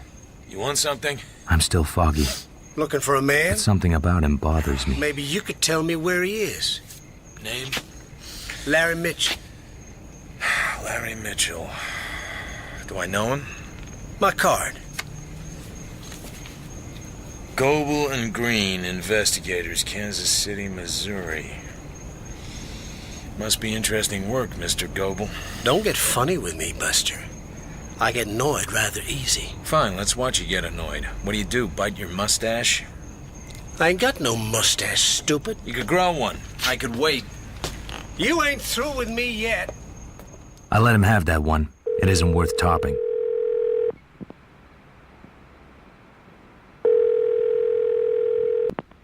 Is that you, Marlowe? Well, let's have it. I'm in San Diego. I've lost her. She slipped away while I was taking a nap. I just knew I'd picked a smart cookie. It's not as bad as it sounds, Mr. Romney. I have a rough idea where she went. Rough ideas are not good enough for me. Well, would it be possible for you to give me some notion of what this is all about? For example, can you tell me who the girl is, where she came from, and what she's supposed to have done to make this job necessary? Necessary? Who the hell are you to decide what's necessary? Find that girl, pin her down, and phone me her address. And if you expect to be paid, you'd better do it damn quick. I'll call you tomorrow. And don't worry too much about anybody losing anybody. There's two other guys working the same side of the street. One's a local boy named Mitchell, and the other's a Kansas City shamus named of Goebel. Well, good night, Mr. Omni. Hold it. What does that mean, two other operatives? You asking me what it means? I'm the guy asking you. Looks like you only got a piece of the job. It does appear I'm entitled to a little more information about this project. I'll call Mr. Consolving first thing in the morning. What was that name? Consolving. My rough idea could be wrong. Maybe once Miss Mayfield left the motel, she grabbed the train for Los Angeles or some way station. But it's far more likely that she has not. So here I am in my smart new hire car, heading for the glass room. It's attached to the Hotel Casa del Poniente, Esmeralda, California. License holder I register as I enter, one Clark Brandon. On the dance floor, half a dozen couples are throwing themselves around with the reckless abandon of a night watchman with arthritis. Most of them are dancing cheek to cheek, if dancing is the word. I needn't have worried about losing Miss Betty Mayfield. She's there and with Mitchell, but far from happy. He's grinning, but his eyes have that glazed look. Betty is holding her head as far away from him as she can without breaking her neck. Senor? A double Gibson and a club sandwich. Muy bien, senor. As Mitchell and the Mayfield girl leave the floor, I notice a guy watching them. A big, handsome guy with gray in his hair and just enough of it. He looks like a nice guy if you didn't crowd him. Except, looking at him closer, if you did crowd him, you'd better be big, fast, tough, and in top condition. Could this be Clark Brandon, license holder? Come on, baby, don't be mean. Don't. Just don't. They're close to me, but they don't see me. He's drunk, she's angry, and he's chewing away at her face. Let go of me, you drunken slob. Oh! I can't see what she does to him with her knee, but I can guess, and it hurts him.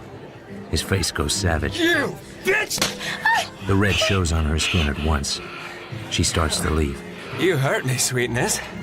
I'm a bad man to hurt. So, shall I pay the check, Mr. Mitchell? Or will you pay it with what you borrowed from me? He's going to hit her again, but the big guy moves into action. Whoa, whoa, take it easy, Larry. You got a skinful. Stay out of this, Brandon. I'd be delighted. I'm not in it.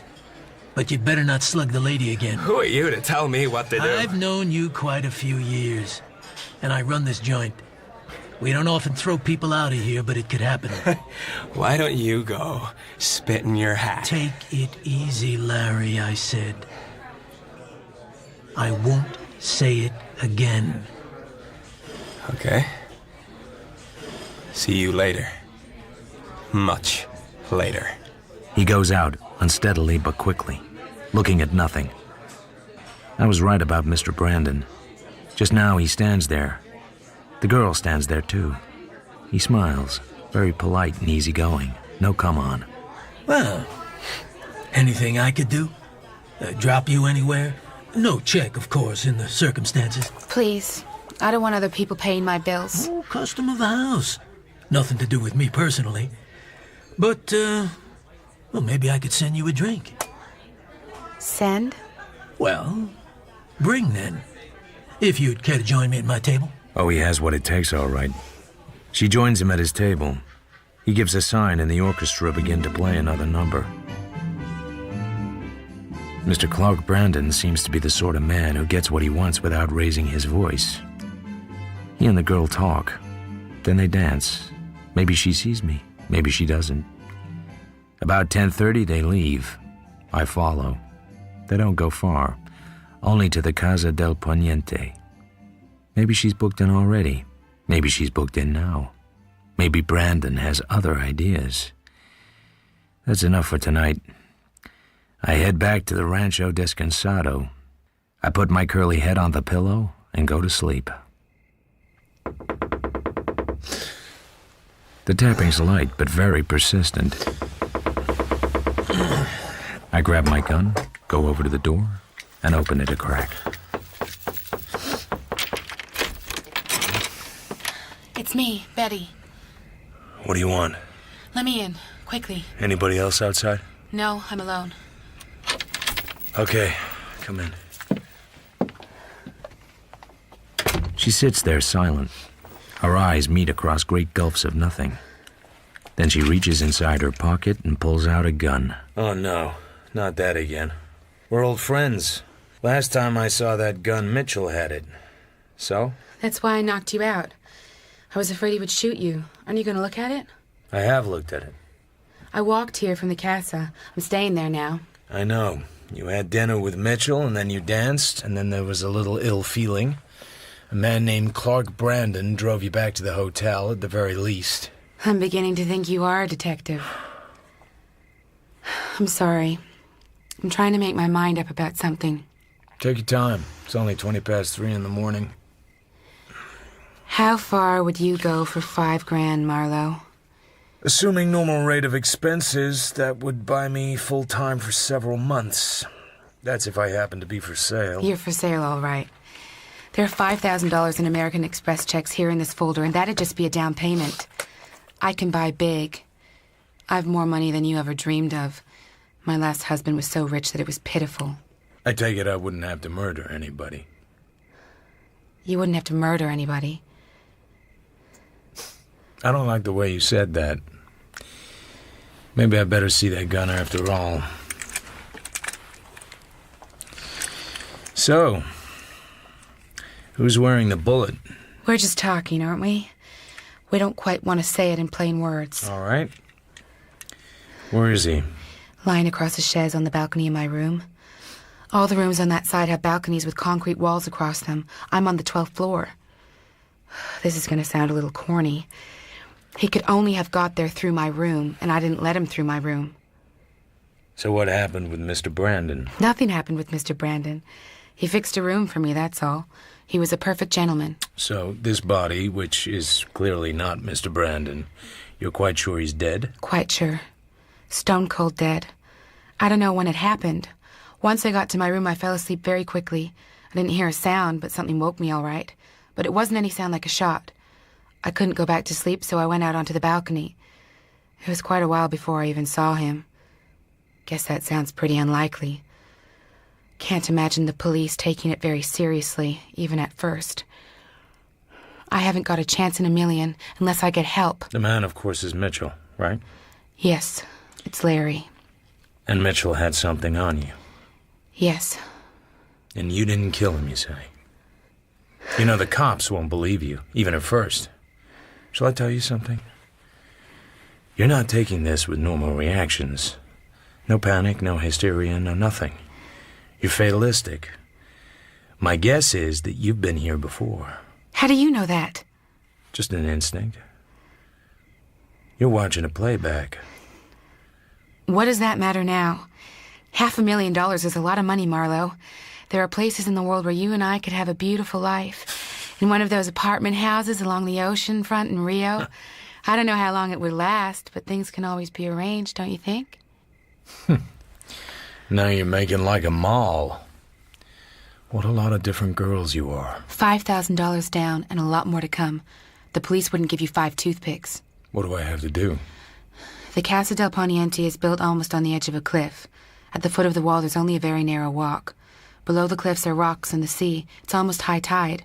My balcony hangs right over that. Did you come out through the lobby? Fire stairs. There's an all-night man in the garage, but he was asleep in one of the cars. You said Mitchell is lying on the chaise. Is there a lot of blood? I didn't notice.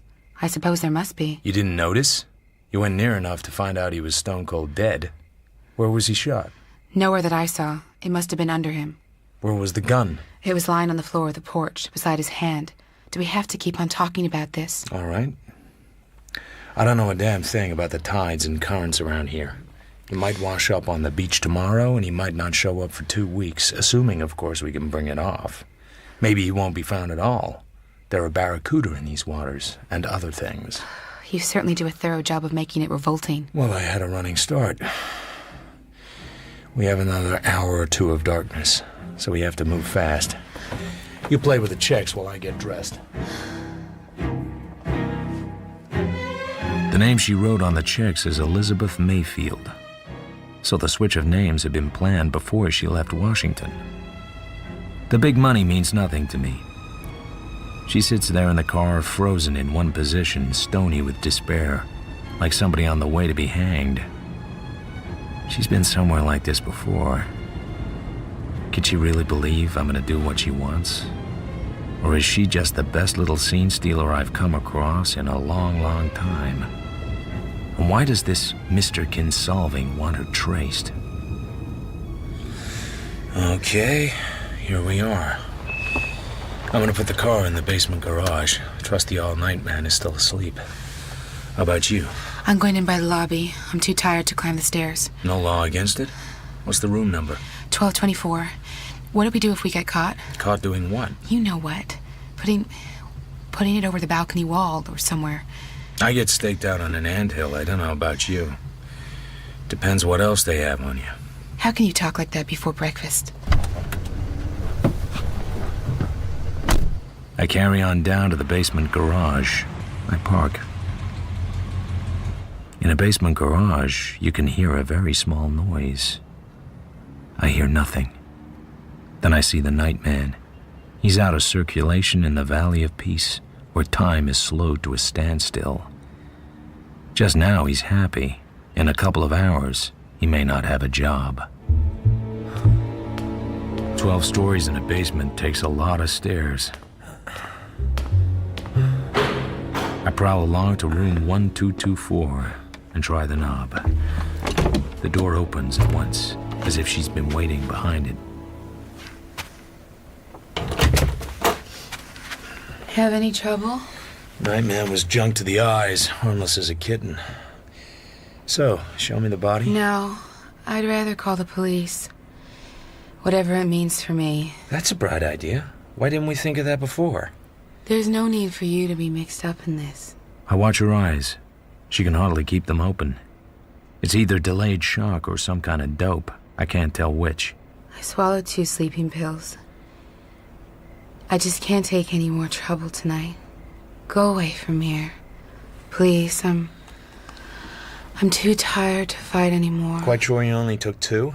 Yes, I never take more than 2. Now listen. I'm gonna take a look at him. Then I'm going back to the rancho. I'm gonna keep your money. Also, I have your gun. Maybe it can't be traced to me, but... Wake up! Hey, listen to me! Listen! She sags forward. I catch her and steer her over to the bed. She flops on it any old way. She's asleep at once. She begins to snore. I open the French doors and go out onto the balcony. I look around. Nobody is dead on either of the chaises, nor on the floor, nor anywhere at all. No blood either. No blood on the balcony, no blood on the safety wall. No blood. And no sign of anything having been heaved over. I lean out as far as I can lean. There's a narrow strip of lawn, then a heavy fence with shrubs growing against it. Beyond the fence, the sea creams on some half-submerged rocks. It's at least 35 feet down. Larry Mitchell, give or take a few pounds, must be about my weight. The man isn't born who could heave a 175-pound body over that railing and far enough out to fall into the ocean. It's barely possible that a girl wouldn't realize that. About 0.1% possible. She's still sound asleep. No deep stupor, no coma, and therefore no overdose. She told me the truth about one thing and about damn little else. I used the hotel pen to write a note. Dear Betty, so sorry I couldn't stay dead. Will explain tomorrow. Larry. Then I go back to the Rancho Descansado. Once again, I lay my curly head on the pillow and try to sleep.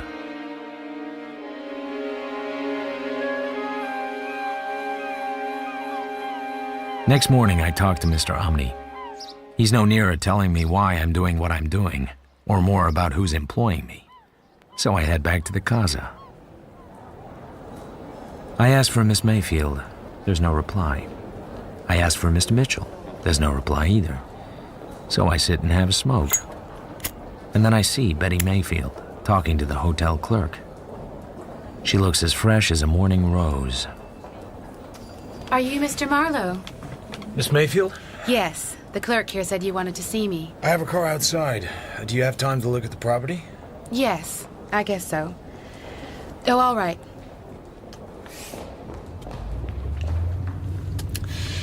It must have been the dope and the liquor. I must have been a little off base. Over at the Rancho Descansado, you were in great shape.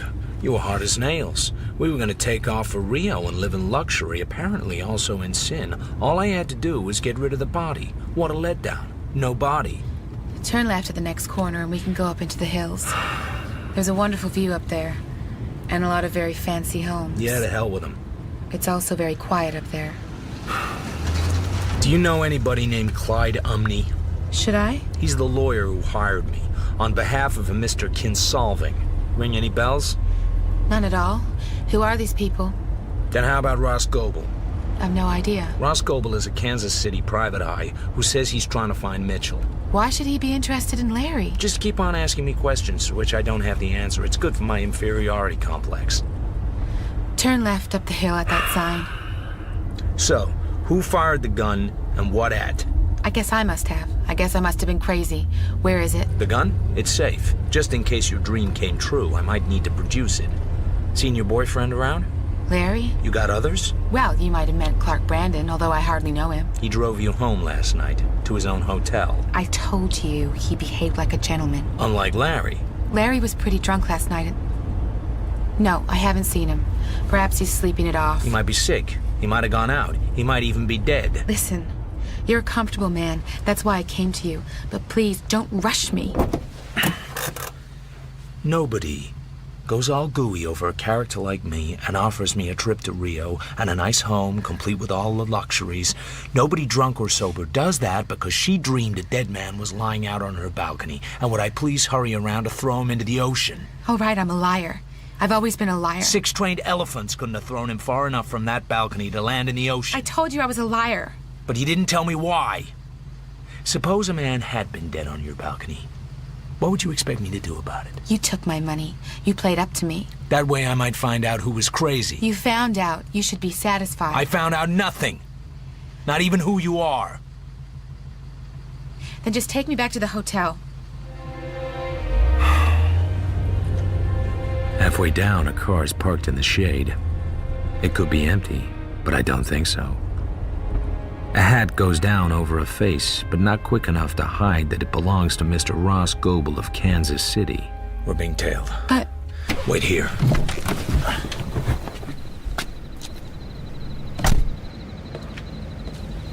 How are you making out with the girl? Not getting anywhere.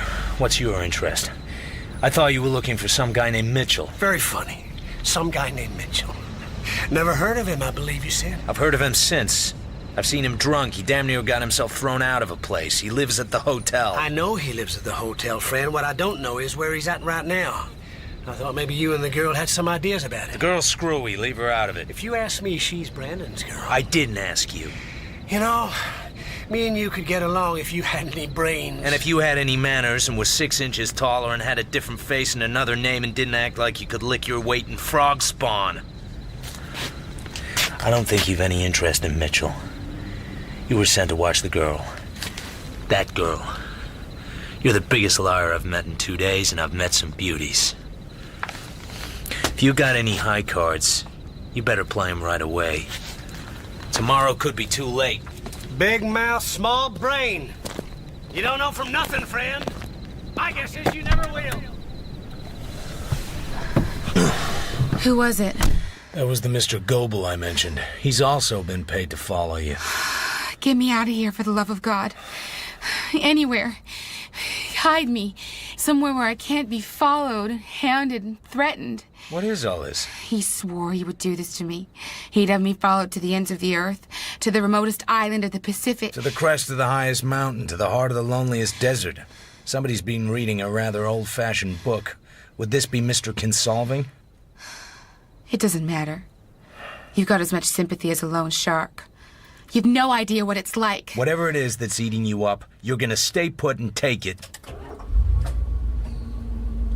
I drop her at the hotel.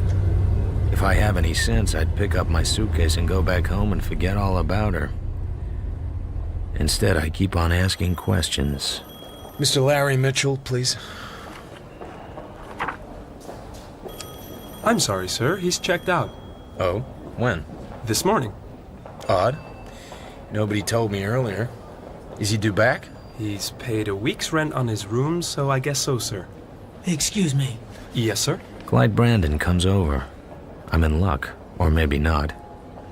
He's holding a bunch of mail, and there's one message he doesn't seem to like. This note was handed in. Did you happen to see who left it? Yes, Mr. Brandon. A middle-aged, fat guy with glasses. Not a local type, a little shabby, a nobody. Did he ask for me? No, sir. Just asked me to put the note in your box. Anything wrong? No, not really. Some kind of nut, obviously. But his smile suggests otherwise. Then he turns to me. 6'3" of handsome, healthy male. He seems charming. I don't like to think about what he'd be like when he stops being charming. I don't believe we've met before, Mr. Marlowe. I heard you just now asking the clerk some questions. I'm looking for Larry Mitchell. No harm in that. Mr. Mitchell is well known in Esmeralda. Well, but not favorably. You're entitled to your opinion. And now he's out of town again. Left early this morning, which puzzles me some. He only got home yesterday, and last night he was pretty drunk. I don't intend to discuss the actions of a guest with you or anyone. I just wondered who paid his bill. From what I hear, he was not only drunk last night, but pretty short of money, too. I assume you're some sort of private op from your line of questioning. I don't welcome guys like you here. Don't make me have to request my staff to chuck you out. The clerk gives me the fisheye. I'm about to leave when I notice this elderly party in a low chair beckoning to me. So I go over. He's old, all right, but a long way from feeble and a long way from dim. Your name, sir? Philip Marlowe. I am Henry Clarendon IV. I belong to what used to be called the upper classes. I have spent many years in lobbies, in lounges and bars, on porches, terraces, and ornate gardens in hotels all over the world. I shall go on being inquisitive until the day comes when the stretcher carries me off to some nice, airy room in a hospital. You should have come to me for information, but of course you couldn't know that. So what can you tell me about Larry Mitchell? He lives on women. That's why he lives in an hotel like this. Would he blackmail a woman? He would blackmail an infant in its cradle. I'm interested in knowing why he left so soon after coming back, who paid his bill for him, and why it was necessary to pay a week in advance as well. Brandon could easily guarantee Mitchell's account by lifting the telephone. He can do most things by lifting the telephone. With Mr. Mitchell, suicide and murder both suggest themselves to me.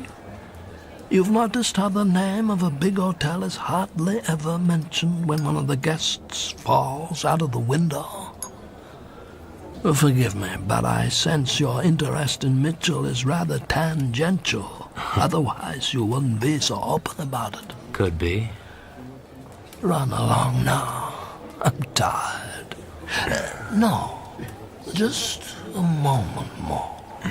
Perhaps I could tell you something about Mr. Clark Brandon. This is a rich town. But in Esmeralda you've got to belong, or alas, you are nothing.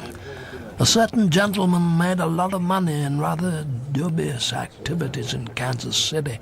I believe you might hint that he had been some sort of gangster, if that term was in your vocabulary. When he came here, they wouldn't let him join the beach club.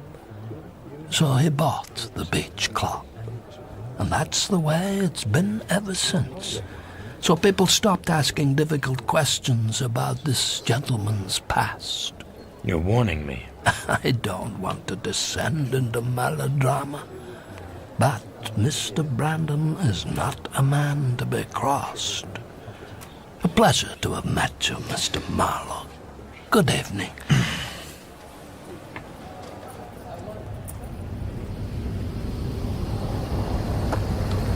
It's dark when I finally get back to the rancho. When I park, I see Gobel's little jalopies already there. I'm immediately alert as I walk to my room. The dark hours are the hours of danger. I put my ear to the door of my room. I hear strangled sobbing. A man's sob, not a woman's. Then what seems to be a hard blow. I go back to my car and get out a tire iron. I go back carefully to my room. I listen again. Silence. I reach out my pocket flash and flick it once at the window, then slide away from the door. I wait. The door opens a crack. I smash the door wide open. The man stumbles back. I see the glint of his gun in the faint light. I smash his wrist with a tire iron. He screams. I smash his other wrist. The gun hits the floor. I kick the door shut. You ain't gonna live long. You're not gonna live at all. Get out of my way. You still got legs? Bend him at the knee and lie down. Face down. That's if you want to face. He's a pale-faced redhead with dead eyes. Hurt as he is, he's still tough. He tries to spit at me, but his throat chokes, and suddenly he crumples. Goebel is lying on the bed. His face is a mass of bruises and cuts. His nose is broken. He's barely conscious. Is something the matter, Mr. Marlowe? Oh, no. Just a hoodlum in my room waiting to kill me. Just another man beaten to pieces on my bed. Nothing's the matter at all. Quite normal around here, perhaps. I'll call the police. That'd be awfully damn nice of you, Lucille. Right away.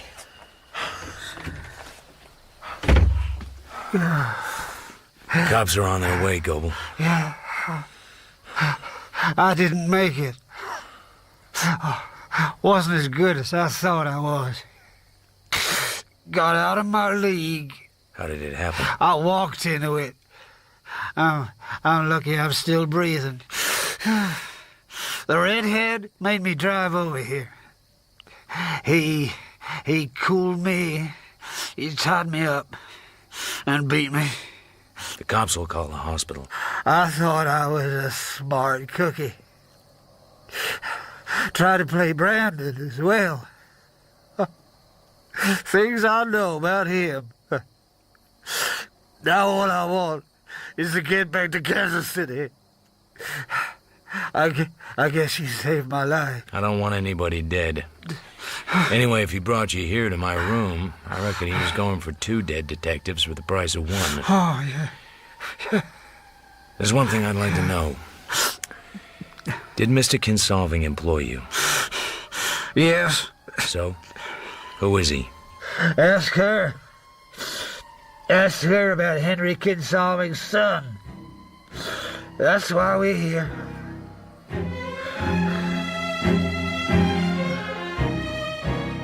The police arrive. I give my story. Goebel just about gives his. The redhead says nothing. Then the police tell me things about Mitchell's disappearance I didn't know. It's time to make one last appointment. Hello? This is Marlowe. Bad trouble. I'll pick you up.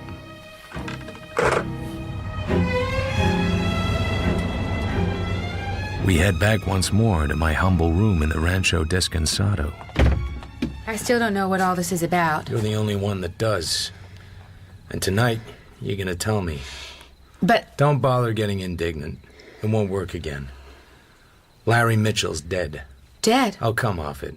As Lincoln said, you can fool all of the detectives some of the time, and some of the detectives... Shut up. Who the hell do you think you are? Just a guy who's tried very hard to get where he could do you some good.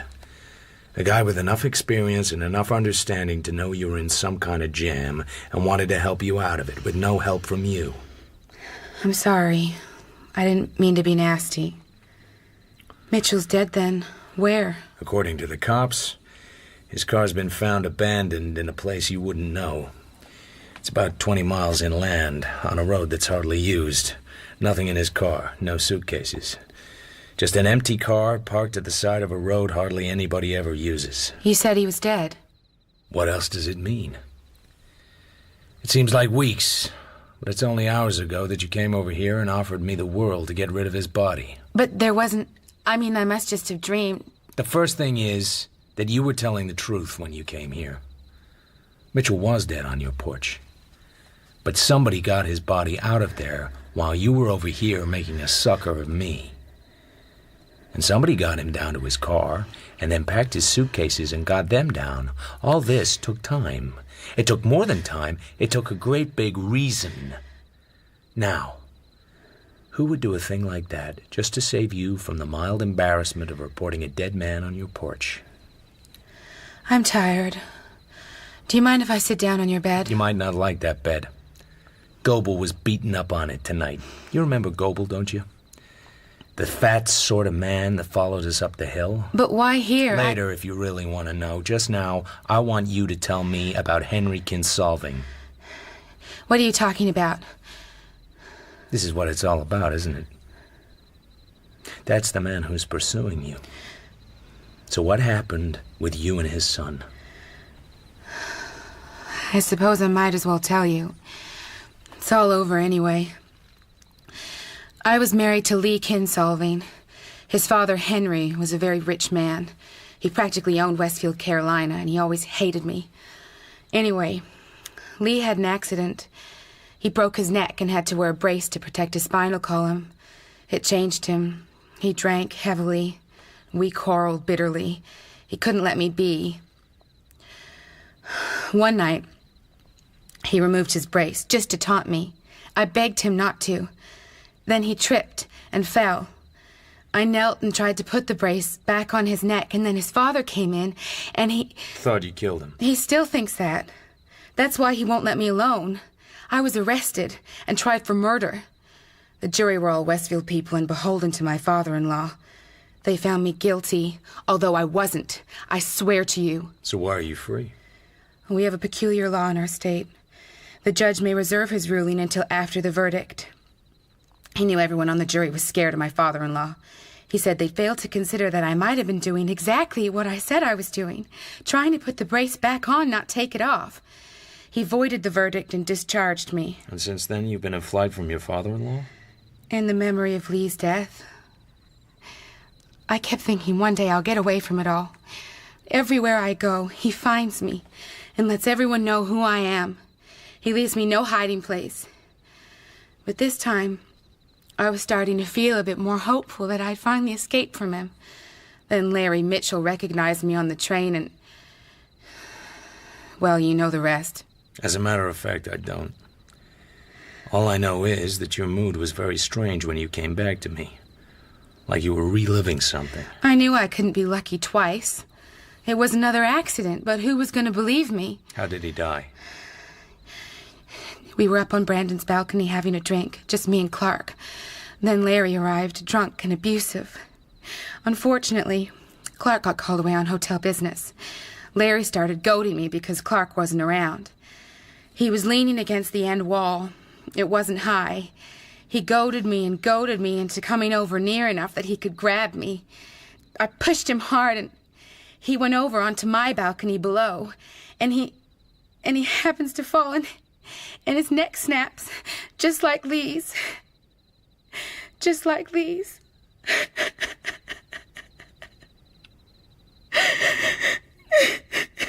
Luckily, Mr. Clark Brandon came back to clear things up. Yes. Yes, I suppose it must have been him. I hadn't thought. But it was you I trusted. You I wanted to help me. Wrong choice. I don't have his sort of power. Brandon can afford to get people to do things for him. Lots of people. But even he doesn't do favors like that just for anyone. I suppose not. Will you take me back to the hotel? I want to speak to him. You in love with him? I thought I was falling in love with you. It was a cry in the night. Let's not try to make it more than it is. Haven't you ever been in love? I mean, enough to want to be with a woman every day, every month, every year? Let's go. How can a hard man be so gentle? If I wasn't hard, I wouldn't be alive. If I could never be gentle, I wouldn't deserve to be alive. Here. Here, your traveler's checks. I thought they were for your fee. I haven't done anything for you. What are you gonna do now? I have no idea. So could you be in love with Brandon now? He's helped me a great deal. He's fond of me. He's also an ex-racketeer. He hired a crazy red-headed gunman to scare Goebel off. The gunman was aiming to kill me, too. Could you really love a man like that? I don't know.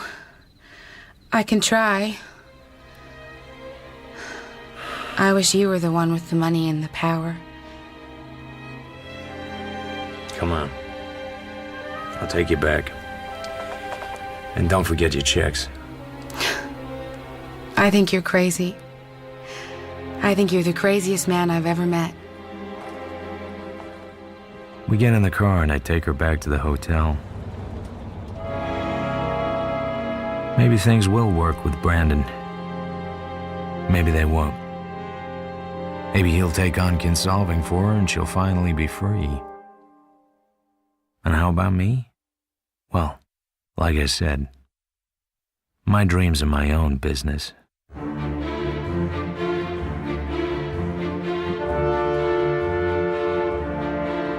In Playback by Raymond Chandler, dramatized by Stephen Wyatt, Philip Marlowe was played by Toby Stevens, Betty Mayfield by Sarah Goldberg, Larry Mitchell, Ian Batchelor, Clyde Umney, Sean Baker, Clark Brandon by John Garasio, Goebel, Sam Dale, and Lucille by Claire Harry. Playback was directed by Sasha Yevtushenko. The producer was Claire Grove.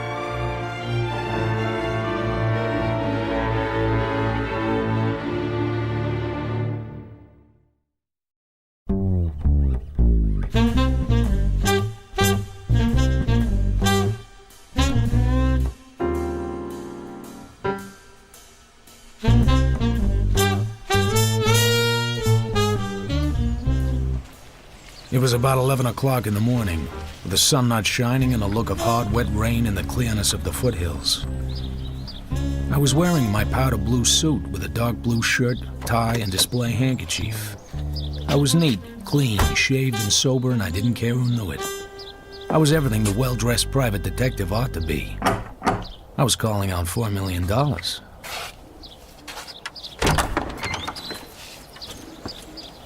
Good morning, Mr. Marlowe, here to see General Sternwood. Come in, sir. I'll tell the General you're here.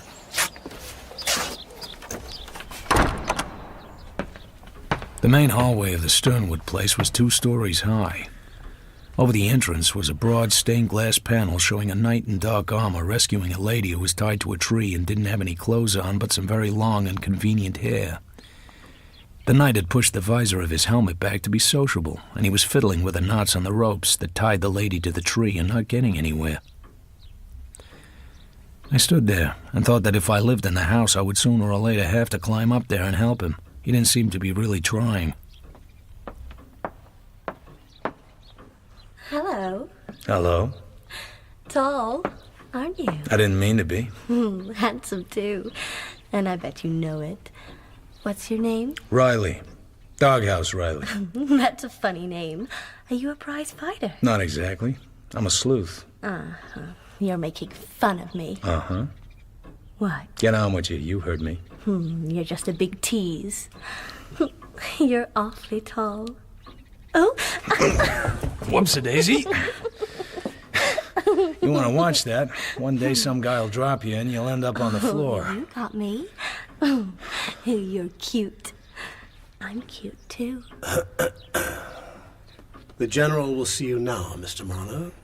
Let me put this down somewhere first.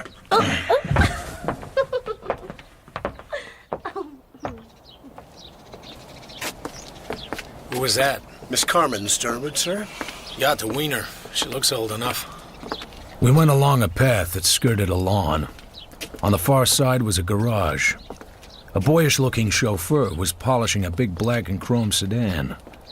The path took us to the side of a greenhouse. In the middle of the jungle, in a space of hexagonal flags, an old Turkish rug was laid down, and on the rug was a wheelchair, and in the wheelchair an old and obviously dying man. This is Mr. Marlowe, General. You may take your coat off, sir. It's too hot in here for a man with blood in his veins. Do you like orchids? Not particularly. They are nasty things. You may smoke, sir. I like the smell of tobacco. A nice state of affairs when a man has to indulge his vices by proxy. Tell me about yourself, Mr. Marlowe. I suppose I have a right to ask. Sure. I went to college once and can still speak English if there's any demand for it. I worked for Mr. Wilde, the district attorney, as an investigator. His chief investigator, a man named Bernie Oles, called me and told me you wanted to see me. What did they tell about me? You're a widower. You have 2 young daughters, both pretty and both wild. One of them has been married 3 times, the last time to an ex-bootlegger named Rusty Regan. That's all I heard, General. Did any of it strike you as peculiar? I always got along with bootleggers myself. It seems I do, too. I'm very fond of Rusty. He was the breath of life to me. He spent hours in here, sweating like a pig, drinking my brandy, and telling me stories of Clonmel and the Irish Revolution. What happened to him? He went away a month ago, without a word to anyone. That hurt a little, but he was raised in a rough school. I'll hear from him one of these days. Meanwhile, I'm being blackmailed again. Again? A few months before Regan came, 9 or 10 months ago, I paid a man named Joe Brody $5,000 to let my younger daughter Carmen alone. Ah. Now, look at this. Mr. Arthur Gwynne Geiger, Rare Books and Deluxe Editions. Dear Sir, in spite of the legal uncollectability of the enclosed, which frankly represent gambling debts, I assume you wish them honored. Respectfully, A.G. Geiger. $3,000. What does Carmen say? I haven't asked her. She would just suck her thumb and look coy. She did that to me. Then she tried to sit in my lap. I can take this Geiger off your back, General, if that's what you want. He'll think a bridge fell on him.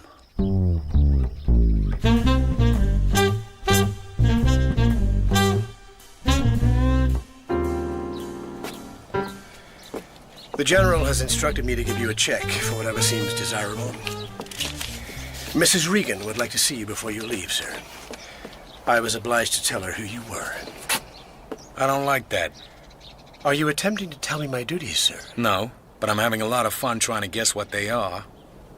This way, please, sir.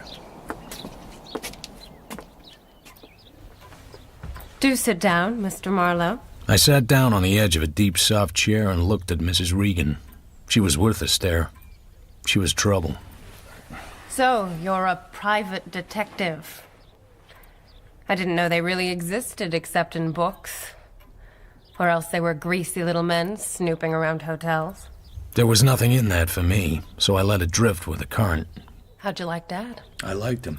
You liked Rusty. I suppose you know who Rusty is? Uh-huh.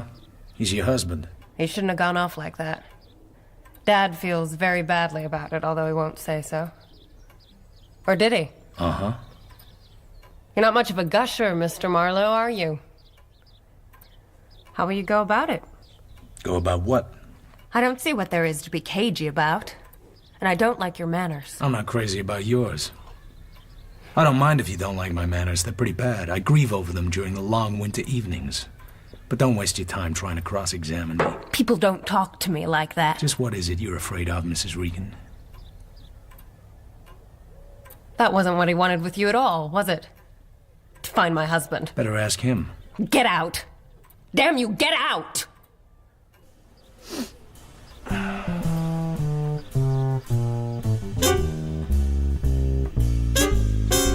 They were a couple of smooth citizens, she and her father. She had nice legs. He was probably just trying me out. The job he'd given me about this blackmailing Geiger was a lawyer's job, unless there was more to it than met the eye. I'd heard of Geiger. I knew he was a small-time pornographer and that his rare and deluxe editions were smut. I sat outside his shop. It was getting dark by the time he came out. I followed him home. It was pitch black by then. While I waited, a car drew up and a woman got out and went into the house. I waited some more. Then I went over and checked the car. The license holder read, Carmen Sternwood, 3765 Alta Brea Crescent.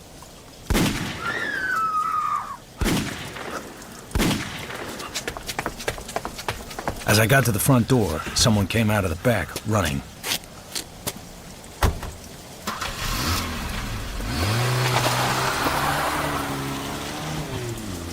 Then nothing. The house was silent. There wasn't any hurry. What was in there was in there. I kicked the French window in, climbed through, and pulled the drapes off my face. Neither of the two people in the room paid any attention to me, although only one of them was dead. Carmen Sternwood was sitting on a high-backed chair at one end of the room. She was wearing a pair of long jade earrings.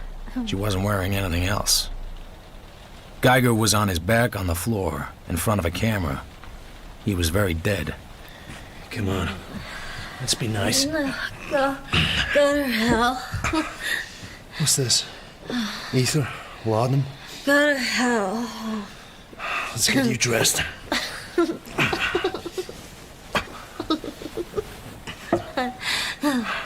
You're cute. Let's take a walk. Let's take a nice little walk.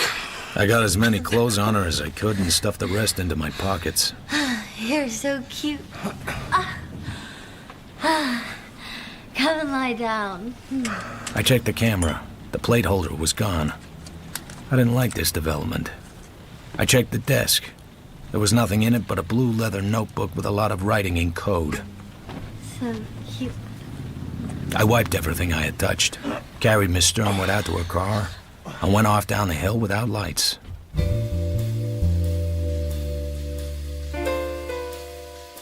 I dumped Carmen and her Packard on the butler. He didn't seem too surprised. I made it back to Geiger's in half an hour of nimble walking. There was nobody there, and the body was gone. That froze me. Everything was exactly as it had been, but there were two parallel grooves in the rug pointing to the front door, as though heels had been dragged. Whoever had done it had meant business. Dead men are heavier than broken hearts. It was all right with me if someone wanted Geiger to be missing instead of murdered. It gave me a chance to find out if I could tell it to the cops and leave Carmen Sternwood out. I locked up again, went home, and sat around drinking too much liquor and trying to crack the code in Geiger's notebook.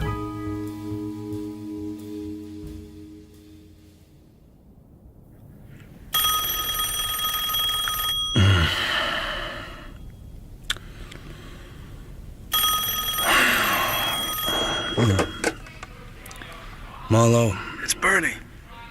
Bernie Oles. Hey, I got a hangover. you seen General Sternwood yet? Uh-huh. They seem to be a family things happen to. Big Buick belonging to one of them was washing about in the surf off Lido Fish Pier this morning. Anyone in it? The chauffeur, Owen Taylor. Murder or suicide? He'd been sapped before he went in the water. Doc couldn't say how long before. I gotta go up to Sternwood Place now. Leave the old man out if you can. He has enough troubles. You mean Rusty Regan? Are you looking... I don't know anything about Regan. I'm not looking for Regan.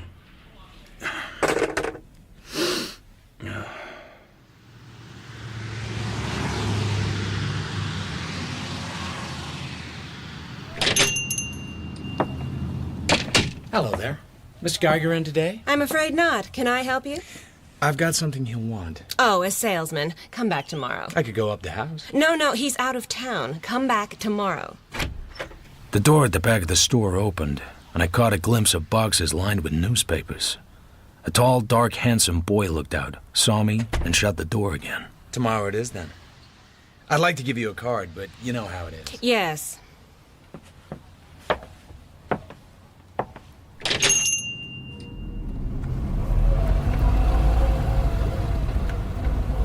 I drove down the alley behind the store.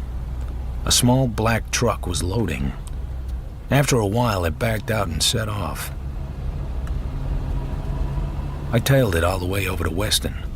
It ducked into the basement garage of an apartment building on Randall Place.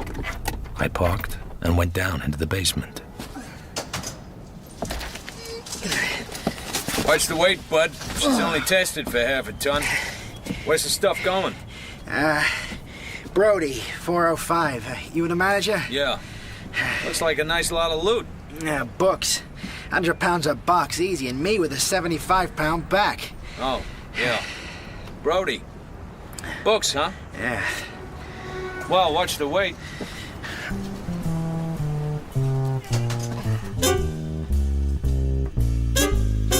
So Brody had the smut books. This must be the same Brody who'd blackmailed the general. I went back to my office. I always left the reception unlocked in case I had a client and the client cared to wait. I had a client. It was Carmen's big sister, Mrs. Vivian Regan. She was still worth staring at. You don't put up much of a front. You can't make much money at this trade if you're honest. Oh, are you honest? However did you get into this slimy business, then? How did you come to marry a bootlegger? Oh, my God, let's not start quarreling again. I've been trying to get you on the phone all morning. About Owen? So you know about that. Poor Owen. He was in love with Carmen, you know? She treated him like a dog. You better look at these. They came this morning.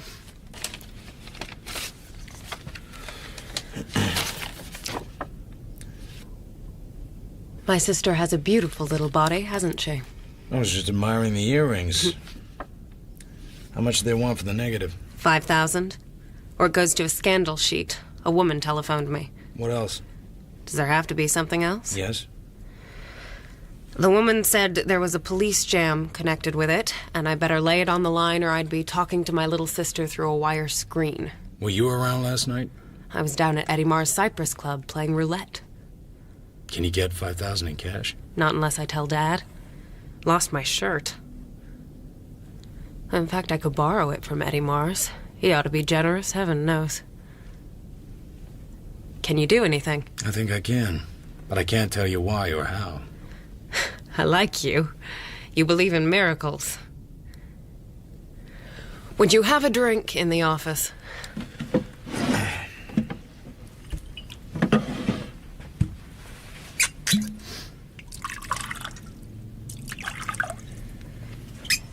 Thank you. There's another reason why Eddie Marrs should be nice to me, which you may not know. Eddie's wife is the lady my husband ran away with. That doesn't interest you? Should it? You're the hardest guy to get anything out of. You don't even move your ears. You better give me back the photos. Clothes or no clothes, your sister's just a dope. You don't like her body. You ought to see mine. Can it be arranged? You're as cold-blooded a beast as I ever met, Marlowe. Can I call you Phil? Sure. You can call me Vivian. Thanks, Mrs. Regan. Oh, go to hell.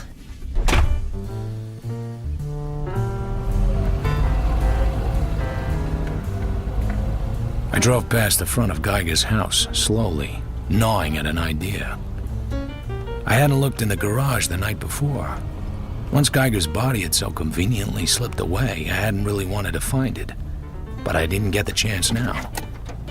As I drew level, a woman in a small button hat on soft blonde hair stepped out from behind the hedge and stood looking wild-eyed at my car. It was Carmen Sternwood. Of course. Hello? Hello? What? Remember me? Doghouse Riley, the man who grew too tall. Oh. Let's go in. What? What are you doing here? How much do you remember of last night? I was sick last night. I was home. Before you went home. In that chair. Are you the police? No? Who killed him? Who else knows? Who killed him? Killed who? Don't get clever, for God's sake. Your name is Riley. You're a private detective, my sister told me. You've come back to look for the photo, haven't you? It's gone. Maybe Brody's got it. You know Brody? Oh, I hate him. Don't give it another thought. Just don't tell anyone you were here. Leave it to Riley. Your name isn't... Oh, I have to go home now. Sure. What? Keep quiet.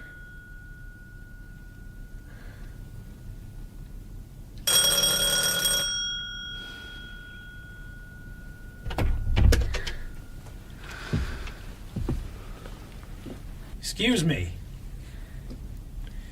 The bell didn't seem to rouse anybody. Is Mr. Geiger around? No. We don't know where he is. Friends of his? We just dropped by for a book. I'd like to talk to you a little, soldier. We'll trot along. I got 2 boys in the car, always do just what I want. The girl can dust. Oh, I'm going to go now.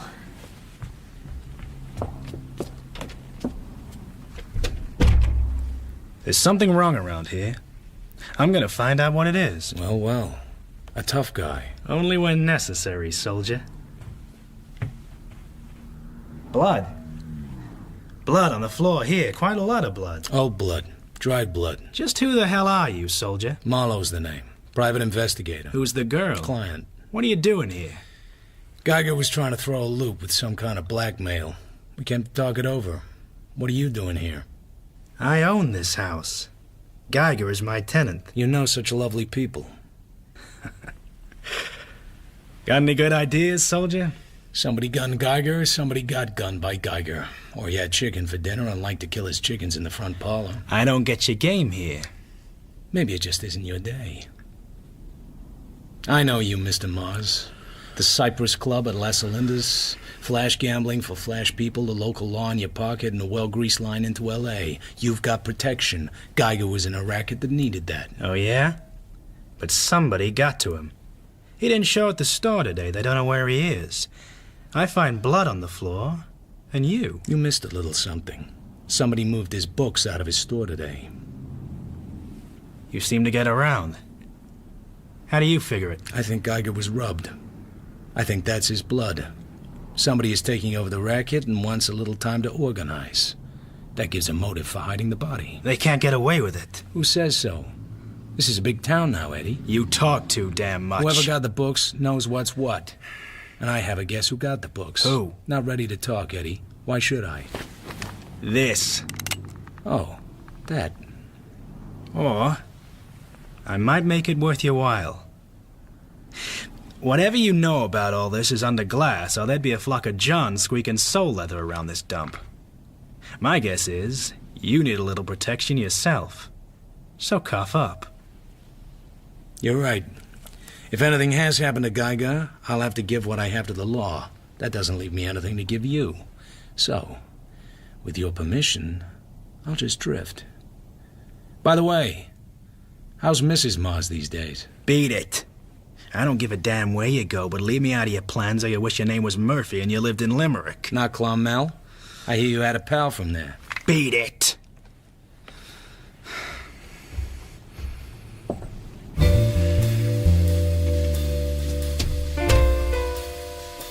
I got into my car and drove away. Nobody shot at me. Nobody followed me. I drove back into Hollywood and parked near the entrance of the apartment house on Randall Place and went up to 405.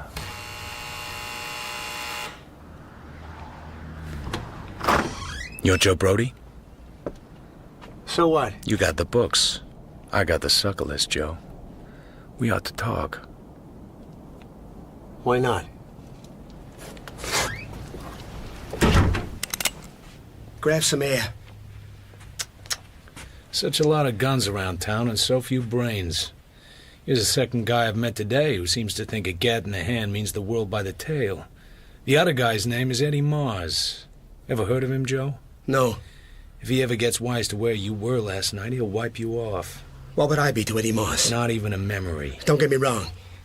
I'm not a tough guy, just careful. I don't know hell's first whisper about you. You could be a life-taker. Why don't you have your friend in the open-toed shoes come out from behind the curtain? She's getting tired of holding her breath. Come on out, Agnes. I knew you were trouble when you came in the store. Put some light on so I can see to pop this guy if it works out that way. What's your story? Geiger's sucker list is in code. I haven't cracked it yet. There are about 500 names. Must be as many books.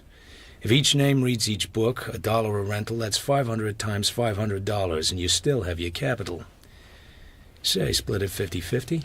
You're crazy. Pipe down, for Christ's sake, Agnes. Joe! Pipe down! It's no racket for bums. It takes a smooth worker like you, Joe.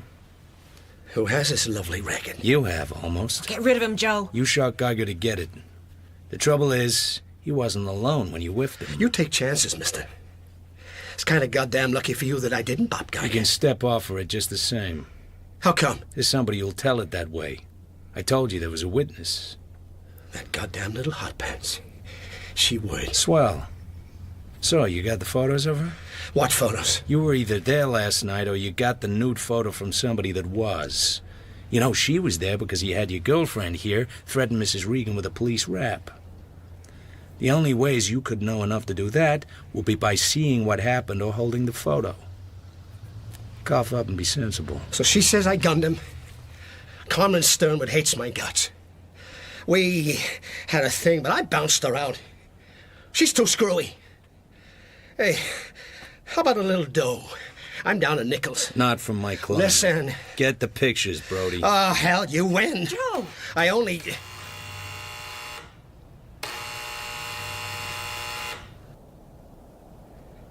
Sit next to him. Hold your gun on him low down, away from the door. We ain't late yet, baby. Oh, Joe. Careful where you point that thing, Agnes.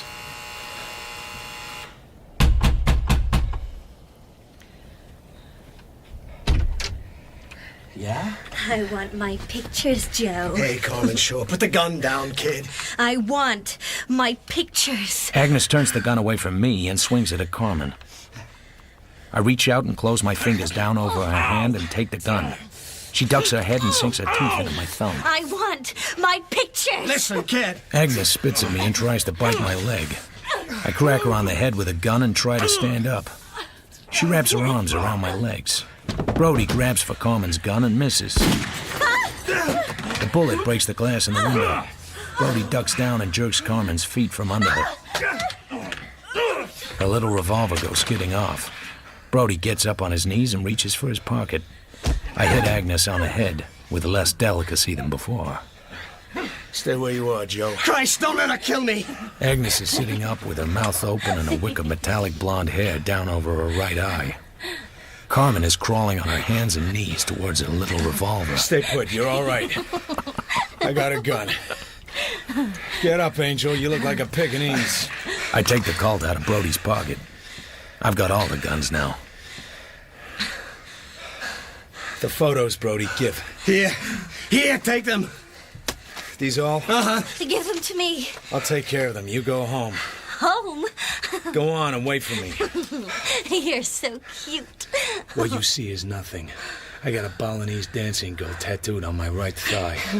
Can I have my gun? Later. I like you. I like you a lot.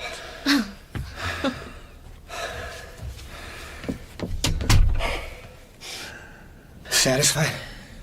Why'd you put the bite on Mrs. Regan instead of the old man? Tapped him once already. What made you think she wouldn't tell him? I figure maybe she has a couple of soft spots she don't want the old man to know about. How'd you come by the photo? You got what you came after. I'm clean now. I don't know nothing about any photo, do I, Agnes? A half-smart guy. That's all I ever draw. Never once a guy who's smart all the way around the course. Never once. Did I hurt your head much? You and every other man I ever met. You ain't got nothing on me. Take the air.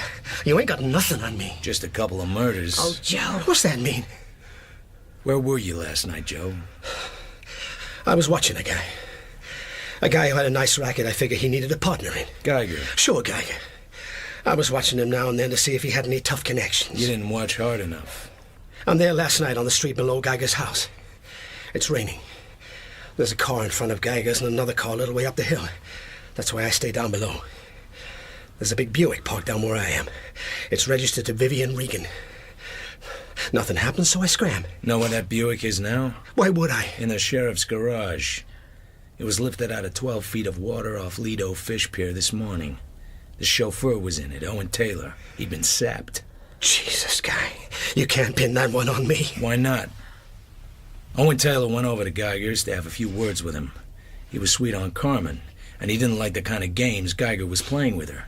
He caught Geiger taking a photo of Carmen without any clothes on. So his gun went off, as guns will, and Geiger fell down dead. And Owen ran away, but not without the negative Geiger had just taken. So how did you get hold of it? I saw Owen come out. I took off after him. At the bottom of the canyon, he skidded off the road. I came up and played copper. He went for the gun, but I sapped him. I lifted the plate holder just out of curiosity. He came out of it all of a sudden, knocked me off the car, and drove away. He was out of sight by the time I picked myself up. How did you know it was Geiger he shot? When Geiger didn't come to the store this morning, I was pretty damn sure. So I figure it's a good time to move his books out. Where did you hide Geiger's body? Nick, skiphead. Somebody hit the body. You think I'd go back there and... She's back again. If she is, she doesn't have her gun. Don't you have any other friends? Yeah? Brody? Yeah. Why'd you...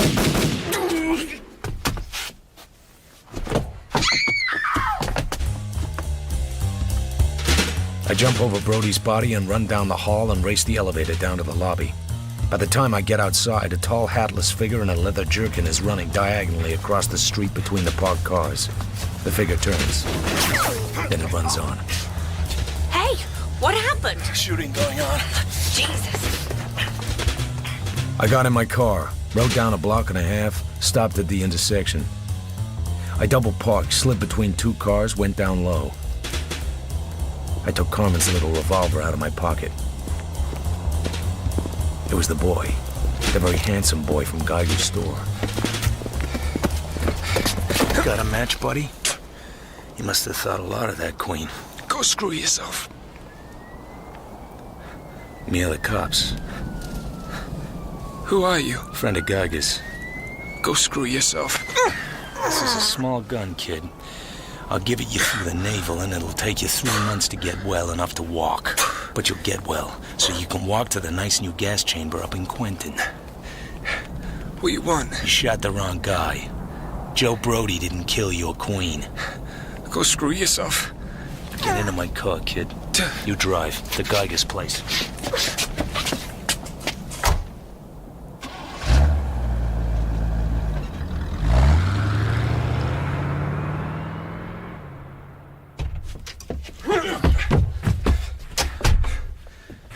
Anybody home? You ought to know. How would I know? Go screw yourself! You don't want to fight. You're giving away too much weight.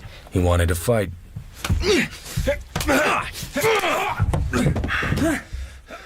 Keep quiet. You'll get the same and more of it. Just lie quiet and hold your breath. Go screw yourself! You're gonna cop a plea, brother. Don't even think you're not. And you're gonna say just what we want you to say and nothing we don't want you to say. Go screw yourself! I left him lying on the floor and looked around. In the bedroom, there was a dim, flickering light. It came from 2 tall black candles standing on straight-back chairs, one on either side of the bed. Geiger lay on the bed, his arms crossed at the wrists and his hands flat against his shoulders. His mouth was closed, and his broad nose was pinched and white. I didn't touch him.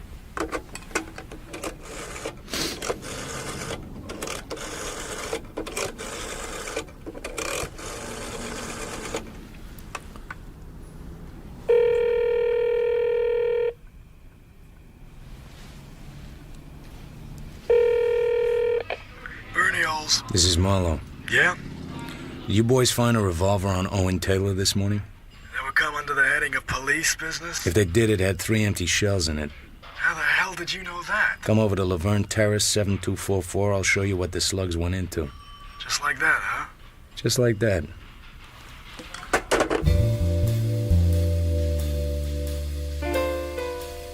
So, kid, you shot Brody and moved Geiger's body? You admit to shooting Brody? He doesn't have to, Bernie. I have his gun.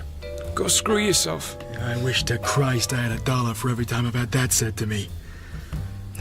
I called the DA. We'll go over and see him and take this punk. Wild, the district attorney, sat behind his desk.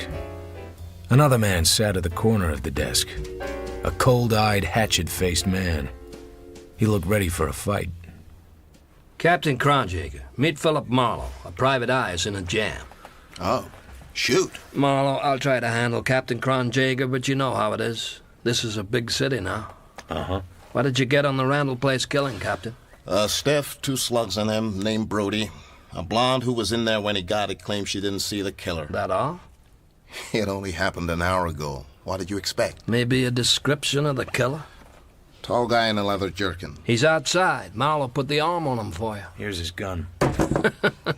There's a couple more deaths involved. What? A car came out of the ocean this morning with a dead guy in it. The guy was chauffeur to a family. The family was being blackmailed.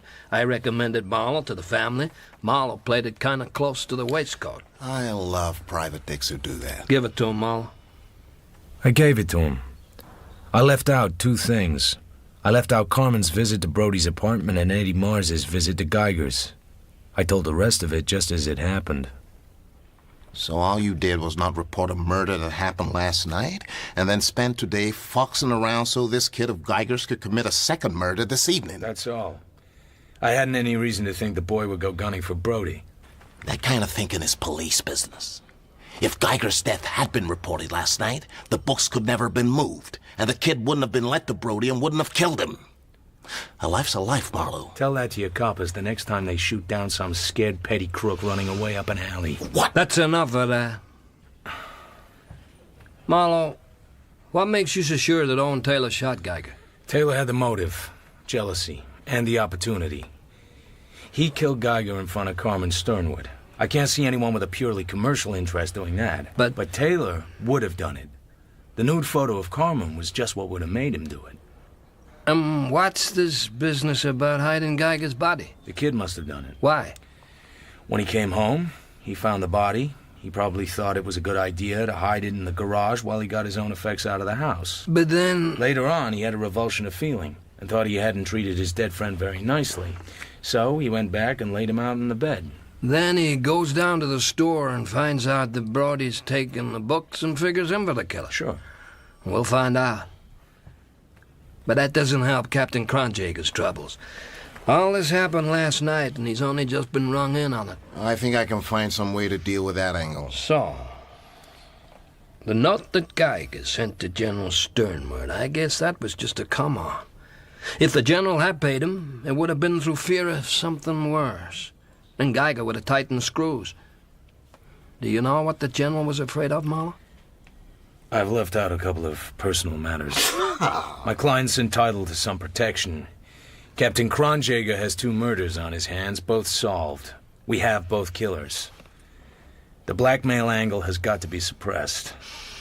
The Hollywood Police Division are good at suppressing things. Okay. They allowed Geiger to operate a smut business in broad day.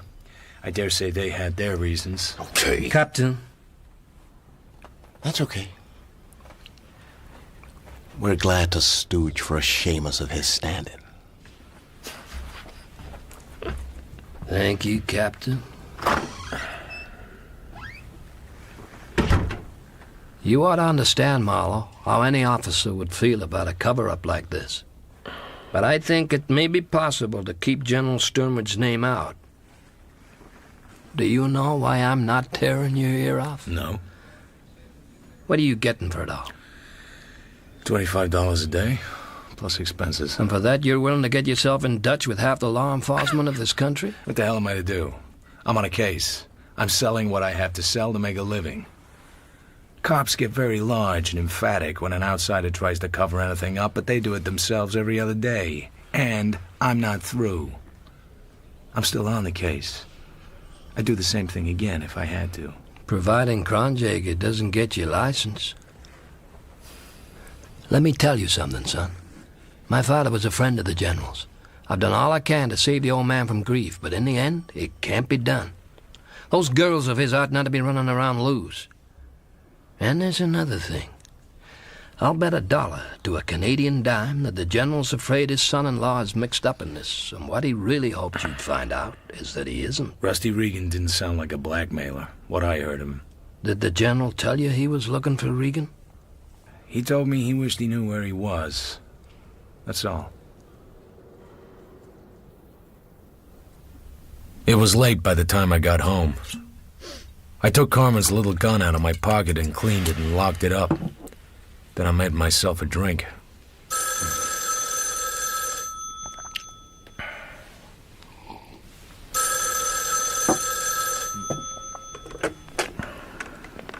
Marlowe?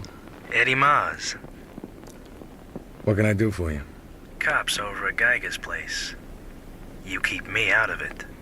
Why should I? I'm nice to be nice to, soldier. I'm not nice to be not nice to. Listen hard and you'll hear my teeth chattering. Did you? What?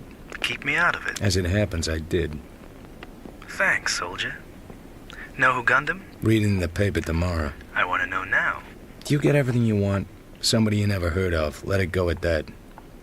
If that's on the level, soldier, someday I may be able to do you a real favor. Then hang up and let me go to bed. You're looking for Rusty Regan. A lot of people seem to think I am, but I'm not. Drop in and see me.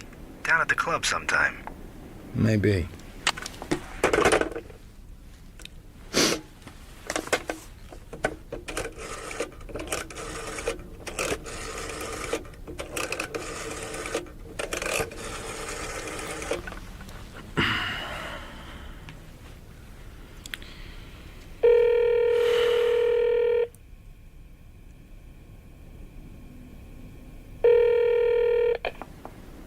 General Sternwood's residence? This is Marlowe. Remember me?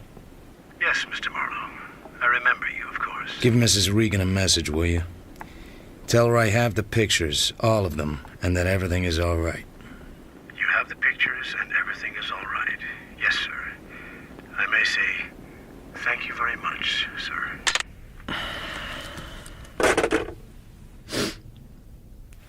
5 minutes later, the phone rang. I let it ring and went to bed. I had a belly full of the Sternwood family.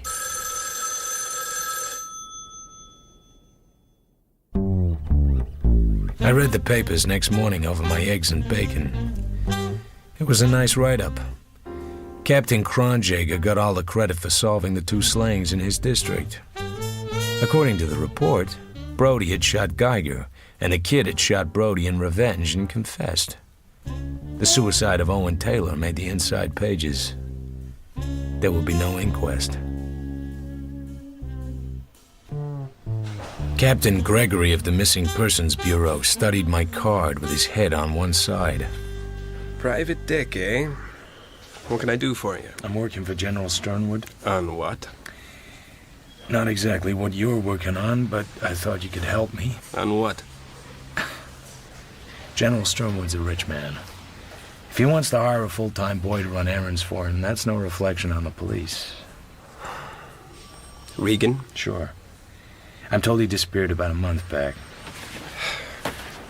Brother, I'd like to help you, but I don't know where he is. Regan.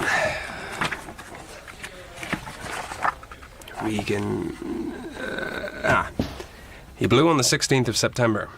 We found the car 4 days later. There's an angle to that. It was near an apartment belonging to Eddie Mars's wife. Huh. You know. Yeah. She left about the same time Regan did. She and Eddie didn't live together, but they were friendly, Eddie says. She was a blonde then, but she won't be now. We don't find her car, so they probably left in it. I don't see nothing to do but wait. They'll run out of dough someday. They've got new names, but they've got the same old appetites. What did the girl do before she married Eddie Mars? Singer. Photo? Not here. We'll find them. Could take a year or two. General Stormwood may not live that long. We've done all we could, brother. You think maybe Eddie put them both down? No. I think that Regan ran away with a woman who meant more to him than a rich wife he didn't get along with. You met her? Vivian Regan? Yeah. She'd make for a jazzy weekend, but she'd be worrying for a steady diet.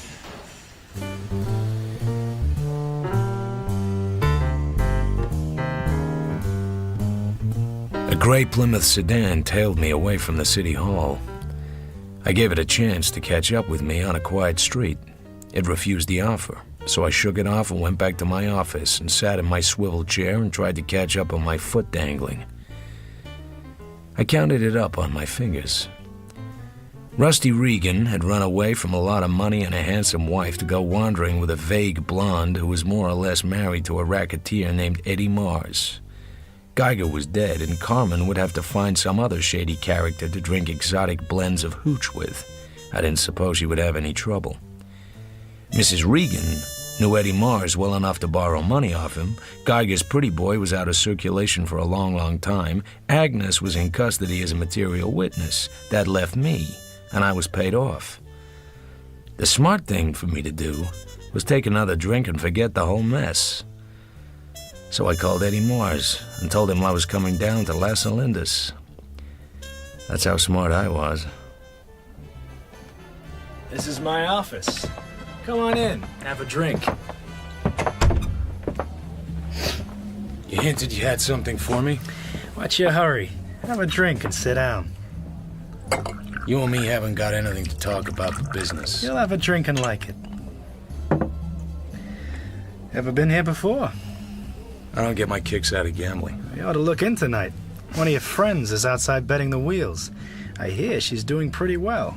Vivian Regan. You have some information about her husband? You're not really interested in Regan, are you? Not professionally. But I know somebody who would like to know where he is. She doesn't give a damn. I mean her father. Huh? Geiger was trying to blackmail the general. The general wouldn't say so, but I figure he was at least half scared that Regan might be behind it. It was just Geiger you're after. You washed up on that angle. Washed up and paid off.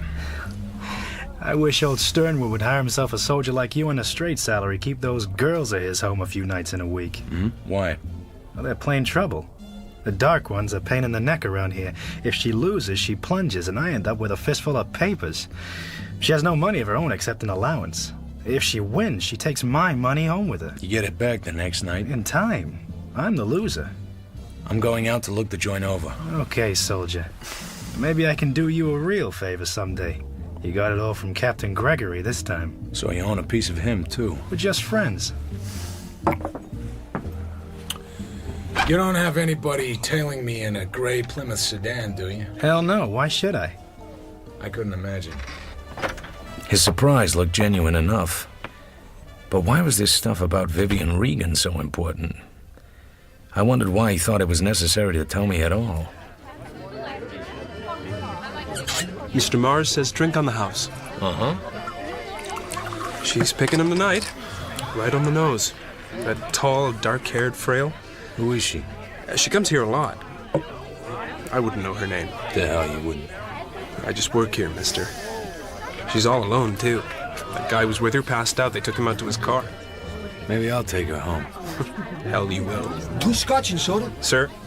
Boy, I never saw such a run. Plenty of soda. 8 wins and 2 Stanhops in a row in that bet. That's roulette, boy. That's roulette. It gives me the itch. She's betting a grand a crack. She can't lose.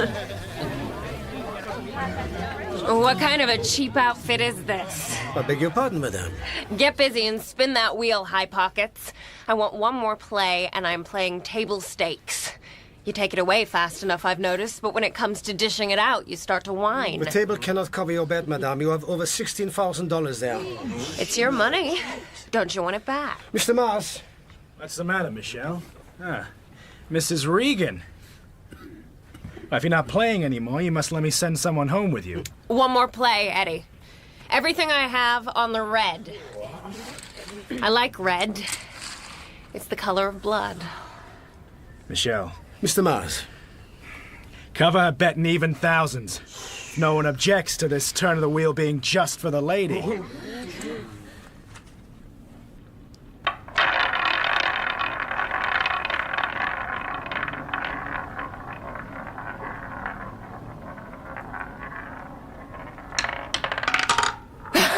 The red wins.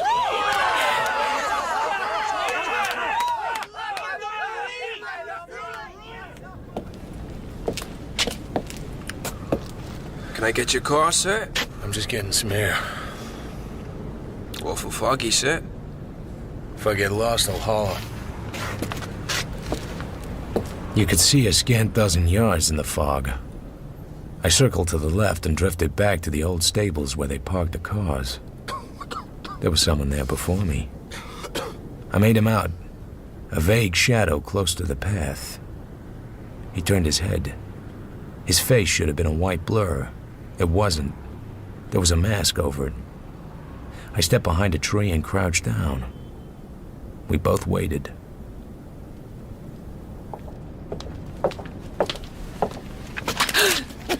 This is the gun, lady. Oh. Gentle now. Sound carries in the fog. Make a noise and I'll cut you in half. Just hand me the bag. Hi, soldier, you're covered. Put the bag down. Slow and easy. Now the gun.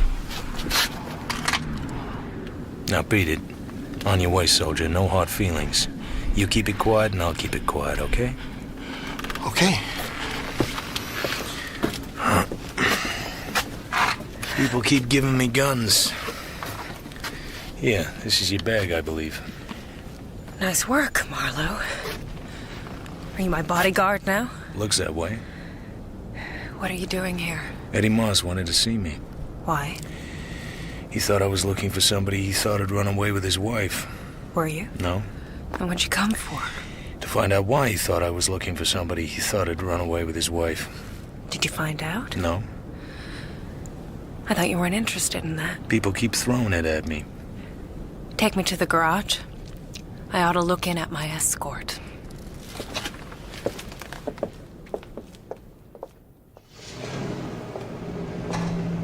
Is my boyfriend still blotto? I'm afraid he is, miss. He's on the back seat to put a rug over him. Meet my escort, Mr. Larry Cobb. You should see him sober. I should see him sober. Somebody should see him sober, just for the record. Yeah? I even thought of marrying him. At odd times, when nothing pleasant would come into my mind. Lots of money. A yacht, a place on Long Island, a place at Bermuda. Yeah? Does he have a driver to take him home? Don't say yeah, it's common. Undoubtedly a whole platoon of drivers. They probably do squads right in front of the garage every morning.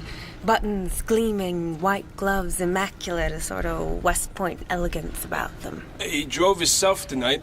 I could call his home and have somebody come down for him. Oh, that would be lovely. Would you do that?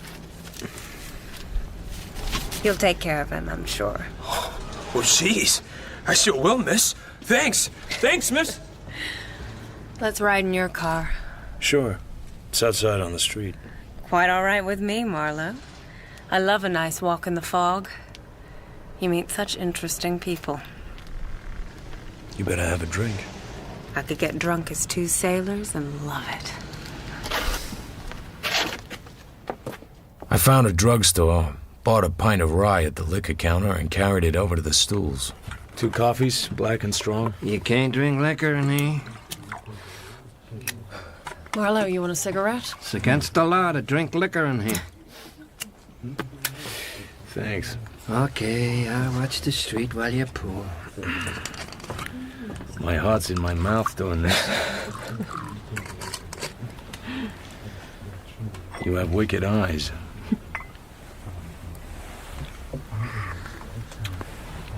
What's Eddie Mars got on you? I took plenty away from him tonight. You think he sent that Lugan after you? What's a Lugan? A guy with a gun. Are you a Lugan? Sure, but strictly speaking, a Lugan is on the wrong side of the fence. I often wonder if there is a wrong side. We're losing the subject. What has Eddie Mars got on you? You mean a hold on me of some sort? Yes. Wittier, please, Marlowe. Much wittier. How's the general? I don't pretend to be witty. Not too good. How much does he know? Probably everything. The district attorney came out to see him. They're old friends. I know. Did you burn those pictures? Sure. You worry about your little sister, don't you? I worry about Dad, too. To keep things from him. He hasn't many illusions. Or where his blood was always wild, but it wasn't always rotten. I don't want him to die despising it. So, you're a gunman. A killer. Oh, nuts. One of those dark, deadly, quiet men who has no more feelings than a butcher has for slaughtered meat. I knew it the first time I saw you. You've got enough shady friends to know different. They're all soft compared to you. Thanks, lady. You're no English muffin yourself. Let's get out of this rotten little place.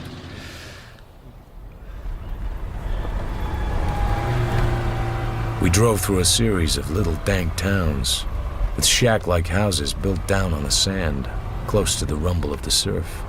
Drive down by the Delray Beach Club. I want to look at the water. Sure.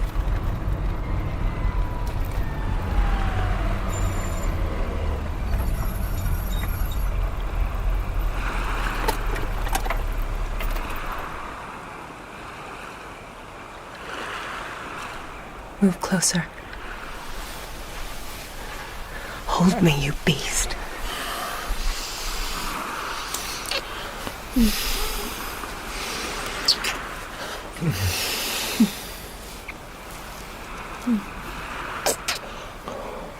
Killer. Kiss me again, killer.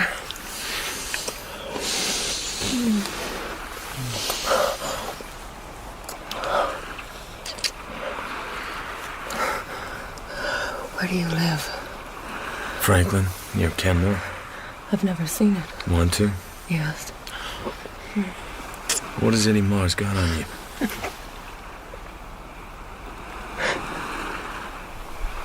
So that's the way it is. Kissing is nice, but your father didn't hire me to sleep with you. You son of a bitch. Don't think I'm an icicle. You're easy to take. Too damned easy. What has Eddie Mars got on you? If you say that again, I'll scream. Go ahead and scream. Men have been shot for little things like that. Men have been shot for practically nothing. First time we met, I told you I was a detective. Get it through your lovely head. I work at it, lady. I don't play at it. What makes you think he has anything on me? He lets you win a lot of money and sends a gun poke around to take it back. You're not more than mildly surprised. If I wanted to flatter myself, I'd say it was at least partly for my benefit. Do I have to tell you that I loathe your guts, Mr. Detective? I like kissing you. You kept your head beautifully. Should I congratulate you or my father? I like kissing you. If I had a razor, I would cut your throat just to see what ran out of it. Take me home. I took her home. I got back to my apartment, but before I switched on the light, I knew something was wrong. Something in the air. A scent. Something across the floor that shouldn't have been there. Something on my bed.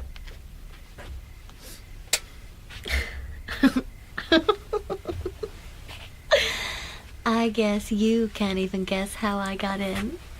You came in through the keyhole, just like Peter Pan. Who's he? You're cute, aren't you? I'm all undressed. That's nice, but I've already seen it all, remember? I'm the guy that keeps finding you without any clothes on. So how did you get in? The manager let me. I was mysterious. Managers are like that. Now, tell me how you're gonna go out. I like it here. Listen, Carmen. Doghouse appreciates all you're offering, but you and he have to keep on being friends, and this isn't the way to do it. Now, will you dress like a nice little girl? No. I'm working for your father. He's a sick man. He sort of trusts me not to pull any stunts. Won't you please get dressed, Carmen? Your name isn't Doghouse Riley. It's Philip Marlowe. You can't fool me. I'm gonna fix a drink. Want one? Uh-huh. When you're dressed, you'll get it, okay? No. Now. When you're dressed. Not until you're dressed. Get dressed! Are you queer? I'm drinking my drink. I'll give you 3 minutes to get dressed and get out of here, or I'll throw you out just the way you are, and I'll throw your clothes out after you. Now get started. You must be queer. Should have known you were dirty queer. Dirty queer.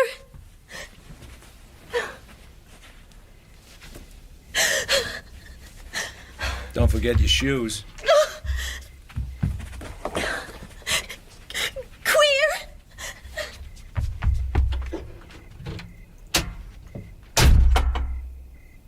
I went over to the bed and looked down at it. The imprint of her head was still in the pillow, of her small, corrupt body still on the sheets.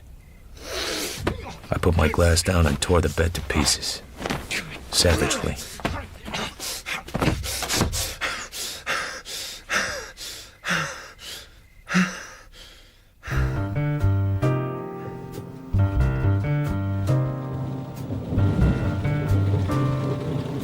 It was raining again the next morning. I got up feeling sluggish and tired and stood looking out of the windows with a dark, harsh taste of the sternwood still in my mouth. Across the street, 100 feet up, a gray Plymouth sedan was parked. Howdy, partner. I don't think I know you. I'm the guy you've been trying to follow around for a couple of days. I ain't following anybody, Doc. Okay, have it your own way. I'm going up to my office. If you have anything that's worrying you beyond endurance, drop up and chew it over. I'll only be oiling my machine gun. 20 minutes later, I was at my desk admiring a large check for $500 signed by Guy DeBrissy Sternwood when the buzzer went. Come in and shed your coat and sit down. Maybe you know me. I'm Harry Jones. Nope. I've been around. Used to do a little liquor running down from Wenham Point. Tough racket. Terrible. Maybe you don't believe me. Maybe I haven't bothered to make my mind up either way. You've been following me around for a couple of days like a fellow trying to pick up a girl and lacking the last inch of nerve. Maybe you're selling insurance. Maybe you knew a fellow called Joe Brody. Christ, how'd you know that? I'm psychic. Shake your business up and pour it. I haven't got all day. I was trying to get a line on you, sure. I got something to sell. How'd you tie me to Joe? I was just guessing. You're not a cop. You don't belong to Eddie Mars. I asked him last night. Eddie Mars? Jesus, you're kidding me. All right, I'm just kidding. Agnes sent me. She's loose? You made a crack when you were up there. The night Joe Brody got squibbed off. Something about Brody must have known something good about the Sternwoods, or he wouldn't have taken a chance on the pictures he sent him. So he had. What was it? $200 tells you. We gotta get out of town. Agnes is a nice girl.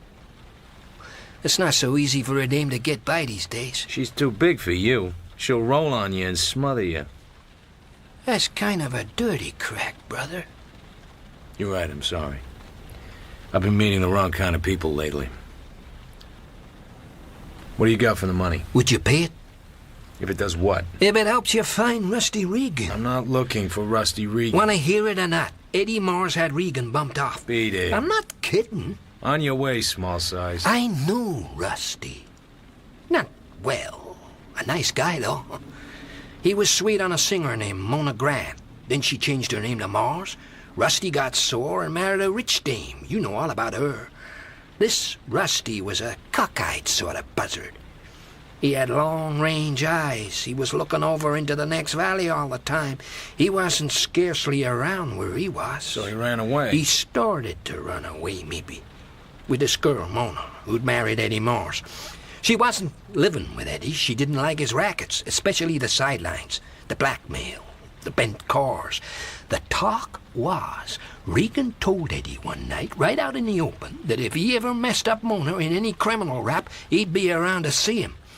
And then I hear a guy say that Mona lammed out with Rusty Regan and Morris is acting like best man instead of being sore. So I tell Joe Brody, and Joe's figuring if he could get a line on where the two lovebirds went, he could collect twice. Once from Eddie Morris and once from Regan's wife. So Joe and me watch the papers, but we don't see anything. Then one day, I see Lash Canino in Vardy's. Know him? Nope. He does a job for Mars when Mars needs him. He'd bump off a guy between drinks, but he only comes to L.A. when he's needed. So maybe they got a line on Regan, and maybe he's needed. Anyway, I tell Joe, and Joe tails Canino out to the Sternwood place. And Canino parks outside, and a girl comes out. It's Regan's wife. And they talk, and she hands something over. So Joe figures Canino knows something and is trying to squeeze a little on the side. And? Without some dough, that's all. I don't see it. Would you give the 200 to know where Eddie's wife is? Even if she was alone? Even if she never run away with Regan at all and was being kept about 40 miles from L.A. so the law would keep on thinking she had dusted with him?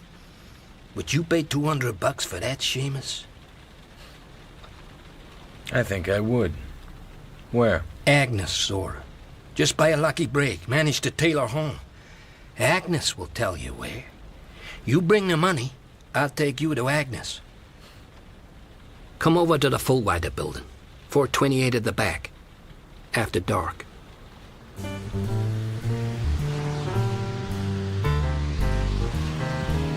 The fourth floor of the Fullwider building had a frayed mat and a tarnished spittoon, musted walls, and a memory of low tide.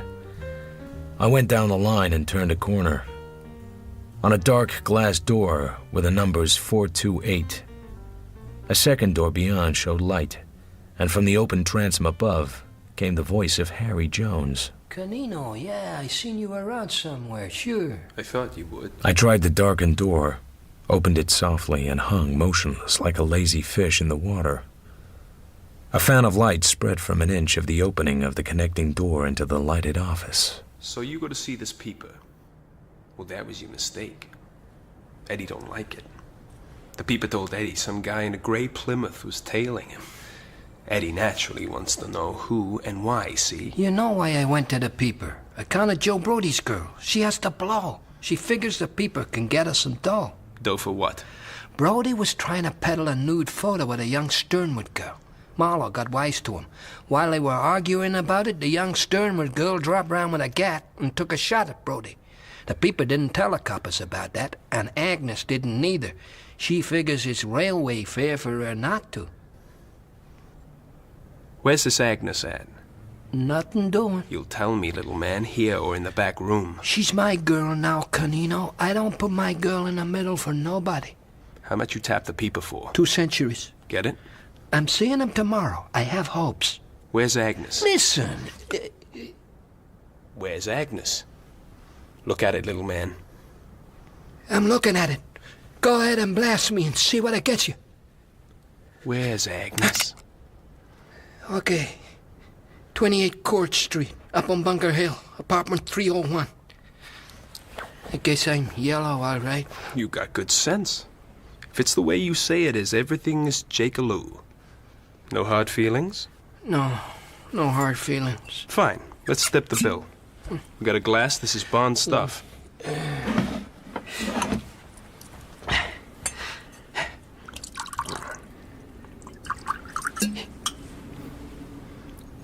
Moths in your ermine, as the ladies say. Success.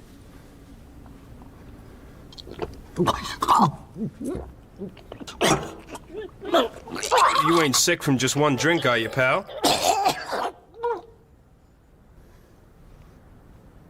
So long, little man.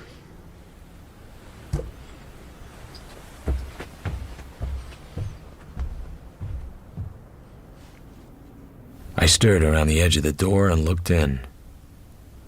Harry Jones sat upright against the back of the chair, eyes wide. Behind the charred smell of the bourbon was the scent of bitter almonds. That made it cyanide.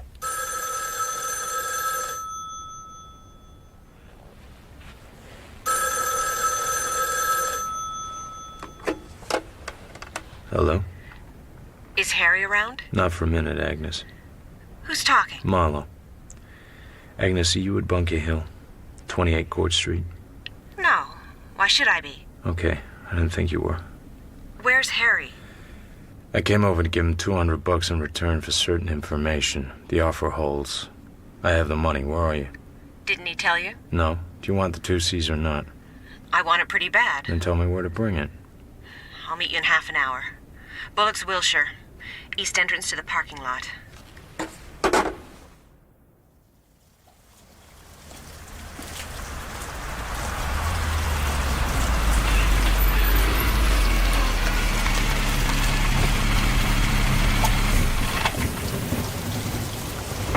Give me the money.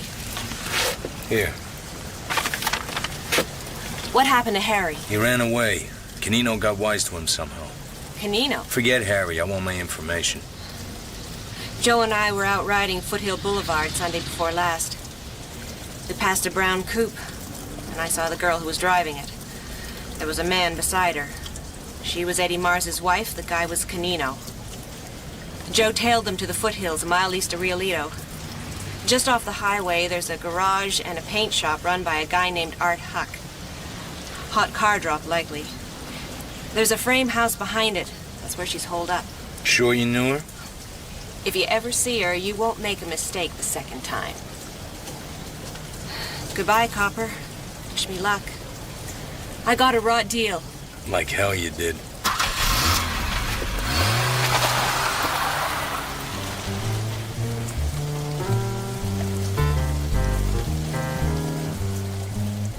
I drove north in the rain. Fate stage managed the whole thing.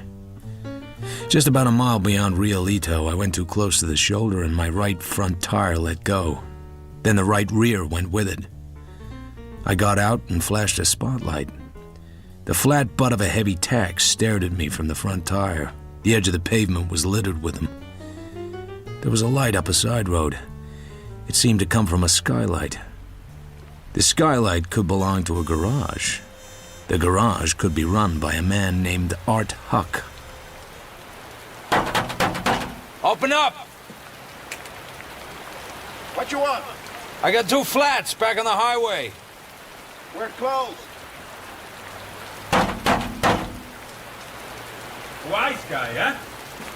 Open up, Art. Kill that spot. Folks get hurt that way. Step inside, stranger. We'll see what we can do.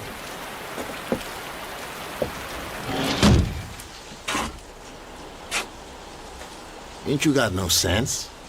A bank job was pulled in Rialito this noon. Yeah? Well, I didn't pull it. Some say it was a couple of punk kids. They got cornered back here in the hills. I suppose they threw tax out. I got some of them. Don't you want the business? You didn't ever get socked in a kisser, did you? Not by anybody your weight. The guy's in a jam, Art. You run a garage, don't you? I got this spray job. Too damn for a good spray job, Art. Get moving. Front and rear on the right side. You could use the spare for one if you're busy. You're gonna need 2 jacks, Art. Teach me my job. I bet you could use a drink. Uh-huh. That Art. He's like all mechanics. Always got his face in a job he ought to have done last week. Here's moths in your ermine, as the ladies say. Uh-huh. I rolled it around my tongue. No cyanide. I walked over to a half-painted sedan, the paint gun lying on its fender. Just a panel job to start with. But the guy had dough and his driver needed a few bucks. You know the racket. There's only one that's older. I lit a cigarette. The minutes passed on tiptoe. He and I were 2 strangers chance met, looking at each other across a little dead man named Harry Jones. Only he didn't know it yet. He took a roll of nickels out of his pocket and tossed it up and down on the palm of his hand. You You sure pick spots for a jack to stand on. Don't crab so much. Fix those flats. I'm fixing them, ain't I? Art put a tire on the spreader and tore the tube out. The teamwork must have been very nice. I saw no signal. Art takes a quick step and slams down the tube over my head and shoulders. Canino comes almost dancing toward me across the floor. He comes up to me without expression. His fist goes through my spread hands like a stone through a cloud of dust. He hits me again. There's no sensation in my head. There's nothing but hard, aching white light. Then there's darkness, in which something red wiggles like a germ under a microscope. Then there's nothing.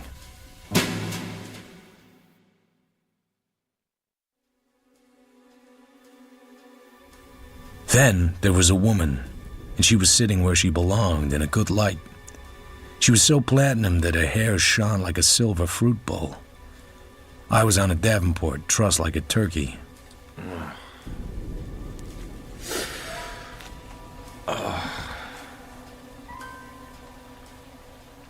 Hello. How do you feel? Great. Somebody built a filling station on my jaw. What did you expect? Orchids? Just a plain pine box, and don't scatter my ashes over the blue Pacific. I like worms better. Did you know that worms are of both sexes, and that any worm can love any other worm? You're a little light-headed. Huh. I don't think you're so dangerous, Mr. Marlowe. Ah. They went through your pockets. So you're a detective. Is that all they have on me? What time is it? 10:17. You have a date? I wouldn't be surprised. Is this the house next to Art Huck's garage? Yes. What are the boys doing? Digging a grave? They had to go somewhere. You mean they left you here alone? I thought they were keeping you prisoner. What made you think that? I know who you are. Then I'm afraid you're in a bad spot. And I hate killing. And you Eddie Maz's wife. Shame on you. You might spare me a little of that drink you're neglecting. Your face looks like a collision mat. Make the most of it. It won't last long, even this good. Why did you come here and stick your neck out? Eddie wasn't doing you any harm. If I hadn't hid out here, the police would have been certain that Eddie murdered Rusty Regan. He did. Eddie didn't do anything to him. Eddie's not that sort of man. You think he's just a gambler. I think he's a pornographer, a blackmailer, a hot car broker, a killer by remote control. He's not a killer. He has Canino. Canino killed a man tonight, a harmless little man who was just trying to help somebody out. I heard him do it.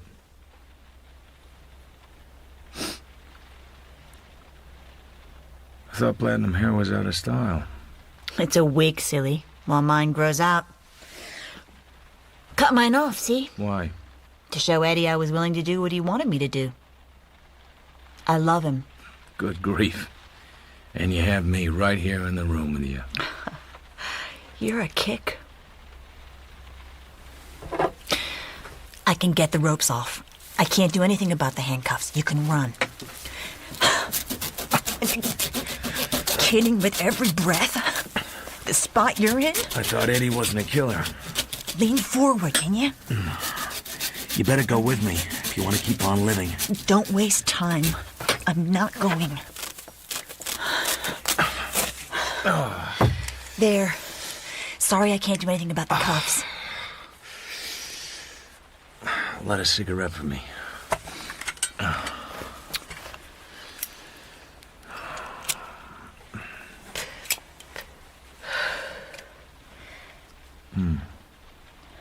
Okay? Hello, Silverwig. Don't waste time. How long will you last after turning me loose? I'm not going. Kiss me, Silverwig. Please go. There's no hurry. All this was arranged in advance, timed with a split second, just like a radio program. No hurry at all. Kiss me.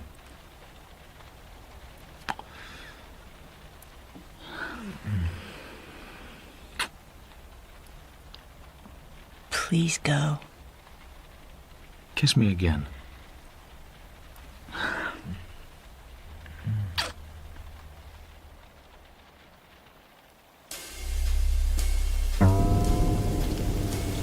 I made it back to my car, took my gun from the pocket under the wheel and started back.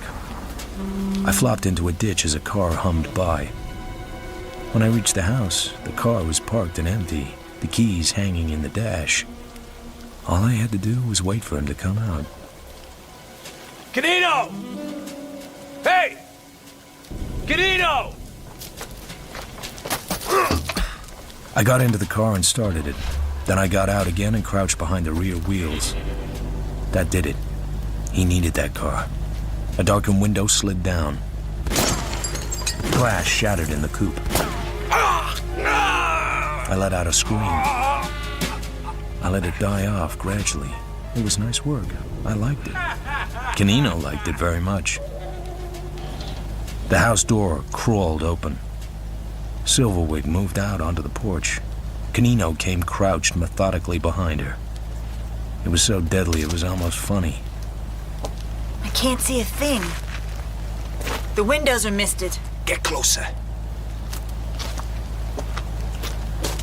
Oh! I can see him. Through the window, he's behind the wheel. He fell for it like a bucket of lead.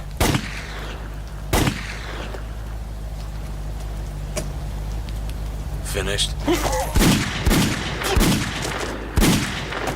I shot him 4 times. He leaned forward, holding himself together with his broad hands. Then he fell face down on the broad gravel. I was afraid you'd come back. I told you. We had a date.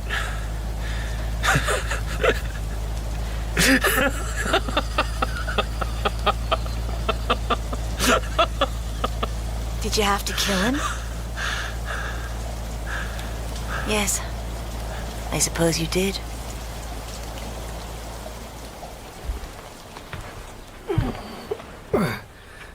I hear there's been some killing. Yes, General. The police through with you? For now. I didn't ask you to look for my son-in-law. You wanted me to, though. You assume a great deal. Is that what you wanted to see me about? I do want you to find Rusty. I'll pay you another $1,000 to find him. He doesn't have to come back. I just want to know that he is all right, wherever he is. Am I clear? Yes, General.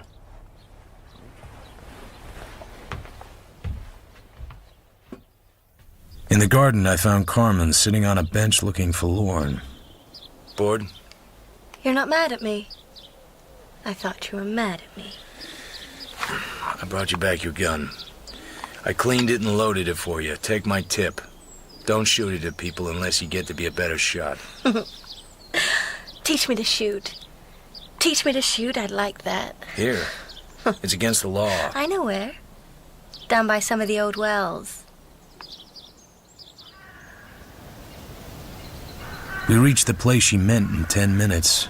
Half a dozen stained wooden derricks, a pile of rusted pipe, dusty eucalyptus, stagnant oil-scummed water. The smell of that sump would poison a herd of goats. Take it easy now. It's loaded in all 5. Let's use that wheel. I'll put a can on it. Don't start shooting until I get back beside you, okay? Okay.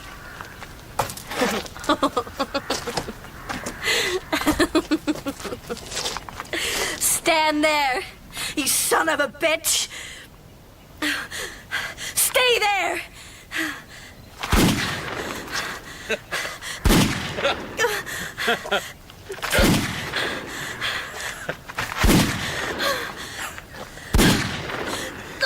My, but you're cute. Even you could have hit at that range. But why did...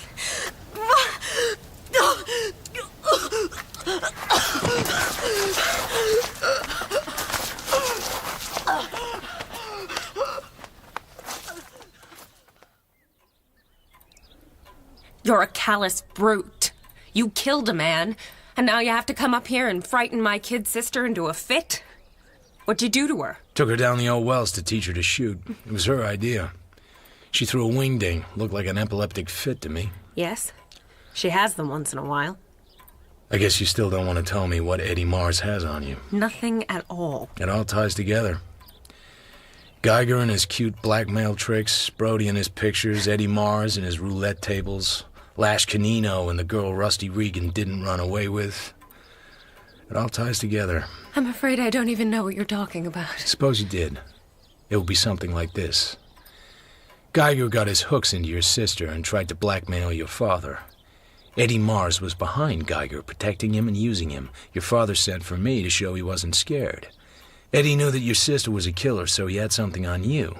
But he wanted to know if he had it on the general, too. If the general knew about it, Eddie could put the fix on him and collect a lot of money in a hurry. If not, he'd have to wait until the general died and you got your share. Because Eddie knew where Regan had gone, and that your sister had killed him, and that he could collect $1 million on it. And naturally, he didn't want the police to find out. So Eddie sent his wife into hiding and set Canino to guard her, so that it would look as if she'd run away with Regan.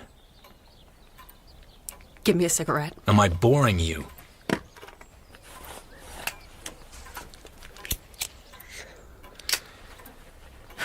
By the way, here's Carmen's gun. It's empty. She emptied it in me for maybe 5 feet. Cute little thing, isn't she? Too bad I loaded it with blanks. You're a horrible man. I was thinking of the day Regan disappeared. I think he took her down to the wells to teach her to shoot, and she turned the gun and shot him. And for the same reason. I threw her out of my bed, you know. I guess he had to do the same, but you can't do that to Carmen. I suppose you want money.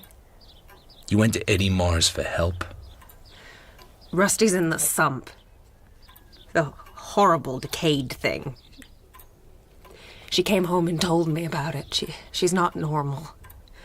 I knew Eddie would bleed me white, but I had to have help. I could only get it from someone like him.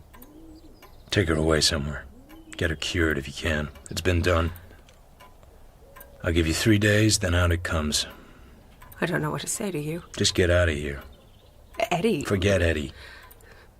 I'll handle Eddie. I went quickly away from her and down the room and out. I drove downtown. I stopped at a bar. I had a couple of double scotches.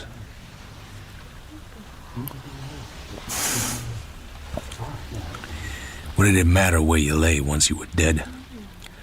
In a dirty sump or in a marble tower, you were dead. You were sleeping the big sleep. You were not bothered by things like that. Oil and water were the same as wind and air to you. You just slept the big sleep, not caring about the nastiness of how you died or where you fell. Me, I was part of the nastiness now. But the old man didn't have to be. In a little while, he too, like Rusty Regan, would be sleeping the big sleep.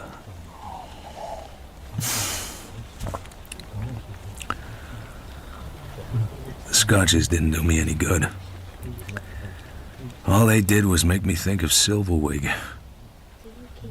And I never saw her again.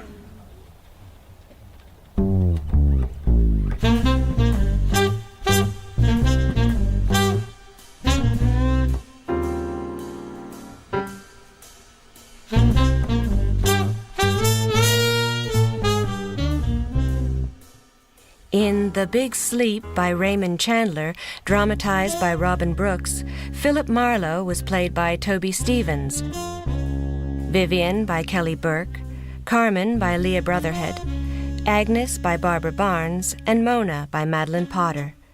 Brody was played by Sam Dale, General Sternwood by Sean Baker, Lash Canino by Ian Batchelor, Eddie Mars by Henry DeVass, and Kronjaeger by Jude Akuudake.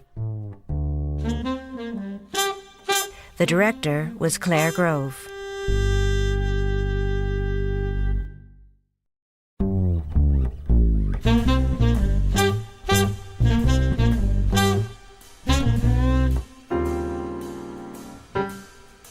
The Gillian Company is on the 7th floor, behind swinging doors bound in platinum. In the corner is a tall display in a triangular showcase. It seems to contain every fancy bottle and box that's ever been designed. There are perfumes in tall, thin bottles that look as if a breath would blow them over, and perfumes in little pastel phials tied with ducky satin bows like little girls at a dancing class.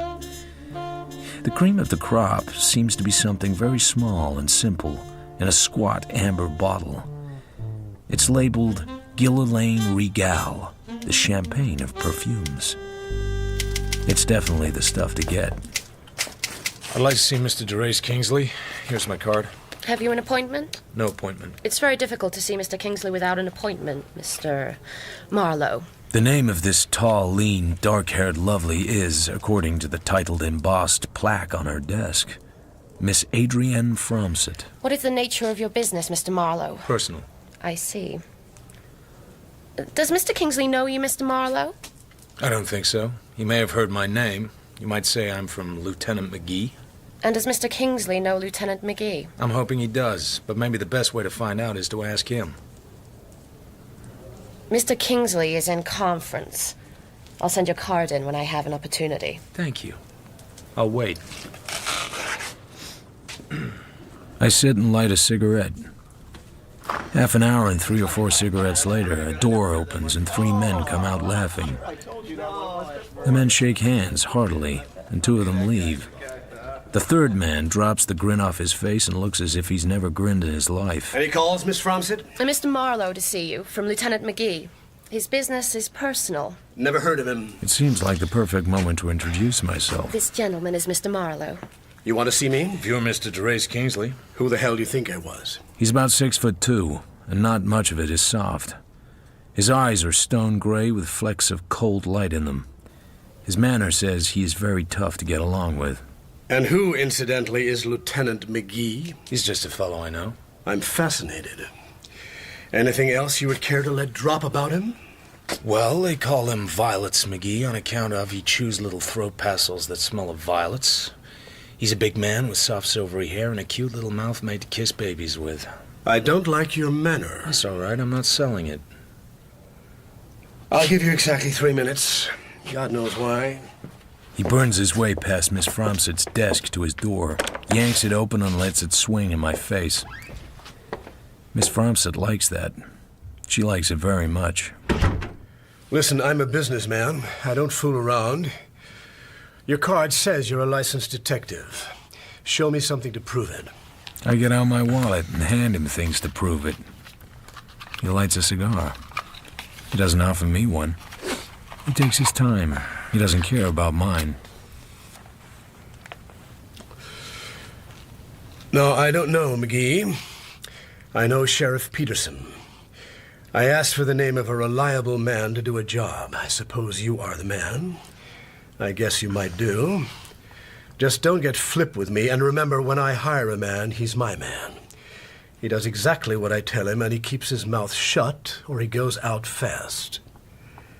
I hope I'm not too tough for you. Why not leave that an open question? What do you charge?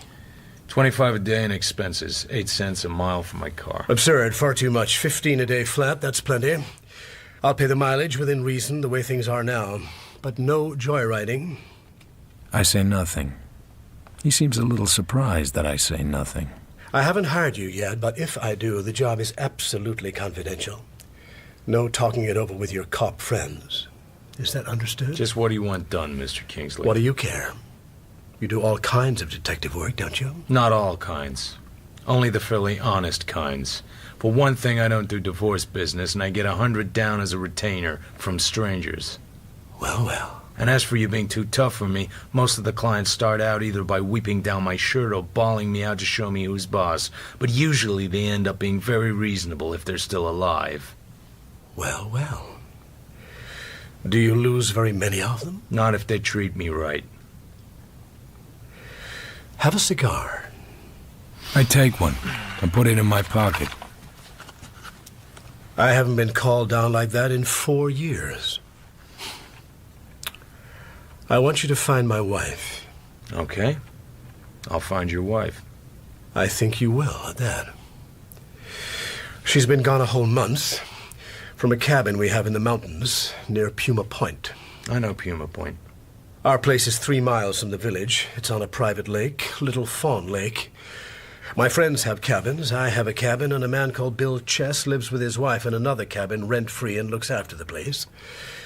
He's a disabled veteran with a pension. Anyway, my wife went up in the middle of May, came down twice for weekends, was due down the 12th of June for a party, and never showed up. I haven't seen her since. What have you done about it? Nothing. I haven't even been up there. Why? He opens a locked drawer and hands me a folded paper. It's a postal telegraph form. The wire had been filed at El Paso on June 14th at 9:19 a.m. Am crossing to get Mexican divorce. Stop. Will marry Chris. Stop. Good luck and goodbye. Crystal. And then there's this.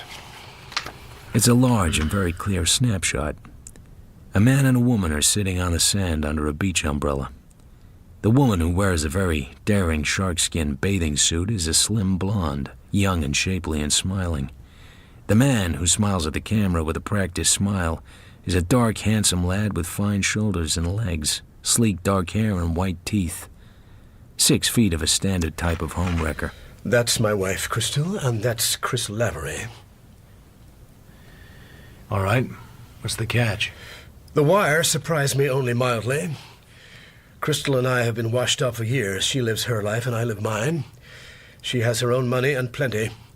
She plays around, and Lavery was one of her playmates. I might have been a little surprised that she would actually marry him, because the guy is nothing but a professional chaser. But the picture looked all right so far. And then? Nothing for 2 weeks. Then the Prescott Hotel in San Bernardino got in touch with me and said a Packard Clipper registered to Crystal Grace Kingsley at my address was unclaimed in their garage, and what about it? I sent them a check and told them to keep it. I figured if they had gone in a car at all, they had gone in Lavery's car. The day before yesterday, however, I met Lavery in front of the athletic club down on the corner here. He said he didn't know where Crystal was. He also said he hadn't gone away with her, hadn't seen her in 2 months, hadn't had any communication with her of any kind. You believed him? He's a no-good son of a bitch who thinks it's smart to lay his friends' wives and brag about it. I feel he'd have been tickled pink to stick it into me and break it off that he had got my wife to run away with him and leave me flat. Maybe she tossed him out of his can and hurt him in his Casanova complex. Maybe. You'll have to prove me wrong. But there's another and very worrying angle. I have a good job here, but a job is all it is. I can't stand scandal. I'd be out of here in a hurry if my wife got mixed up with the police. Police? My wife occasionally finds time to lift things in department stores. Usually when she's been hitting the bottle too hard, which is far too often. So far, I've been able to keep the police from filing charges, but if something like that happened in a strange city, who knows? Well, I think we might almost throw the shoplifting angle out of this for the time being. There are too many other things that could have happened. That she did go away with Lavery and they split up. That she went away with some other guy and the wire's a gag. That she drank herself over the edge and is holed up in some private sanatorium. That she got into some jam we have no idea of. That she met with foul play. Don't say that. Why not? You gotta consider it. I get a very vague idea of Mrs. Kingsley, that she is young, pretty, reckless, and wild. That she drinks and does dangerous things when she drinks.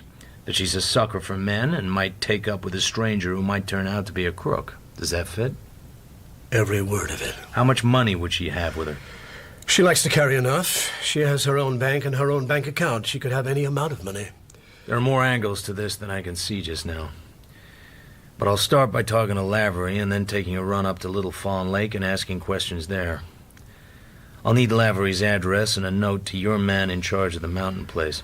Miss Fromstead will give you Lavery's address, and I'll write a note to Bill. There's just one other thing. The $100 down? That's just something I said when you were tramping on me. It's just... You're not holding anything back, are you? Anything important? No, I'm not holding anything back. I'm worried and I want to know where she is. I'm damn worried. If you get anything at all, call me anytime, day or night. He writes me a note. Miss Fromsett gives me Lavery's address, but with some reluctance. I get the impression that Mr. Chris Lavery is not a pleasant thought to her, but I have other things to worry about. Soon, I'm heading for the aforementioned Mr. Lavery's residence in Bay City.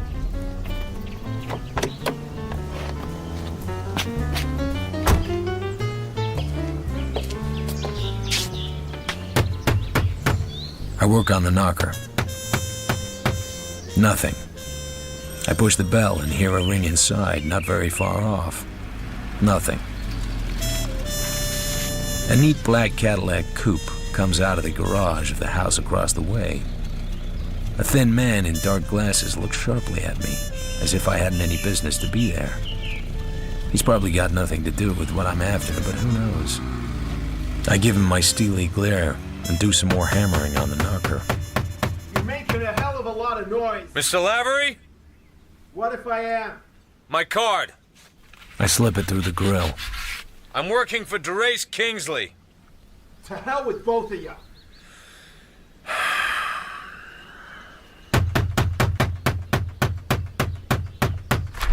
Do that again, and I'll throw you clear across the street. Don't be childish. You know perfectly well I'm going to talk to you, and you're going to talk to me. I take the telegram out of my pocket and hold it in front of his bright brown eyes. He reads it morosely. Oh, for Christ's sake. Come on in, then. I sit opposite him and look him over. He's a nice piece of beef, but to me, that's all he is. I can understand the women would think he was something to yell for. Look, I know what that wire says, but it's the bunk. I didn't go to El Paso with Crystal Kingsley. I haven't seen her for a long time, long before the date of that wire. I haven't had any contact with her. I told Kingsley that. He didn't have to believe you. Why would I lie to him? Why wouldn't you? Look, it might seem so to you, but you don't know her. Kingsley has no strings on her. If he doesn't like the way she behaves, he has a remedy. These proprietary husbands make me sick. So you don't have any idea of marrying her? I've thought of it, yes. She has money. Money is always useful, but it would be too tough a way to make it. So tell me, do you hire yourself out to dig up dirt? Doing well at it? Look, Mr. Lavery, we don't have to get into a fight. Kingsley thinks you know where his wife is, but won't tell him, either out of meanness or motives of delicacy. Which way would he like it? He doesn't care so long as he gets the information. He doesn't care a great deal what you and she do together, or whether she divorces him or not. He just wants to feel sure that she isn't in trouble of any kind. Trouble? What kind of trouble? Maybe you won't know the kind of trouble he's thinking of. Tell me. I'd just love to hear about some kind of trouble I don't know about. No time to talk business, but always time for a wisecrack. Go climb up your thumb, wise guy. This wire has to mean something. It's probably just a gag. She's full of little tricks like that. All of them silly, and some of them vicious. I stood her up one weekend. I was sick of her. I don't like that one. I'd like it better if you did go to El Paso with her, and had a fight and split up. Could you tell it that way? I told you I didn't go anywhere with her. Not anywhere. Can't you remember that? I'll remember it when I believe it. All right. Out you go. I've had enough of your third-degree tripe. You're wasting my time and your own. If it's worth anything. Not a lot, but at least I'm being paid for this. By the way, what line of business are you in? What the hell business is it of yours? None. But of course I can always find out. Yeah. So long, Snooper. And don't bother to come back. I won't be at home. If I do come back, it won't be just to swap gags.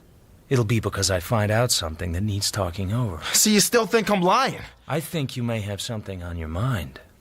I've looked at too many faces not to know. Well, next time, bring somebody to drive you home.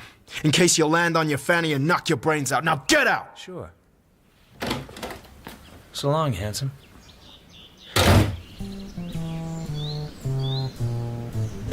I decided to take a look at the house across the way. On the gatepost was a bronze tablet which said, Albert S. Almore, M.D. I wonder idly how well he knows Lavery, since theirs were the only 2 houses in the block. But being a doctor, he wouldn't tell me anything about him anyway. And now here's the black Cadillac back again. And Dr. Almore really doesn't like the fact that I'm studying his gatepost. He's staring at me with a sharp frown on his thin face. So I stroll back to my car, and he drives his car back into his garage. I figure it's worth waiting. There's something about this guy's behavior that intrigues me. I could see Dr. Almore through his window. He's on the phone, getting more and more agitated. Then he makes another call, and another. Every half minute he looks out. He's waiting, and I'm waiting with him for no reason at all. Now it's getting interesting. A green sedan stopped outside the good doctor's. A big man with dusty blonde hairs got out. I think I can guess what's going to happen next.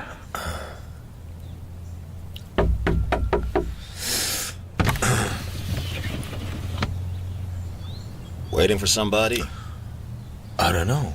Am I? I'll ask the questions. Well, I'll be damned. So that's the answer to the pantomime. What pantomime? Nervous Nellie and the telephone. Let me see your driver's license. You fellows ever flash a buzzer, or is acting tough all the identification you need? DeGarmo, Detective Lieutenant. Pleased to meet you, Lieutenant. Skip it. Now tell me why you're here casing Almore's place. I'm not casing Almore's place. I never heard of Dr. Almore, and I don't know any reason why I should want to case his house. What's your grift, then? Or folks hire you? We don't like peepers down here. Is that so? The last guy that tried it ended up on the road gang, sweetheart. I bet it's good, if only I could guess. Tried what? Tried to put the bite on him. Dr. Almore looks like an easy man to bite. Let's put it this way. I don't know Dr. Almore, never heard of him, and I'm not interested in him. I just read his bronze tablet. I'm down here visiting a friend and looking at the view. Straight goods? Straight goods.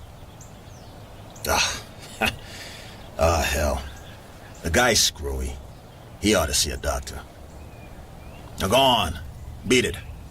Stay off our reservation and you won't make any enemies.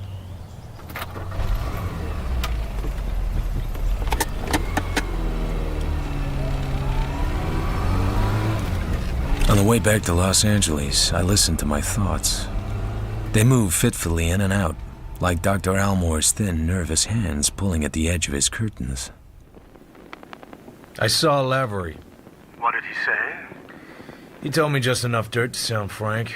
I still like the idea that they quarreled and split up and that he hopes to fix up with her yet. Then he must know where she is. He might, but it doesn't follow. By the way, a rather curious thing happened to me on Lavery Street. Dr. Almore seemed very unhappy I was there. Would that be Dr. Albert Almore? Yeah. He was Crystal's doctor for a time. He came to the house several times when she was...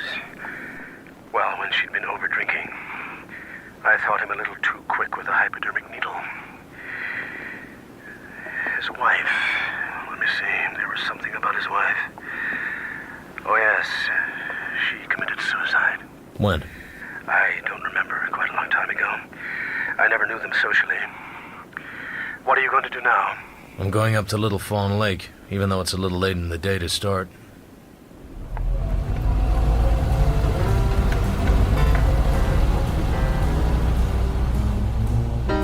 I see a sign. Little Fawn Lake, private road, no trespassing.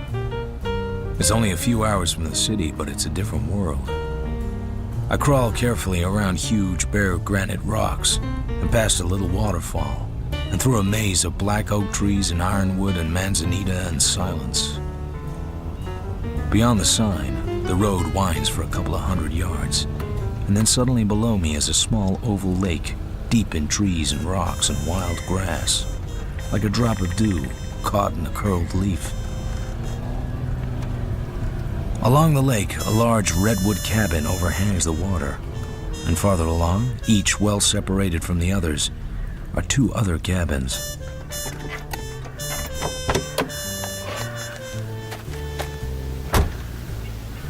I get out of the car and start towards the nearest cabin. Somewhere behind it, an axe thuds. He must have heard me. A heavily built man with a harsh face and swarthy skin comes into view carrying a double-bitted axe. He limps as he walks, giving his right leg a little kick out with each step. In spite of his weathered appearance, he looks like a drinker. There's a bright glitter in his eyes. Mr. Bill Chess? That's me. I'm a note here from Mr. Kingsley.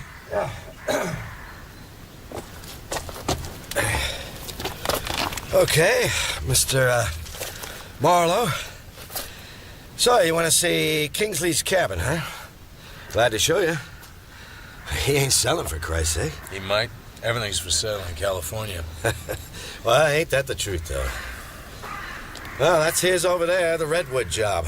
Cost about $8,000, and that's money for a mountain cabin. How about electric light and telephone?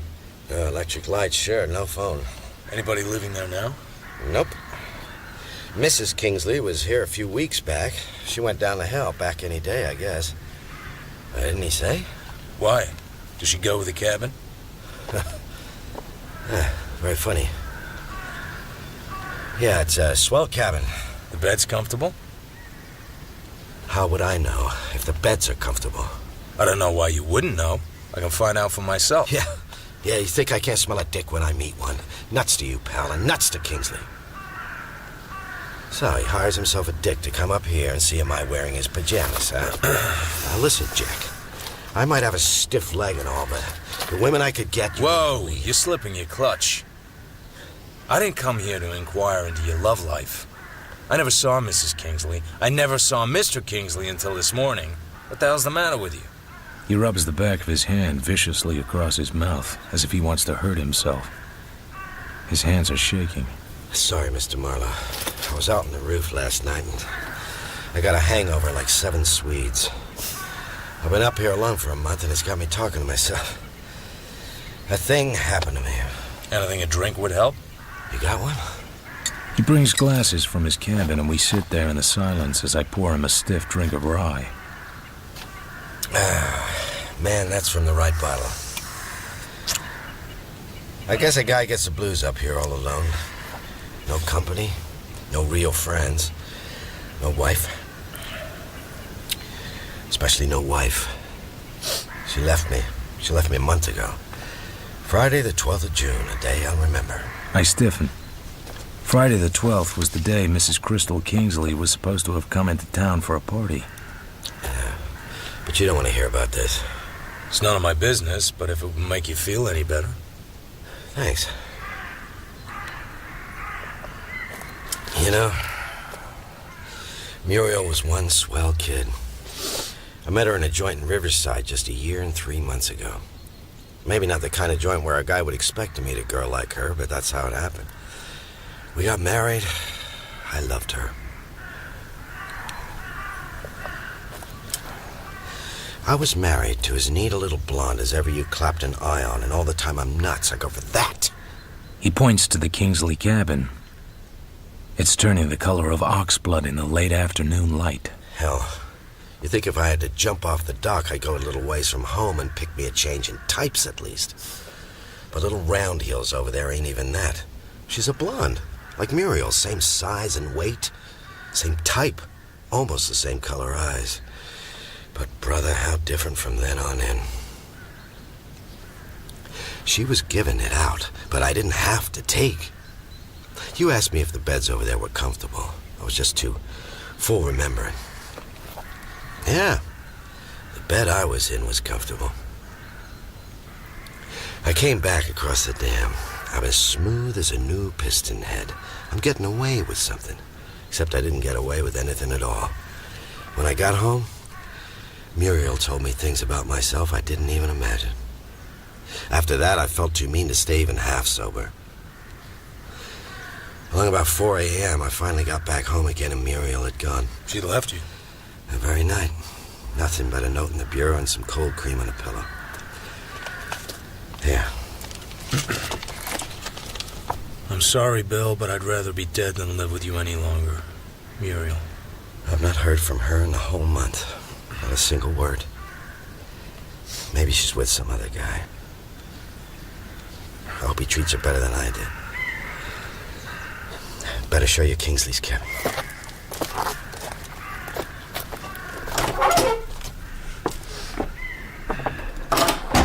There aren't many signs of somebody leaving at short notice. It's all neat and clean. Even the kitchen is in apple pie order. We go into the master bedroom. One whole side of the room consists of closets with sliding doors. I slide one open and peek inside. So why do you want to look at the lady's clothes? Reasons? For instance, Mrs. Kingsley didn't go home when she left here. Her husband hadn't seen her since. He doesn't know where she is. So you are a dick. The first guess is always right. Boy, am I a smart little egg opening up to you. I didn't ask you to take your heart out and squeeze it for me. And Kingsley doesn't have to know his wife made a pass at you, unless there's a lot more behind this than I can see now. The hell with you. All right, to hell with me. Any chance your wife and Kingsley's wife went away together? Maybe they could have had a fight and made up and cried down each other's necks. Then Mrs. Kingsley might have driven your wife down the hill. Nope. They left the weeps out of Muriel. And if she did want to cry on a shoulder, she wouldn't have picked little round heels. And as for transportation, Muriel has a Ford of her own. She couldn't drive mine easily on account of the way the controls are switched over for my stiff leg. It was just a passing thought. If any more like that pass you, let them go right on. Look, pal, I'm working hard to think you're a fundamentally nice guy. Help me out a little, can't you? Boy, I can brighten up anyone's afternoon. Want to walk back around the lake? Sure, if your leg will stand it.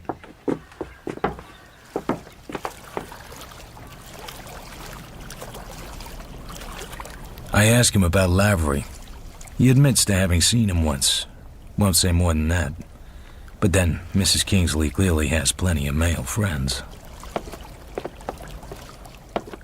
We're at the end of the lake now, and we walk out onto a little pier. I look down. Any fish in the lake? Some smart old bastards at trout. So what's that down there? Looks like some kind of underwater flooring. Used to be a boat landing before the dam was raised. Uh-huh. That lifted the water so far, the old landing was 6 feet under. The air is peaceful and calm and sunny, and holds a quiet you don't get in cities. Then suddenly Bill Chess clutches my arm. Oh my God, look there. I look down with him. Something waves languidly out of the darkness on the edge of the submerged landing. Something which looks far too much like a human arm. My God. My God. He finds a big rock, lifts it high, and throws it into the water. For a moment, the waters are confused, boiling. Then the depths clear again. Released from the old wooden landing, something moves that's not a board. It breaks surface, casually, lightly, without haste. I see a wave of dark blonde hair straighten out in the water and hold still for a brief instant and then swirl into a tangle again. Sweet Christ. It's Muriel.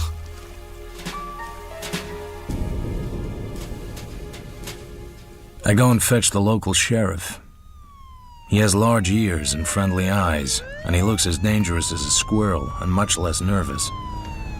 On his vehicle, there's a white card which reads, "Voters, attention, keep Jim Patton sheriff. He's too old to go to work." I like everything about this guy. We drive back to the lake.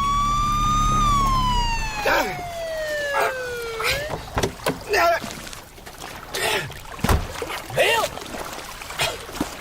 Bill! What's going on? I had to do it. I had to get a rope and go down in the water and pull the thing out. Why? I don't know why. But I tried to the shore and here it is. There's a horrible, sickening smell in the air. The thing that had been a woman lies face down on the boards. I couldn't leave her. It's down there in the lake.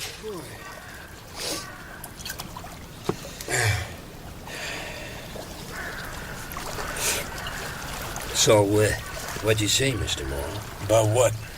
About cause and time of death? Not a lot you can tell just by looking. Looks drowned to me, all right, but you can't always tell. You get many like this up here, then? Only honest-to-God murder I ever had. Funny place for a body to be. No current here to mention, but what there is would be to art the dam. She did it herself, you darn fool. Muriel was a fine swimmer. She dived down in and swam under the boards there and just breathed water in. Had to, no other way. Something was said about a note. Oh, yeah, it's here in my jacket. Go on, read it if you must. Everybody wants to read it. It doesn't seem to have any date. No, she left it a month ago, June 12th. Left you once before, didn't she? Yeah. I got drunk and stayed with a whore. Muriel was gone a week and came back all prettied up. She said she had to get away for a while. Sure. Note left that time? No. This note here looks middling old. So what? I've carried it for a month. Who told you she left me before? Who told you? I forget. You know how it is in a place like this. June 12th, you say she left, or you thought she left. Were the folks across the lake up here then? Ask this Snoopy guy. If he didn't already spill his guts to you. Mr. Marlowe here didn't tell me anything, Bill, except how the body come up out of the water and who it was. Okay, Mrs. Kingsley was here. But she went down the hill the same day. Yes, what does it matter? Muriel left the note, she went away. Why all these questions? Take me in, you son of a bitch! Hey, Bill, listen. Sure I did it, I drowned her. That's what you want, isn't it? She was my girl and I loved her. I'm a heel, always been a heel. But just the same, I loved her. Maybe you guys wouldn't understand that. Just don't bother to try. Just take me in, damn you!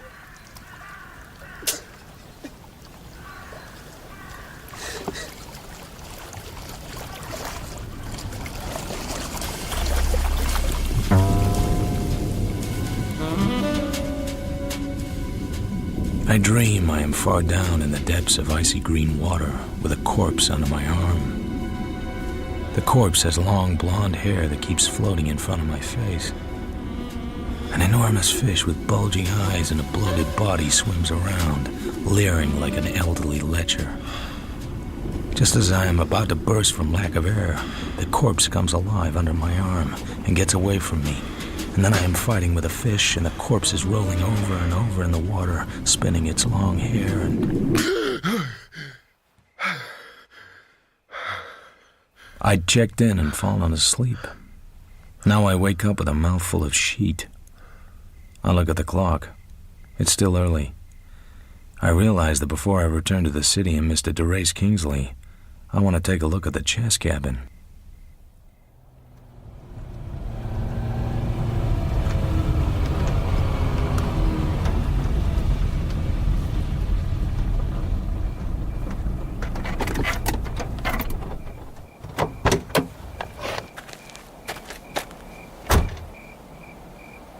The front door of the cabin is locked.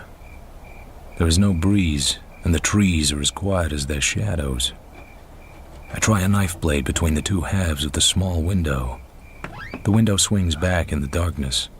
I climb up and let myself down into the room. A blazing flashbeam hits me square in the eyes. I'd rest right there, son. You must be all tuckered out. I couldn't sleep. Me neither. What's on your mind, son?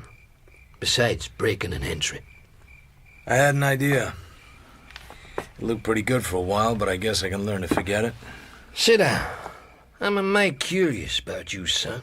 I hope you don't mind me calling you son. I hadn't ought to be so familiar, but I got myself in the habit and I can't seem to shake it.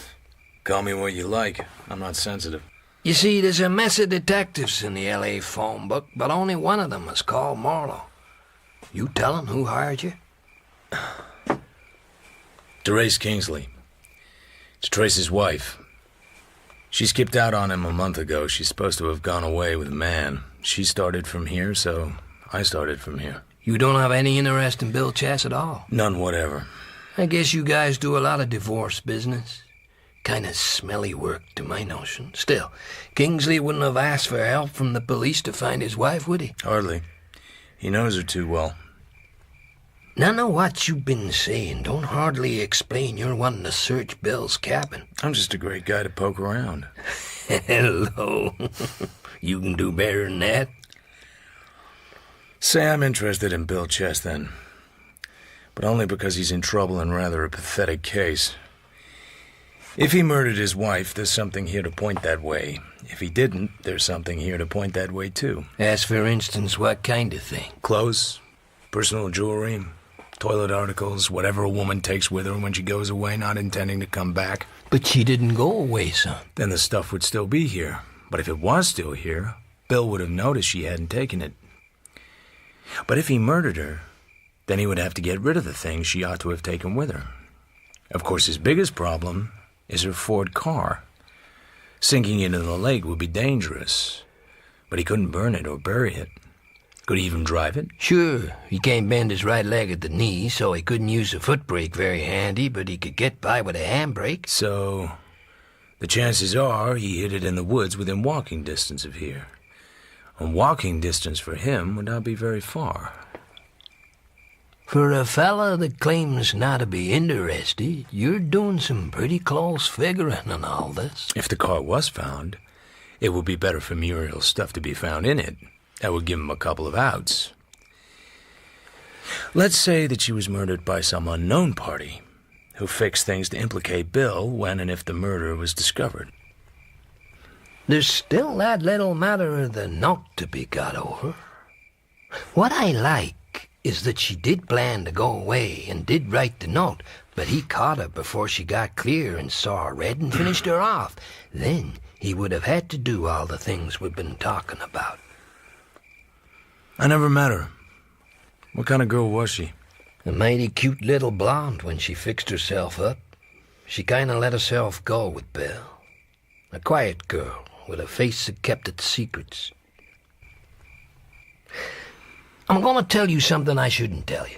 Don't know why. Maybe because you can only keep so many things to yourself. There was a Los Angeles copper named DeSoto up here about 6 weeks back. A big roughneck with damn poor manners.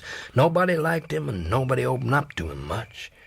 He had a photograph with him, and he was looking for a woman called Mildred Haviland, he said. He said he had information the woman was staying up here. This big bruiser showed his picture to darn near everybody in town before he showed it to me. That made me kind of sore. She looked like Muriel Chess? Something like, but not enough to be sure by any manner of means. I asked him what this Mildred Haviland was wanted for. He said it was police business. I said I was in that way of business myself, in an ignorant, countrified kind of way. Still, I guess I done wrong to tell him I didn't know anybody that looked like his little picture. I'll thank you to respect this confidence, Mr. Marlowe. You done right nicely in your figuring, too. Not far from here, there's a bunch of log cabins that's been falling down ever since I recall. Round at the back, there's a woodshed which sometimes they used for a garage. Muriel's car was there? Yep. And 2 unlocked suitcases in the car, packed with clothes and packed kind of hasty, I thought. Women's clothes. The point is, son, no stranger would have known about that place. Then he puts his hand into his jerkin and brings out a small twist of tissue paper. Take a look at this. What lies on the tissue paper is a thin gold chain with a tiny lock. The gold has been snipped through, leaving the lock intact. There is white powder sticking to both chain and paper. Where would you guess I found that? I take the chain, I moisten my finger, touch the powder, and taste it. In a can or box of confectioner's sugar. The chain's an anklet. Some women never take them off, like wedding rings. Whoever took this one off didn't have a key. But you know something? What's that, sir? The cut ends don't fit together. It's too short, look. Son, I don't have your eyes. Do you mind if I take a look inside that box of sugar? It's in the kitchen. I'll come with you.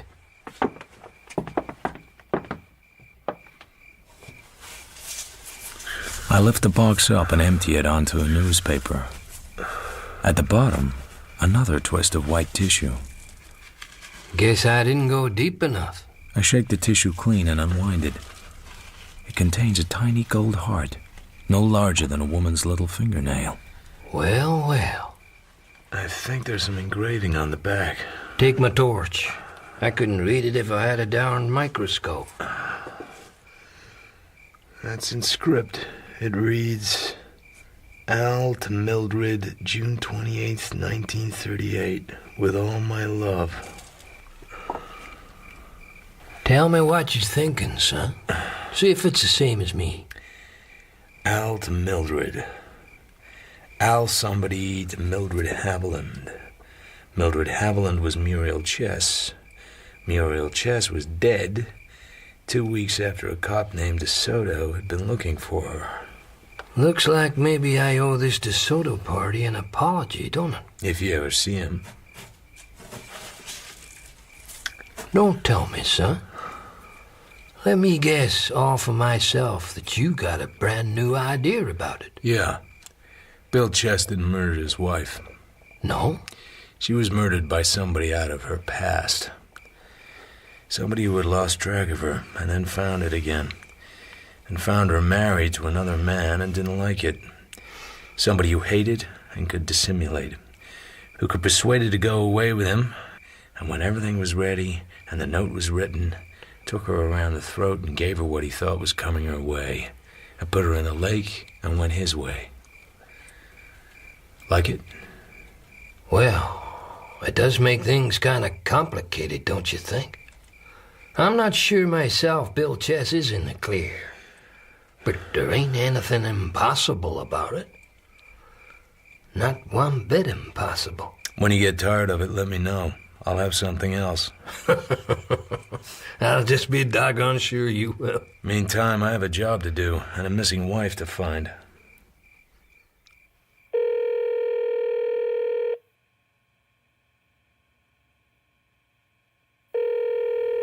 Gilliland Company. Miss Fromsett? Mr. Marlowe? You remember me. I remember everybody. Could you remember to put me through to Mr. Kingsley? I could try. It's the next day and I'm back in the city. I tell Kingsley about Muriel Chess's body in the lake, and I tell him Bill has confessed. I have to tell him about all that, because it means I'll have to testify at the inquest. That's bad. Very bad. Were your wife and Muriel Chess friendly? I guess so. Crystal's easy enough to get along with most of the time. I hardly knew Muriel Chess. Did you ever know anybody called Mildred Haviland? Who? Mildred Haviland. No. Is there any reason why I should? Every question I ask, you ask another right back. No. There isn't any reason why you should know Mildred Haviland, especially if you hardly knew Muriel Chess. It's Crystal I asked you to find out about. That's why I went today to the Prescott Hotel in San Bernardino. What did you find out? She was there all right. And Lavery met her there. The hop who gave me the dope brought Lavery into it himself without any prompting from me. Lavery had dinner with her and went with her in a cab to the railway station, leaving the car. Well, I ought to have known he was lying. I got the impression he was surprised when I told him about the telegram from El Paso. What do you plan to do now? Go up against Lavery again, of course. I agree. This other is really no business of ours, is it?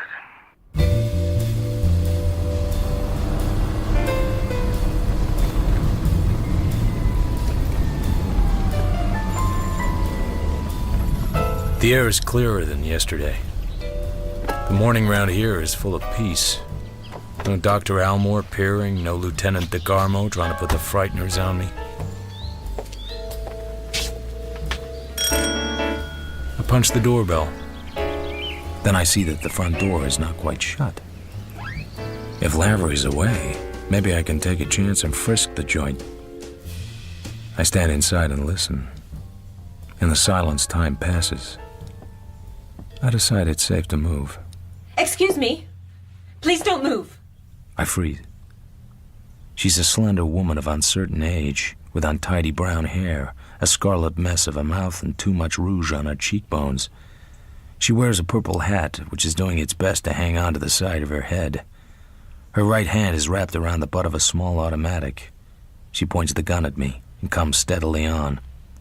When she's close enough to be confidential, she points the gun at my stomach. All I wanted was my rent. The place seems well taken care of. Nothing broken. He's always been a good, tidy, careful tenant. I just didn't want him to get too far behind with the rent. How far behind is he? 3 months. $240. He promised me a check this morning, over the telephone. I mean, he promised to give it to me this morning. Over the telephone. This morning. Yes. The idea is to get close enough to make a side swipe at the gun, knock it outwards, and then jump in fast before she could bring it back in line. I've never had a lot of luck with the technique, but you have to try it once in a while. This looks like a time to try it. So, you're the owner? Why, certainly. I'm Mrs. Fallbrook. Who did you think I was? And who are you, if I may inquire? I just came about the car payment. The door was open just a teensy-weensy bit, and I kind of shoved in. I don't know why. You mean Mr. Lavery is behind in his car payments? A little. Not a great deal. I'm all set now. I have the reach, and I ought to have the speed. I start to... You know, it's funny about this gun. I found it on the stairs. Nasty, oily things, aren't they? And the stair carpet is a very nice gray chenille. Quite expensive. And she hands me the gun. Well, of course, it's much easier for you. About the car, I mean. You can just take it away if you have to. But taking a house with nice furniture in it isn't so easy. It takes time and money to evict a tenant. There's apt to be bitterness and things get damaged, sometimes on purpose. I hardly The hear rug what she on this says. floor costs The gun over has my interest. $200 a second I break the hand. magazine out. It's empty. I look into the breech. That's empty, too. I sniff the muzzle. It reeks. Has it been fired? I certainly hope not. Any reason why it should have been fired? Well, it was lying on the stairs. After all, people do fire them. How true that is. But Mr. Lavery probably had a hole in his pocket. He isn't home, is he? Oh, no. And I don't think it's very nice of him. He promised me the check, and I walked over... When was it you phoned him? Why, yesterday evening. He must have been called away.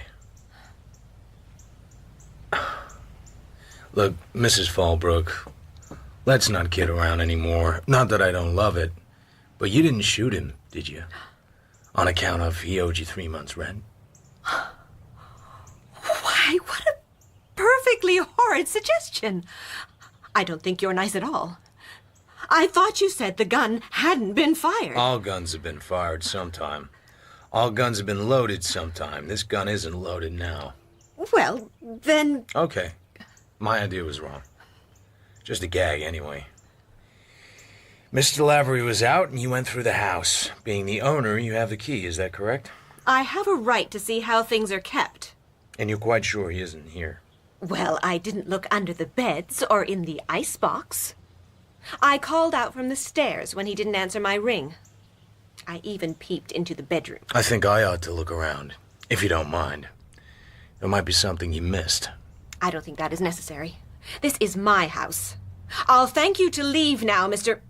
Just what exactly is your name? It doesn't matter. But... This gun, you know, is kind of odd. I told you. I found it lying on the stairs. I don't know anything else about it. I don't know anything about guns at all. I never shot one in my life. That's your story. Oh, I shouldn't have done. It was horrid of me. I know it was. Mr. Lavery will be furious. What you shouldn't have done was let me find out the gun was empty. Up till then, you were holding everything in the deck. Why, you perfectly loathsome man. Don't you dare touch me. No, don't come near me. I won't stay in this house another minute with you. How dare you be so Her insulting? voice snaps in midair like a rubber band. Oh! She puts her head down, purple hat and all, and runs for the door. The house now seems to be abnormally still. Something's all wrong with this scene. I shrug and go quietly up the stairs. I look in the bedroom. I look under the pillows. There's a handkerchief there. 2 small initials are stitched into the corner in red. A.F. Adrienne Fromset. But there's more. I look in the closet filled with clothes definitely not in Miss Fromset's style. The door next to the closet has to be the bathroom. It's locked. I force the lock with my knife blade and go in. Maybe I expected to find what I find. In the bedroom, signs of a woman having spent the night there. Pajamas, face powder, perfume, and so on. Bathroom door locked, but I got it open. 3 empty shells on the floor, 2 shots in the wall, 1 in the window. Lavery was in the shower stall, naked and dead. My God. Do you mean to say that he had a woman with him last night and she shot him this morning in the bathroom? Just what did you think I was trying to say? Please keep your voice down. I don't want any of the members to hear. But why in the bathroom? Keep your own voice down. Why not in the bathroom? Could you think of a place where a man would be more completely off guard? You don't know a woman shot him. I mean, you're not sure, are you? No. The woman who spent the night there might have left, or there need not have been any woman at all. The appearances could just have been faked. You might have shot him. What would I want to shoot him for? I'm a civilized man. Okay. Does your wife own a gun? You don't really think... Well, does she? Yeah, she does. A small automatic. Anything like this one? I reached in my pocket and put the gun in Kingsley's hand. I don't know. It's like it, but I can't tell. There's a serial number on the side. Nobody remembers the serial numbers of guns. I was hoping you wouldn't. It would have worried me very much. That dirty rat. I suppose he ditched her, I suppose. We can't let the police have this gun. Crystal has a permit. The gun was registered, so they will know the number even if I don't. We can't let them have it. But this Mrs. Fallbrook I told you about, the landlady, she knows I have the gun. We'll have to chance that. You're right. I don't think she's the kind to have anything to do with the police of her own free will. Look, I know you're taking a risk. I intend to make it worth your while. If the setup were possible for suicide, I'd say put the gun back, but the way you tell it, it isn't. But I can't cover up for a murder, even for a $10 bonus. The gun will have to go back. I was thinking of more money than that. I was thinking of $500. Just what did you expect to buy with that? Is there anything in Lavery's place apart from the gun that might indicate Crystal had been there lately? There may be a dozen things I don't know about. What kind of perfume does she use? Oh. Gillian Regal, the champagne of perfume. The bedroom reeks with it. I'm talking about $500, a check for it right now. I hired you to protect me from scandal and, of course, to protect my wife if she needed it. Through no fault of yours, the chance to avoid scandal is pretty well shot. It's a question of my wife's neck now. I don't believe she shot Lavery. I have no reason for that belief, none at all. I just feel the conviction. I'll go along with you up to a point. The setup down there is almost too good at first sight. She leaves clothes there she's probably been seen wearing and which can probably be traced. She leaves the gun on the stairs. It's hard to think she would be as dumb as that. You give me a little heart. But everything I've heard from you, as well as anybody else, indicates that your wife is a reckless, foolish woman. Even if there wasn't anything down there to point to your wife, the cops will eventually tie her up to Lavery. And then, the fact that she's been out of sight for a month will make the cops sit up and rub their horny palms with glee. And of course they'll trace the gun, and if it's her gun... No, don't try and pocket it. I just thought... Nope. The cops will have to have the gun.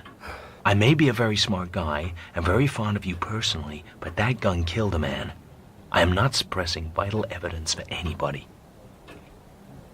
Here's the only thing I can do. Go back down there and replace the gun and call the law. Write it out with them and let the chips fall where they have to. Are you game for that? Yes. And the 500 stands. I don't expect to earn it. You may as well understand that now. By the way, how well did Miss Fromsett know Lavery? Out of office hours. His face tightens. He says nothing. I say nothing about the handkerchief. What's this got to do with anything? She looked kind of queer when I asked for his address when I was in your office. Like a romance that fouled out. Am I too blunt? I'm sorry, but it's my business to ask all sorts of questions of all sorts of people. Talk to her then. As a matter of fact, she knew the Elmores. She knew Elmore's wife, the one who killed herself. Lavery knew her, too. Could that have any possible connection with this business? I don't know. You're in love with her, aren't you? I'd marry her tomorrow if I could. I don't think we need to waste time being cagey, Miss Fromsett. You know by now who I am and what I'm doing. If only you knew what he'd stood from that little tramp. Well, perhaps I'd better leave that out. What was it you wanted to see me about? Kingsley said you knew the Elmores. Yes, a bit. I met Mrs. Almore a few times. Where? At a friend's house. Why? At Lavery's house? I do hope you're not going to be insolent, Mr. Marlowe. But yes, at Chris Lavery's house. I used to go there. Once in a while, he had cocktail parties. Then Lavery knew the Elmores. Or Mrs. Elmore. Yes, quite well. And a lot of other women quite well, too. I don't doubt that. Did Mrs. Kingsley know her, too? Yes, better than I did. They called each other by their first names. Mrs. Almore is dead, you know. She committed suicide about 1.5 years ago. Any doubt about that? Has this anything to do with what you're doing? I don't know. But the first time I went to Lavery's, Dr. Elmore called a cop named DeGarmo just because I looked at his house. Why? And why would that Lieutenant DeGarmo think it smart to say the last fellow who tried to put the bite on Elmore ended up on the road gang? What's going on? Well, I remember at one of Lavery's parties, this guy ribbed Mrs. Almore about her husband's practice. The idea seemed to be that he was one of those doctors who run around all night with a case of loaded hypodermic needles, keeping the local fast set from having pink elephants for breakfast. Florence Almore said she didn't care how her husband got his money as long as he got plenty of it and she had the spending of it. And this guy told her not to worry, it would always be a good racket, so long as he could get hold of enough dope. He asked Mrs. Almore if they had many nice gangsters to dinner at their house. She threw a glass of liquor in his face. Who wouldn't? A few weeks later, Florence Almore was found dead in the garage late at night. The door of the garage was shut and the car motor was running. She was lying on the concrete floor in pajamas with her head under a blanket, which was also over the exhaust pipe of the car. It was Chris Lavery who found her. Her husband was out. The office nurse had put Florence to bed earlier because she was drunk. Then she'd gone home, too. How convenient. And the inquest? There was no inquest and no autopsy. Nothing in the papers except that she had died suddenly. It was all hushed up. Dr. Almore has some very influential friends. I guess so. How much do you think Chris Lavery knew? I'd like to think blackmail was one of those nasty little tricks Chris Lavery didn't quite run to. This is the moment. I take the little perfumed rag out of my pocket. Why do you want me to look at this, Mr. Marlowe? I found it in Chris Lavery's house. Under the pillow, on his bed. It has initials on it. It has 2 letters embroidered on it. They happen to be the same letters as my initials. Is that what you mean? Right. He probably knows 6 women with the same initials. So you're going to be nasty after all? Is it your handkerchief or isn't it? Yes, it's mine. I must have dropped it there. It's a long time ago. And I assure you I didn't put it under a pillow in his bed. And what's this perfume on it? Fly spray? Some cheap synthetic anyway. He must have given it to some woman who would like this kind of perfume. I get a mental picture of the woman, and she doesn't quite go with Lavery. I think you ought to do a little more work on your mental picture of Chris Lavery. Any touch of refinement you may have noticed is purely coincidental. That's not a very nice thing to say about a dead man. My God. He was shot in his shower. And it looks as if it was done by some woman who'd spent the night there. He'd just been shaving. The woman left a gun on the stairs and this handkerchief on the bed. And did you expect me to be able to give you information about this, too? Look, Miss Fromsett, I'd like to be smooth and distant and subtle about all this, but nobody will let me. When was he shot? This morning, I suppose. Not long after he got up. That would probably have been quite late. Quite a few people know I was in the office by 8:30. I didn't think you shot him. Awfully kind of you. But it is my handkerchief, isn't it? although not my perfume. But I don't suppose policemen, or private detectives for that matter, are very sensitive to quality in perfume. He was shot at 5 or 6 times and missed all but twice. It was a pretty grim scene, I should think. There was a lot of hate on one side of it, or a pretty cold-blooded mind. He was quite easy to hate, and poisonously easy to love. Women, even decent women, make such ghastly mistakes about men. All you're telling me is that you once thought you loved him, but not anymore, and that you didn't shoot him. Yes. I'm sure you'll respect the confidence. Poor, egotistical, cheap, nasty, handsome, treacherous guy. Dead and cold and done with. No, Mr. Marlowe, I didn't shoot him. Does Mr. Kingsley know? Yes. Does he know about this Senate rag? Nobody knows about that except you and me and whoever put it there. So do you have any idea who did it? Ideas, but that's all they are. I'm afraid the police are going to find it simple. Some of Mrs. Kingsley's clothes are hanging in Lavery's closet. And when they know the whole story, including what happened at Little Fawn Lake, I'm afraid they're just going to reach for the handcuffs. You have to find her first, but that won't be hard for them. Crystal Kingsley. So he can't be spared, even that. Of course, it could be an entirely different motivation. It could all revolve around somebody like Dr. Elmore. If only. What about the handkerchief? If it was mine, I'd wash the cheap scent out of it. Thank you. Thanks for talking to me, Miss Fromsett. Just one thing. Of course. It's just a thought. But Dr. Elmore's office nurse, did you ever meet her? Several times. Do you remember her name? I think it was Mildred something. Mildred Haviland, maybe? That sounds likely. Thank you, Miss Fromsett.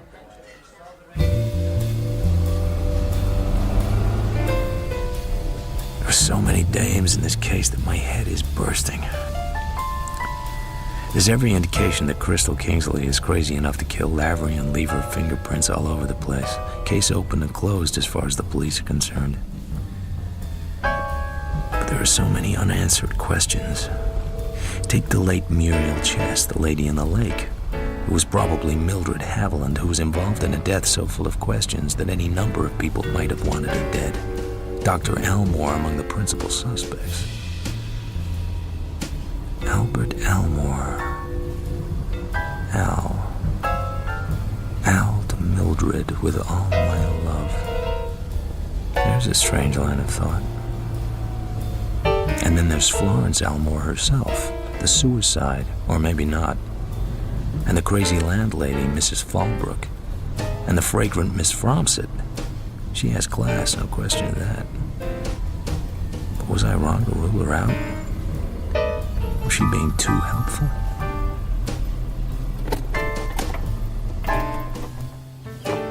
No police cars stand in front of Lavery's house.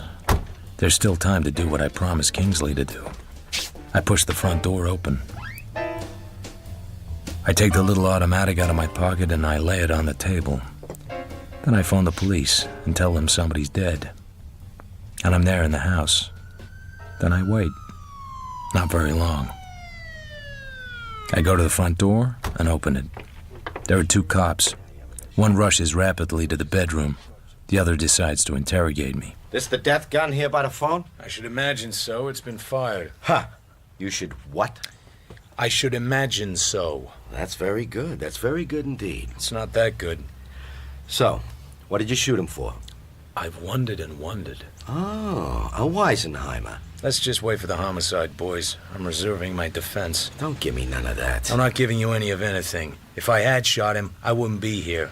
I wouldn't have called up. You wouldn't have found the gun. Don't work so hard on the case. You won't be on it more than 10 minutes. See? The guy in charge now is Captain Weber, a small man for a cop, with a permanently tired expression. His companion is Lieutenant DeGarmo, the big cop who would not like my being in front of Dr. Elmore's house. They examine the body. Then they come and examine me. Okay. Who handled this gun? I did. Don't you know enough not to handle a weapon found at the scene of a crime? Certainly, but when I handled it, I didn't know there had been a crime. I didn't know the gun had been fired. It was lying on the stairs, and I thought it had been dropped. A likely story. You get a lot of that sort of thing in your business? A lot of what sort of thing? Suppose you answer my questions exactly as I choose to put them. Look, Chief, the fellow in the bathroom's called Lavery. I knew him a little. He was a chaser. What of it, Al? Well, the whole setup indicates a dame. You know what these private eyes work at? Divorce stuff. Suppose we let him tie into it instead of just scaring him dumb. If I'm scaring him, I'd like to know it. I don't see any signs of it. Talk. So I tell him I'm working for Kingsley, and I'm trying to find Mrs. Kingsley, and Mrs. Kingsley had an interesting relationship with Chris Lavery, which is how I come to be here. So, have you seen anything that suggests to you that this Kingsley woman's been here? That's not a fair question. It calls for a conclusion of the witness. I want an answer to it. This isn't a court of law. And the answer is yes. If you fellows aren't a pack of fools, you'll be able to find that out for yourself. The women's clothes in the bedroom are tailored and easy to trace. I've just saved you an hour by telling you. Anything else? Chief, forensics are here. Okay. I want a lot of prints from all over the house, particularly any that seem to be made by a woman. It'll be a long job. Al, see if you can get any more sense out of Mr. Marlowe. So Captain Weber goes off with the new arrivals, and I'm here alone with Lieutenant DeGarmo, which interests us both. Well? Well, what? Am I supposed to talk about our conversation outside Dr. Almore's? Or is that just a private transaction? Talk about it all you like. It's our job to protect the citizen. It's just, I know a bit more about Dr. Almore now. How Lavery knew Mrs. Almore, and she committed suicide, and he found her dead. The death was hushed up, so maybe Lavery was blackmailing your friend, Dr. Almore. Maybe Almore murdered his wife and had enough pull to get it fixed. What do I know? Where's this crazy talk coming from? You're a stupid man, DeGarmo. You had to get tough with me when there was nothing to get tough about. You had to make me curious when I had nothing to be curious about. Be careful. By the way, I heard Captain Weber call you Al. Don't try and do the same. I won't, because I don't think somehow we're going to be friends. But did you ever come across an L.A. cop called DeSoto? The who? There's no guy of that name in the force. Pity, because they told me up around Little Fawn Lake, where the Kingsleys have a place, that a cop had been up there asking questions about somebody called Mildred Haviland, who just happens to have been Dr. Almore's office nurse, who just happens to have found Mrs. Almore's body, and... He hits me across the face with his open hand. It jerks my head around hard. Go on. Who just happens to have found Mrs. Almore's body, and may have been somebody called Muriel Chess, who's been found... His hand sweeps and knocks my head to one side again. Anything else you want to say? There are just too many crazy coincidences in this story. Go on. Please. Nope. Third time lucky. You might miss. Listen.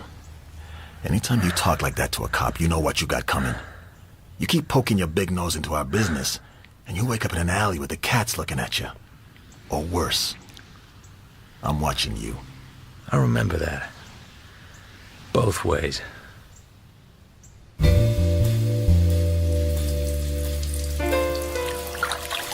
Back at the office, I bathe my face in cold water.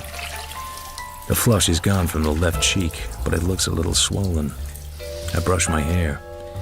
There's getting to be plenty of gray in it. The face under the hair has a sick look. I don't like the face at all.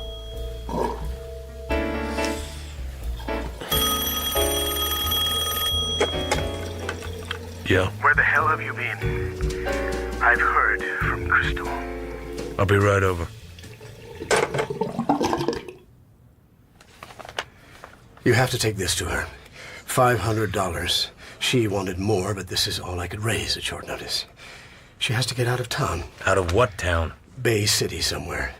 She'll meet you at a place called the Peacock Lounge on Arguello Boulevard at 8th Street, or near it. What's the matter with her drawing her own money? Has her bank account got lockjaw or something? That's no way to talk. She's in trouble. Lavery's death is going to be laid at her door, whatever happens. Did you talk to her? No. She called the office. Miss Fromset talked to her. Anyway, I didn't want to talk to her. She didn't want to talk to me. She had it all worked out. She realized the only way it would work was to have somebody bring the money she might not know. I admit it's a bit thick, but what about it? It makes us accessories to the fact if she's guilty. I'm going to make it worth your while. And we won't be accessories if she hasn't done anything. I'm willing to suppose it. But if I decide she did do any murder, I'm gonna turn her over to the police. You're a pretty level guy, Marlowe. Go on. Beat it. Just give me the money. Oh, by the way, she's dyed her hair dark brown. Adrienne's described you to her, and you're to wear this scarf of mine she described to her, too. I don't warm to the Peacock Bar. A wizened waiter with evil eyes and a face like a gnawed bone puts a napkin with a printed peacock down on the table and serves me a Bacardi cocktail. I sip it and wait. You must be Marlowe. I guess I'm easy to spot in here. Her face is white and tired. Her hair looks darker than dark brown. Give me the money, please. I'd have to know who you are. You know who I am. How much did you bring? 500? Oh, it's not enough. Not nearly enough. Give it to me quickly. I've been waiting half an eternity for somebody to get here. Where can we talk? We don't have to talk. Just give me the money. It's not that simple. I'm doing this at quite a risk. I'm at least gonna have the satisfaction of knowing what goes on and where I stand. Damn you. Why couldn't he come himself? You didn't want him to come himself. You understood that you didn't even want to talk to him on the phone. That's right. But you gotta talk to me. Either to me or the law. I'm not as easy as he is. I'm a private detective, and I have to have some protection, too. Well, isn't he charming? Private detective and all. What do you want to talk about? You, and what you've been doing, and where you've been, and what you expect to do. Things like that, little things, but important. I think it'd be much better if you just gave me the money. No. Very well, if it has to be that way. I'm at the Granada, 2 blocks north on 8th. Apartment 618. Give me 10 minutes. I'd rather go in alone. I have a car. I'd rather go alone. I wait 10 minutes. The Granada is an ugly gray building on a corner. I go in and ride up to the 6th floor. The place seems decent enough. I come to the door of apartment 618. I knock softly. Come in. Sit down and talk if you must. Thank you. I sit on a thick Davenport. It's a square room with twin-wall beds and a minimum of uninteresting furniture. A small lamp makes a dim yellowish light. There's a dull green curtain hanging across an open door space at one end of the Davenport. I guess it must lead to the dressing room and bedroom. Can we get this over with, please? I had a rather different idea of you from Kingsley. From Lavery, too. It just goes to show that we talk different languages to different people. I haven't time for this sort of talk. What is it you have to know? Your husband hired me to find you. So I know a bit about your movements. Not very much. I know you left your car at the Prescott Hotel in San Bernardino, and you met Lavery there. I know you sent a wire from El Paso. What did you do then? I don't see that my movements are any of your business. I don't have to argue about that. It's a question of whether you want the money. Well, we went to El Paso. I thought of marrying him then, so I sent that wire. But I changed my mind. I asked him to go home and leave me. He made a scene. What'd you do then? I went to Santa Barbara, stayed there a few days. Then to Pasadena, same thing. Then to Hollywood. Then I came down here. That's all. You were alone all this time? Yes. Not with Lavery? Any part of it? Not after he went home. What was the idea? Idea of what? Idea of going these places and not sending any word. Didn't you know he would be very anxious? Oh, you mean my husband? I don't think I worried much about him. As for the idea of it all, well, I just had to think things out. My life had got to be a hopeless tangle. Before that, you spent a month in Little Fawn Lake trying to straighten it out and not getting anywhere. Is that it? I seemed to need a new place. Without associations. A place where I could be very much alone. like a hotel. How are you getting on with it? Not very well. But I'm not going back to DeRace Kingsley. Does he want me to? I doubt it. What about Lavery? He's all mixed up in my mind. I'm in love with him, and yet I don't think I want to marry him. Does that make sense? That part makes sense. But staying away from home in a lot of crummy hotels doesn't. You've lived your own life for years, as I understand it. I had to be alone to think things out. Won't you please give me the money and go away? Sure, right away. But wasn't there any other reason for your going away from Little Fawn Lake? Anything connected with Muriel Chess, for instance? What are you talking about? That frozen-faced little drip. What is she to me? I thought you might have had a fight with her. About Bill. Bill? Bill Chess? Bill claims you made a pass at him. Good heavens. That muddy-faced boozer. What's happened? Why all the mystery? He might be a muddy-faced boozer. The police think he's a murderer, too. Of his wife. She's been found drowned in the lake after a month. I'm not too surprised. So it came to that in the end. They fought terribly at times. Did you think that had something to do with my leaving? There was a chance of it. It didn't have anything to do with it at all. It was just the way I told you. Nothing else. Muriel's dead. Drowned in the lake. You don't get much of a boot out of that, do you? I hardly knew the girl. I don't suppose you knew she once worked in Dr. Elmore's office. I was never in Dr. Elmore's office. What are you talking about? Muriel Chess was really a girl called Mildred Haviland, who had been Dr. Elmore's office nurse. That's a queer coincidence. Maybe it's a genuine coincidence. They do happen. But you see why I had to talk to you? Muriel being drowned and you having gone away, and Muriel being Mildred Haviland, who was connected with Dr. Elmore at one time, as Lavery also was in a different way. And of course, Lavery lives across the street from Dr. Elmore. I don't think Chris had anything to do with Dr. Elmore. He knew his wife, but I don't think he knew the doctor. So why would he know the doctor's office nurse? Well, I guess there's nothing in all this to help me. But you can see why I had to talk to you. I guess I can give you the money now. I get the envelope out and stand up to drop it on her knee. She lets it lie there. I sit down again. You do this character very well. This confused innocence with an undertone of hardness and bitterness. Took me in for a while. People have made a bad mistake about you. They've been thinking of you as a reckless little idiot with no brains and no control.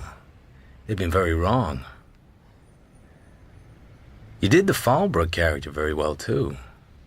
Looking back on it, I think it was a shade overdone, but at the time, it got me all right. The purple hat, the messed up makeup, the jittery screwball manner. All very good. And when you put the gun in my hand like that, I felt like a brick. So you think I shot Chris Lavery? I don't think it. I know it. Who told you he was dead, anyway? Not me. Not Miss Fromsett. And just what are you going to do about it? Do about it? Turn you over to the police, naturally. It'll be a pleasure. I don't think so. A small smile lifts the corner of her mouth now. She puts her hands in the deep pockets of her coat. You wondered why I gave you the empty gun. Why not? I had another one in my bag. Like this. I never liked this scene. Detective confronts murderer. Murderer produces gun. Points same at detective. Murderer tells detective the whole sad story with the idea of shooting him at the end of it. Only murderer never does. Something always happens to prevent it. The gods don't like this scene either. They always manage to spoil it. But this time, suppose we make it a little different. Suppose I don't tell you anything and nothing happens and I do shoot you. It's too late at night. Too still. And the window's open and the gun would make too much noise. Besides, you're not good with guns. You probably missed me. You missed Lavery 3 times. Stand up. I stand up. I'm going to be too close to miss. Like this. I really can't miss now, can I? Now be very still. If you move at all, the gun will go off. You're definitely not good with guns. You're too close to me. And I hate to bring this up, but there's that old business of the safety catch not being off. You've overlooked that too. She steps back. She's momentarily confused. I smash the gun out of her hand. We struggle. She's strong, but I'm stronger. Suddenly, it's all becoming clear.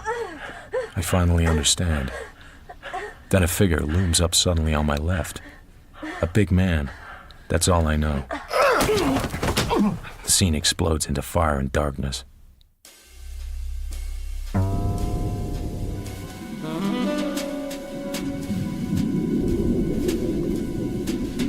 I finally come to.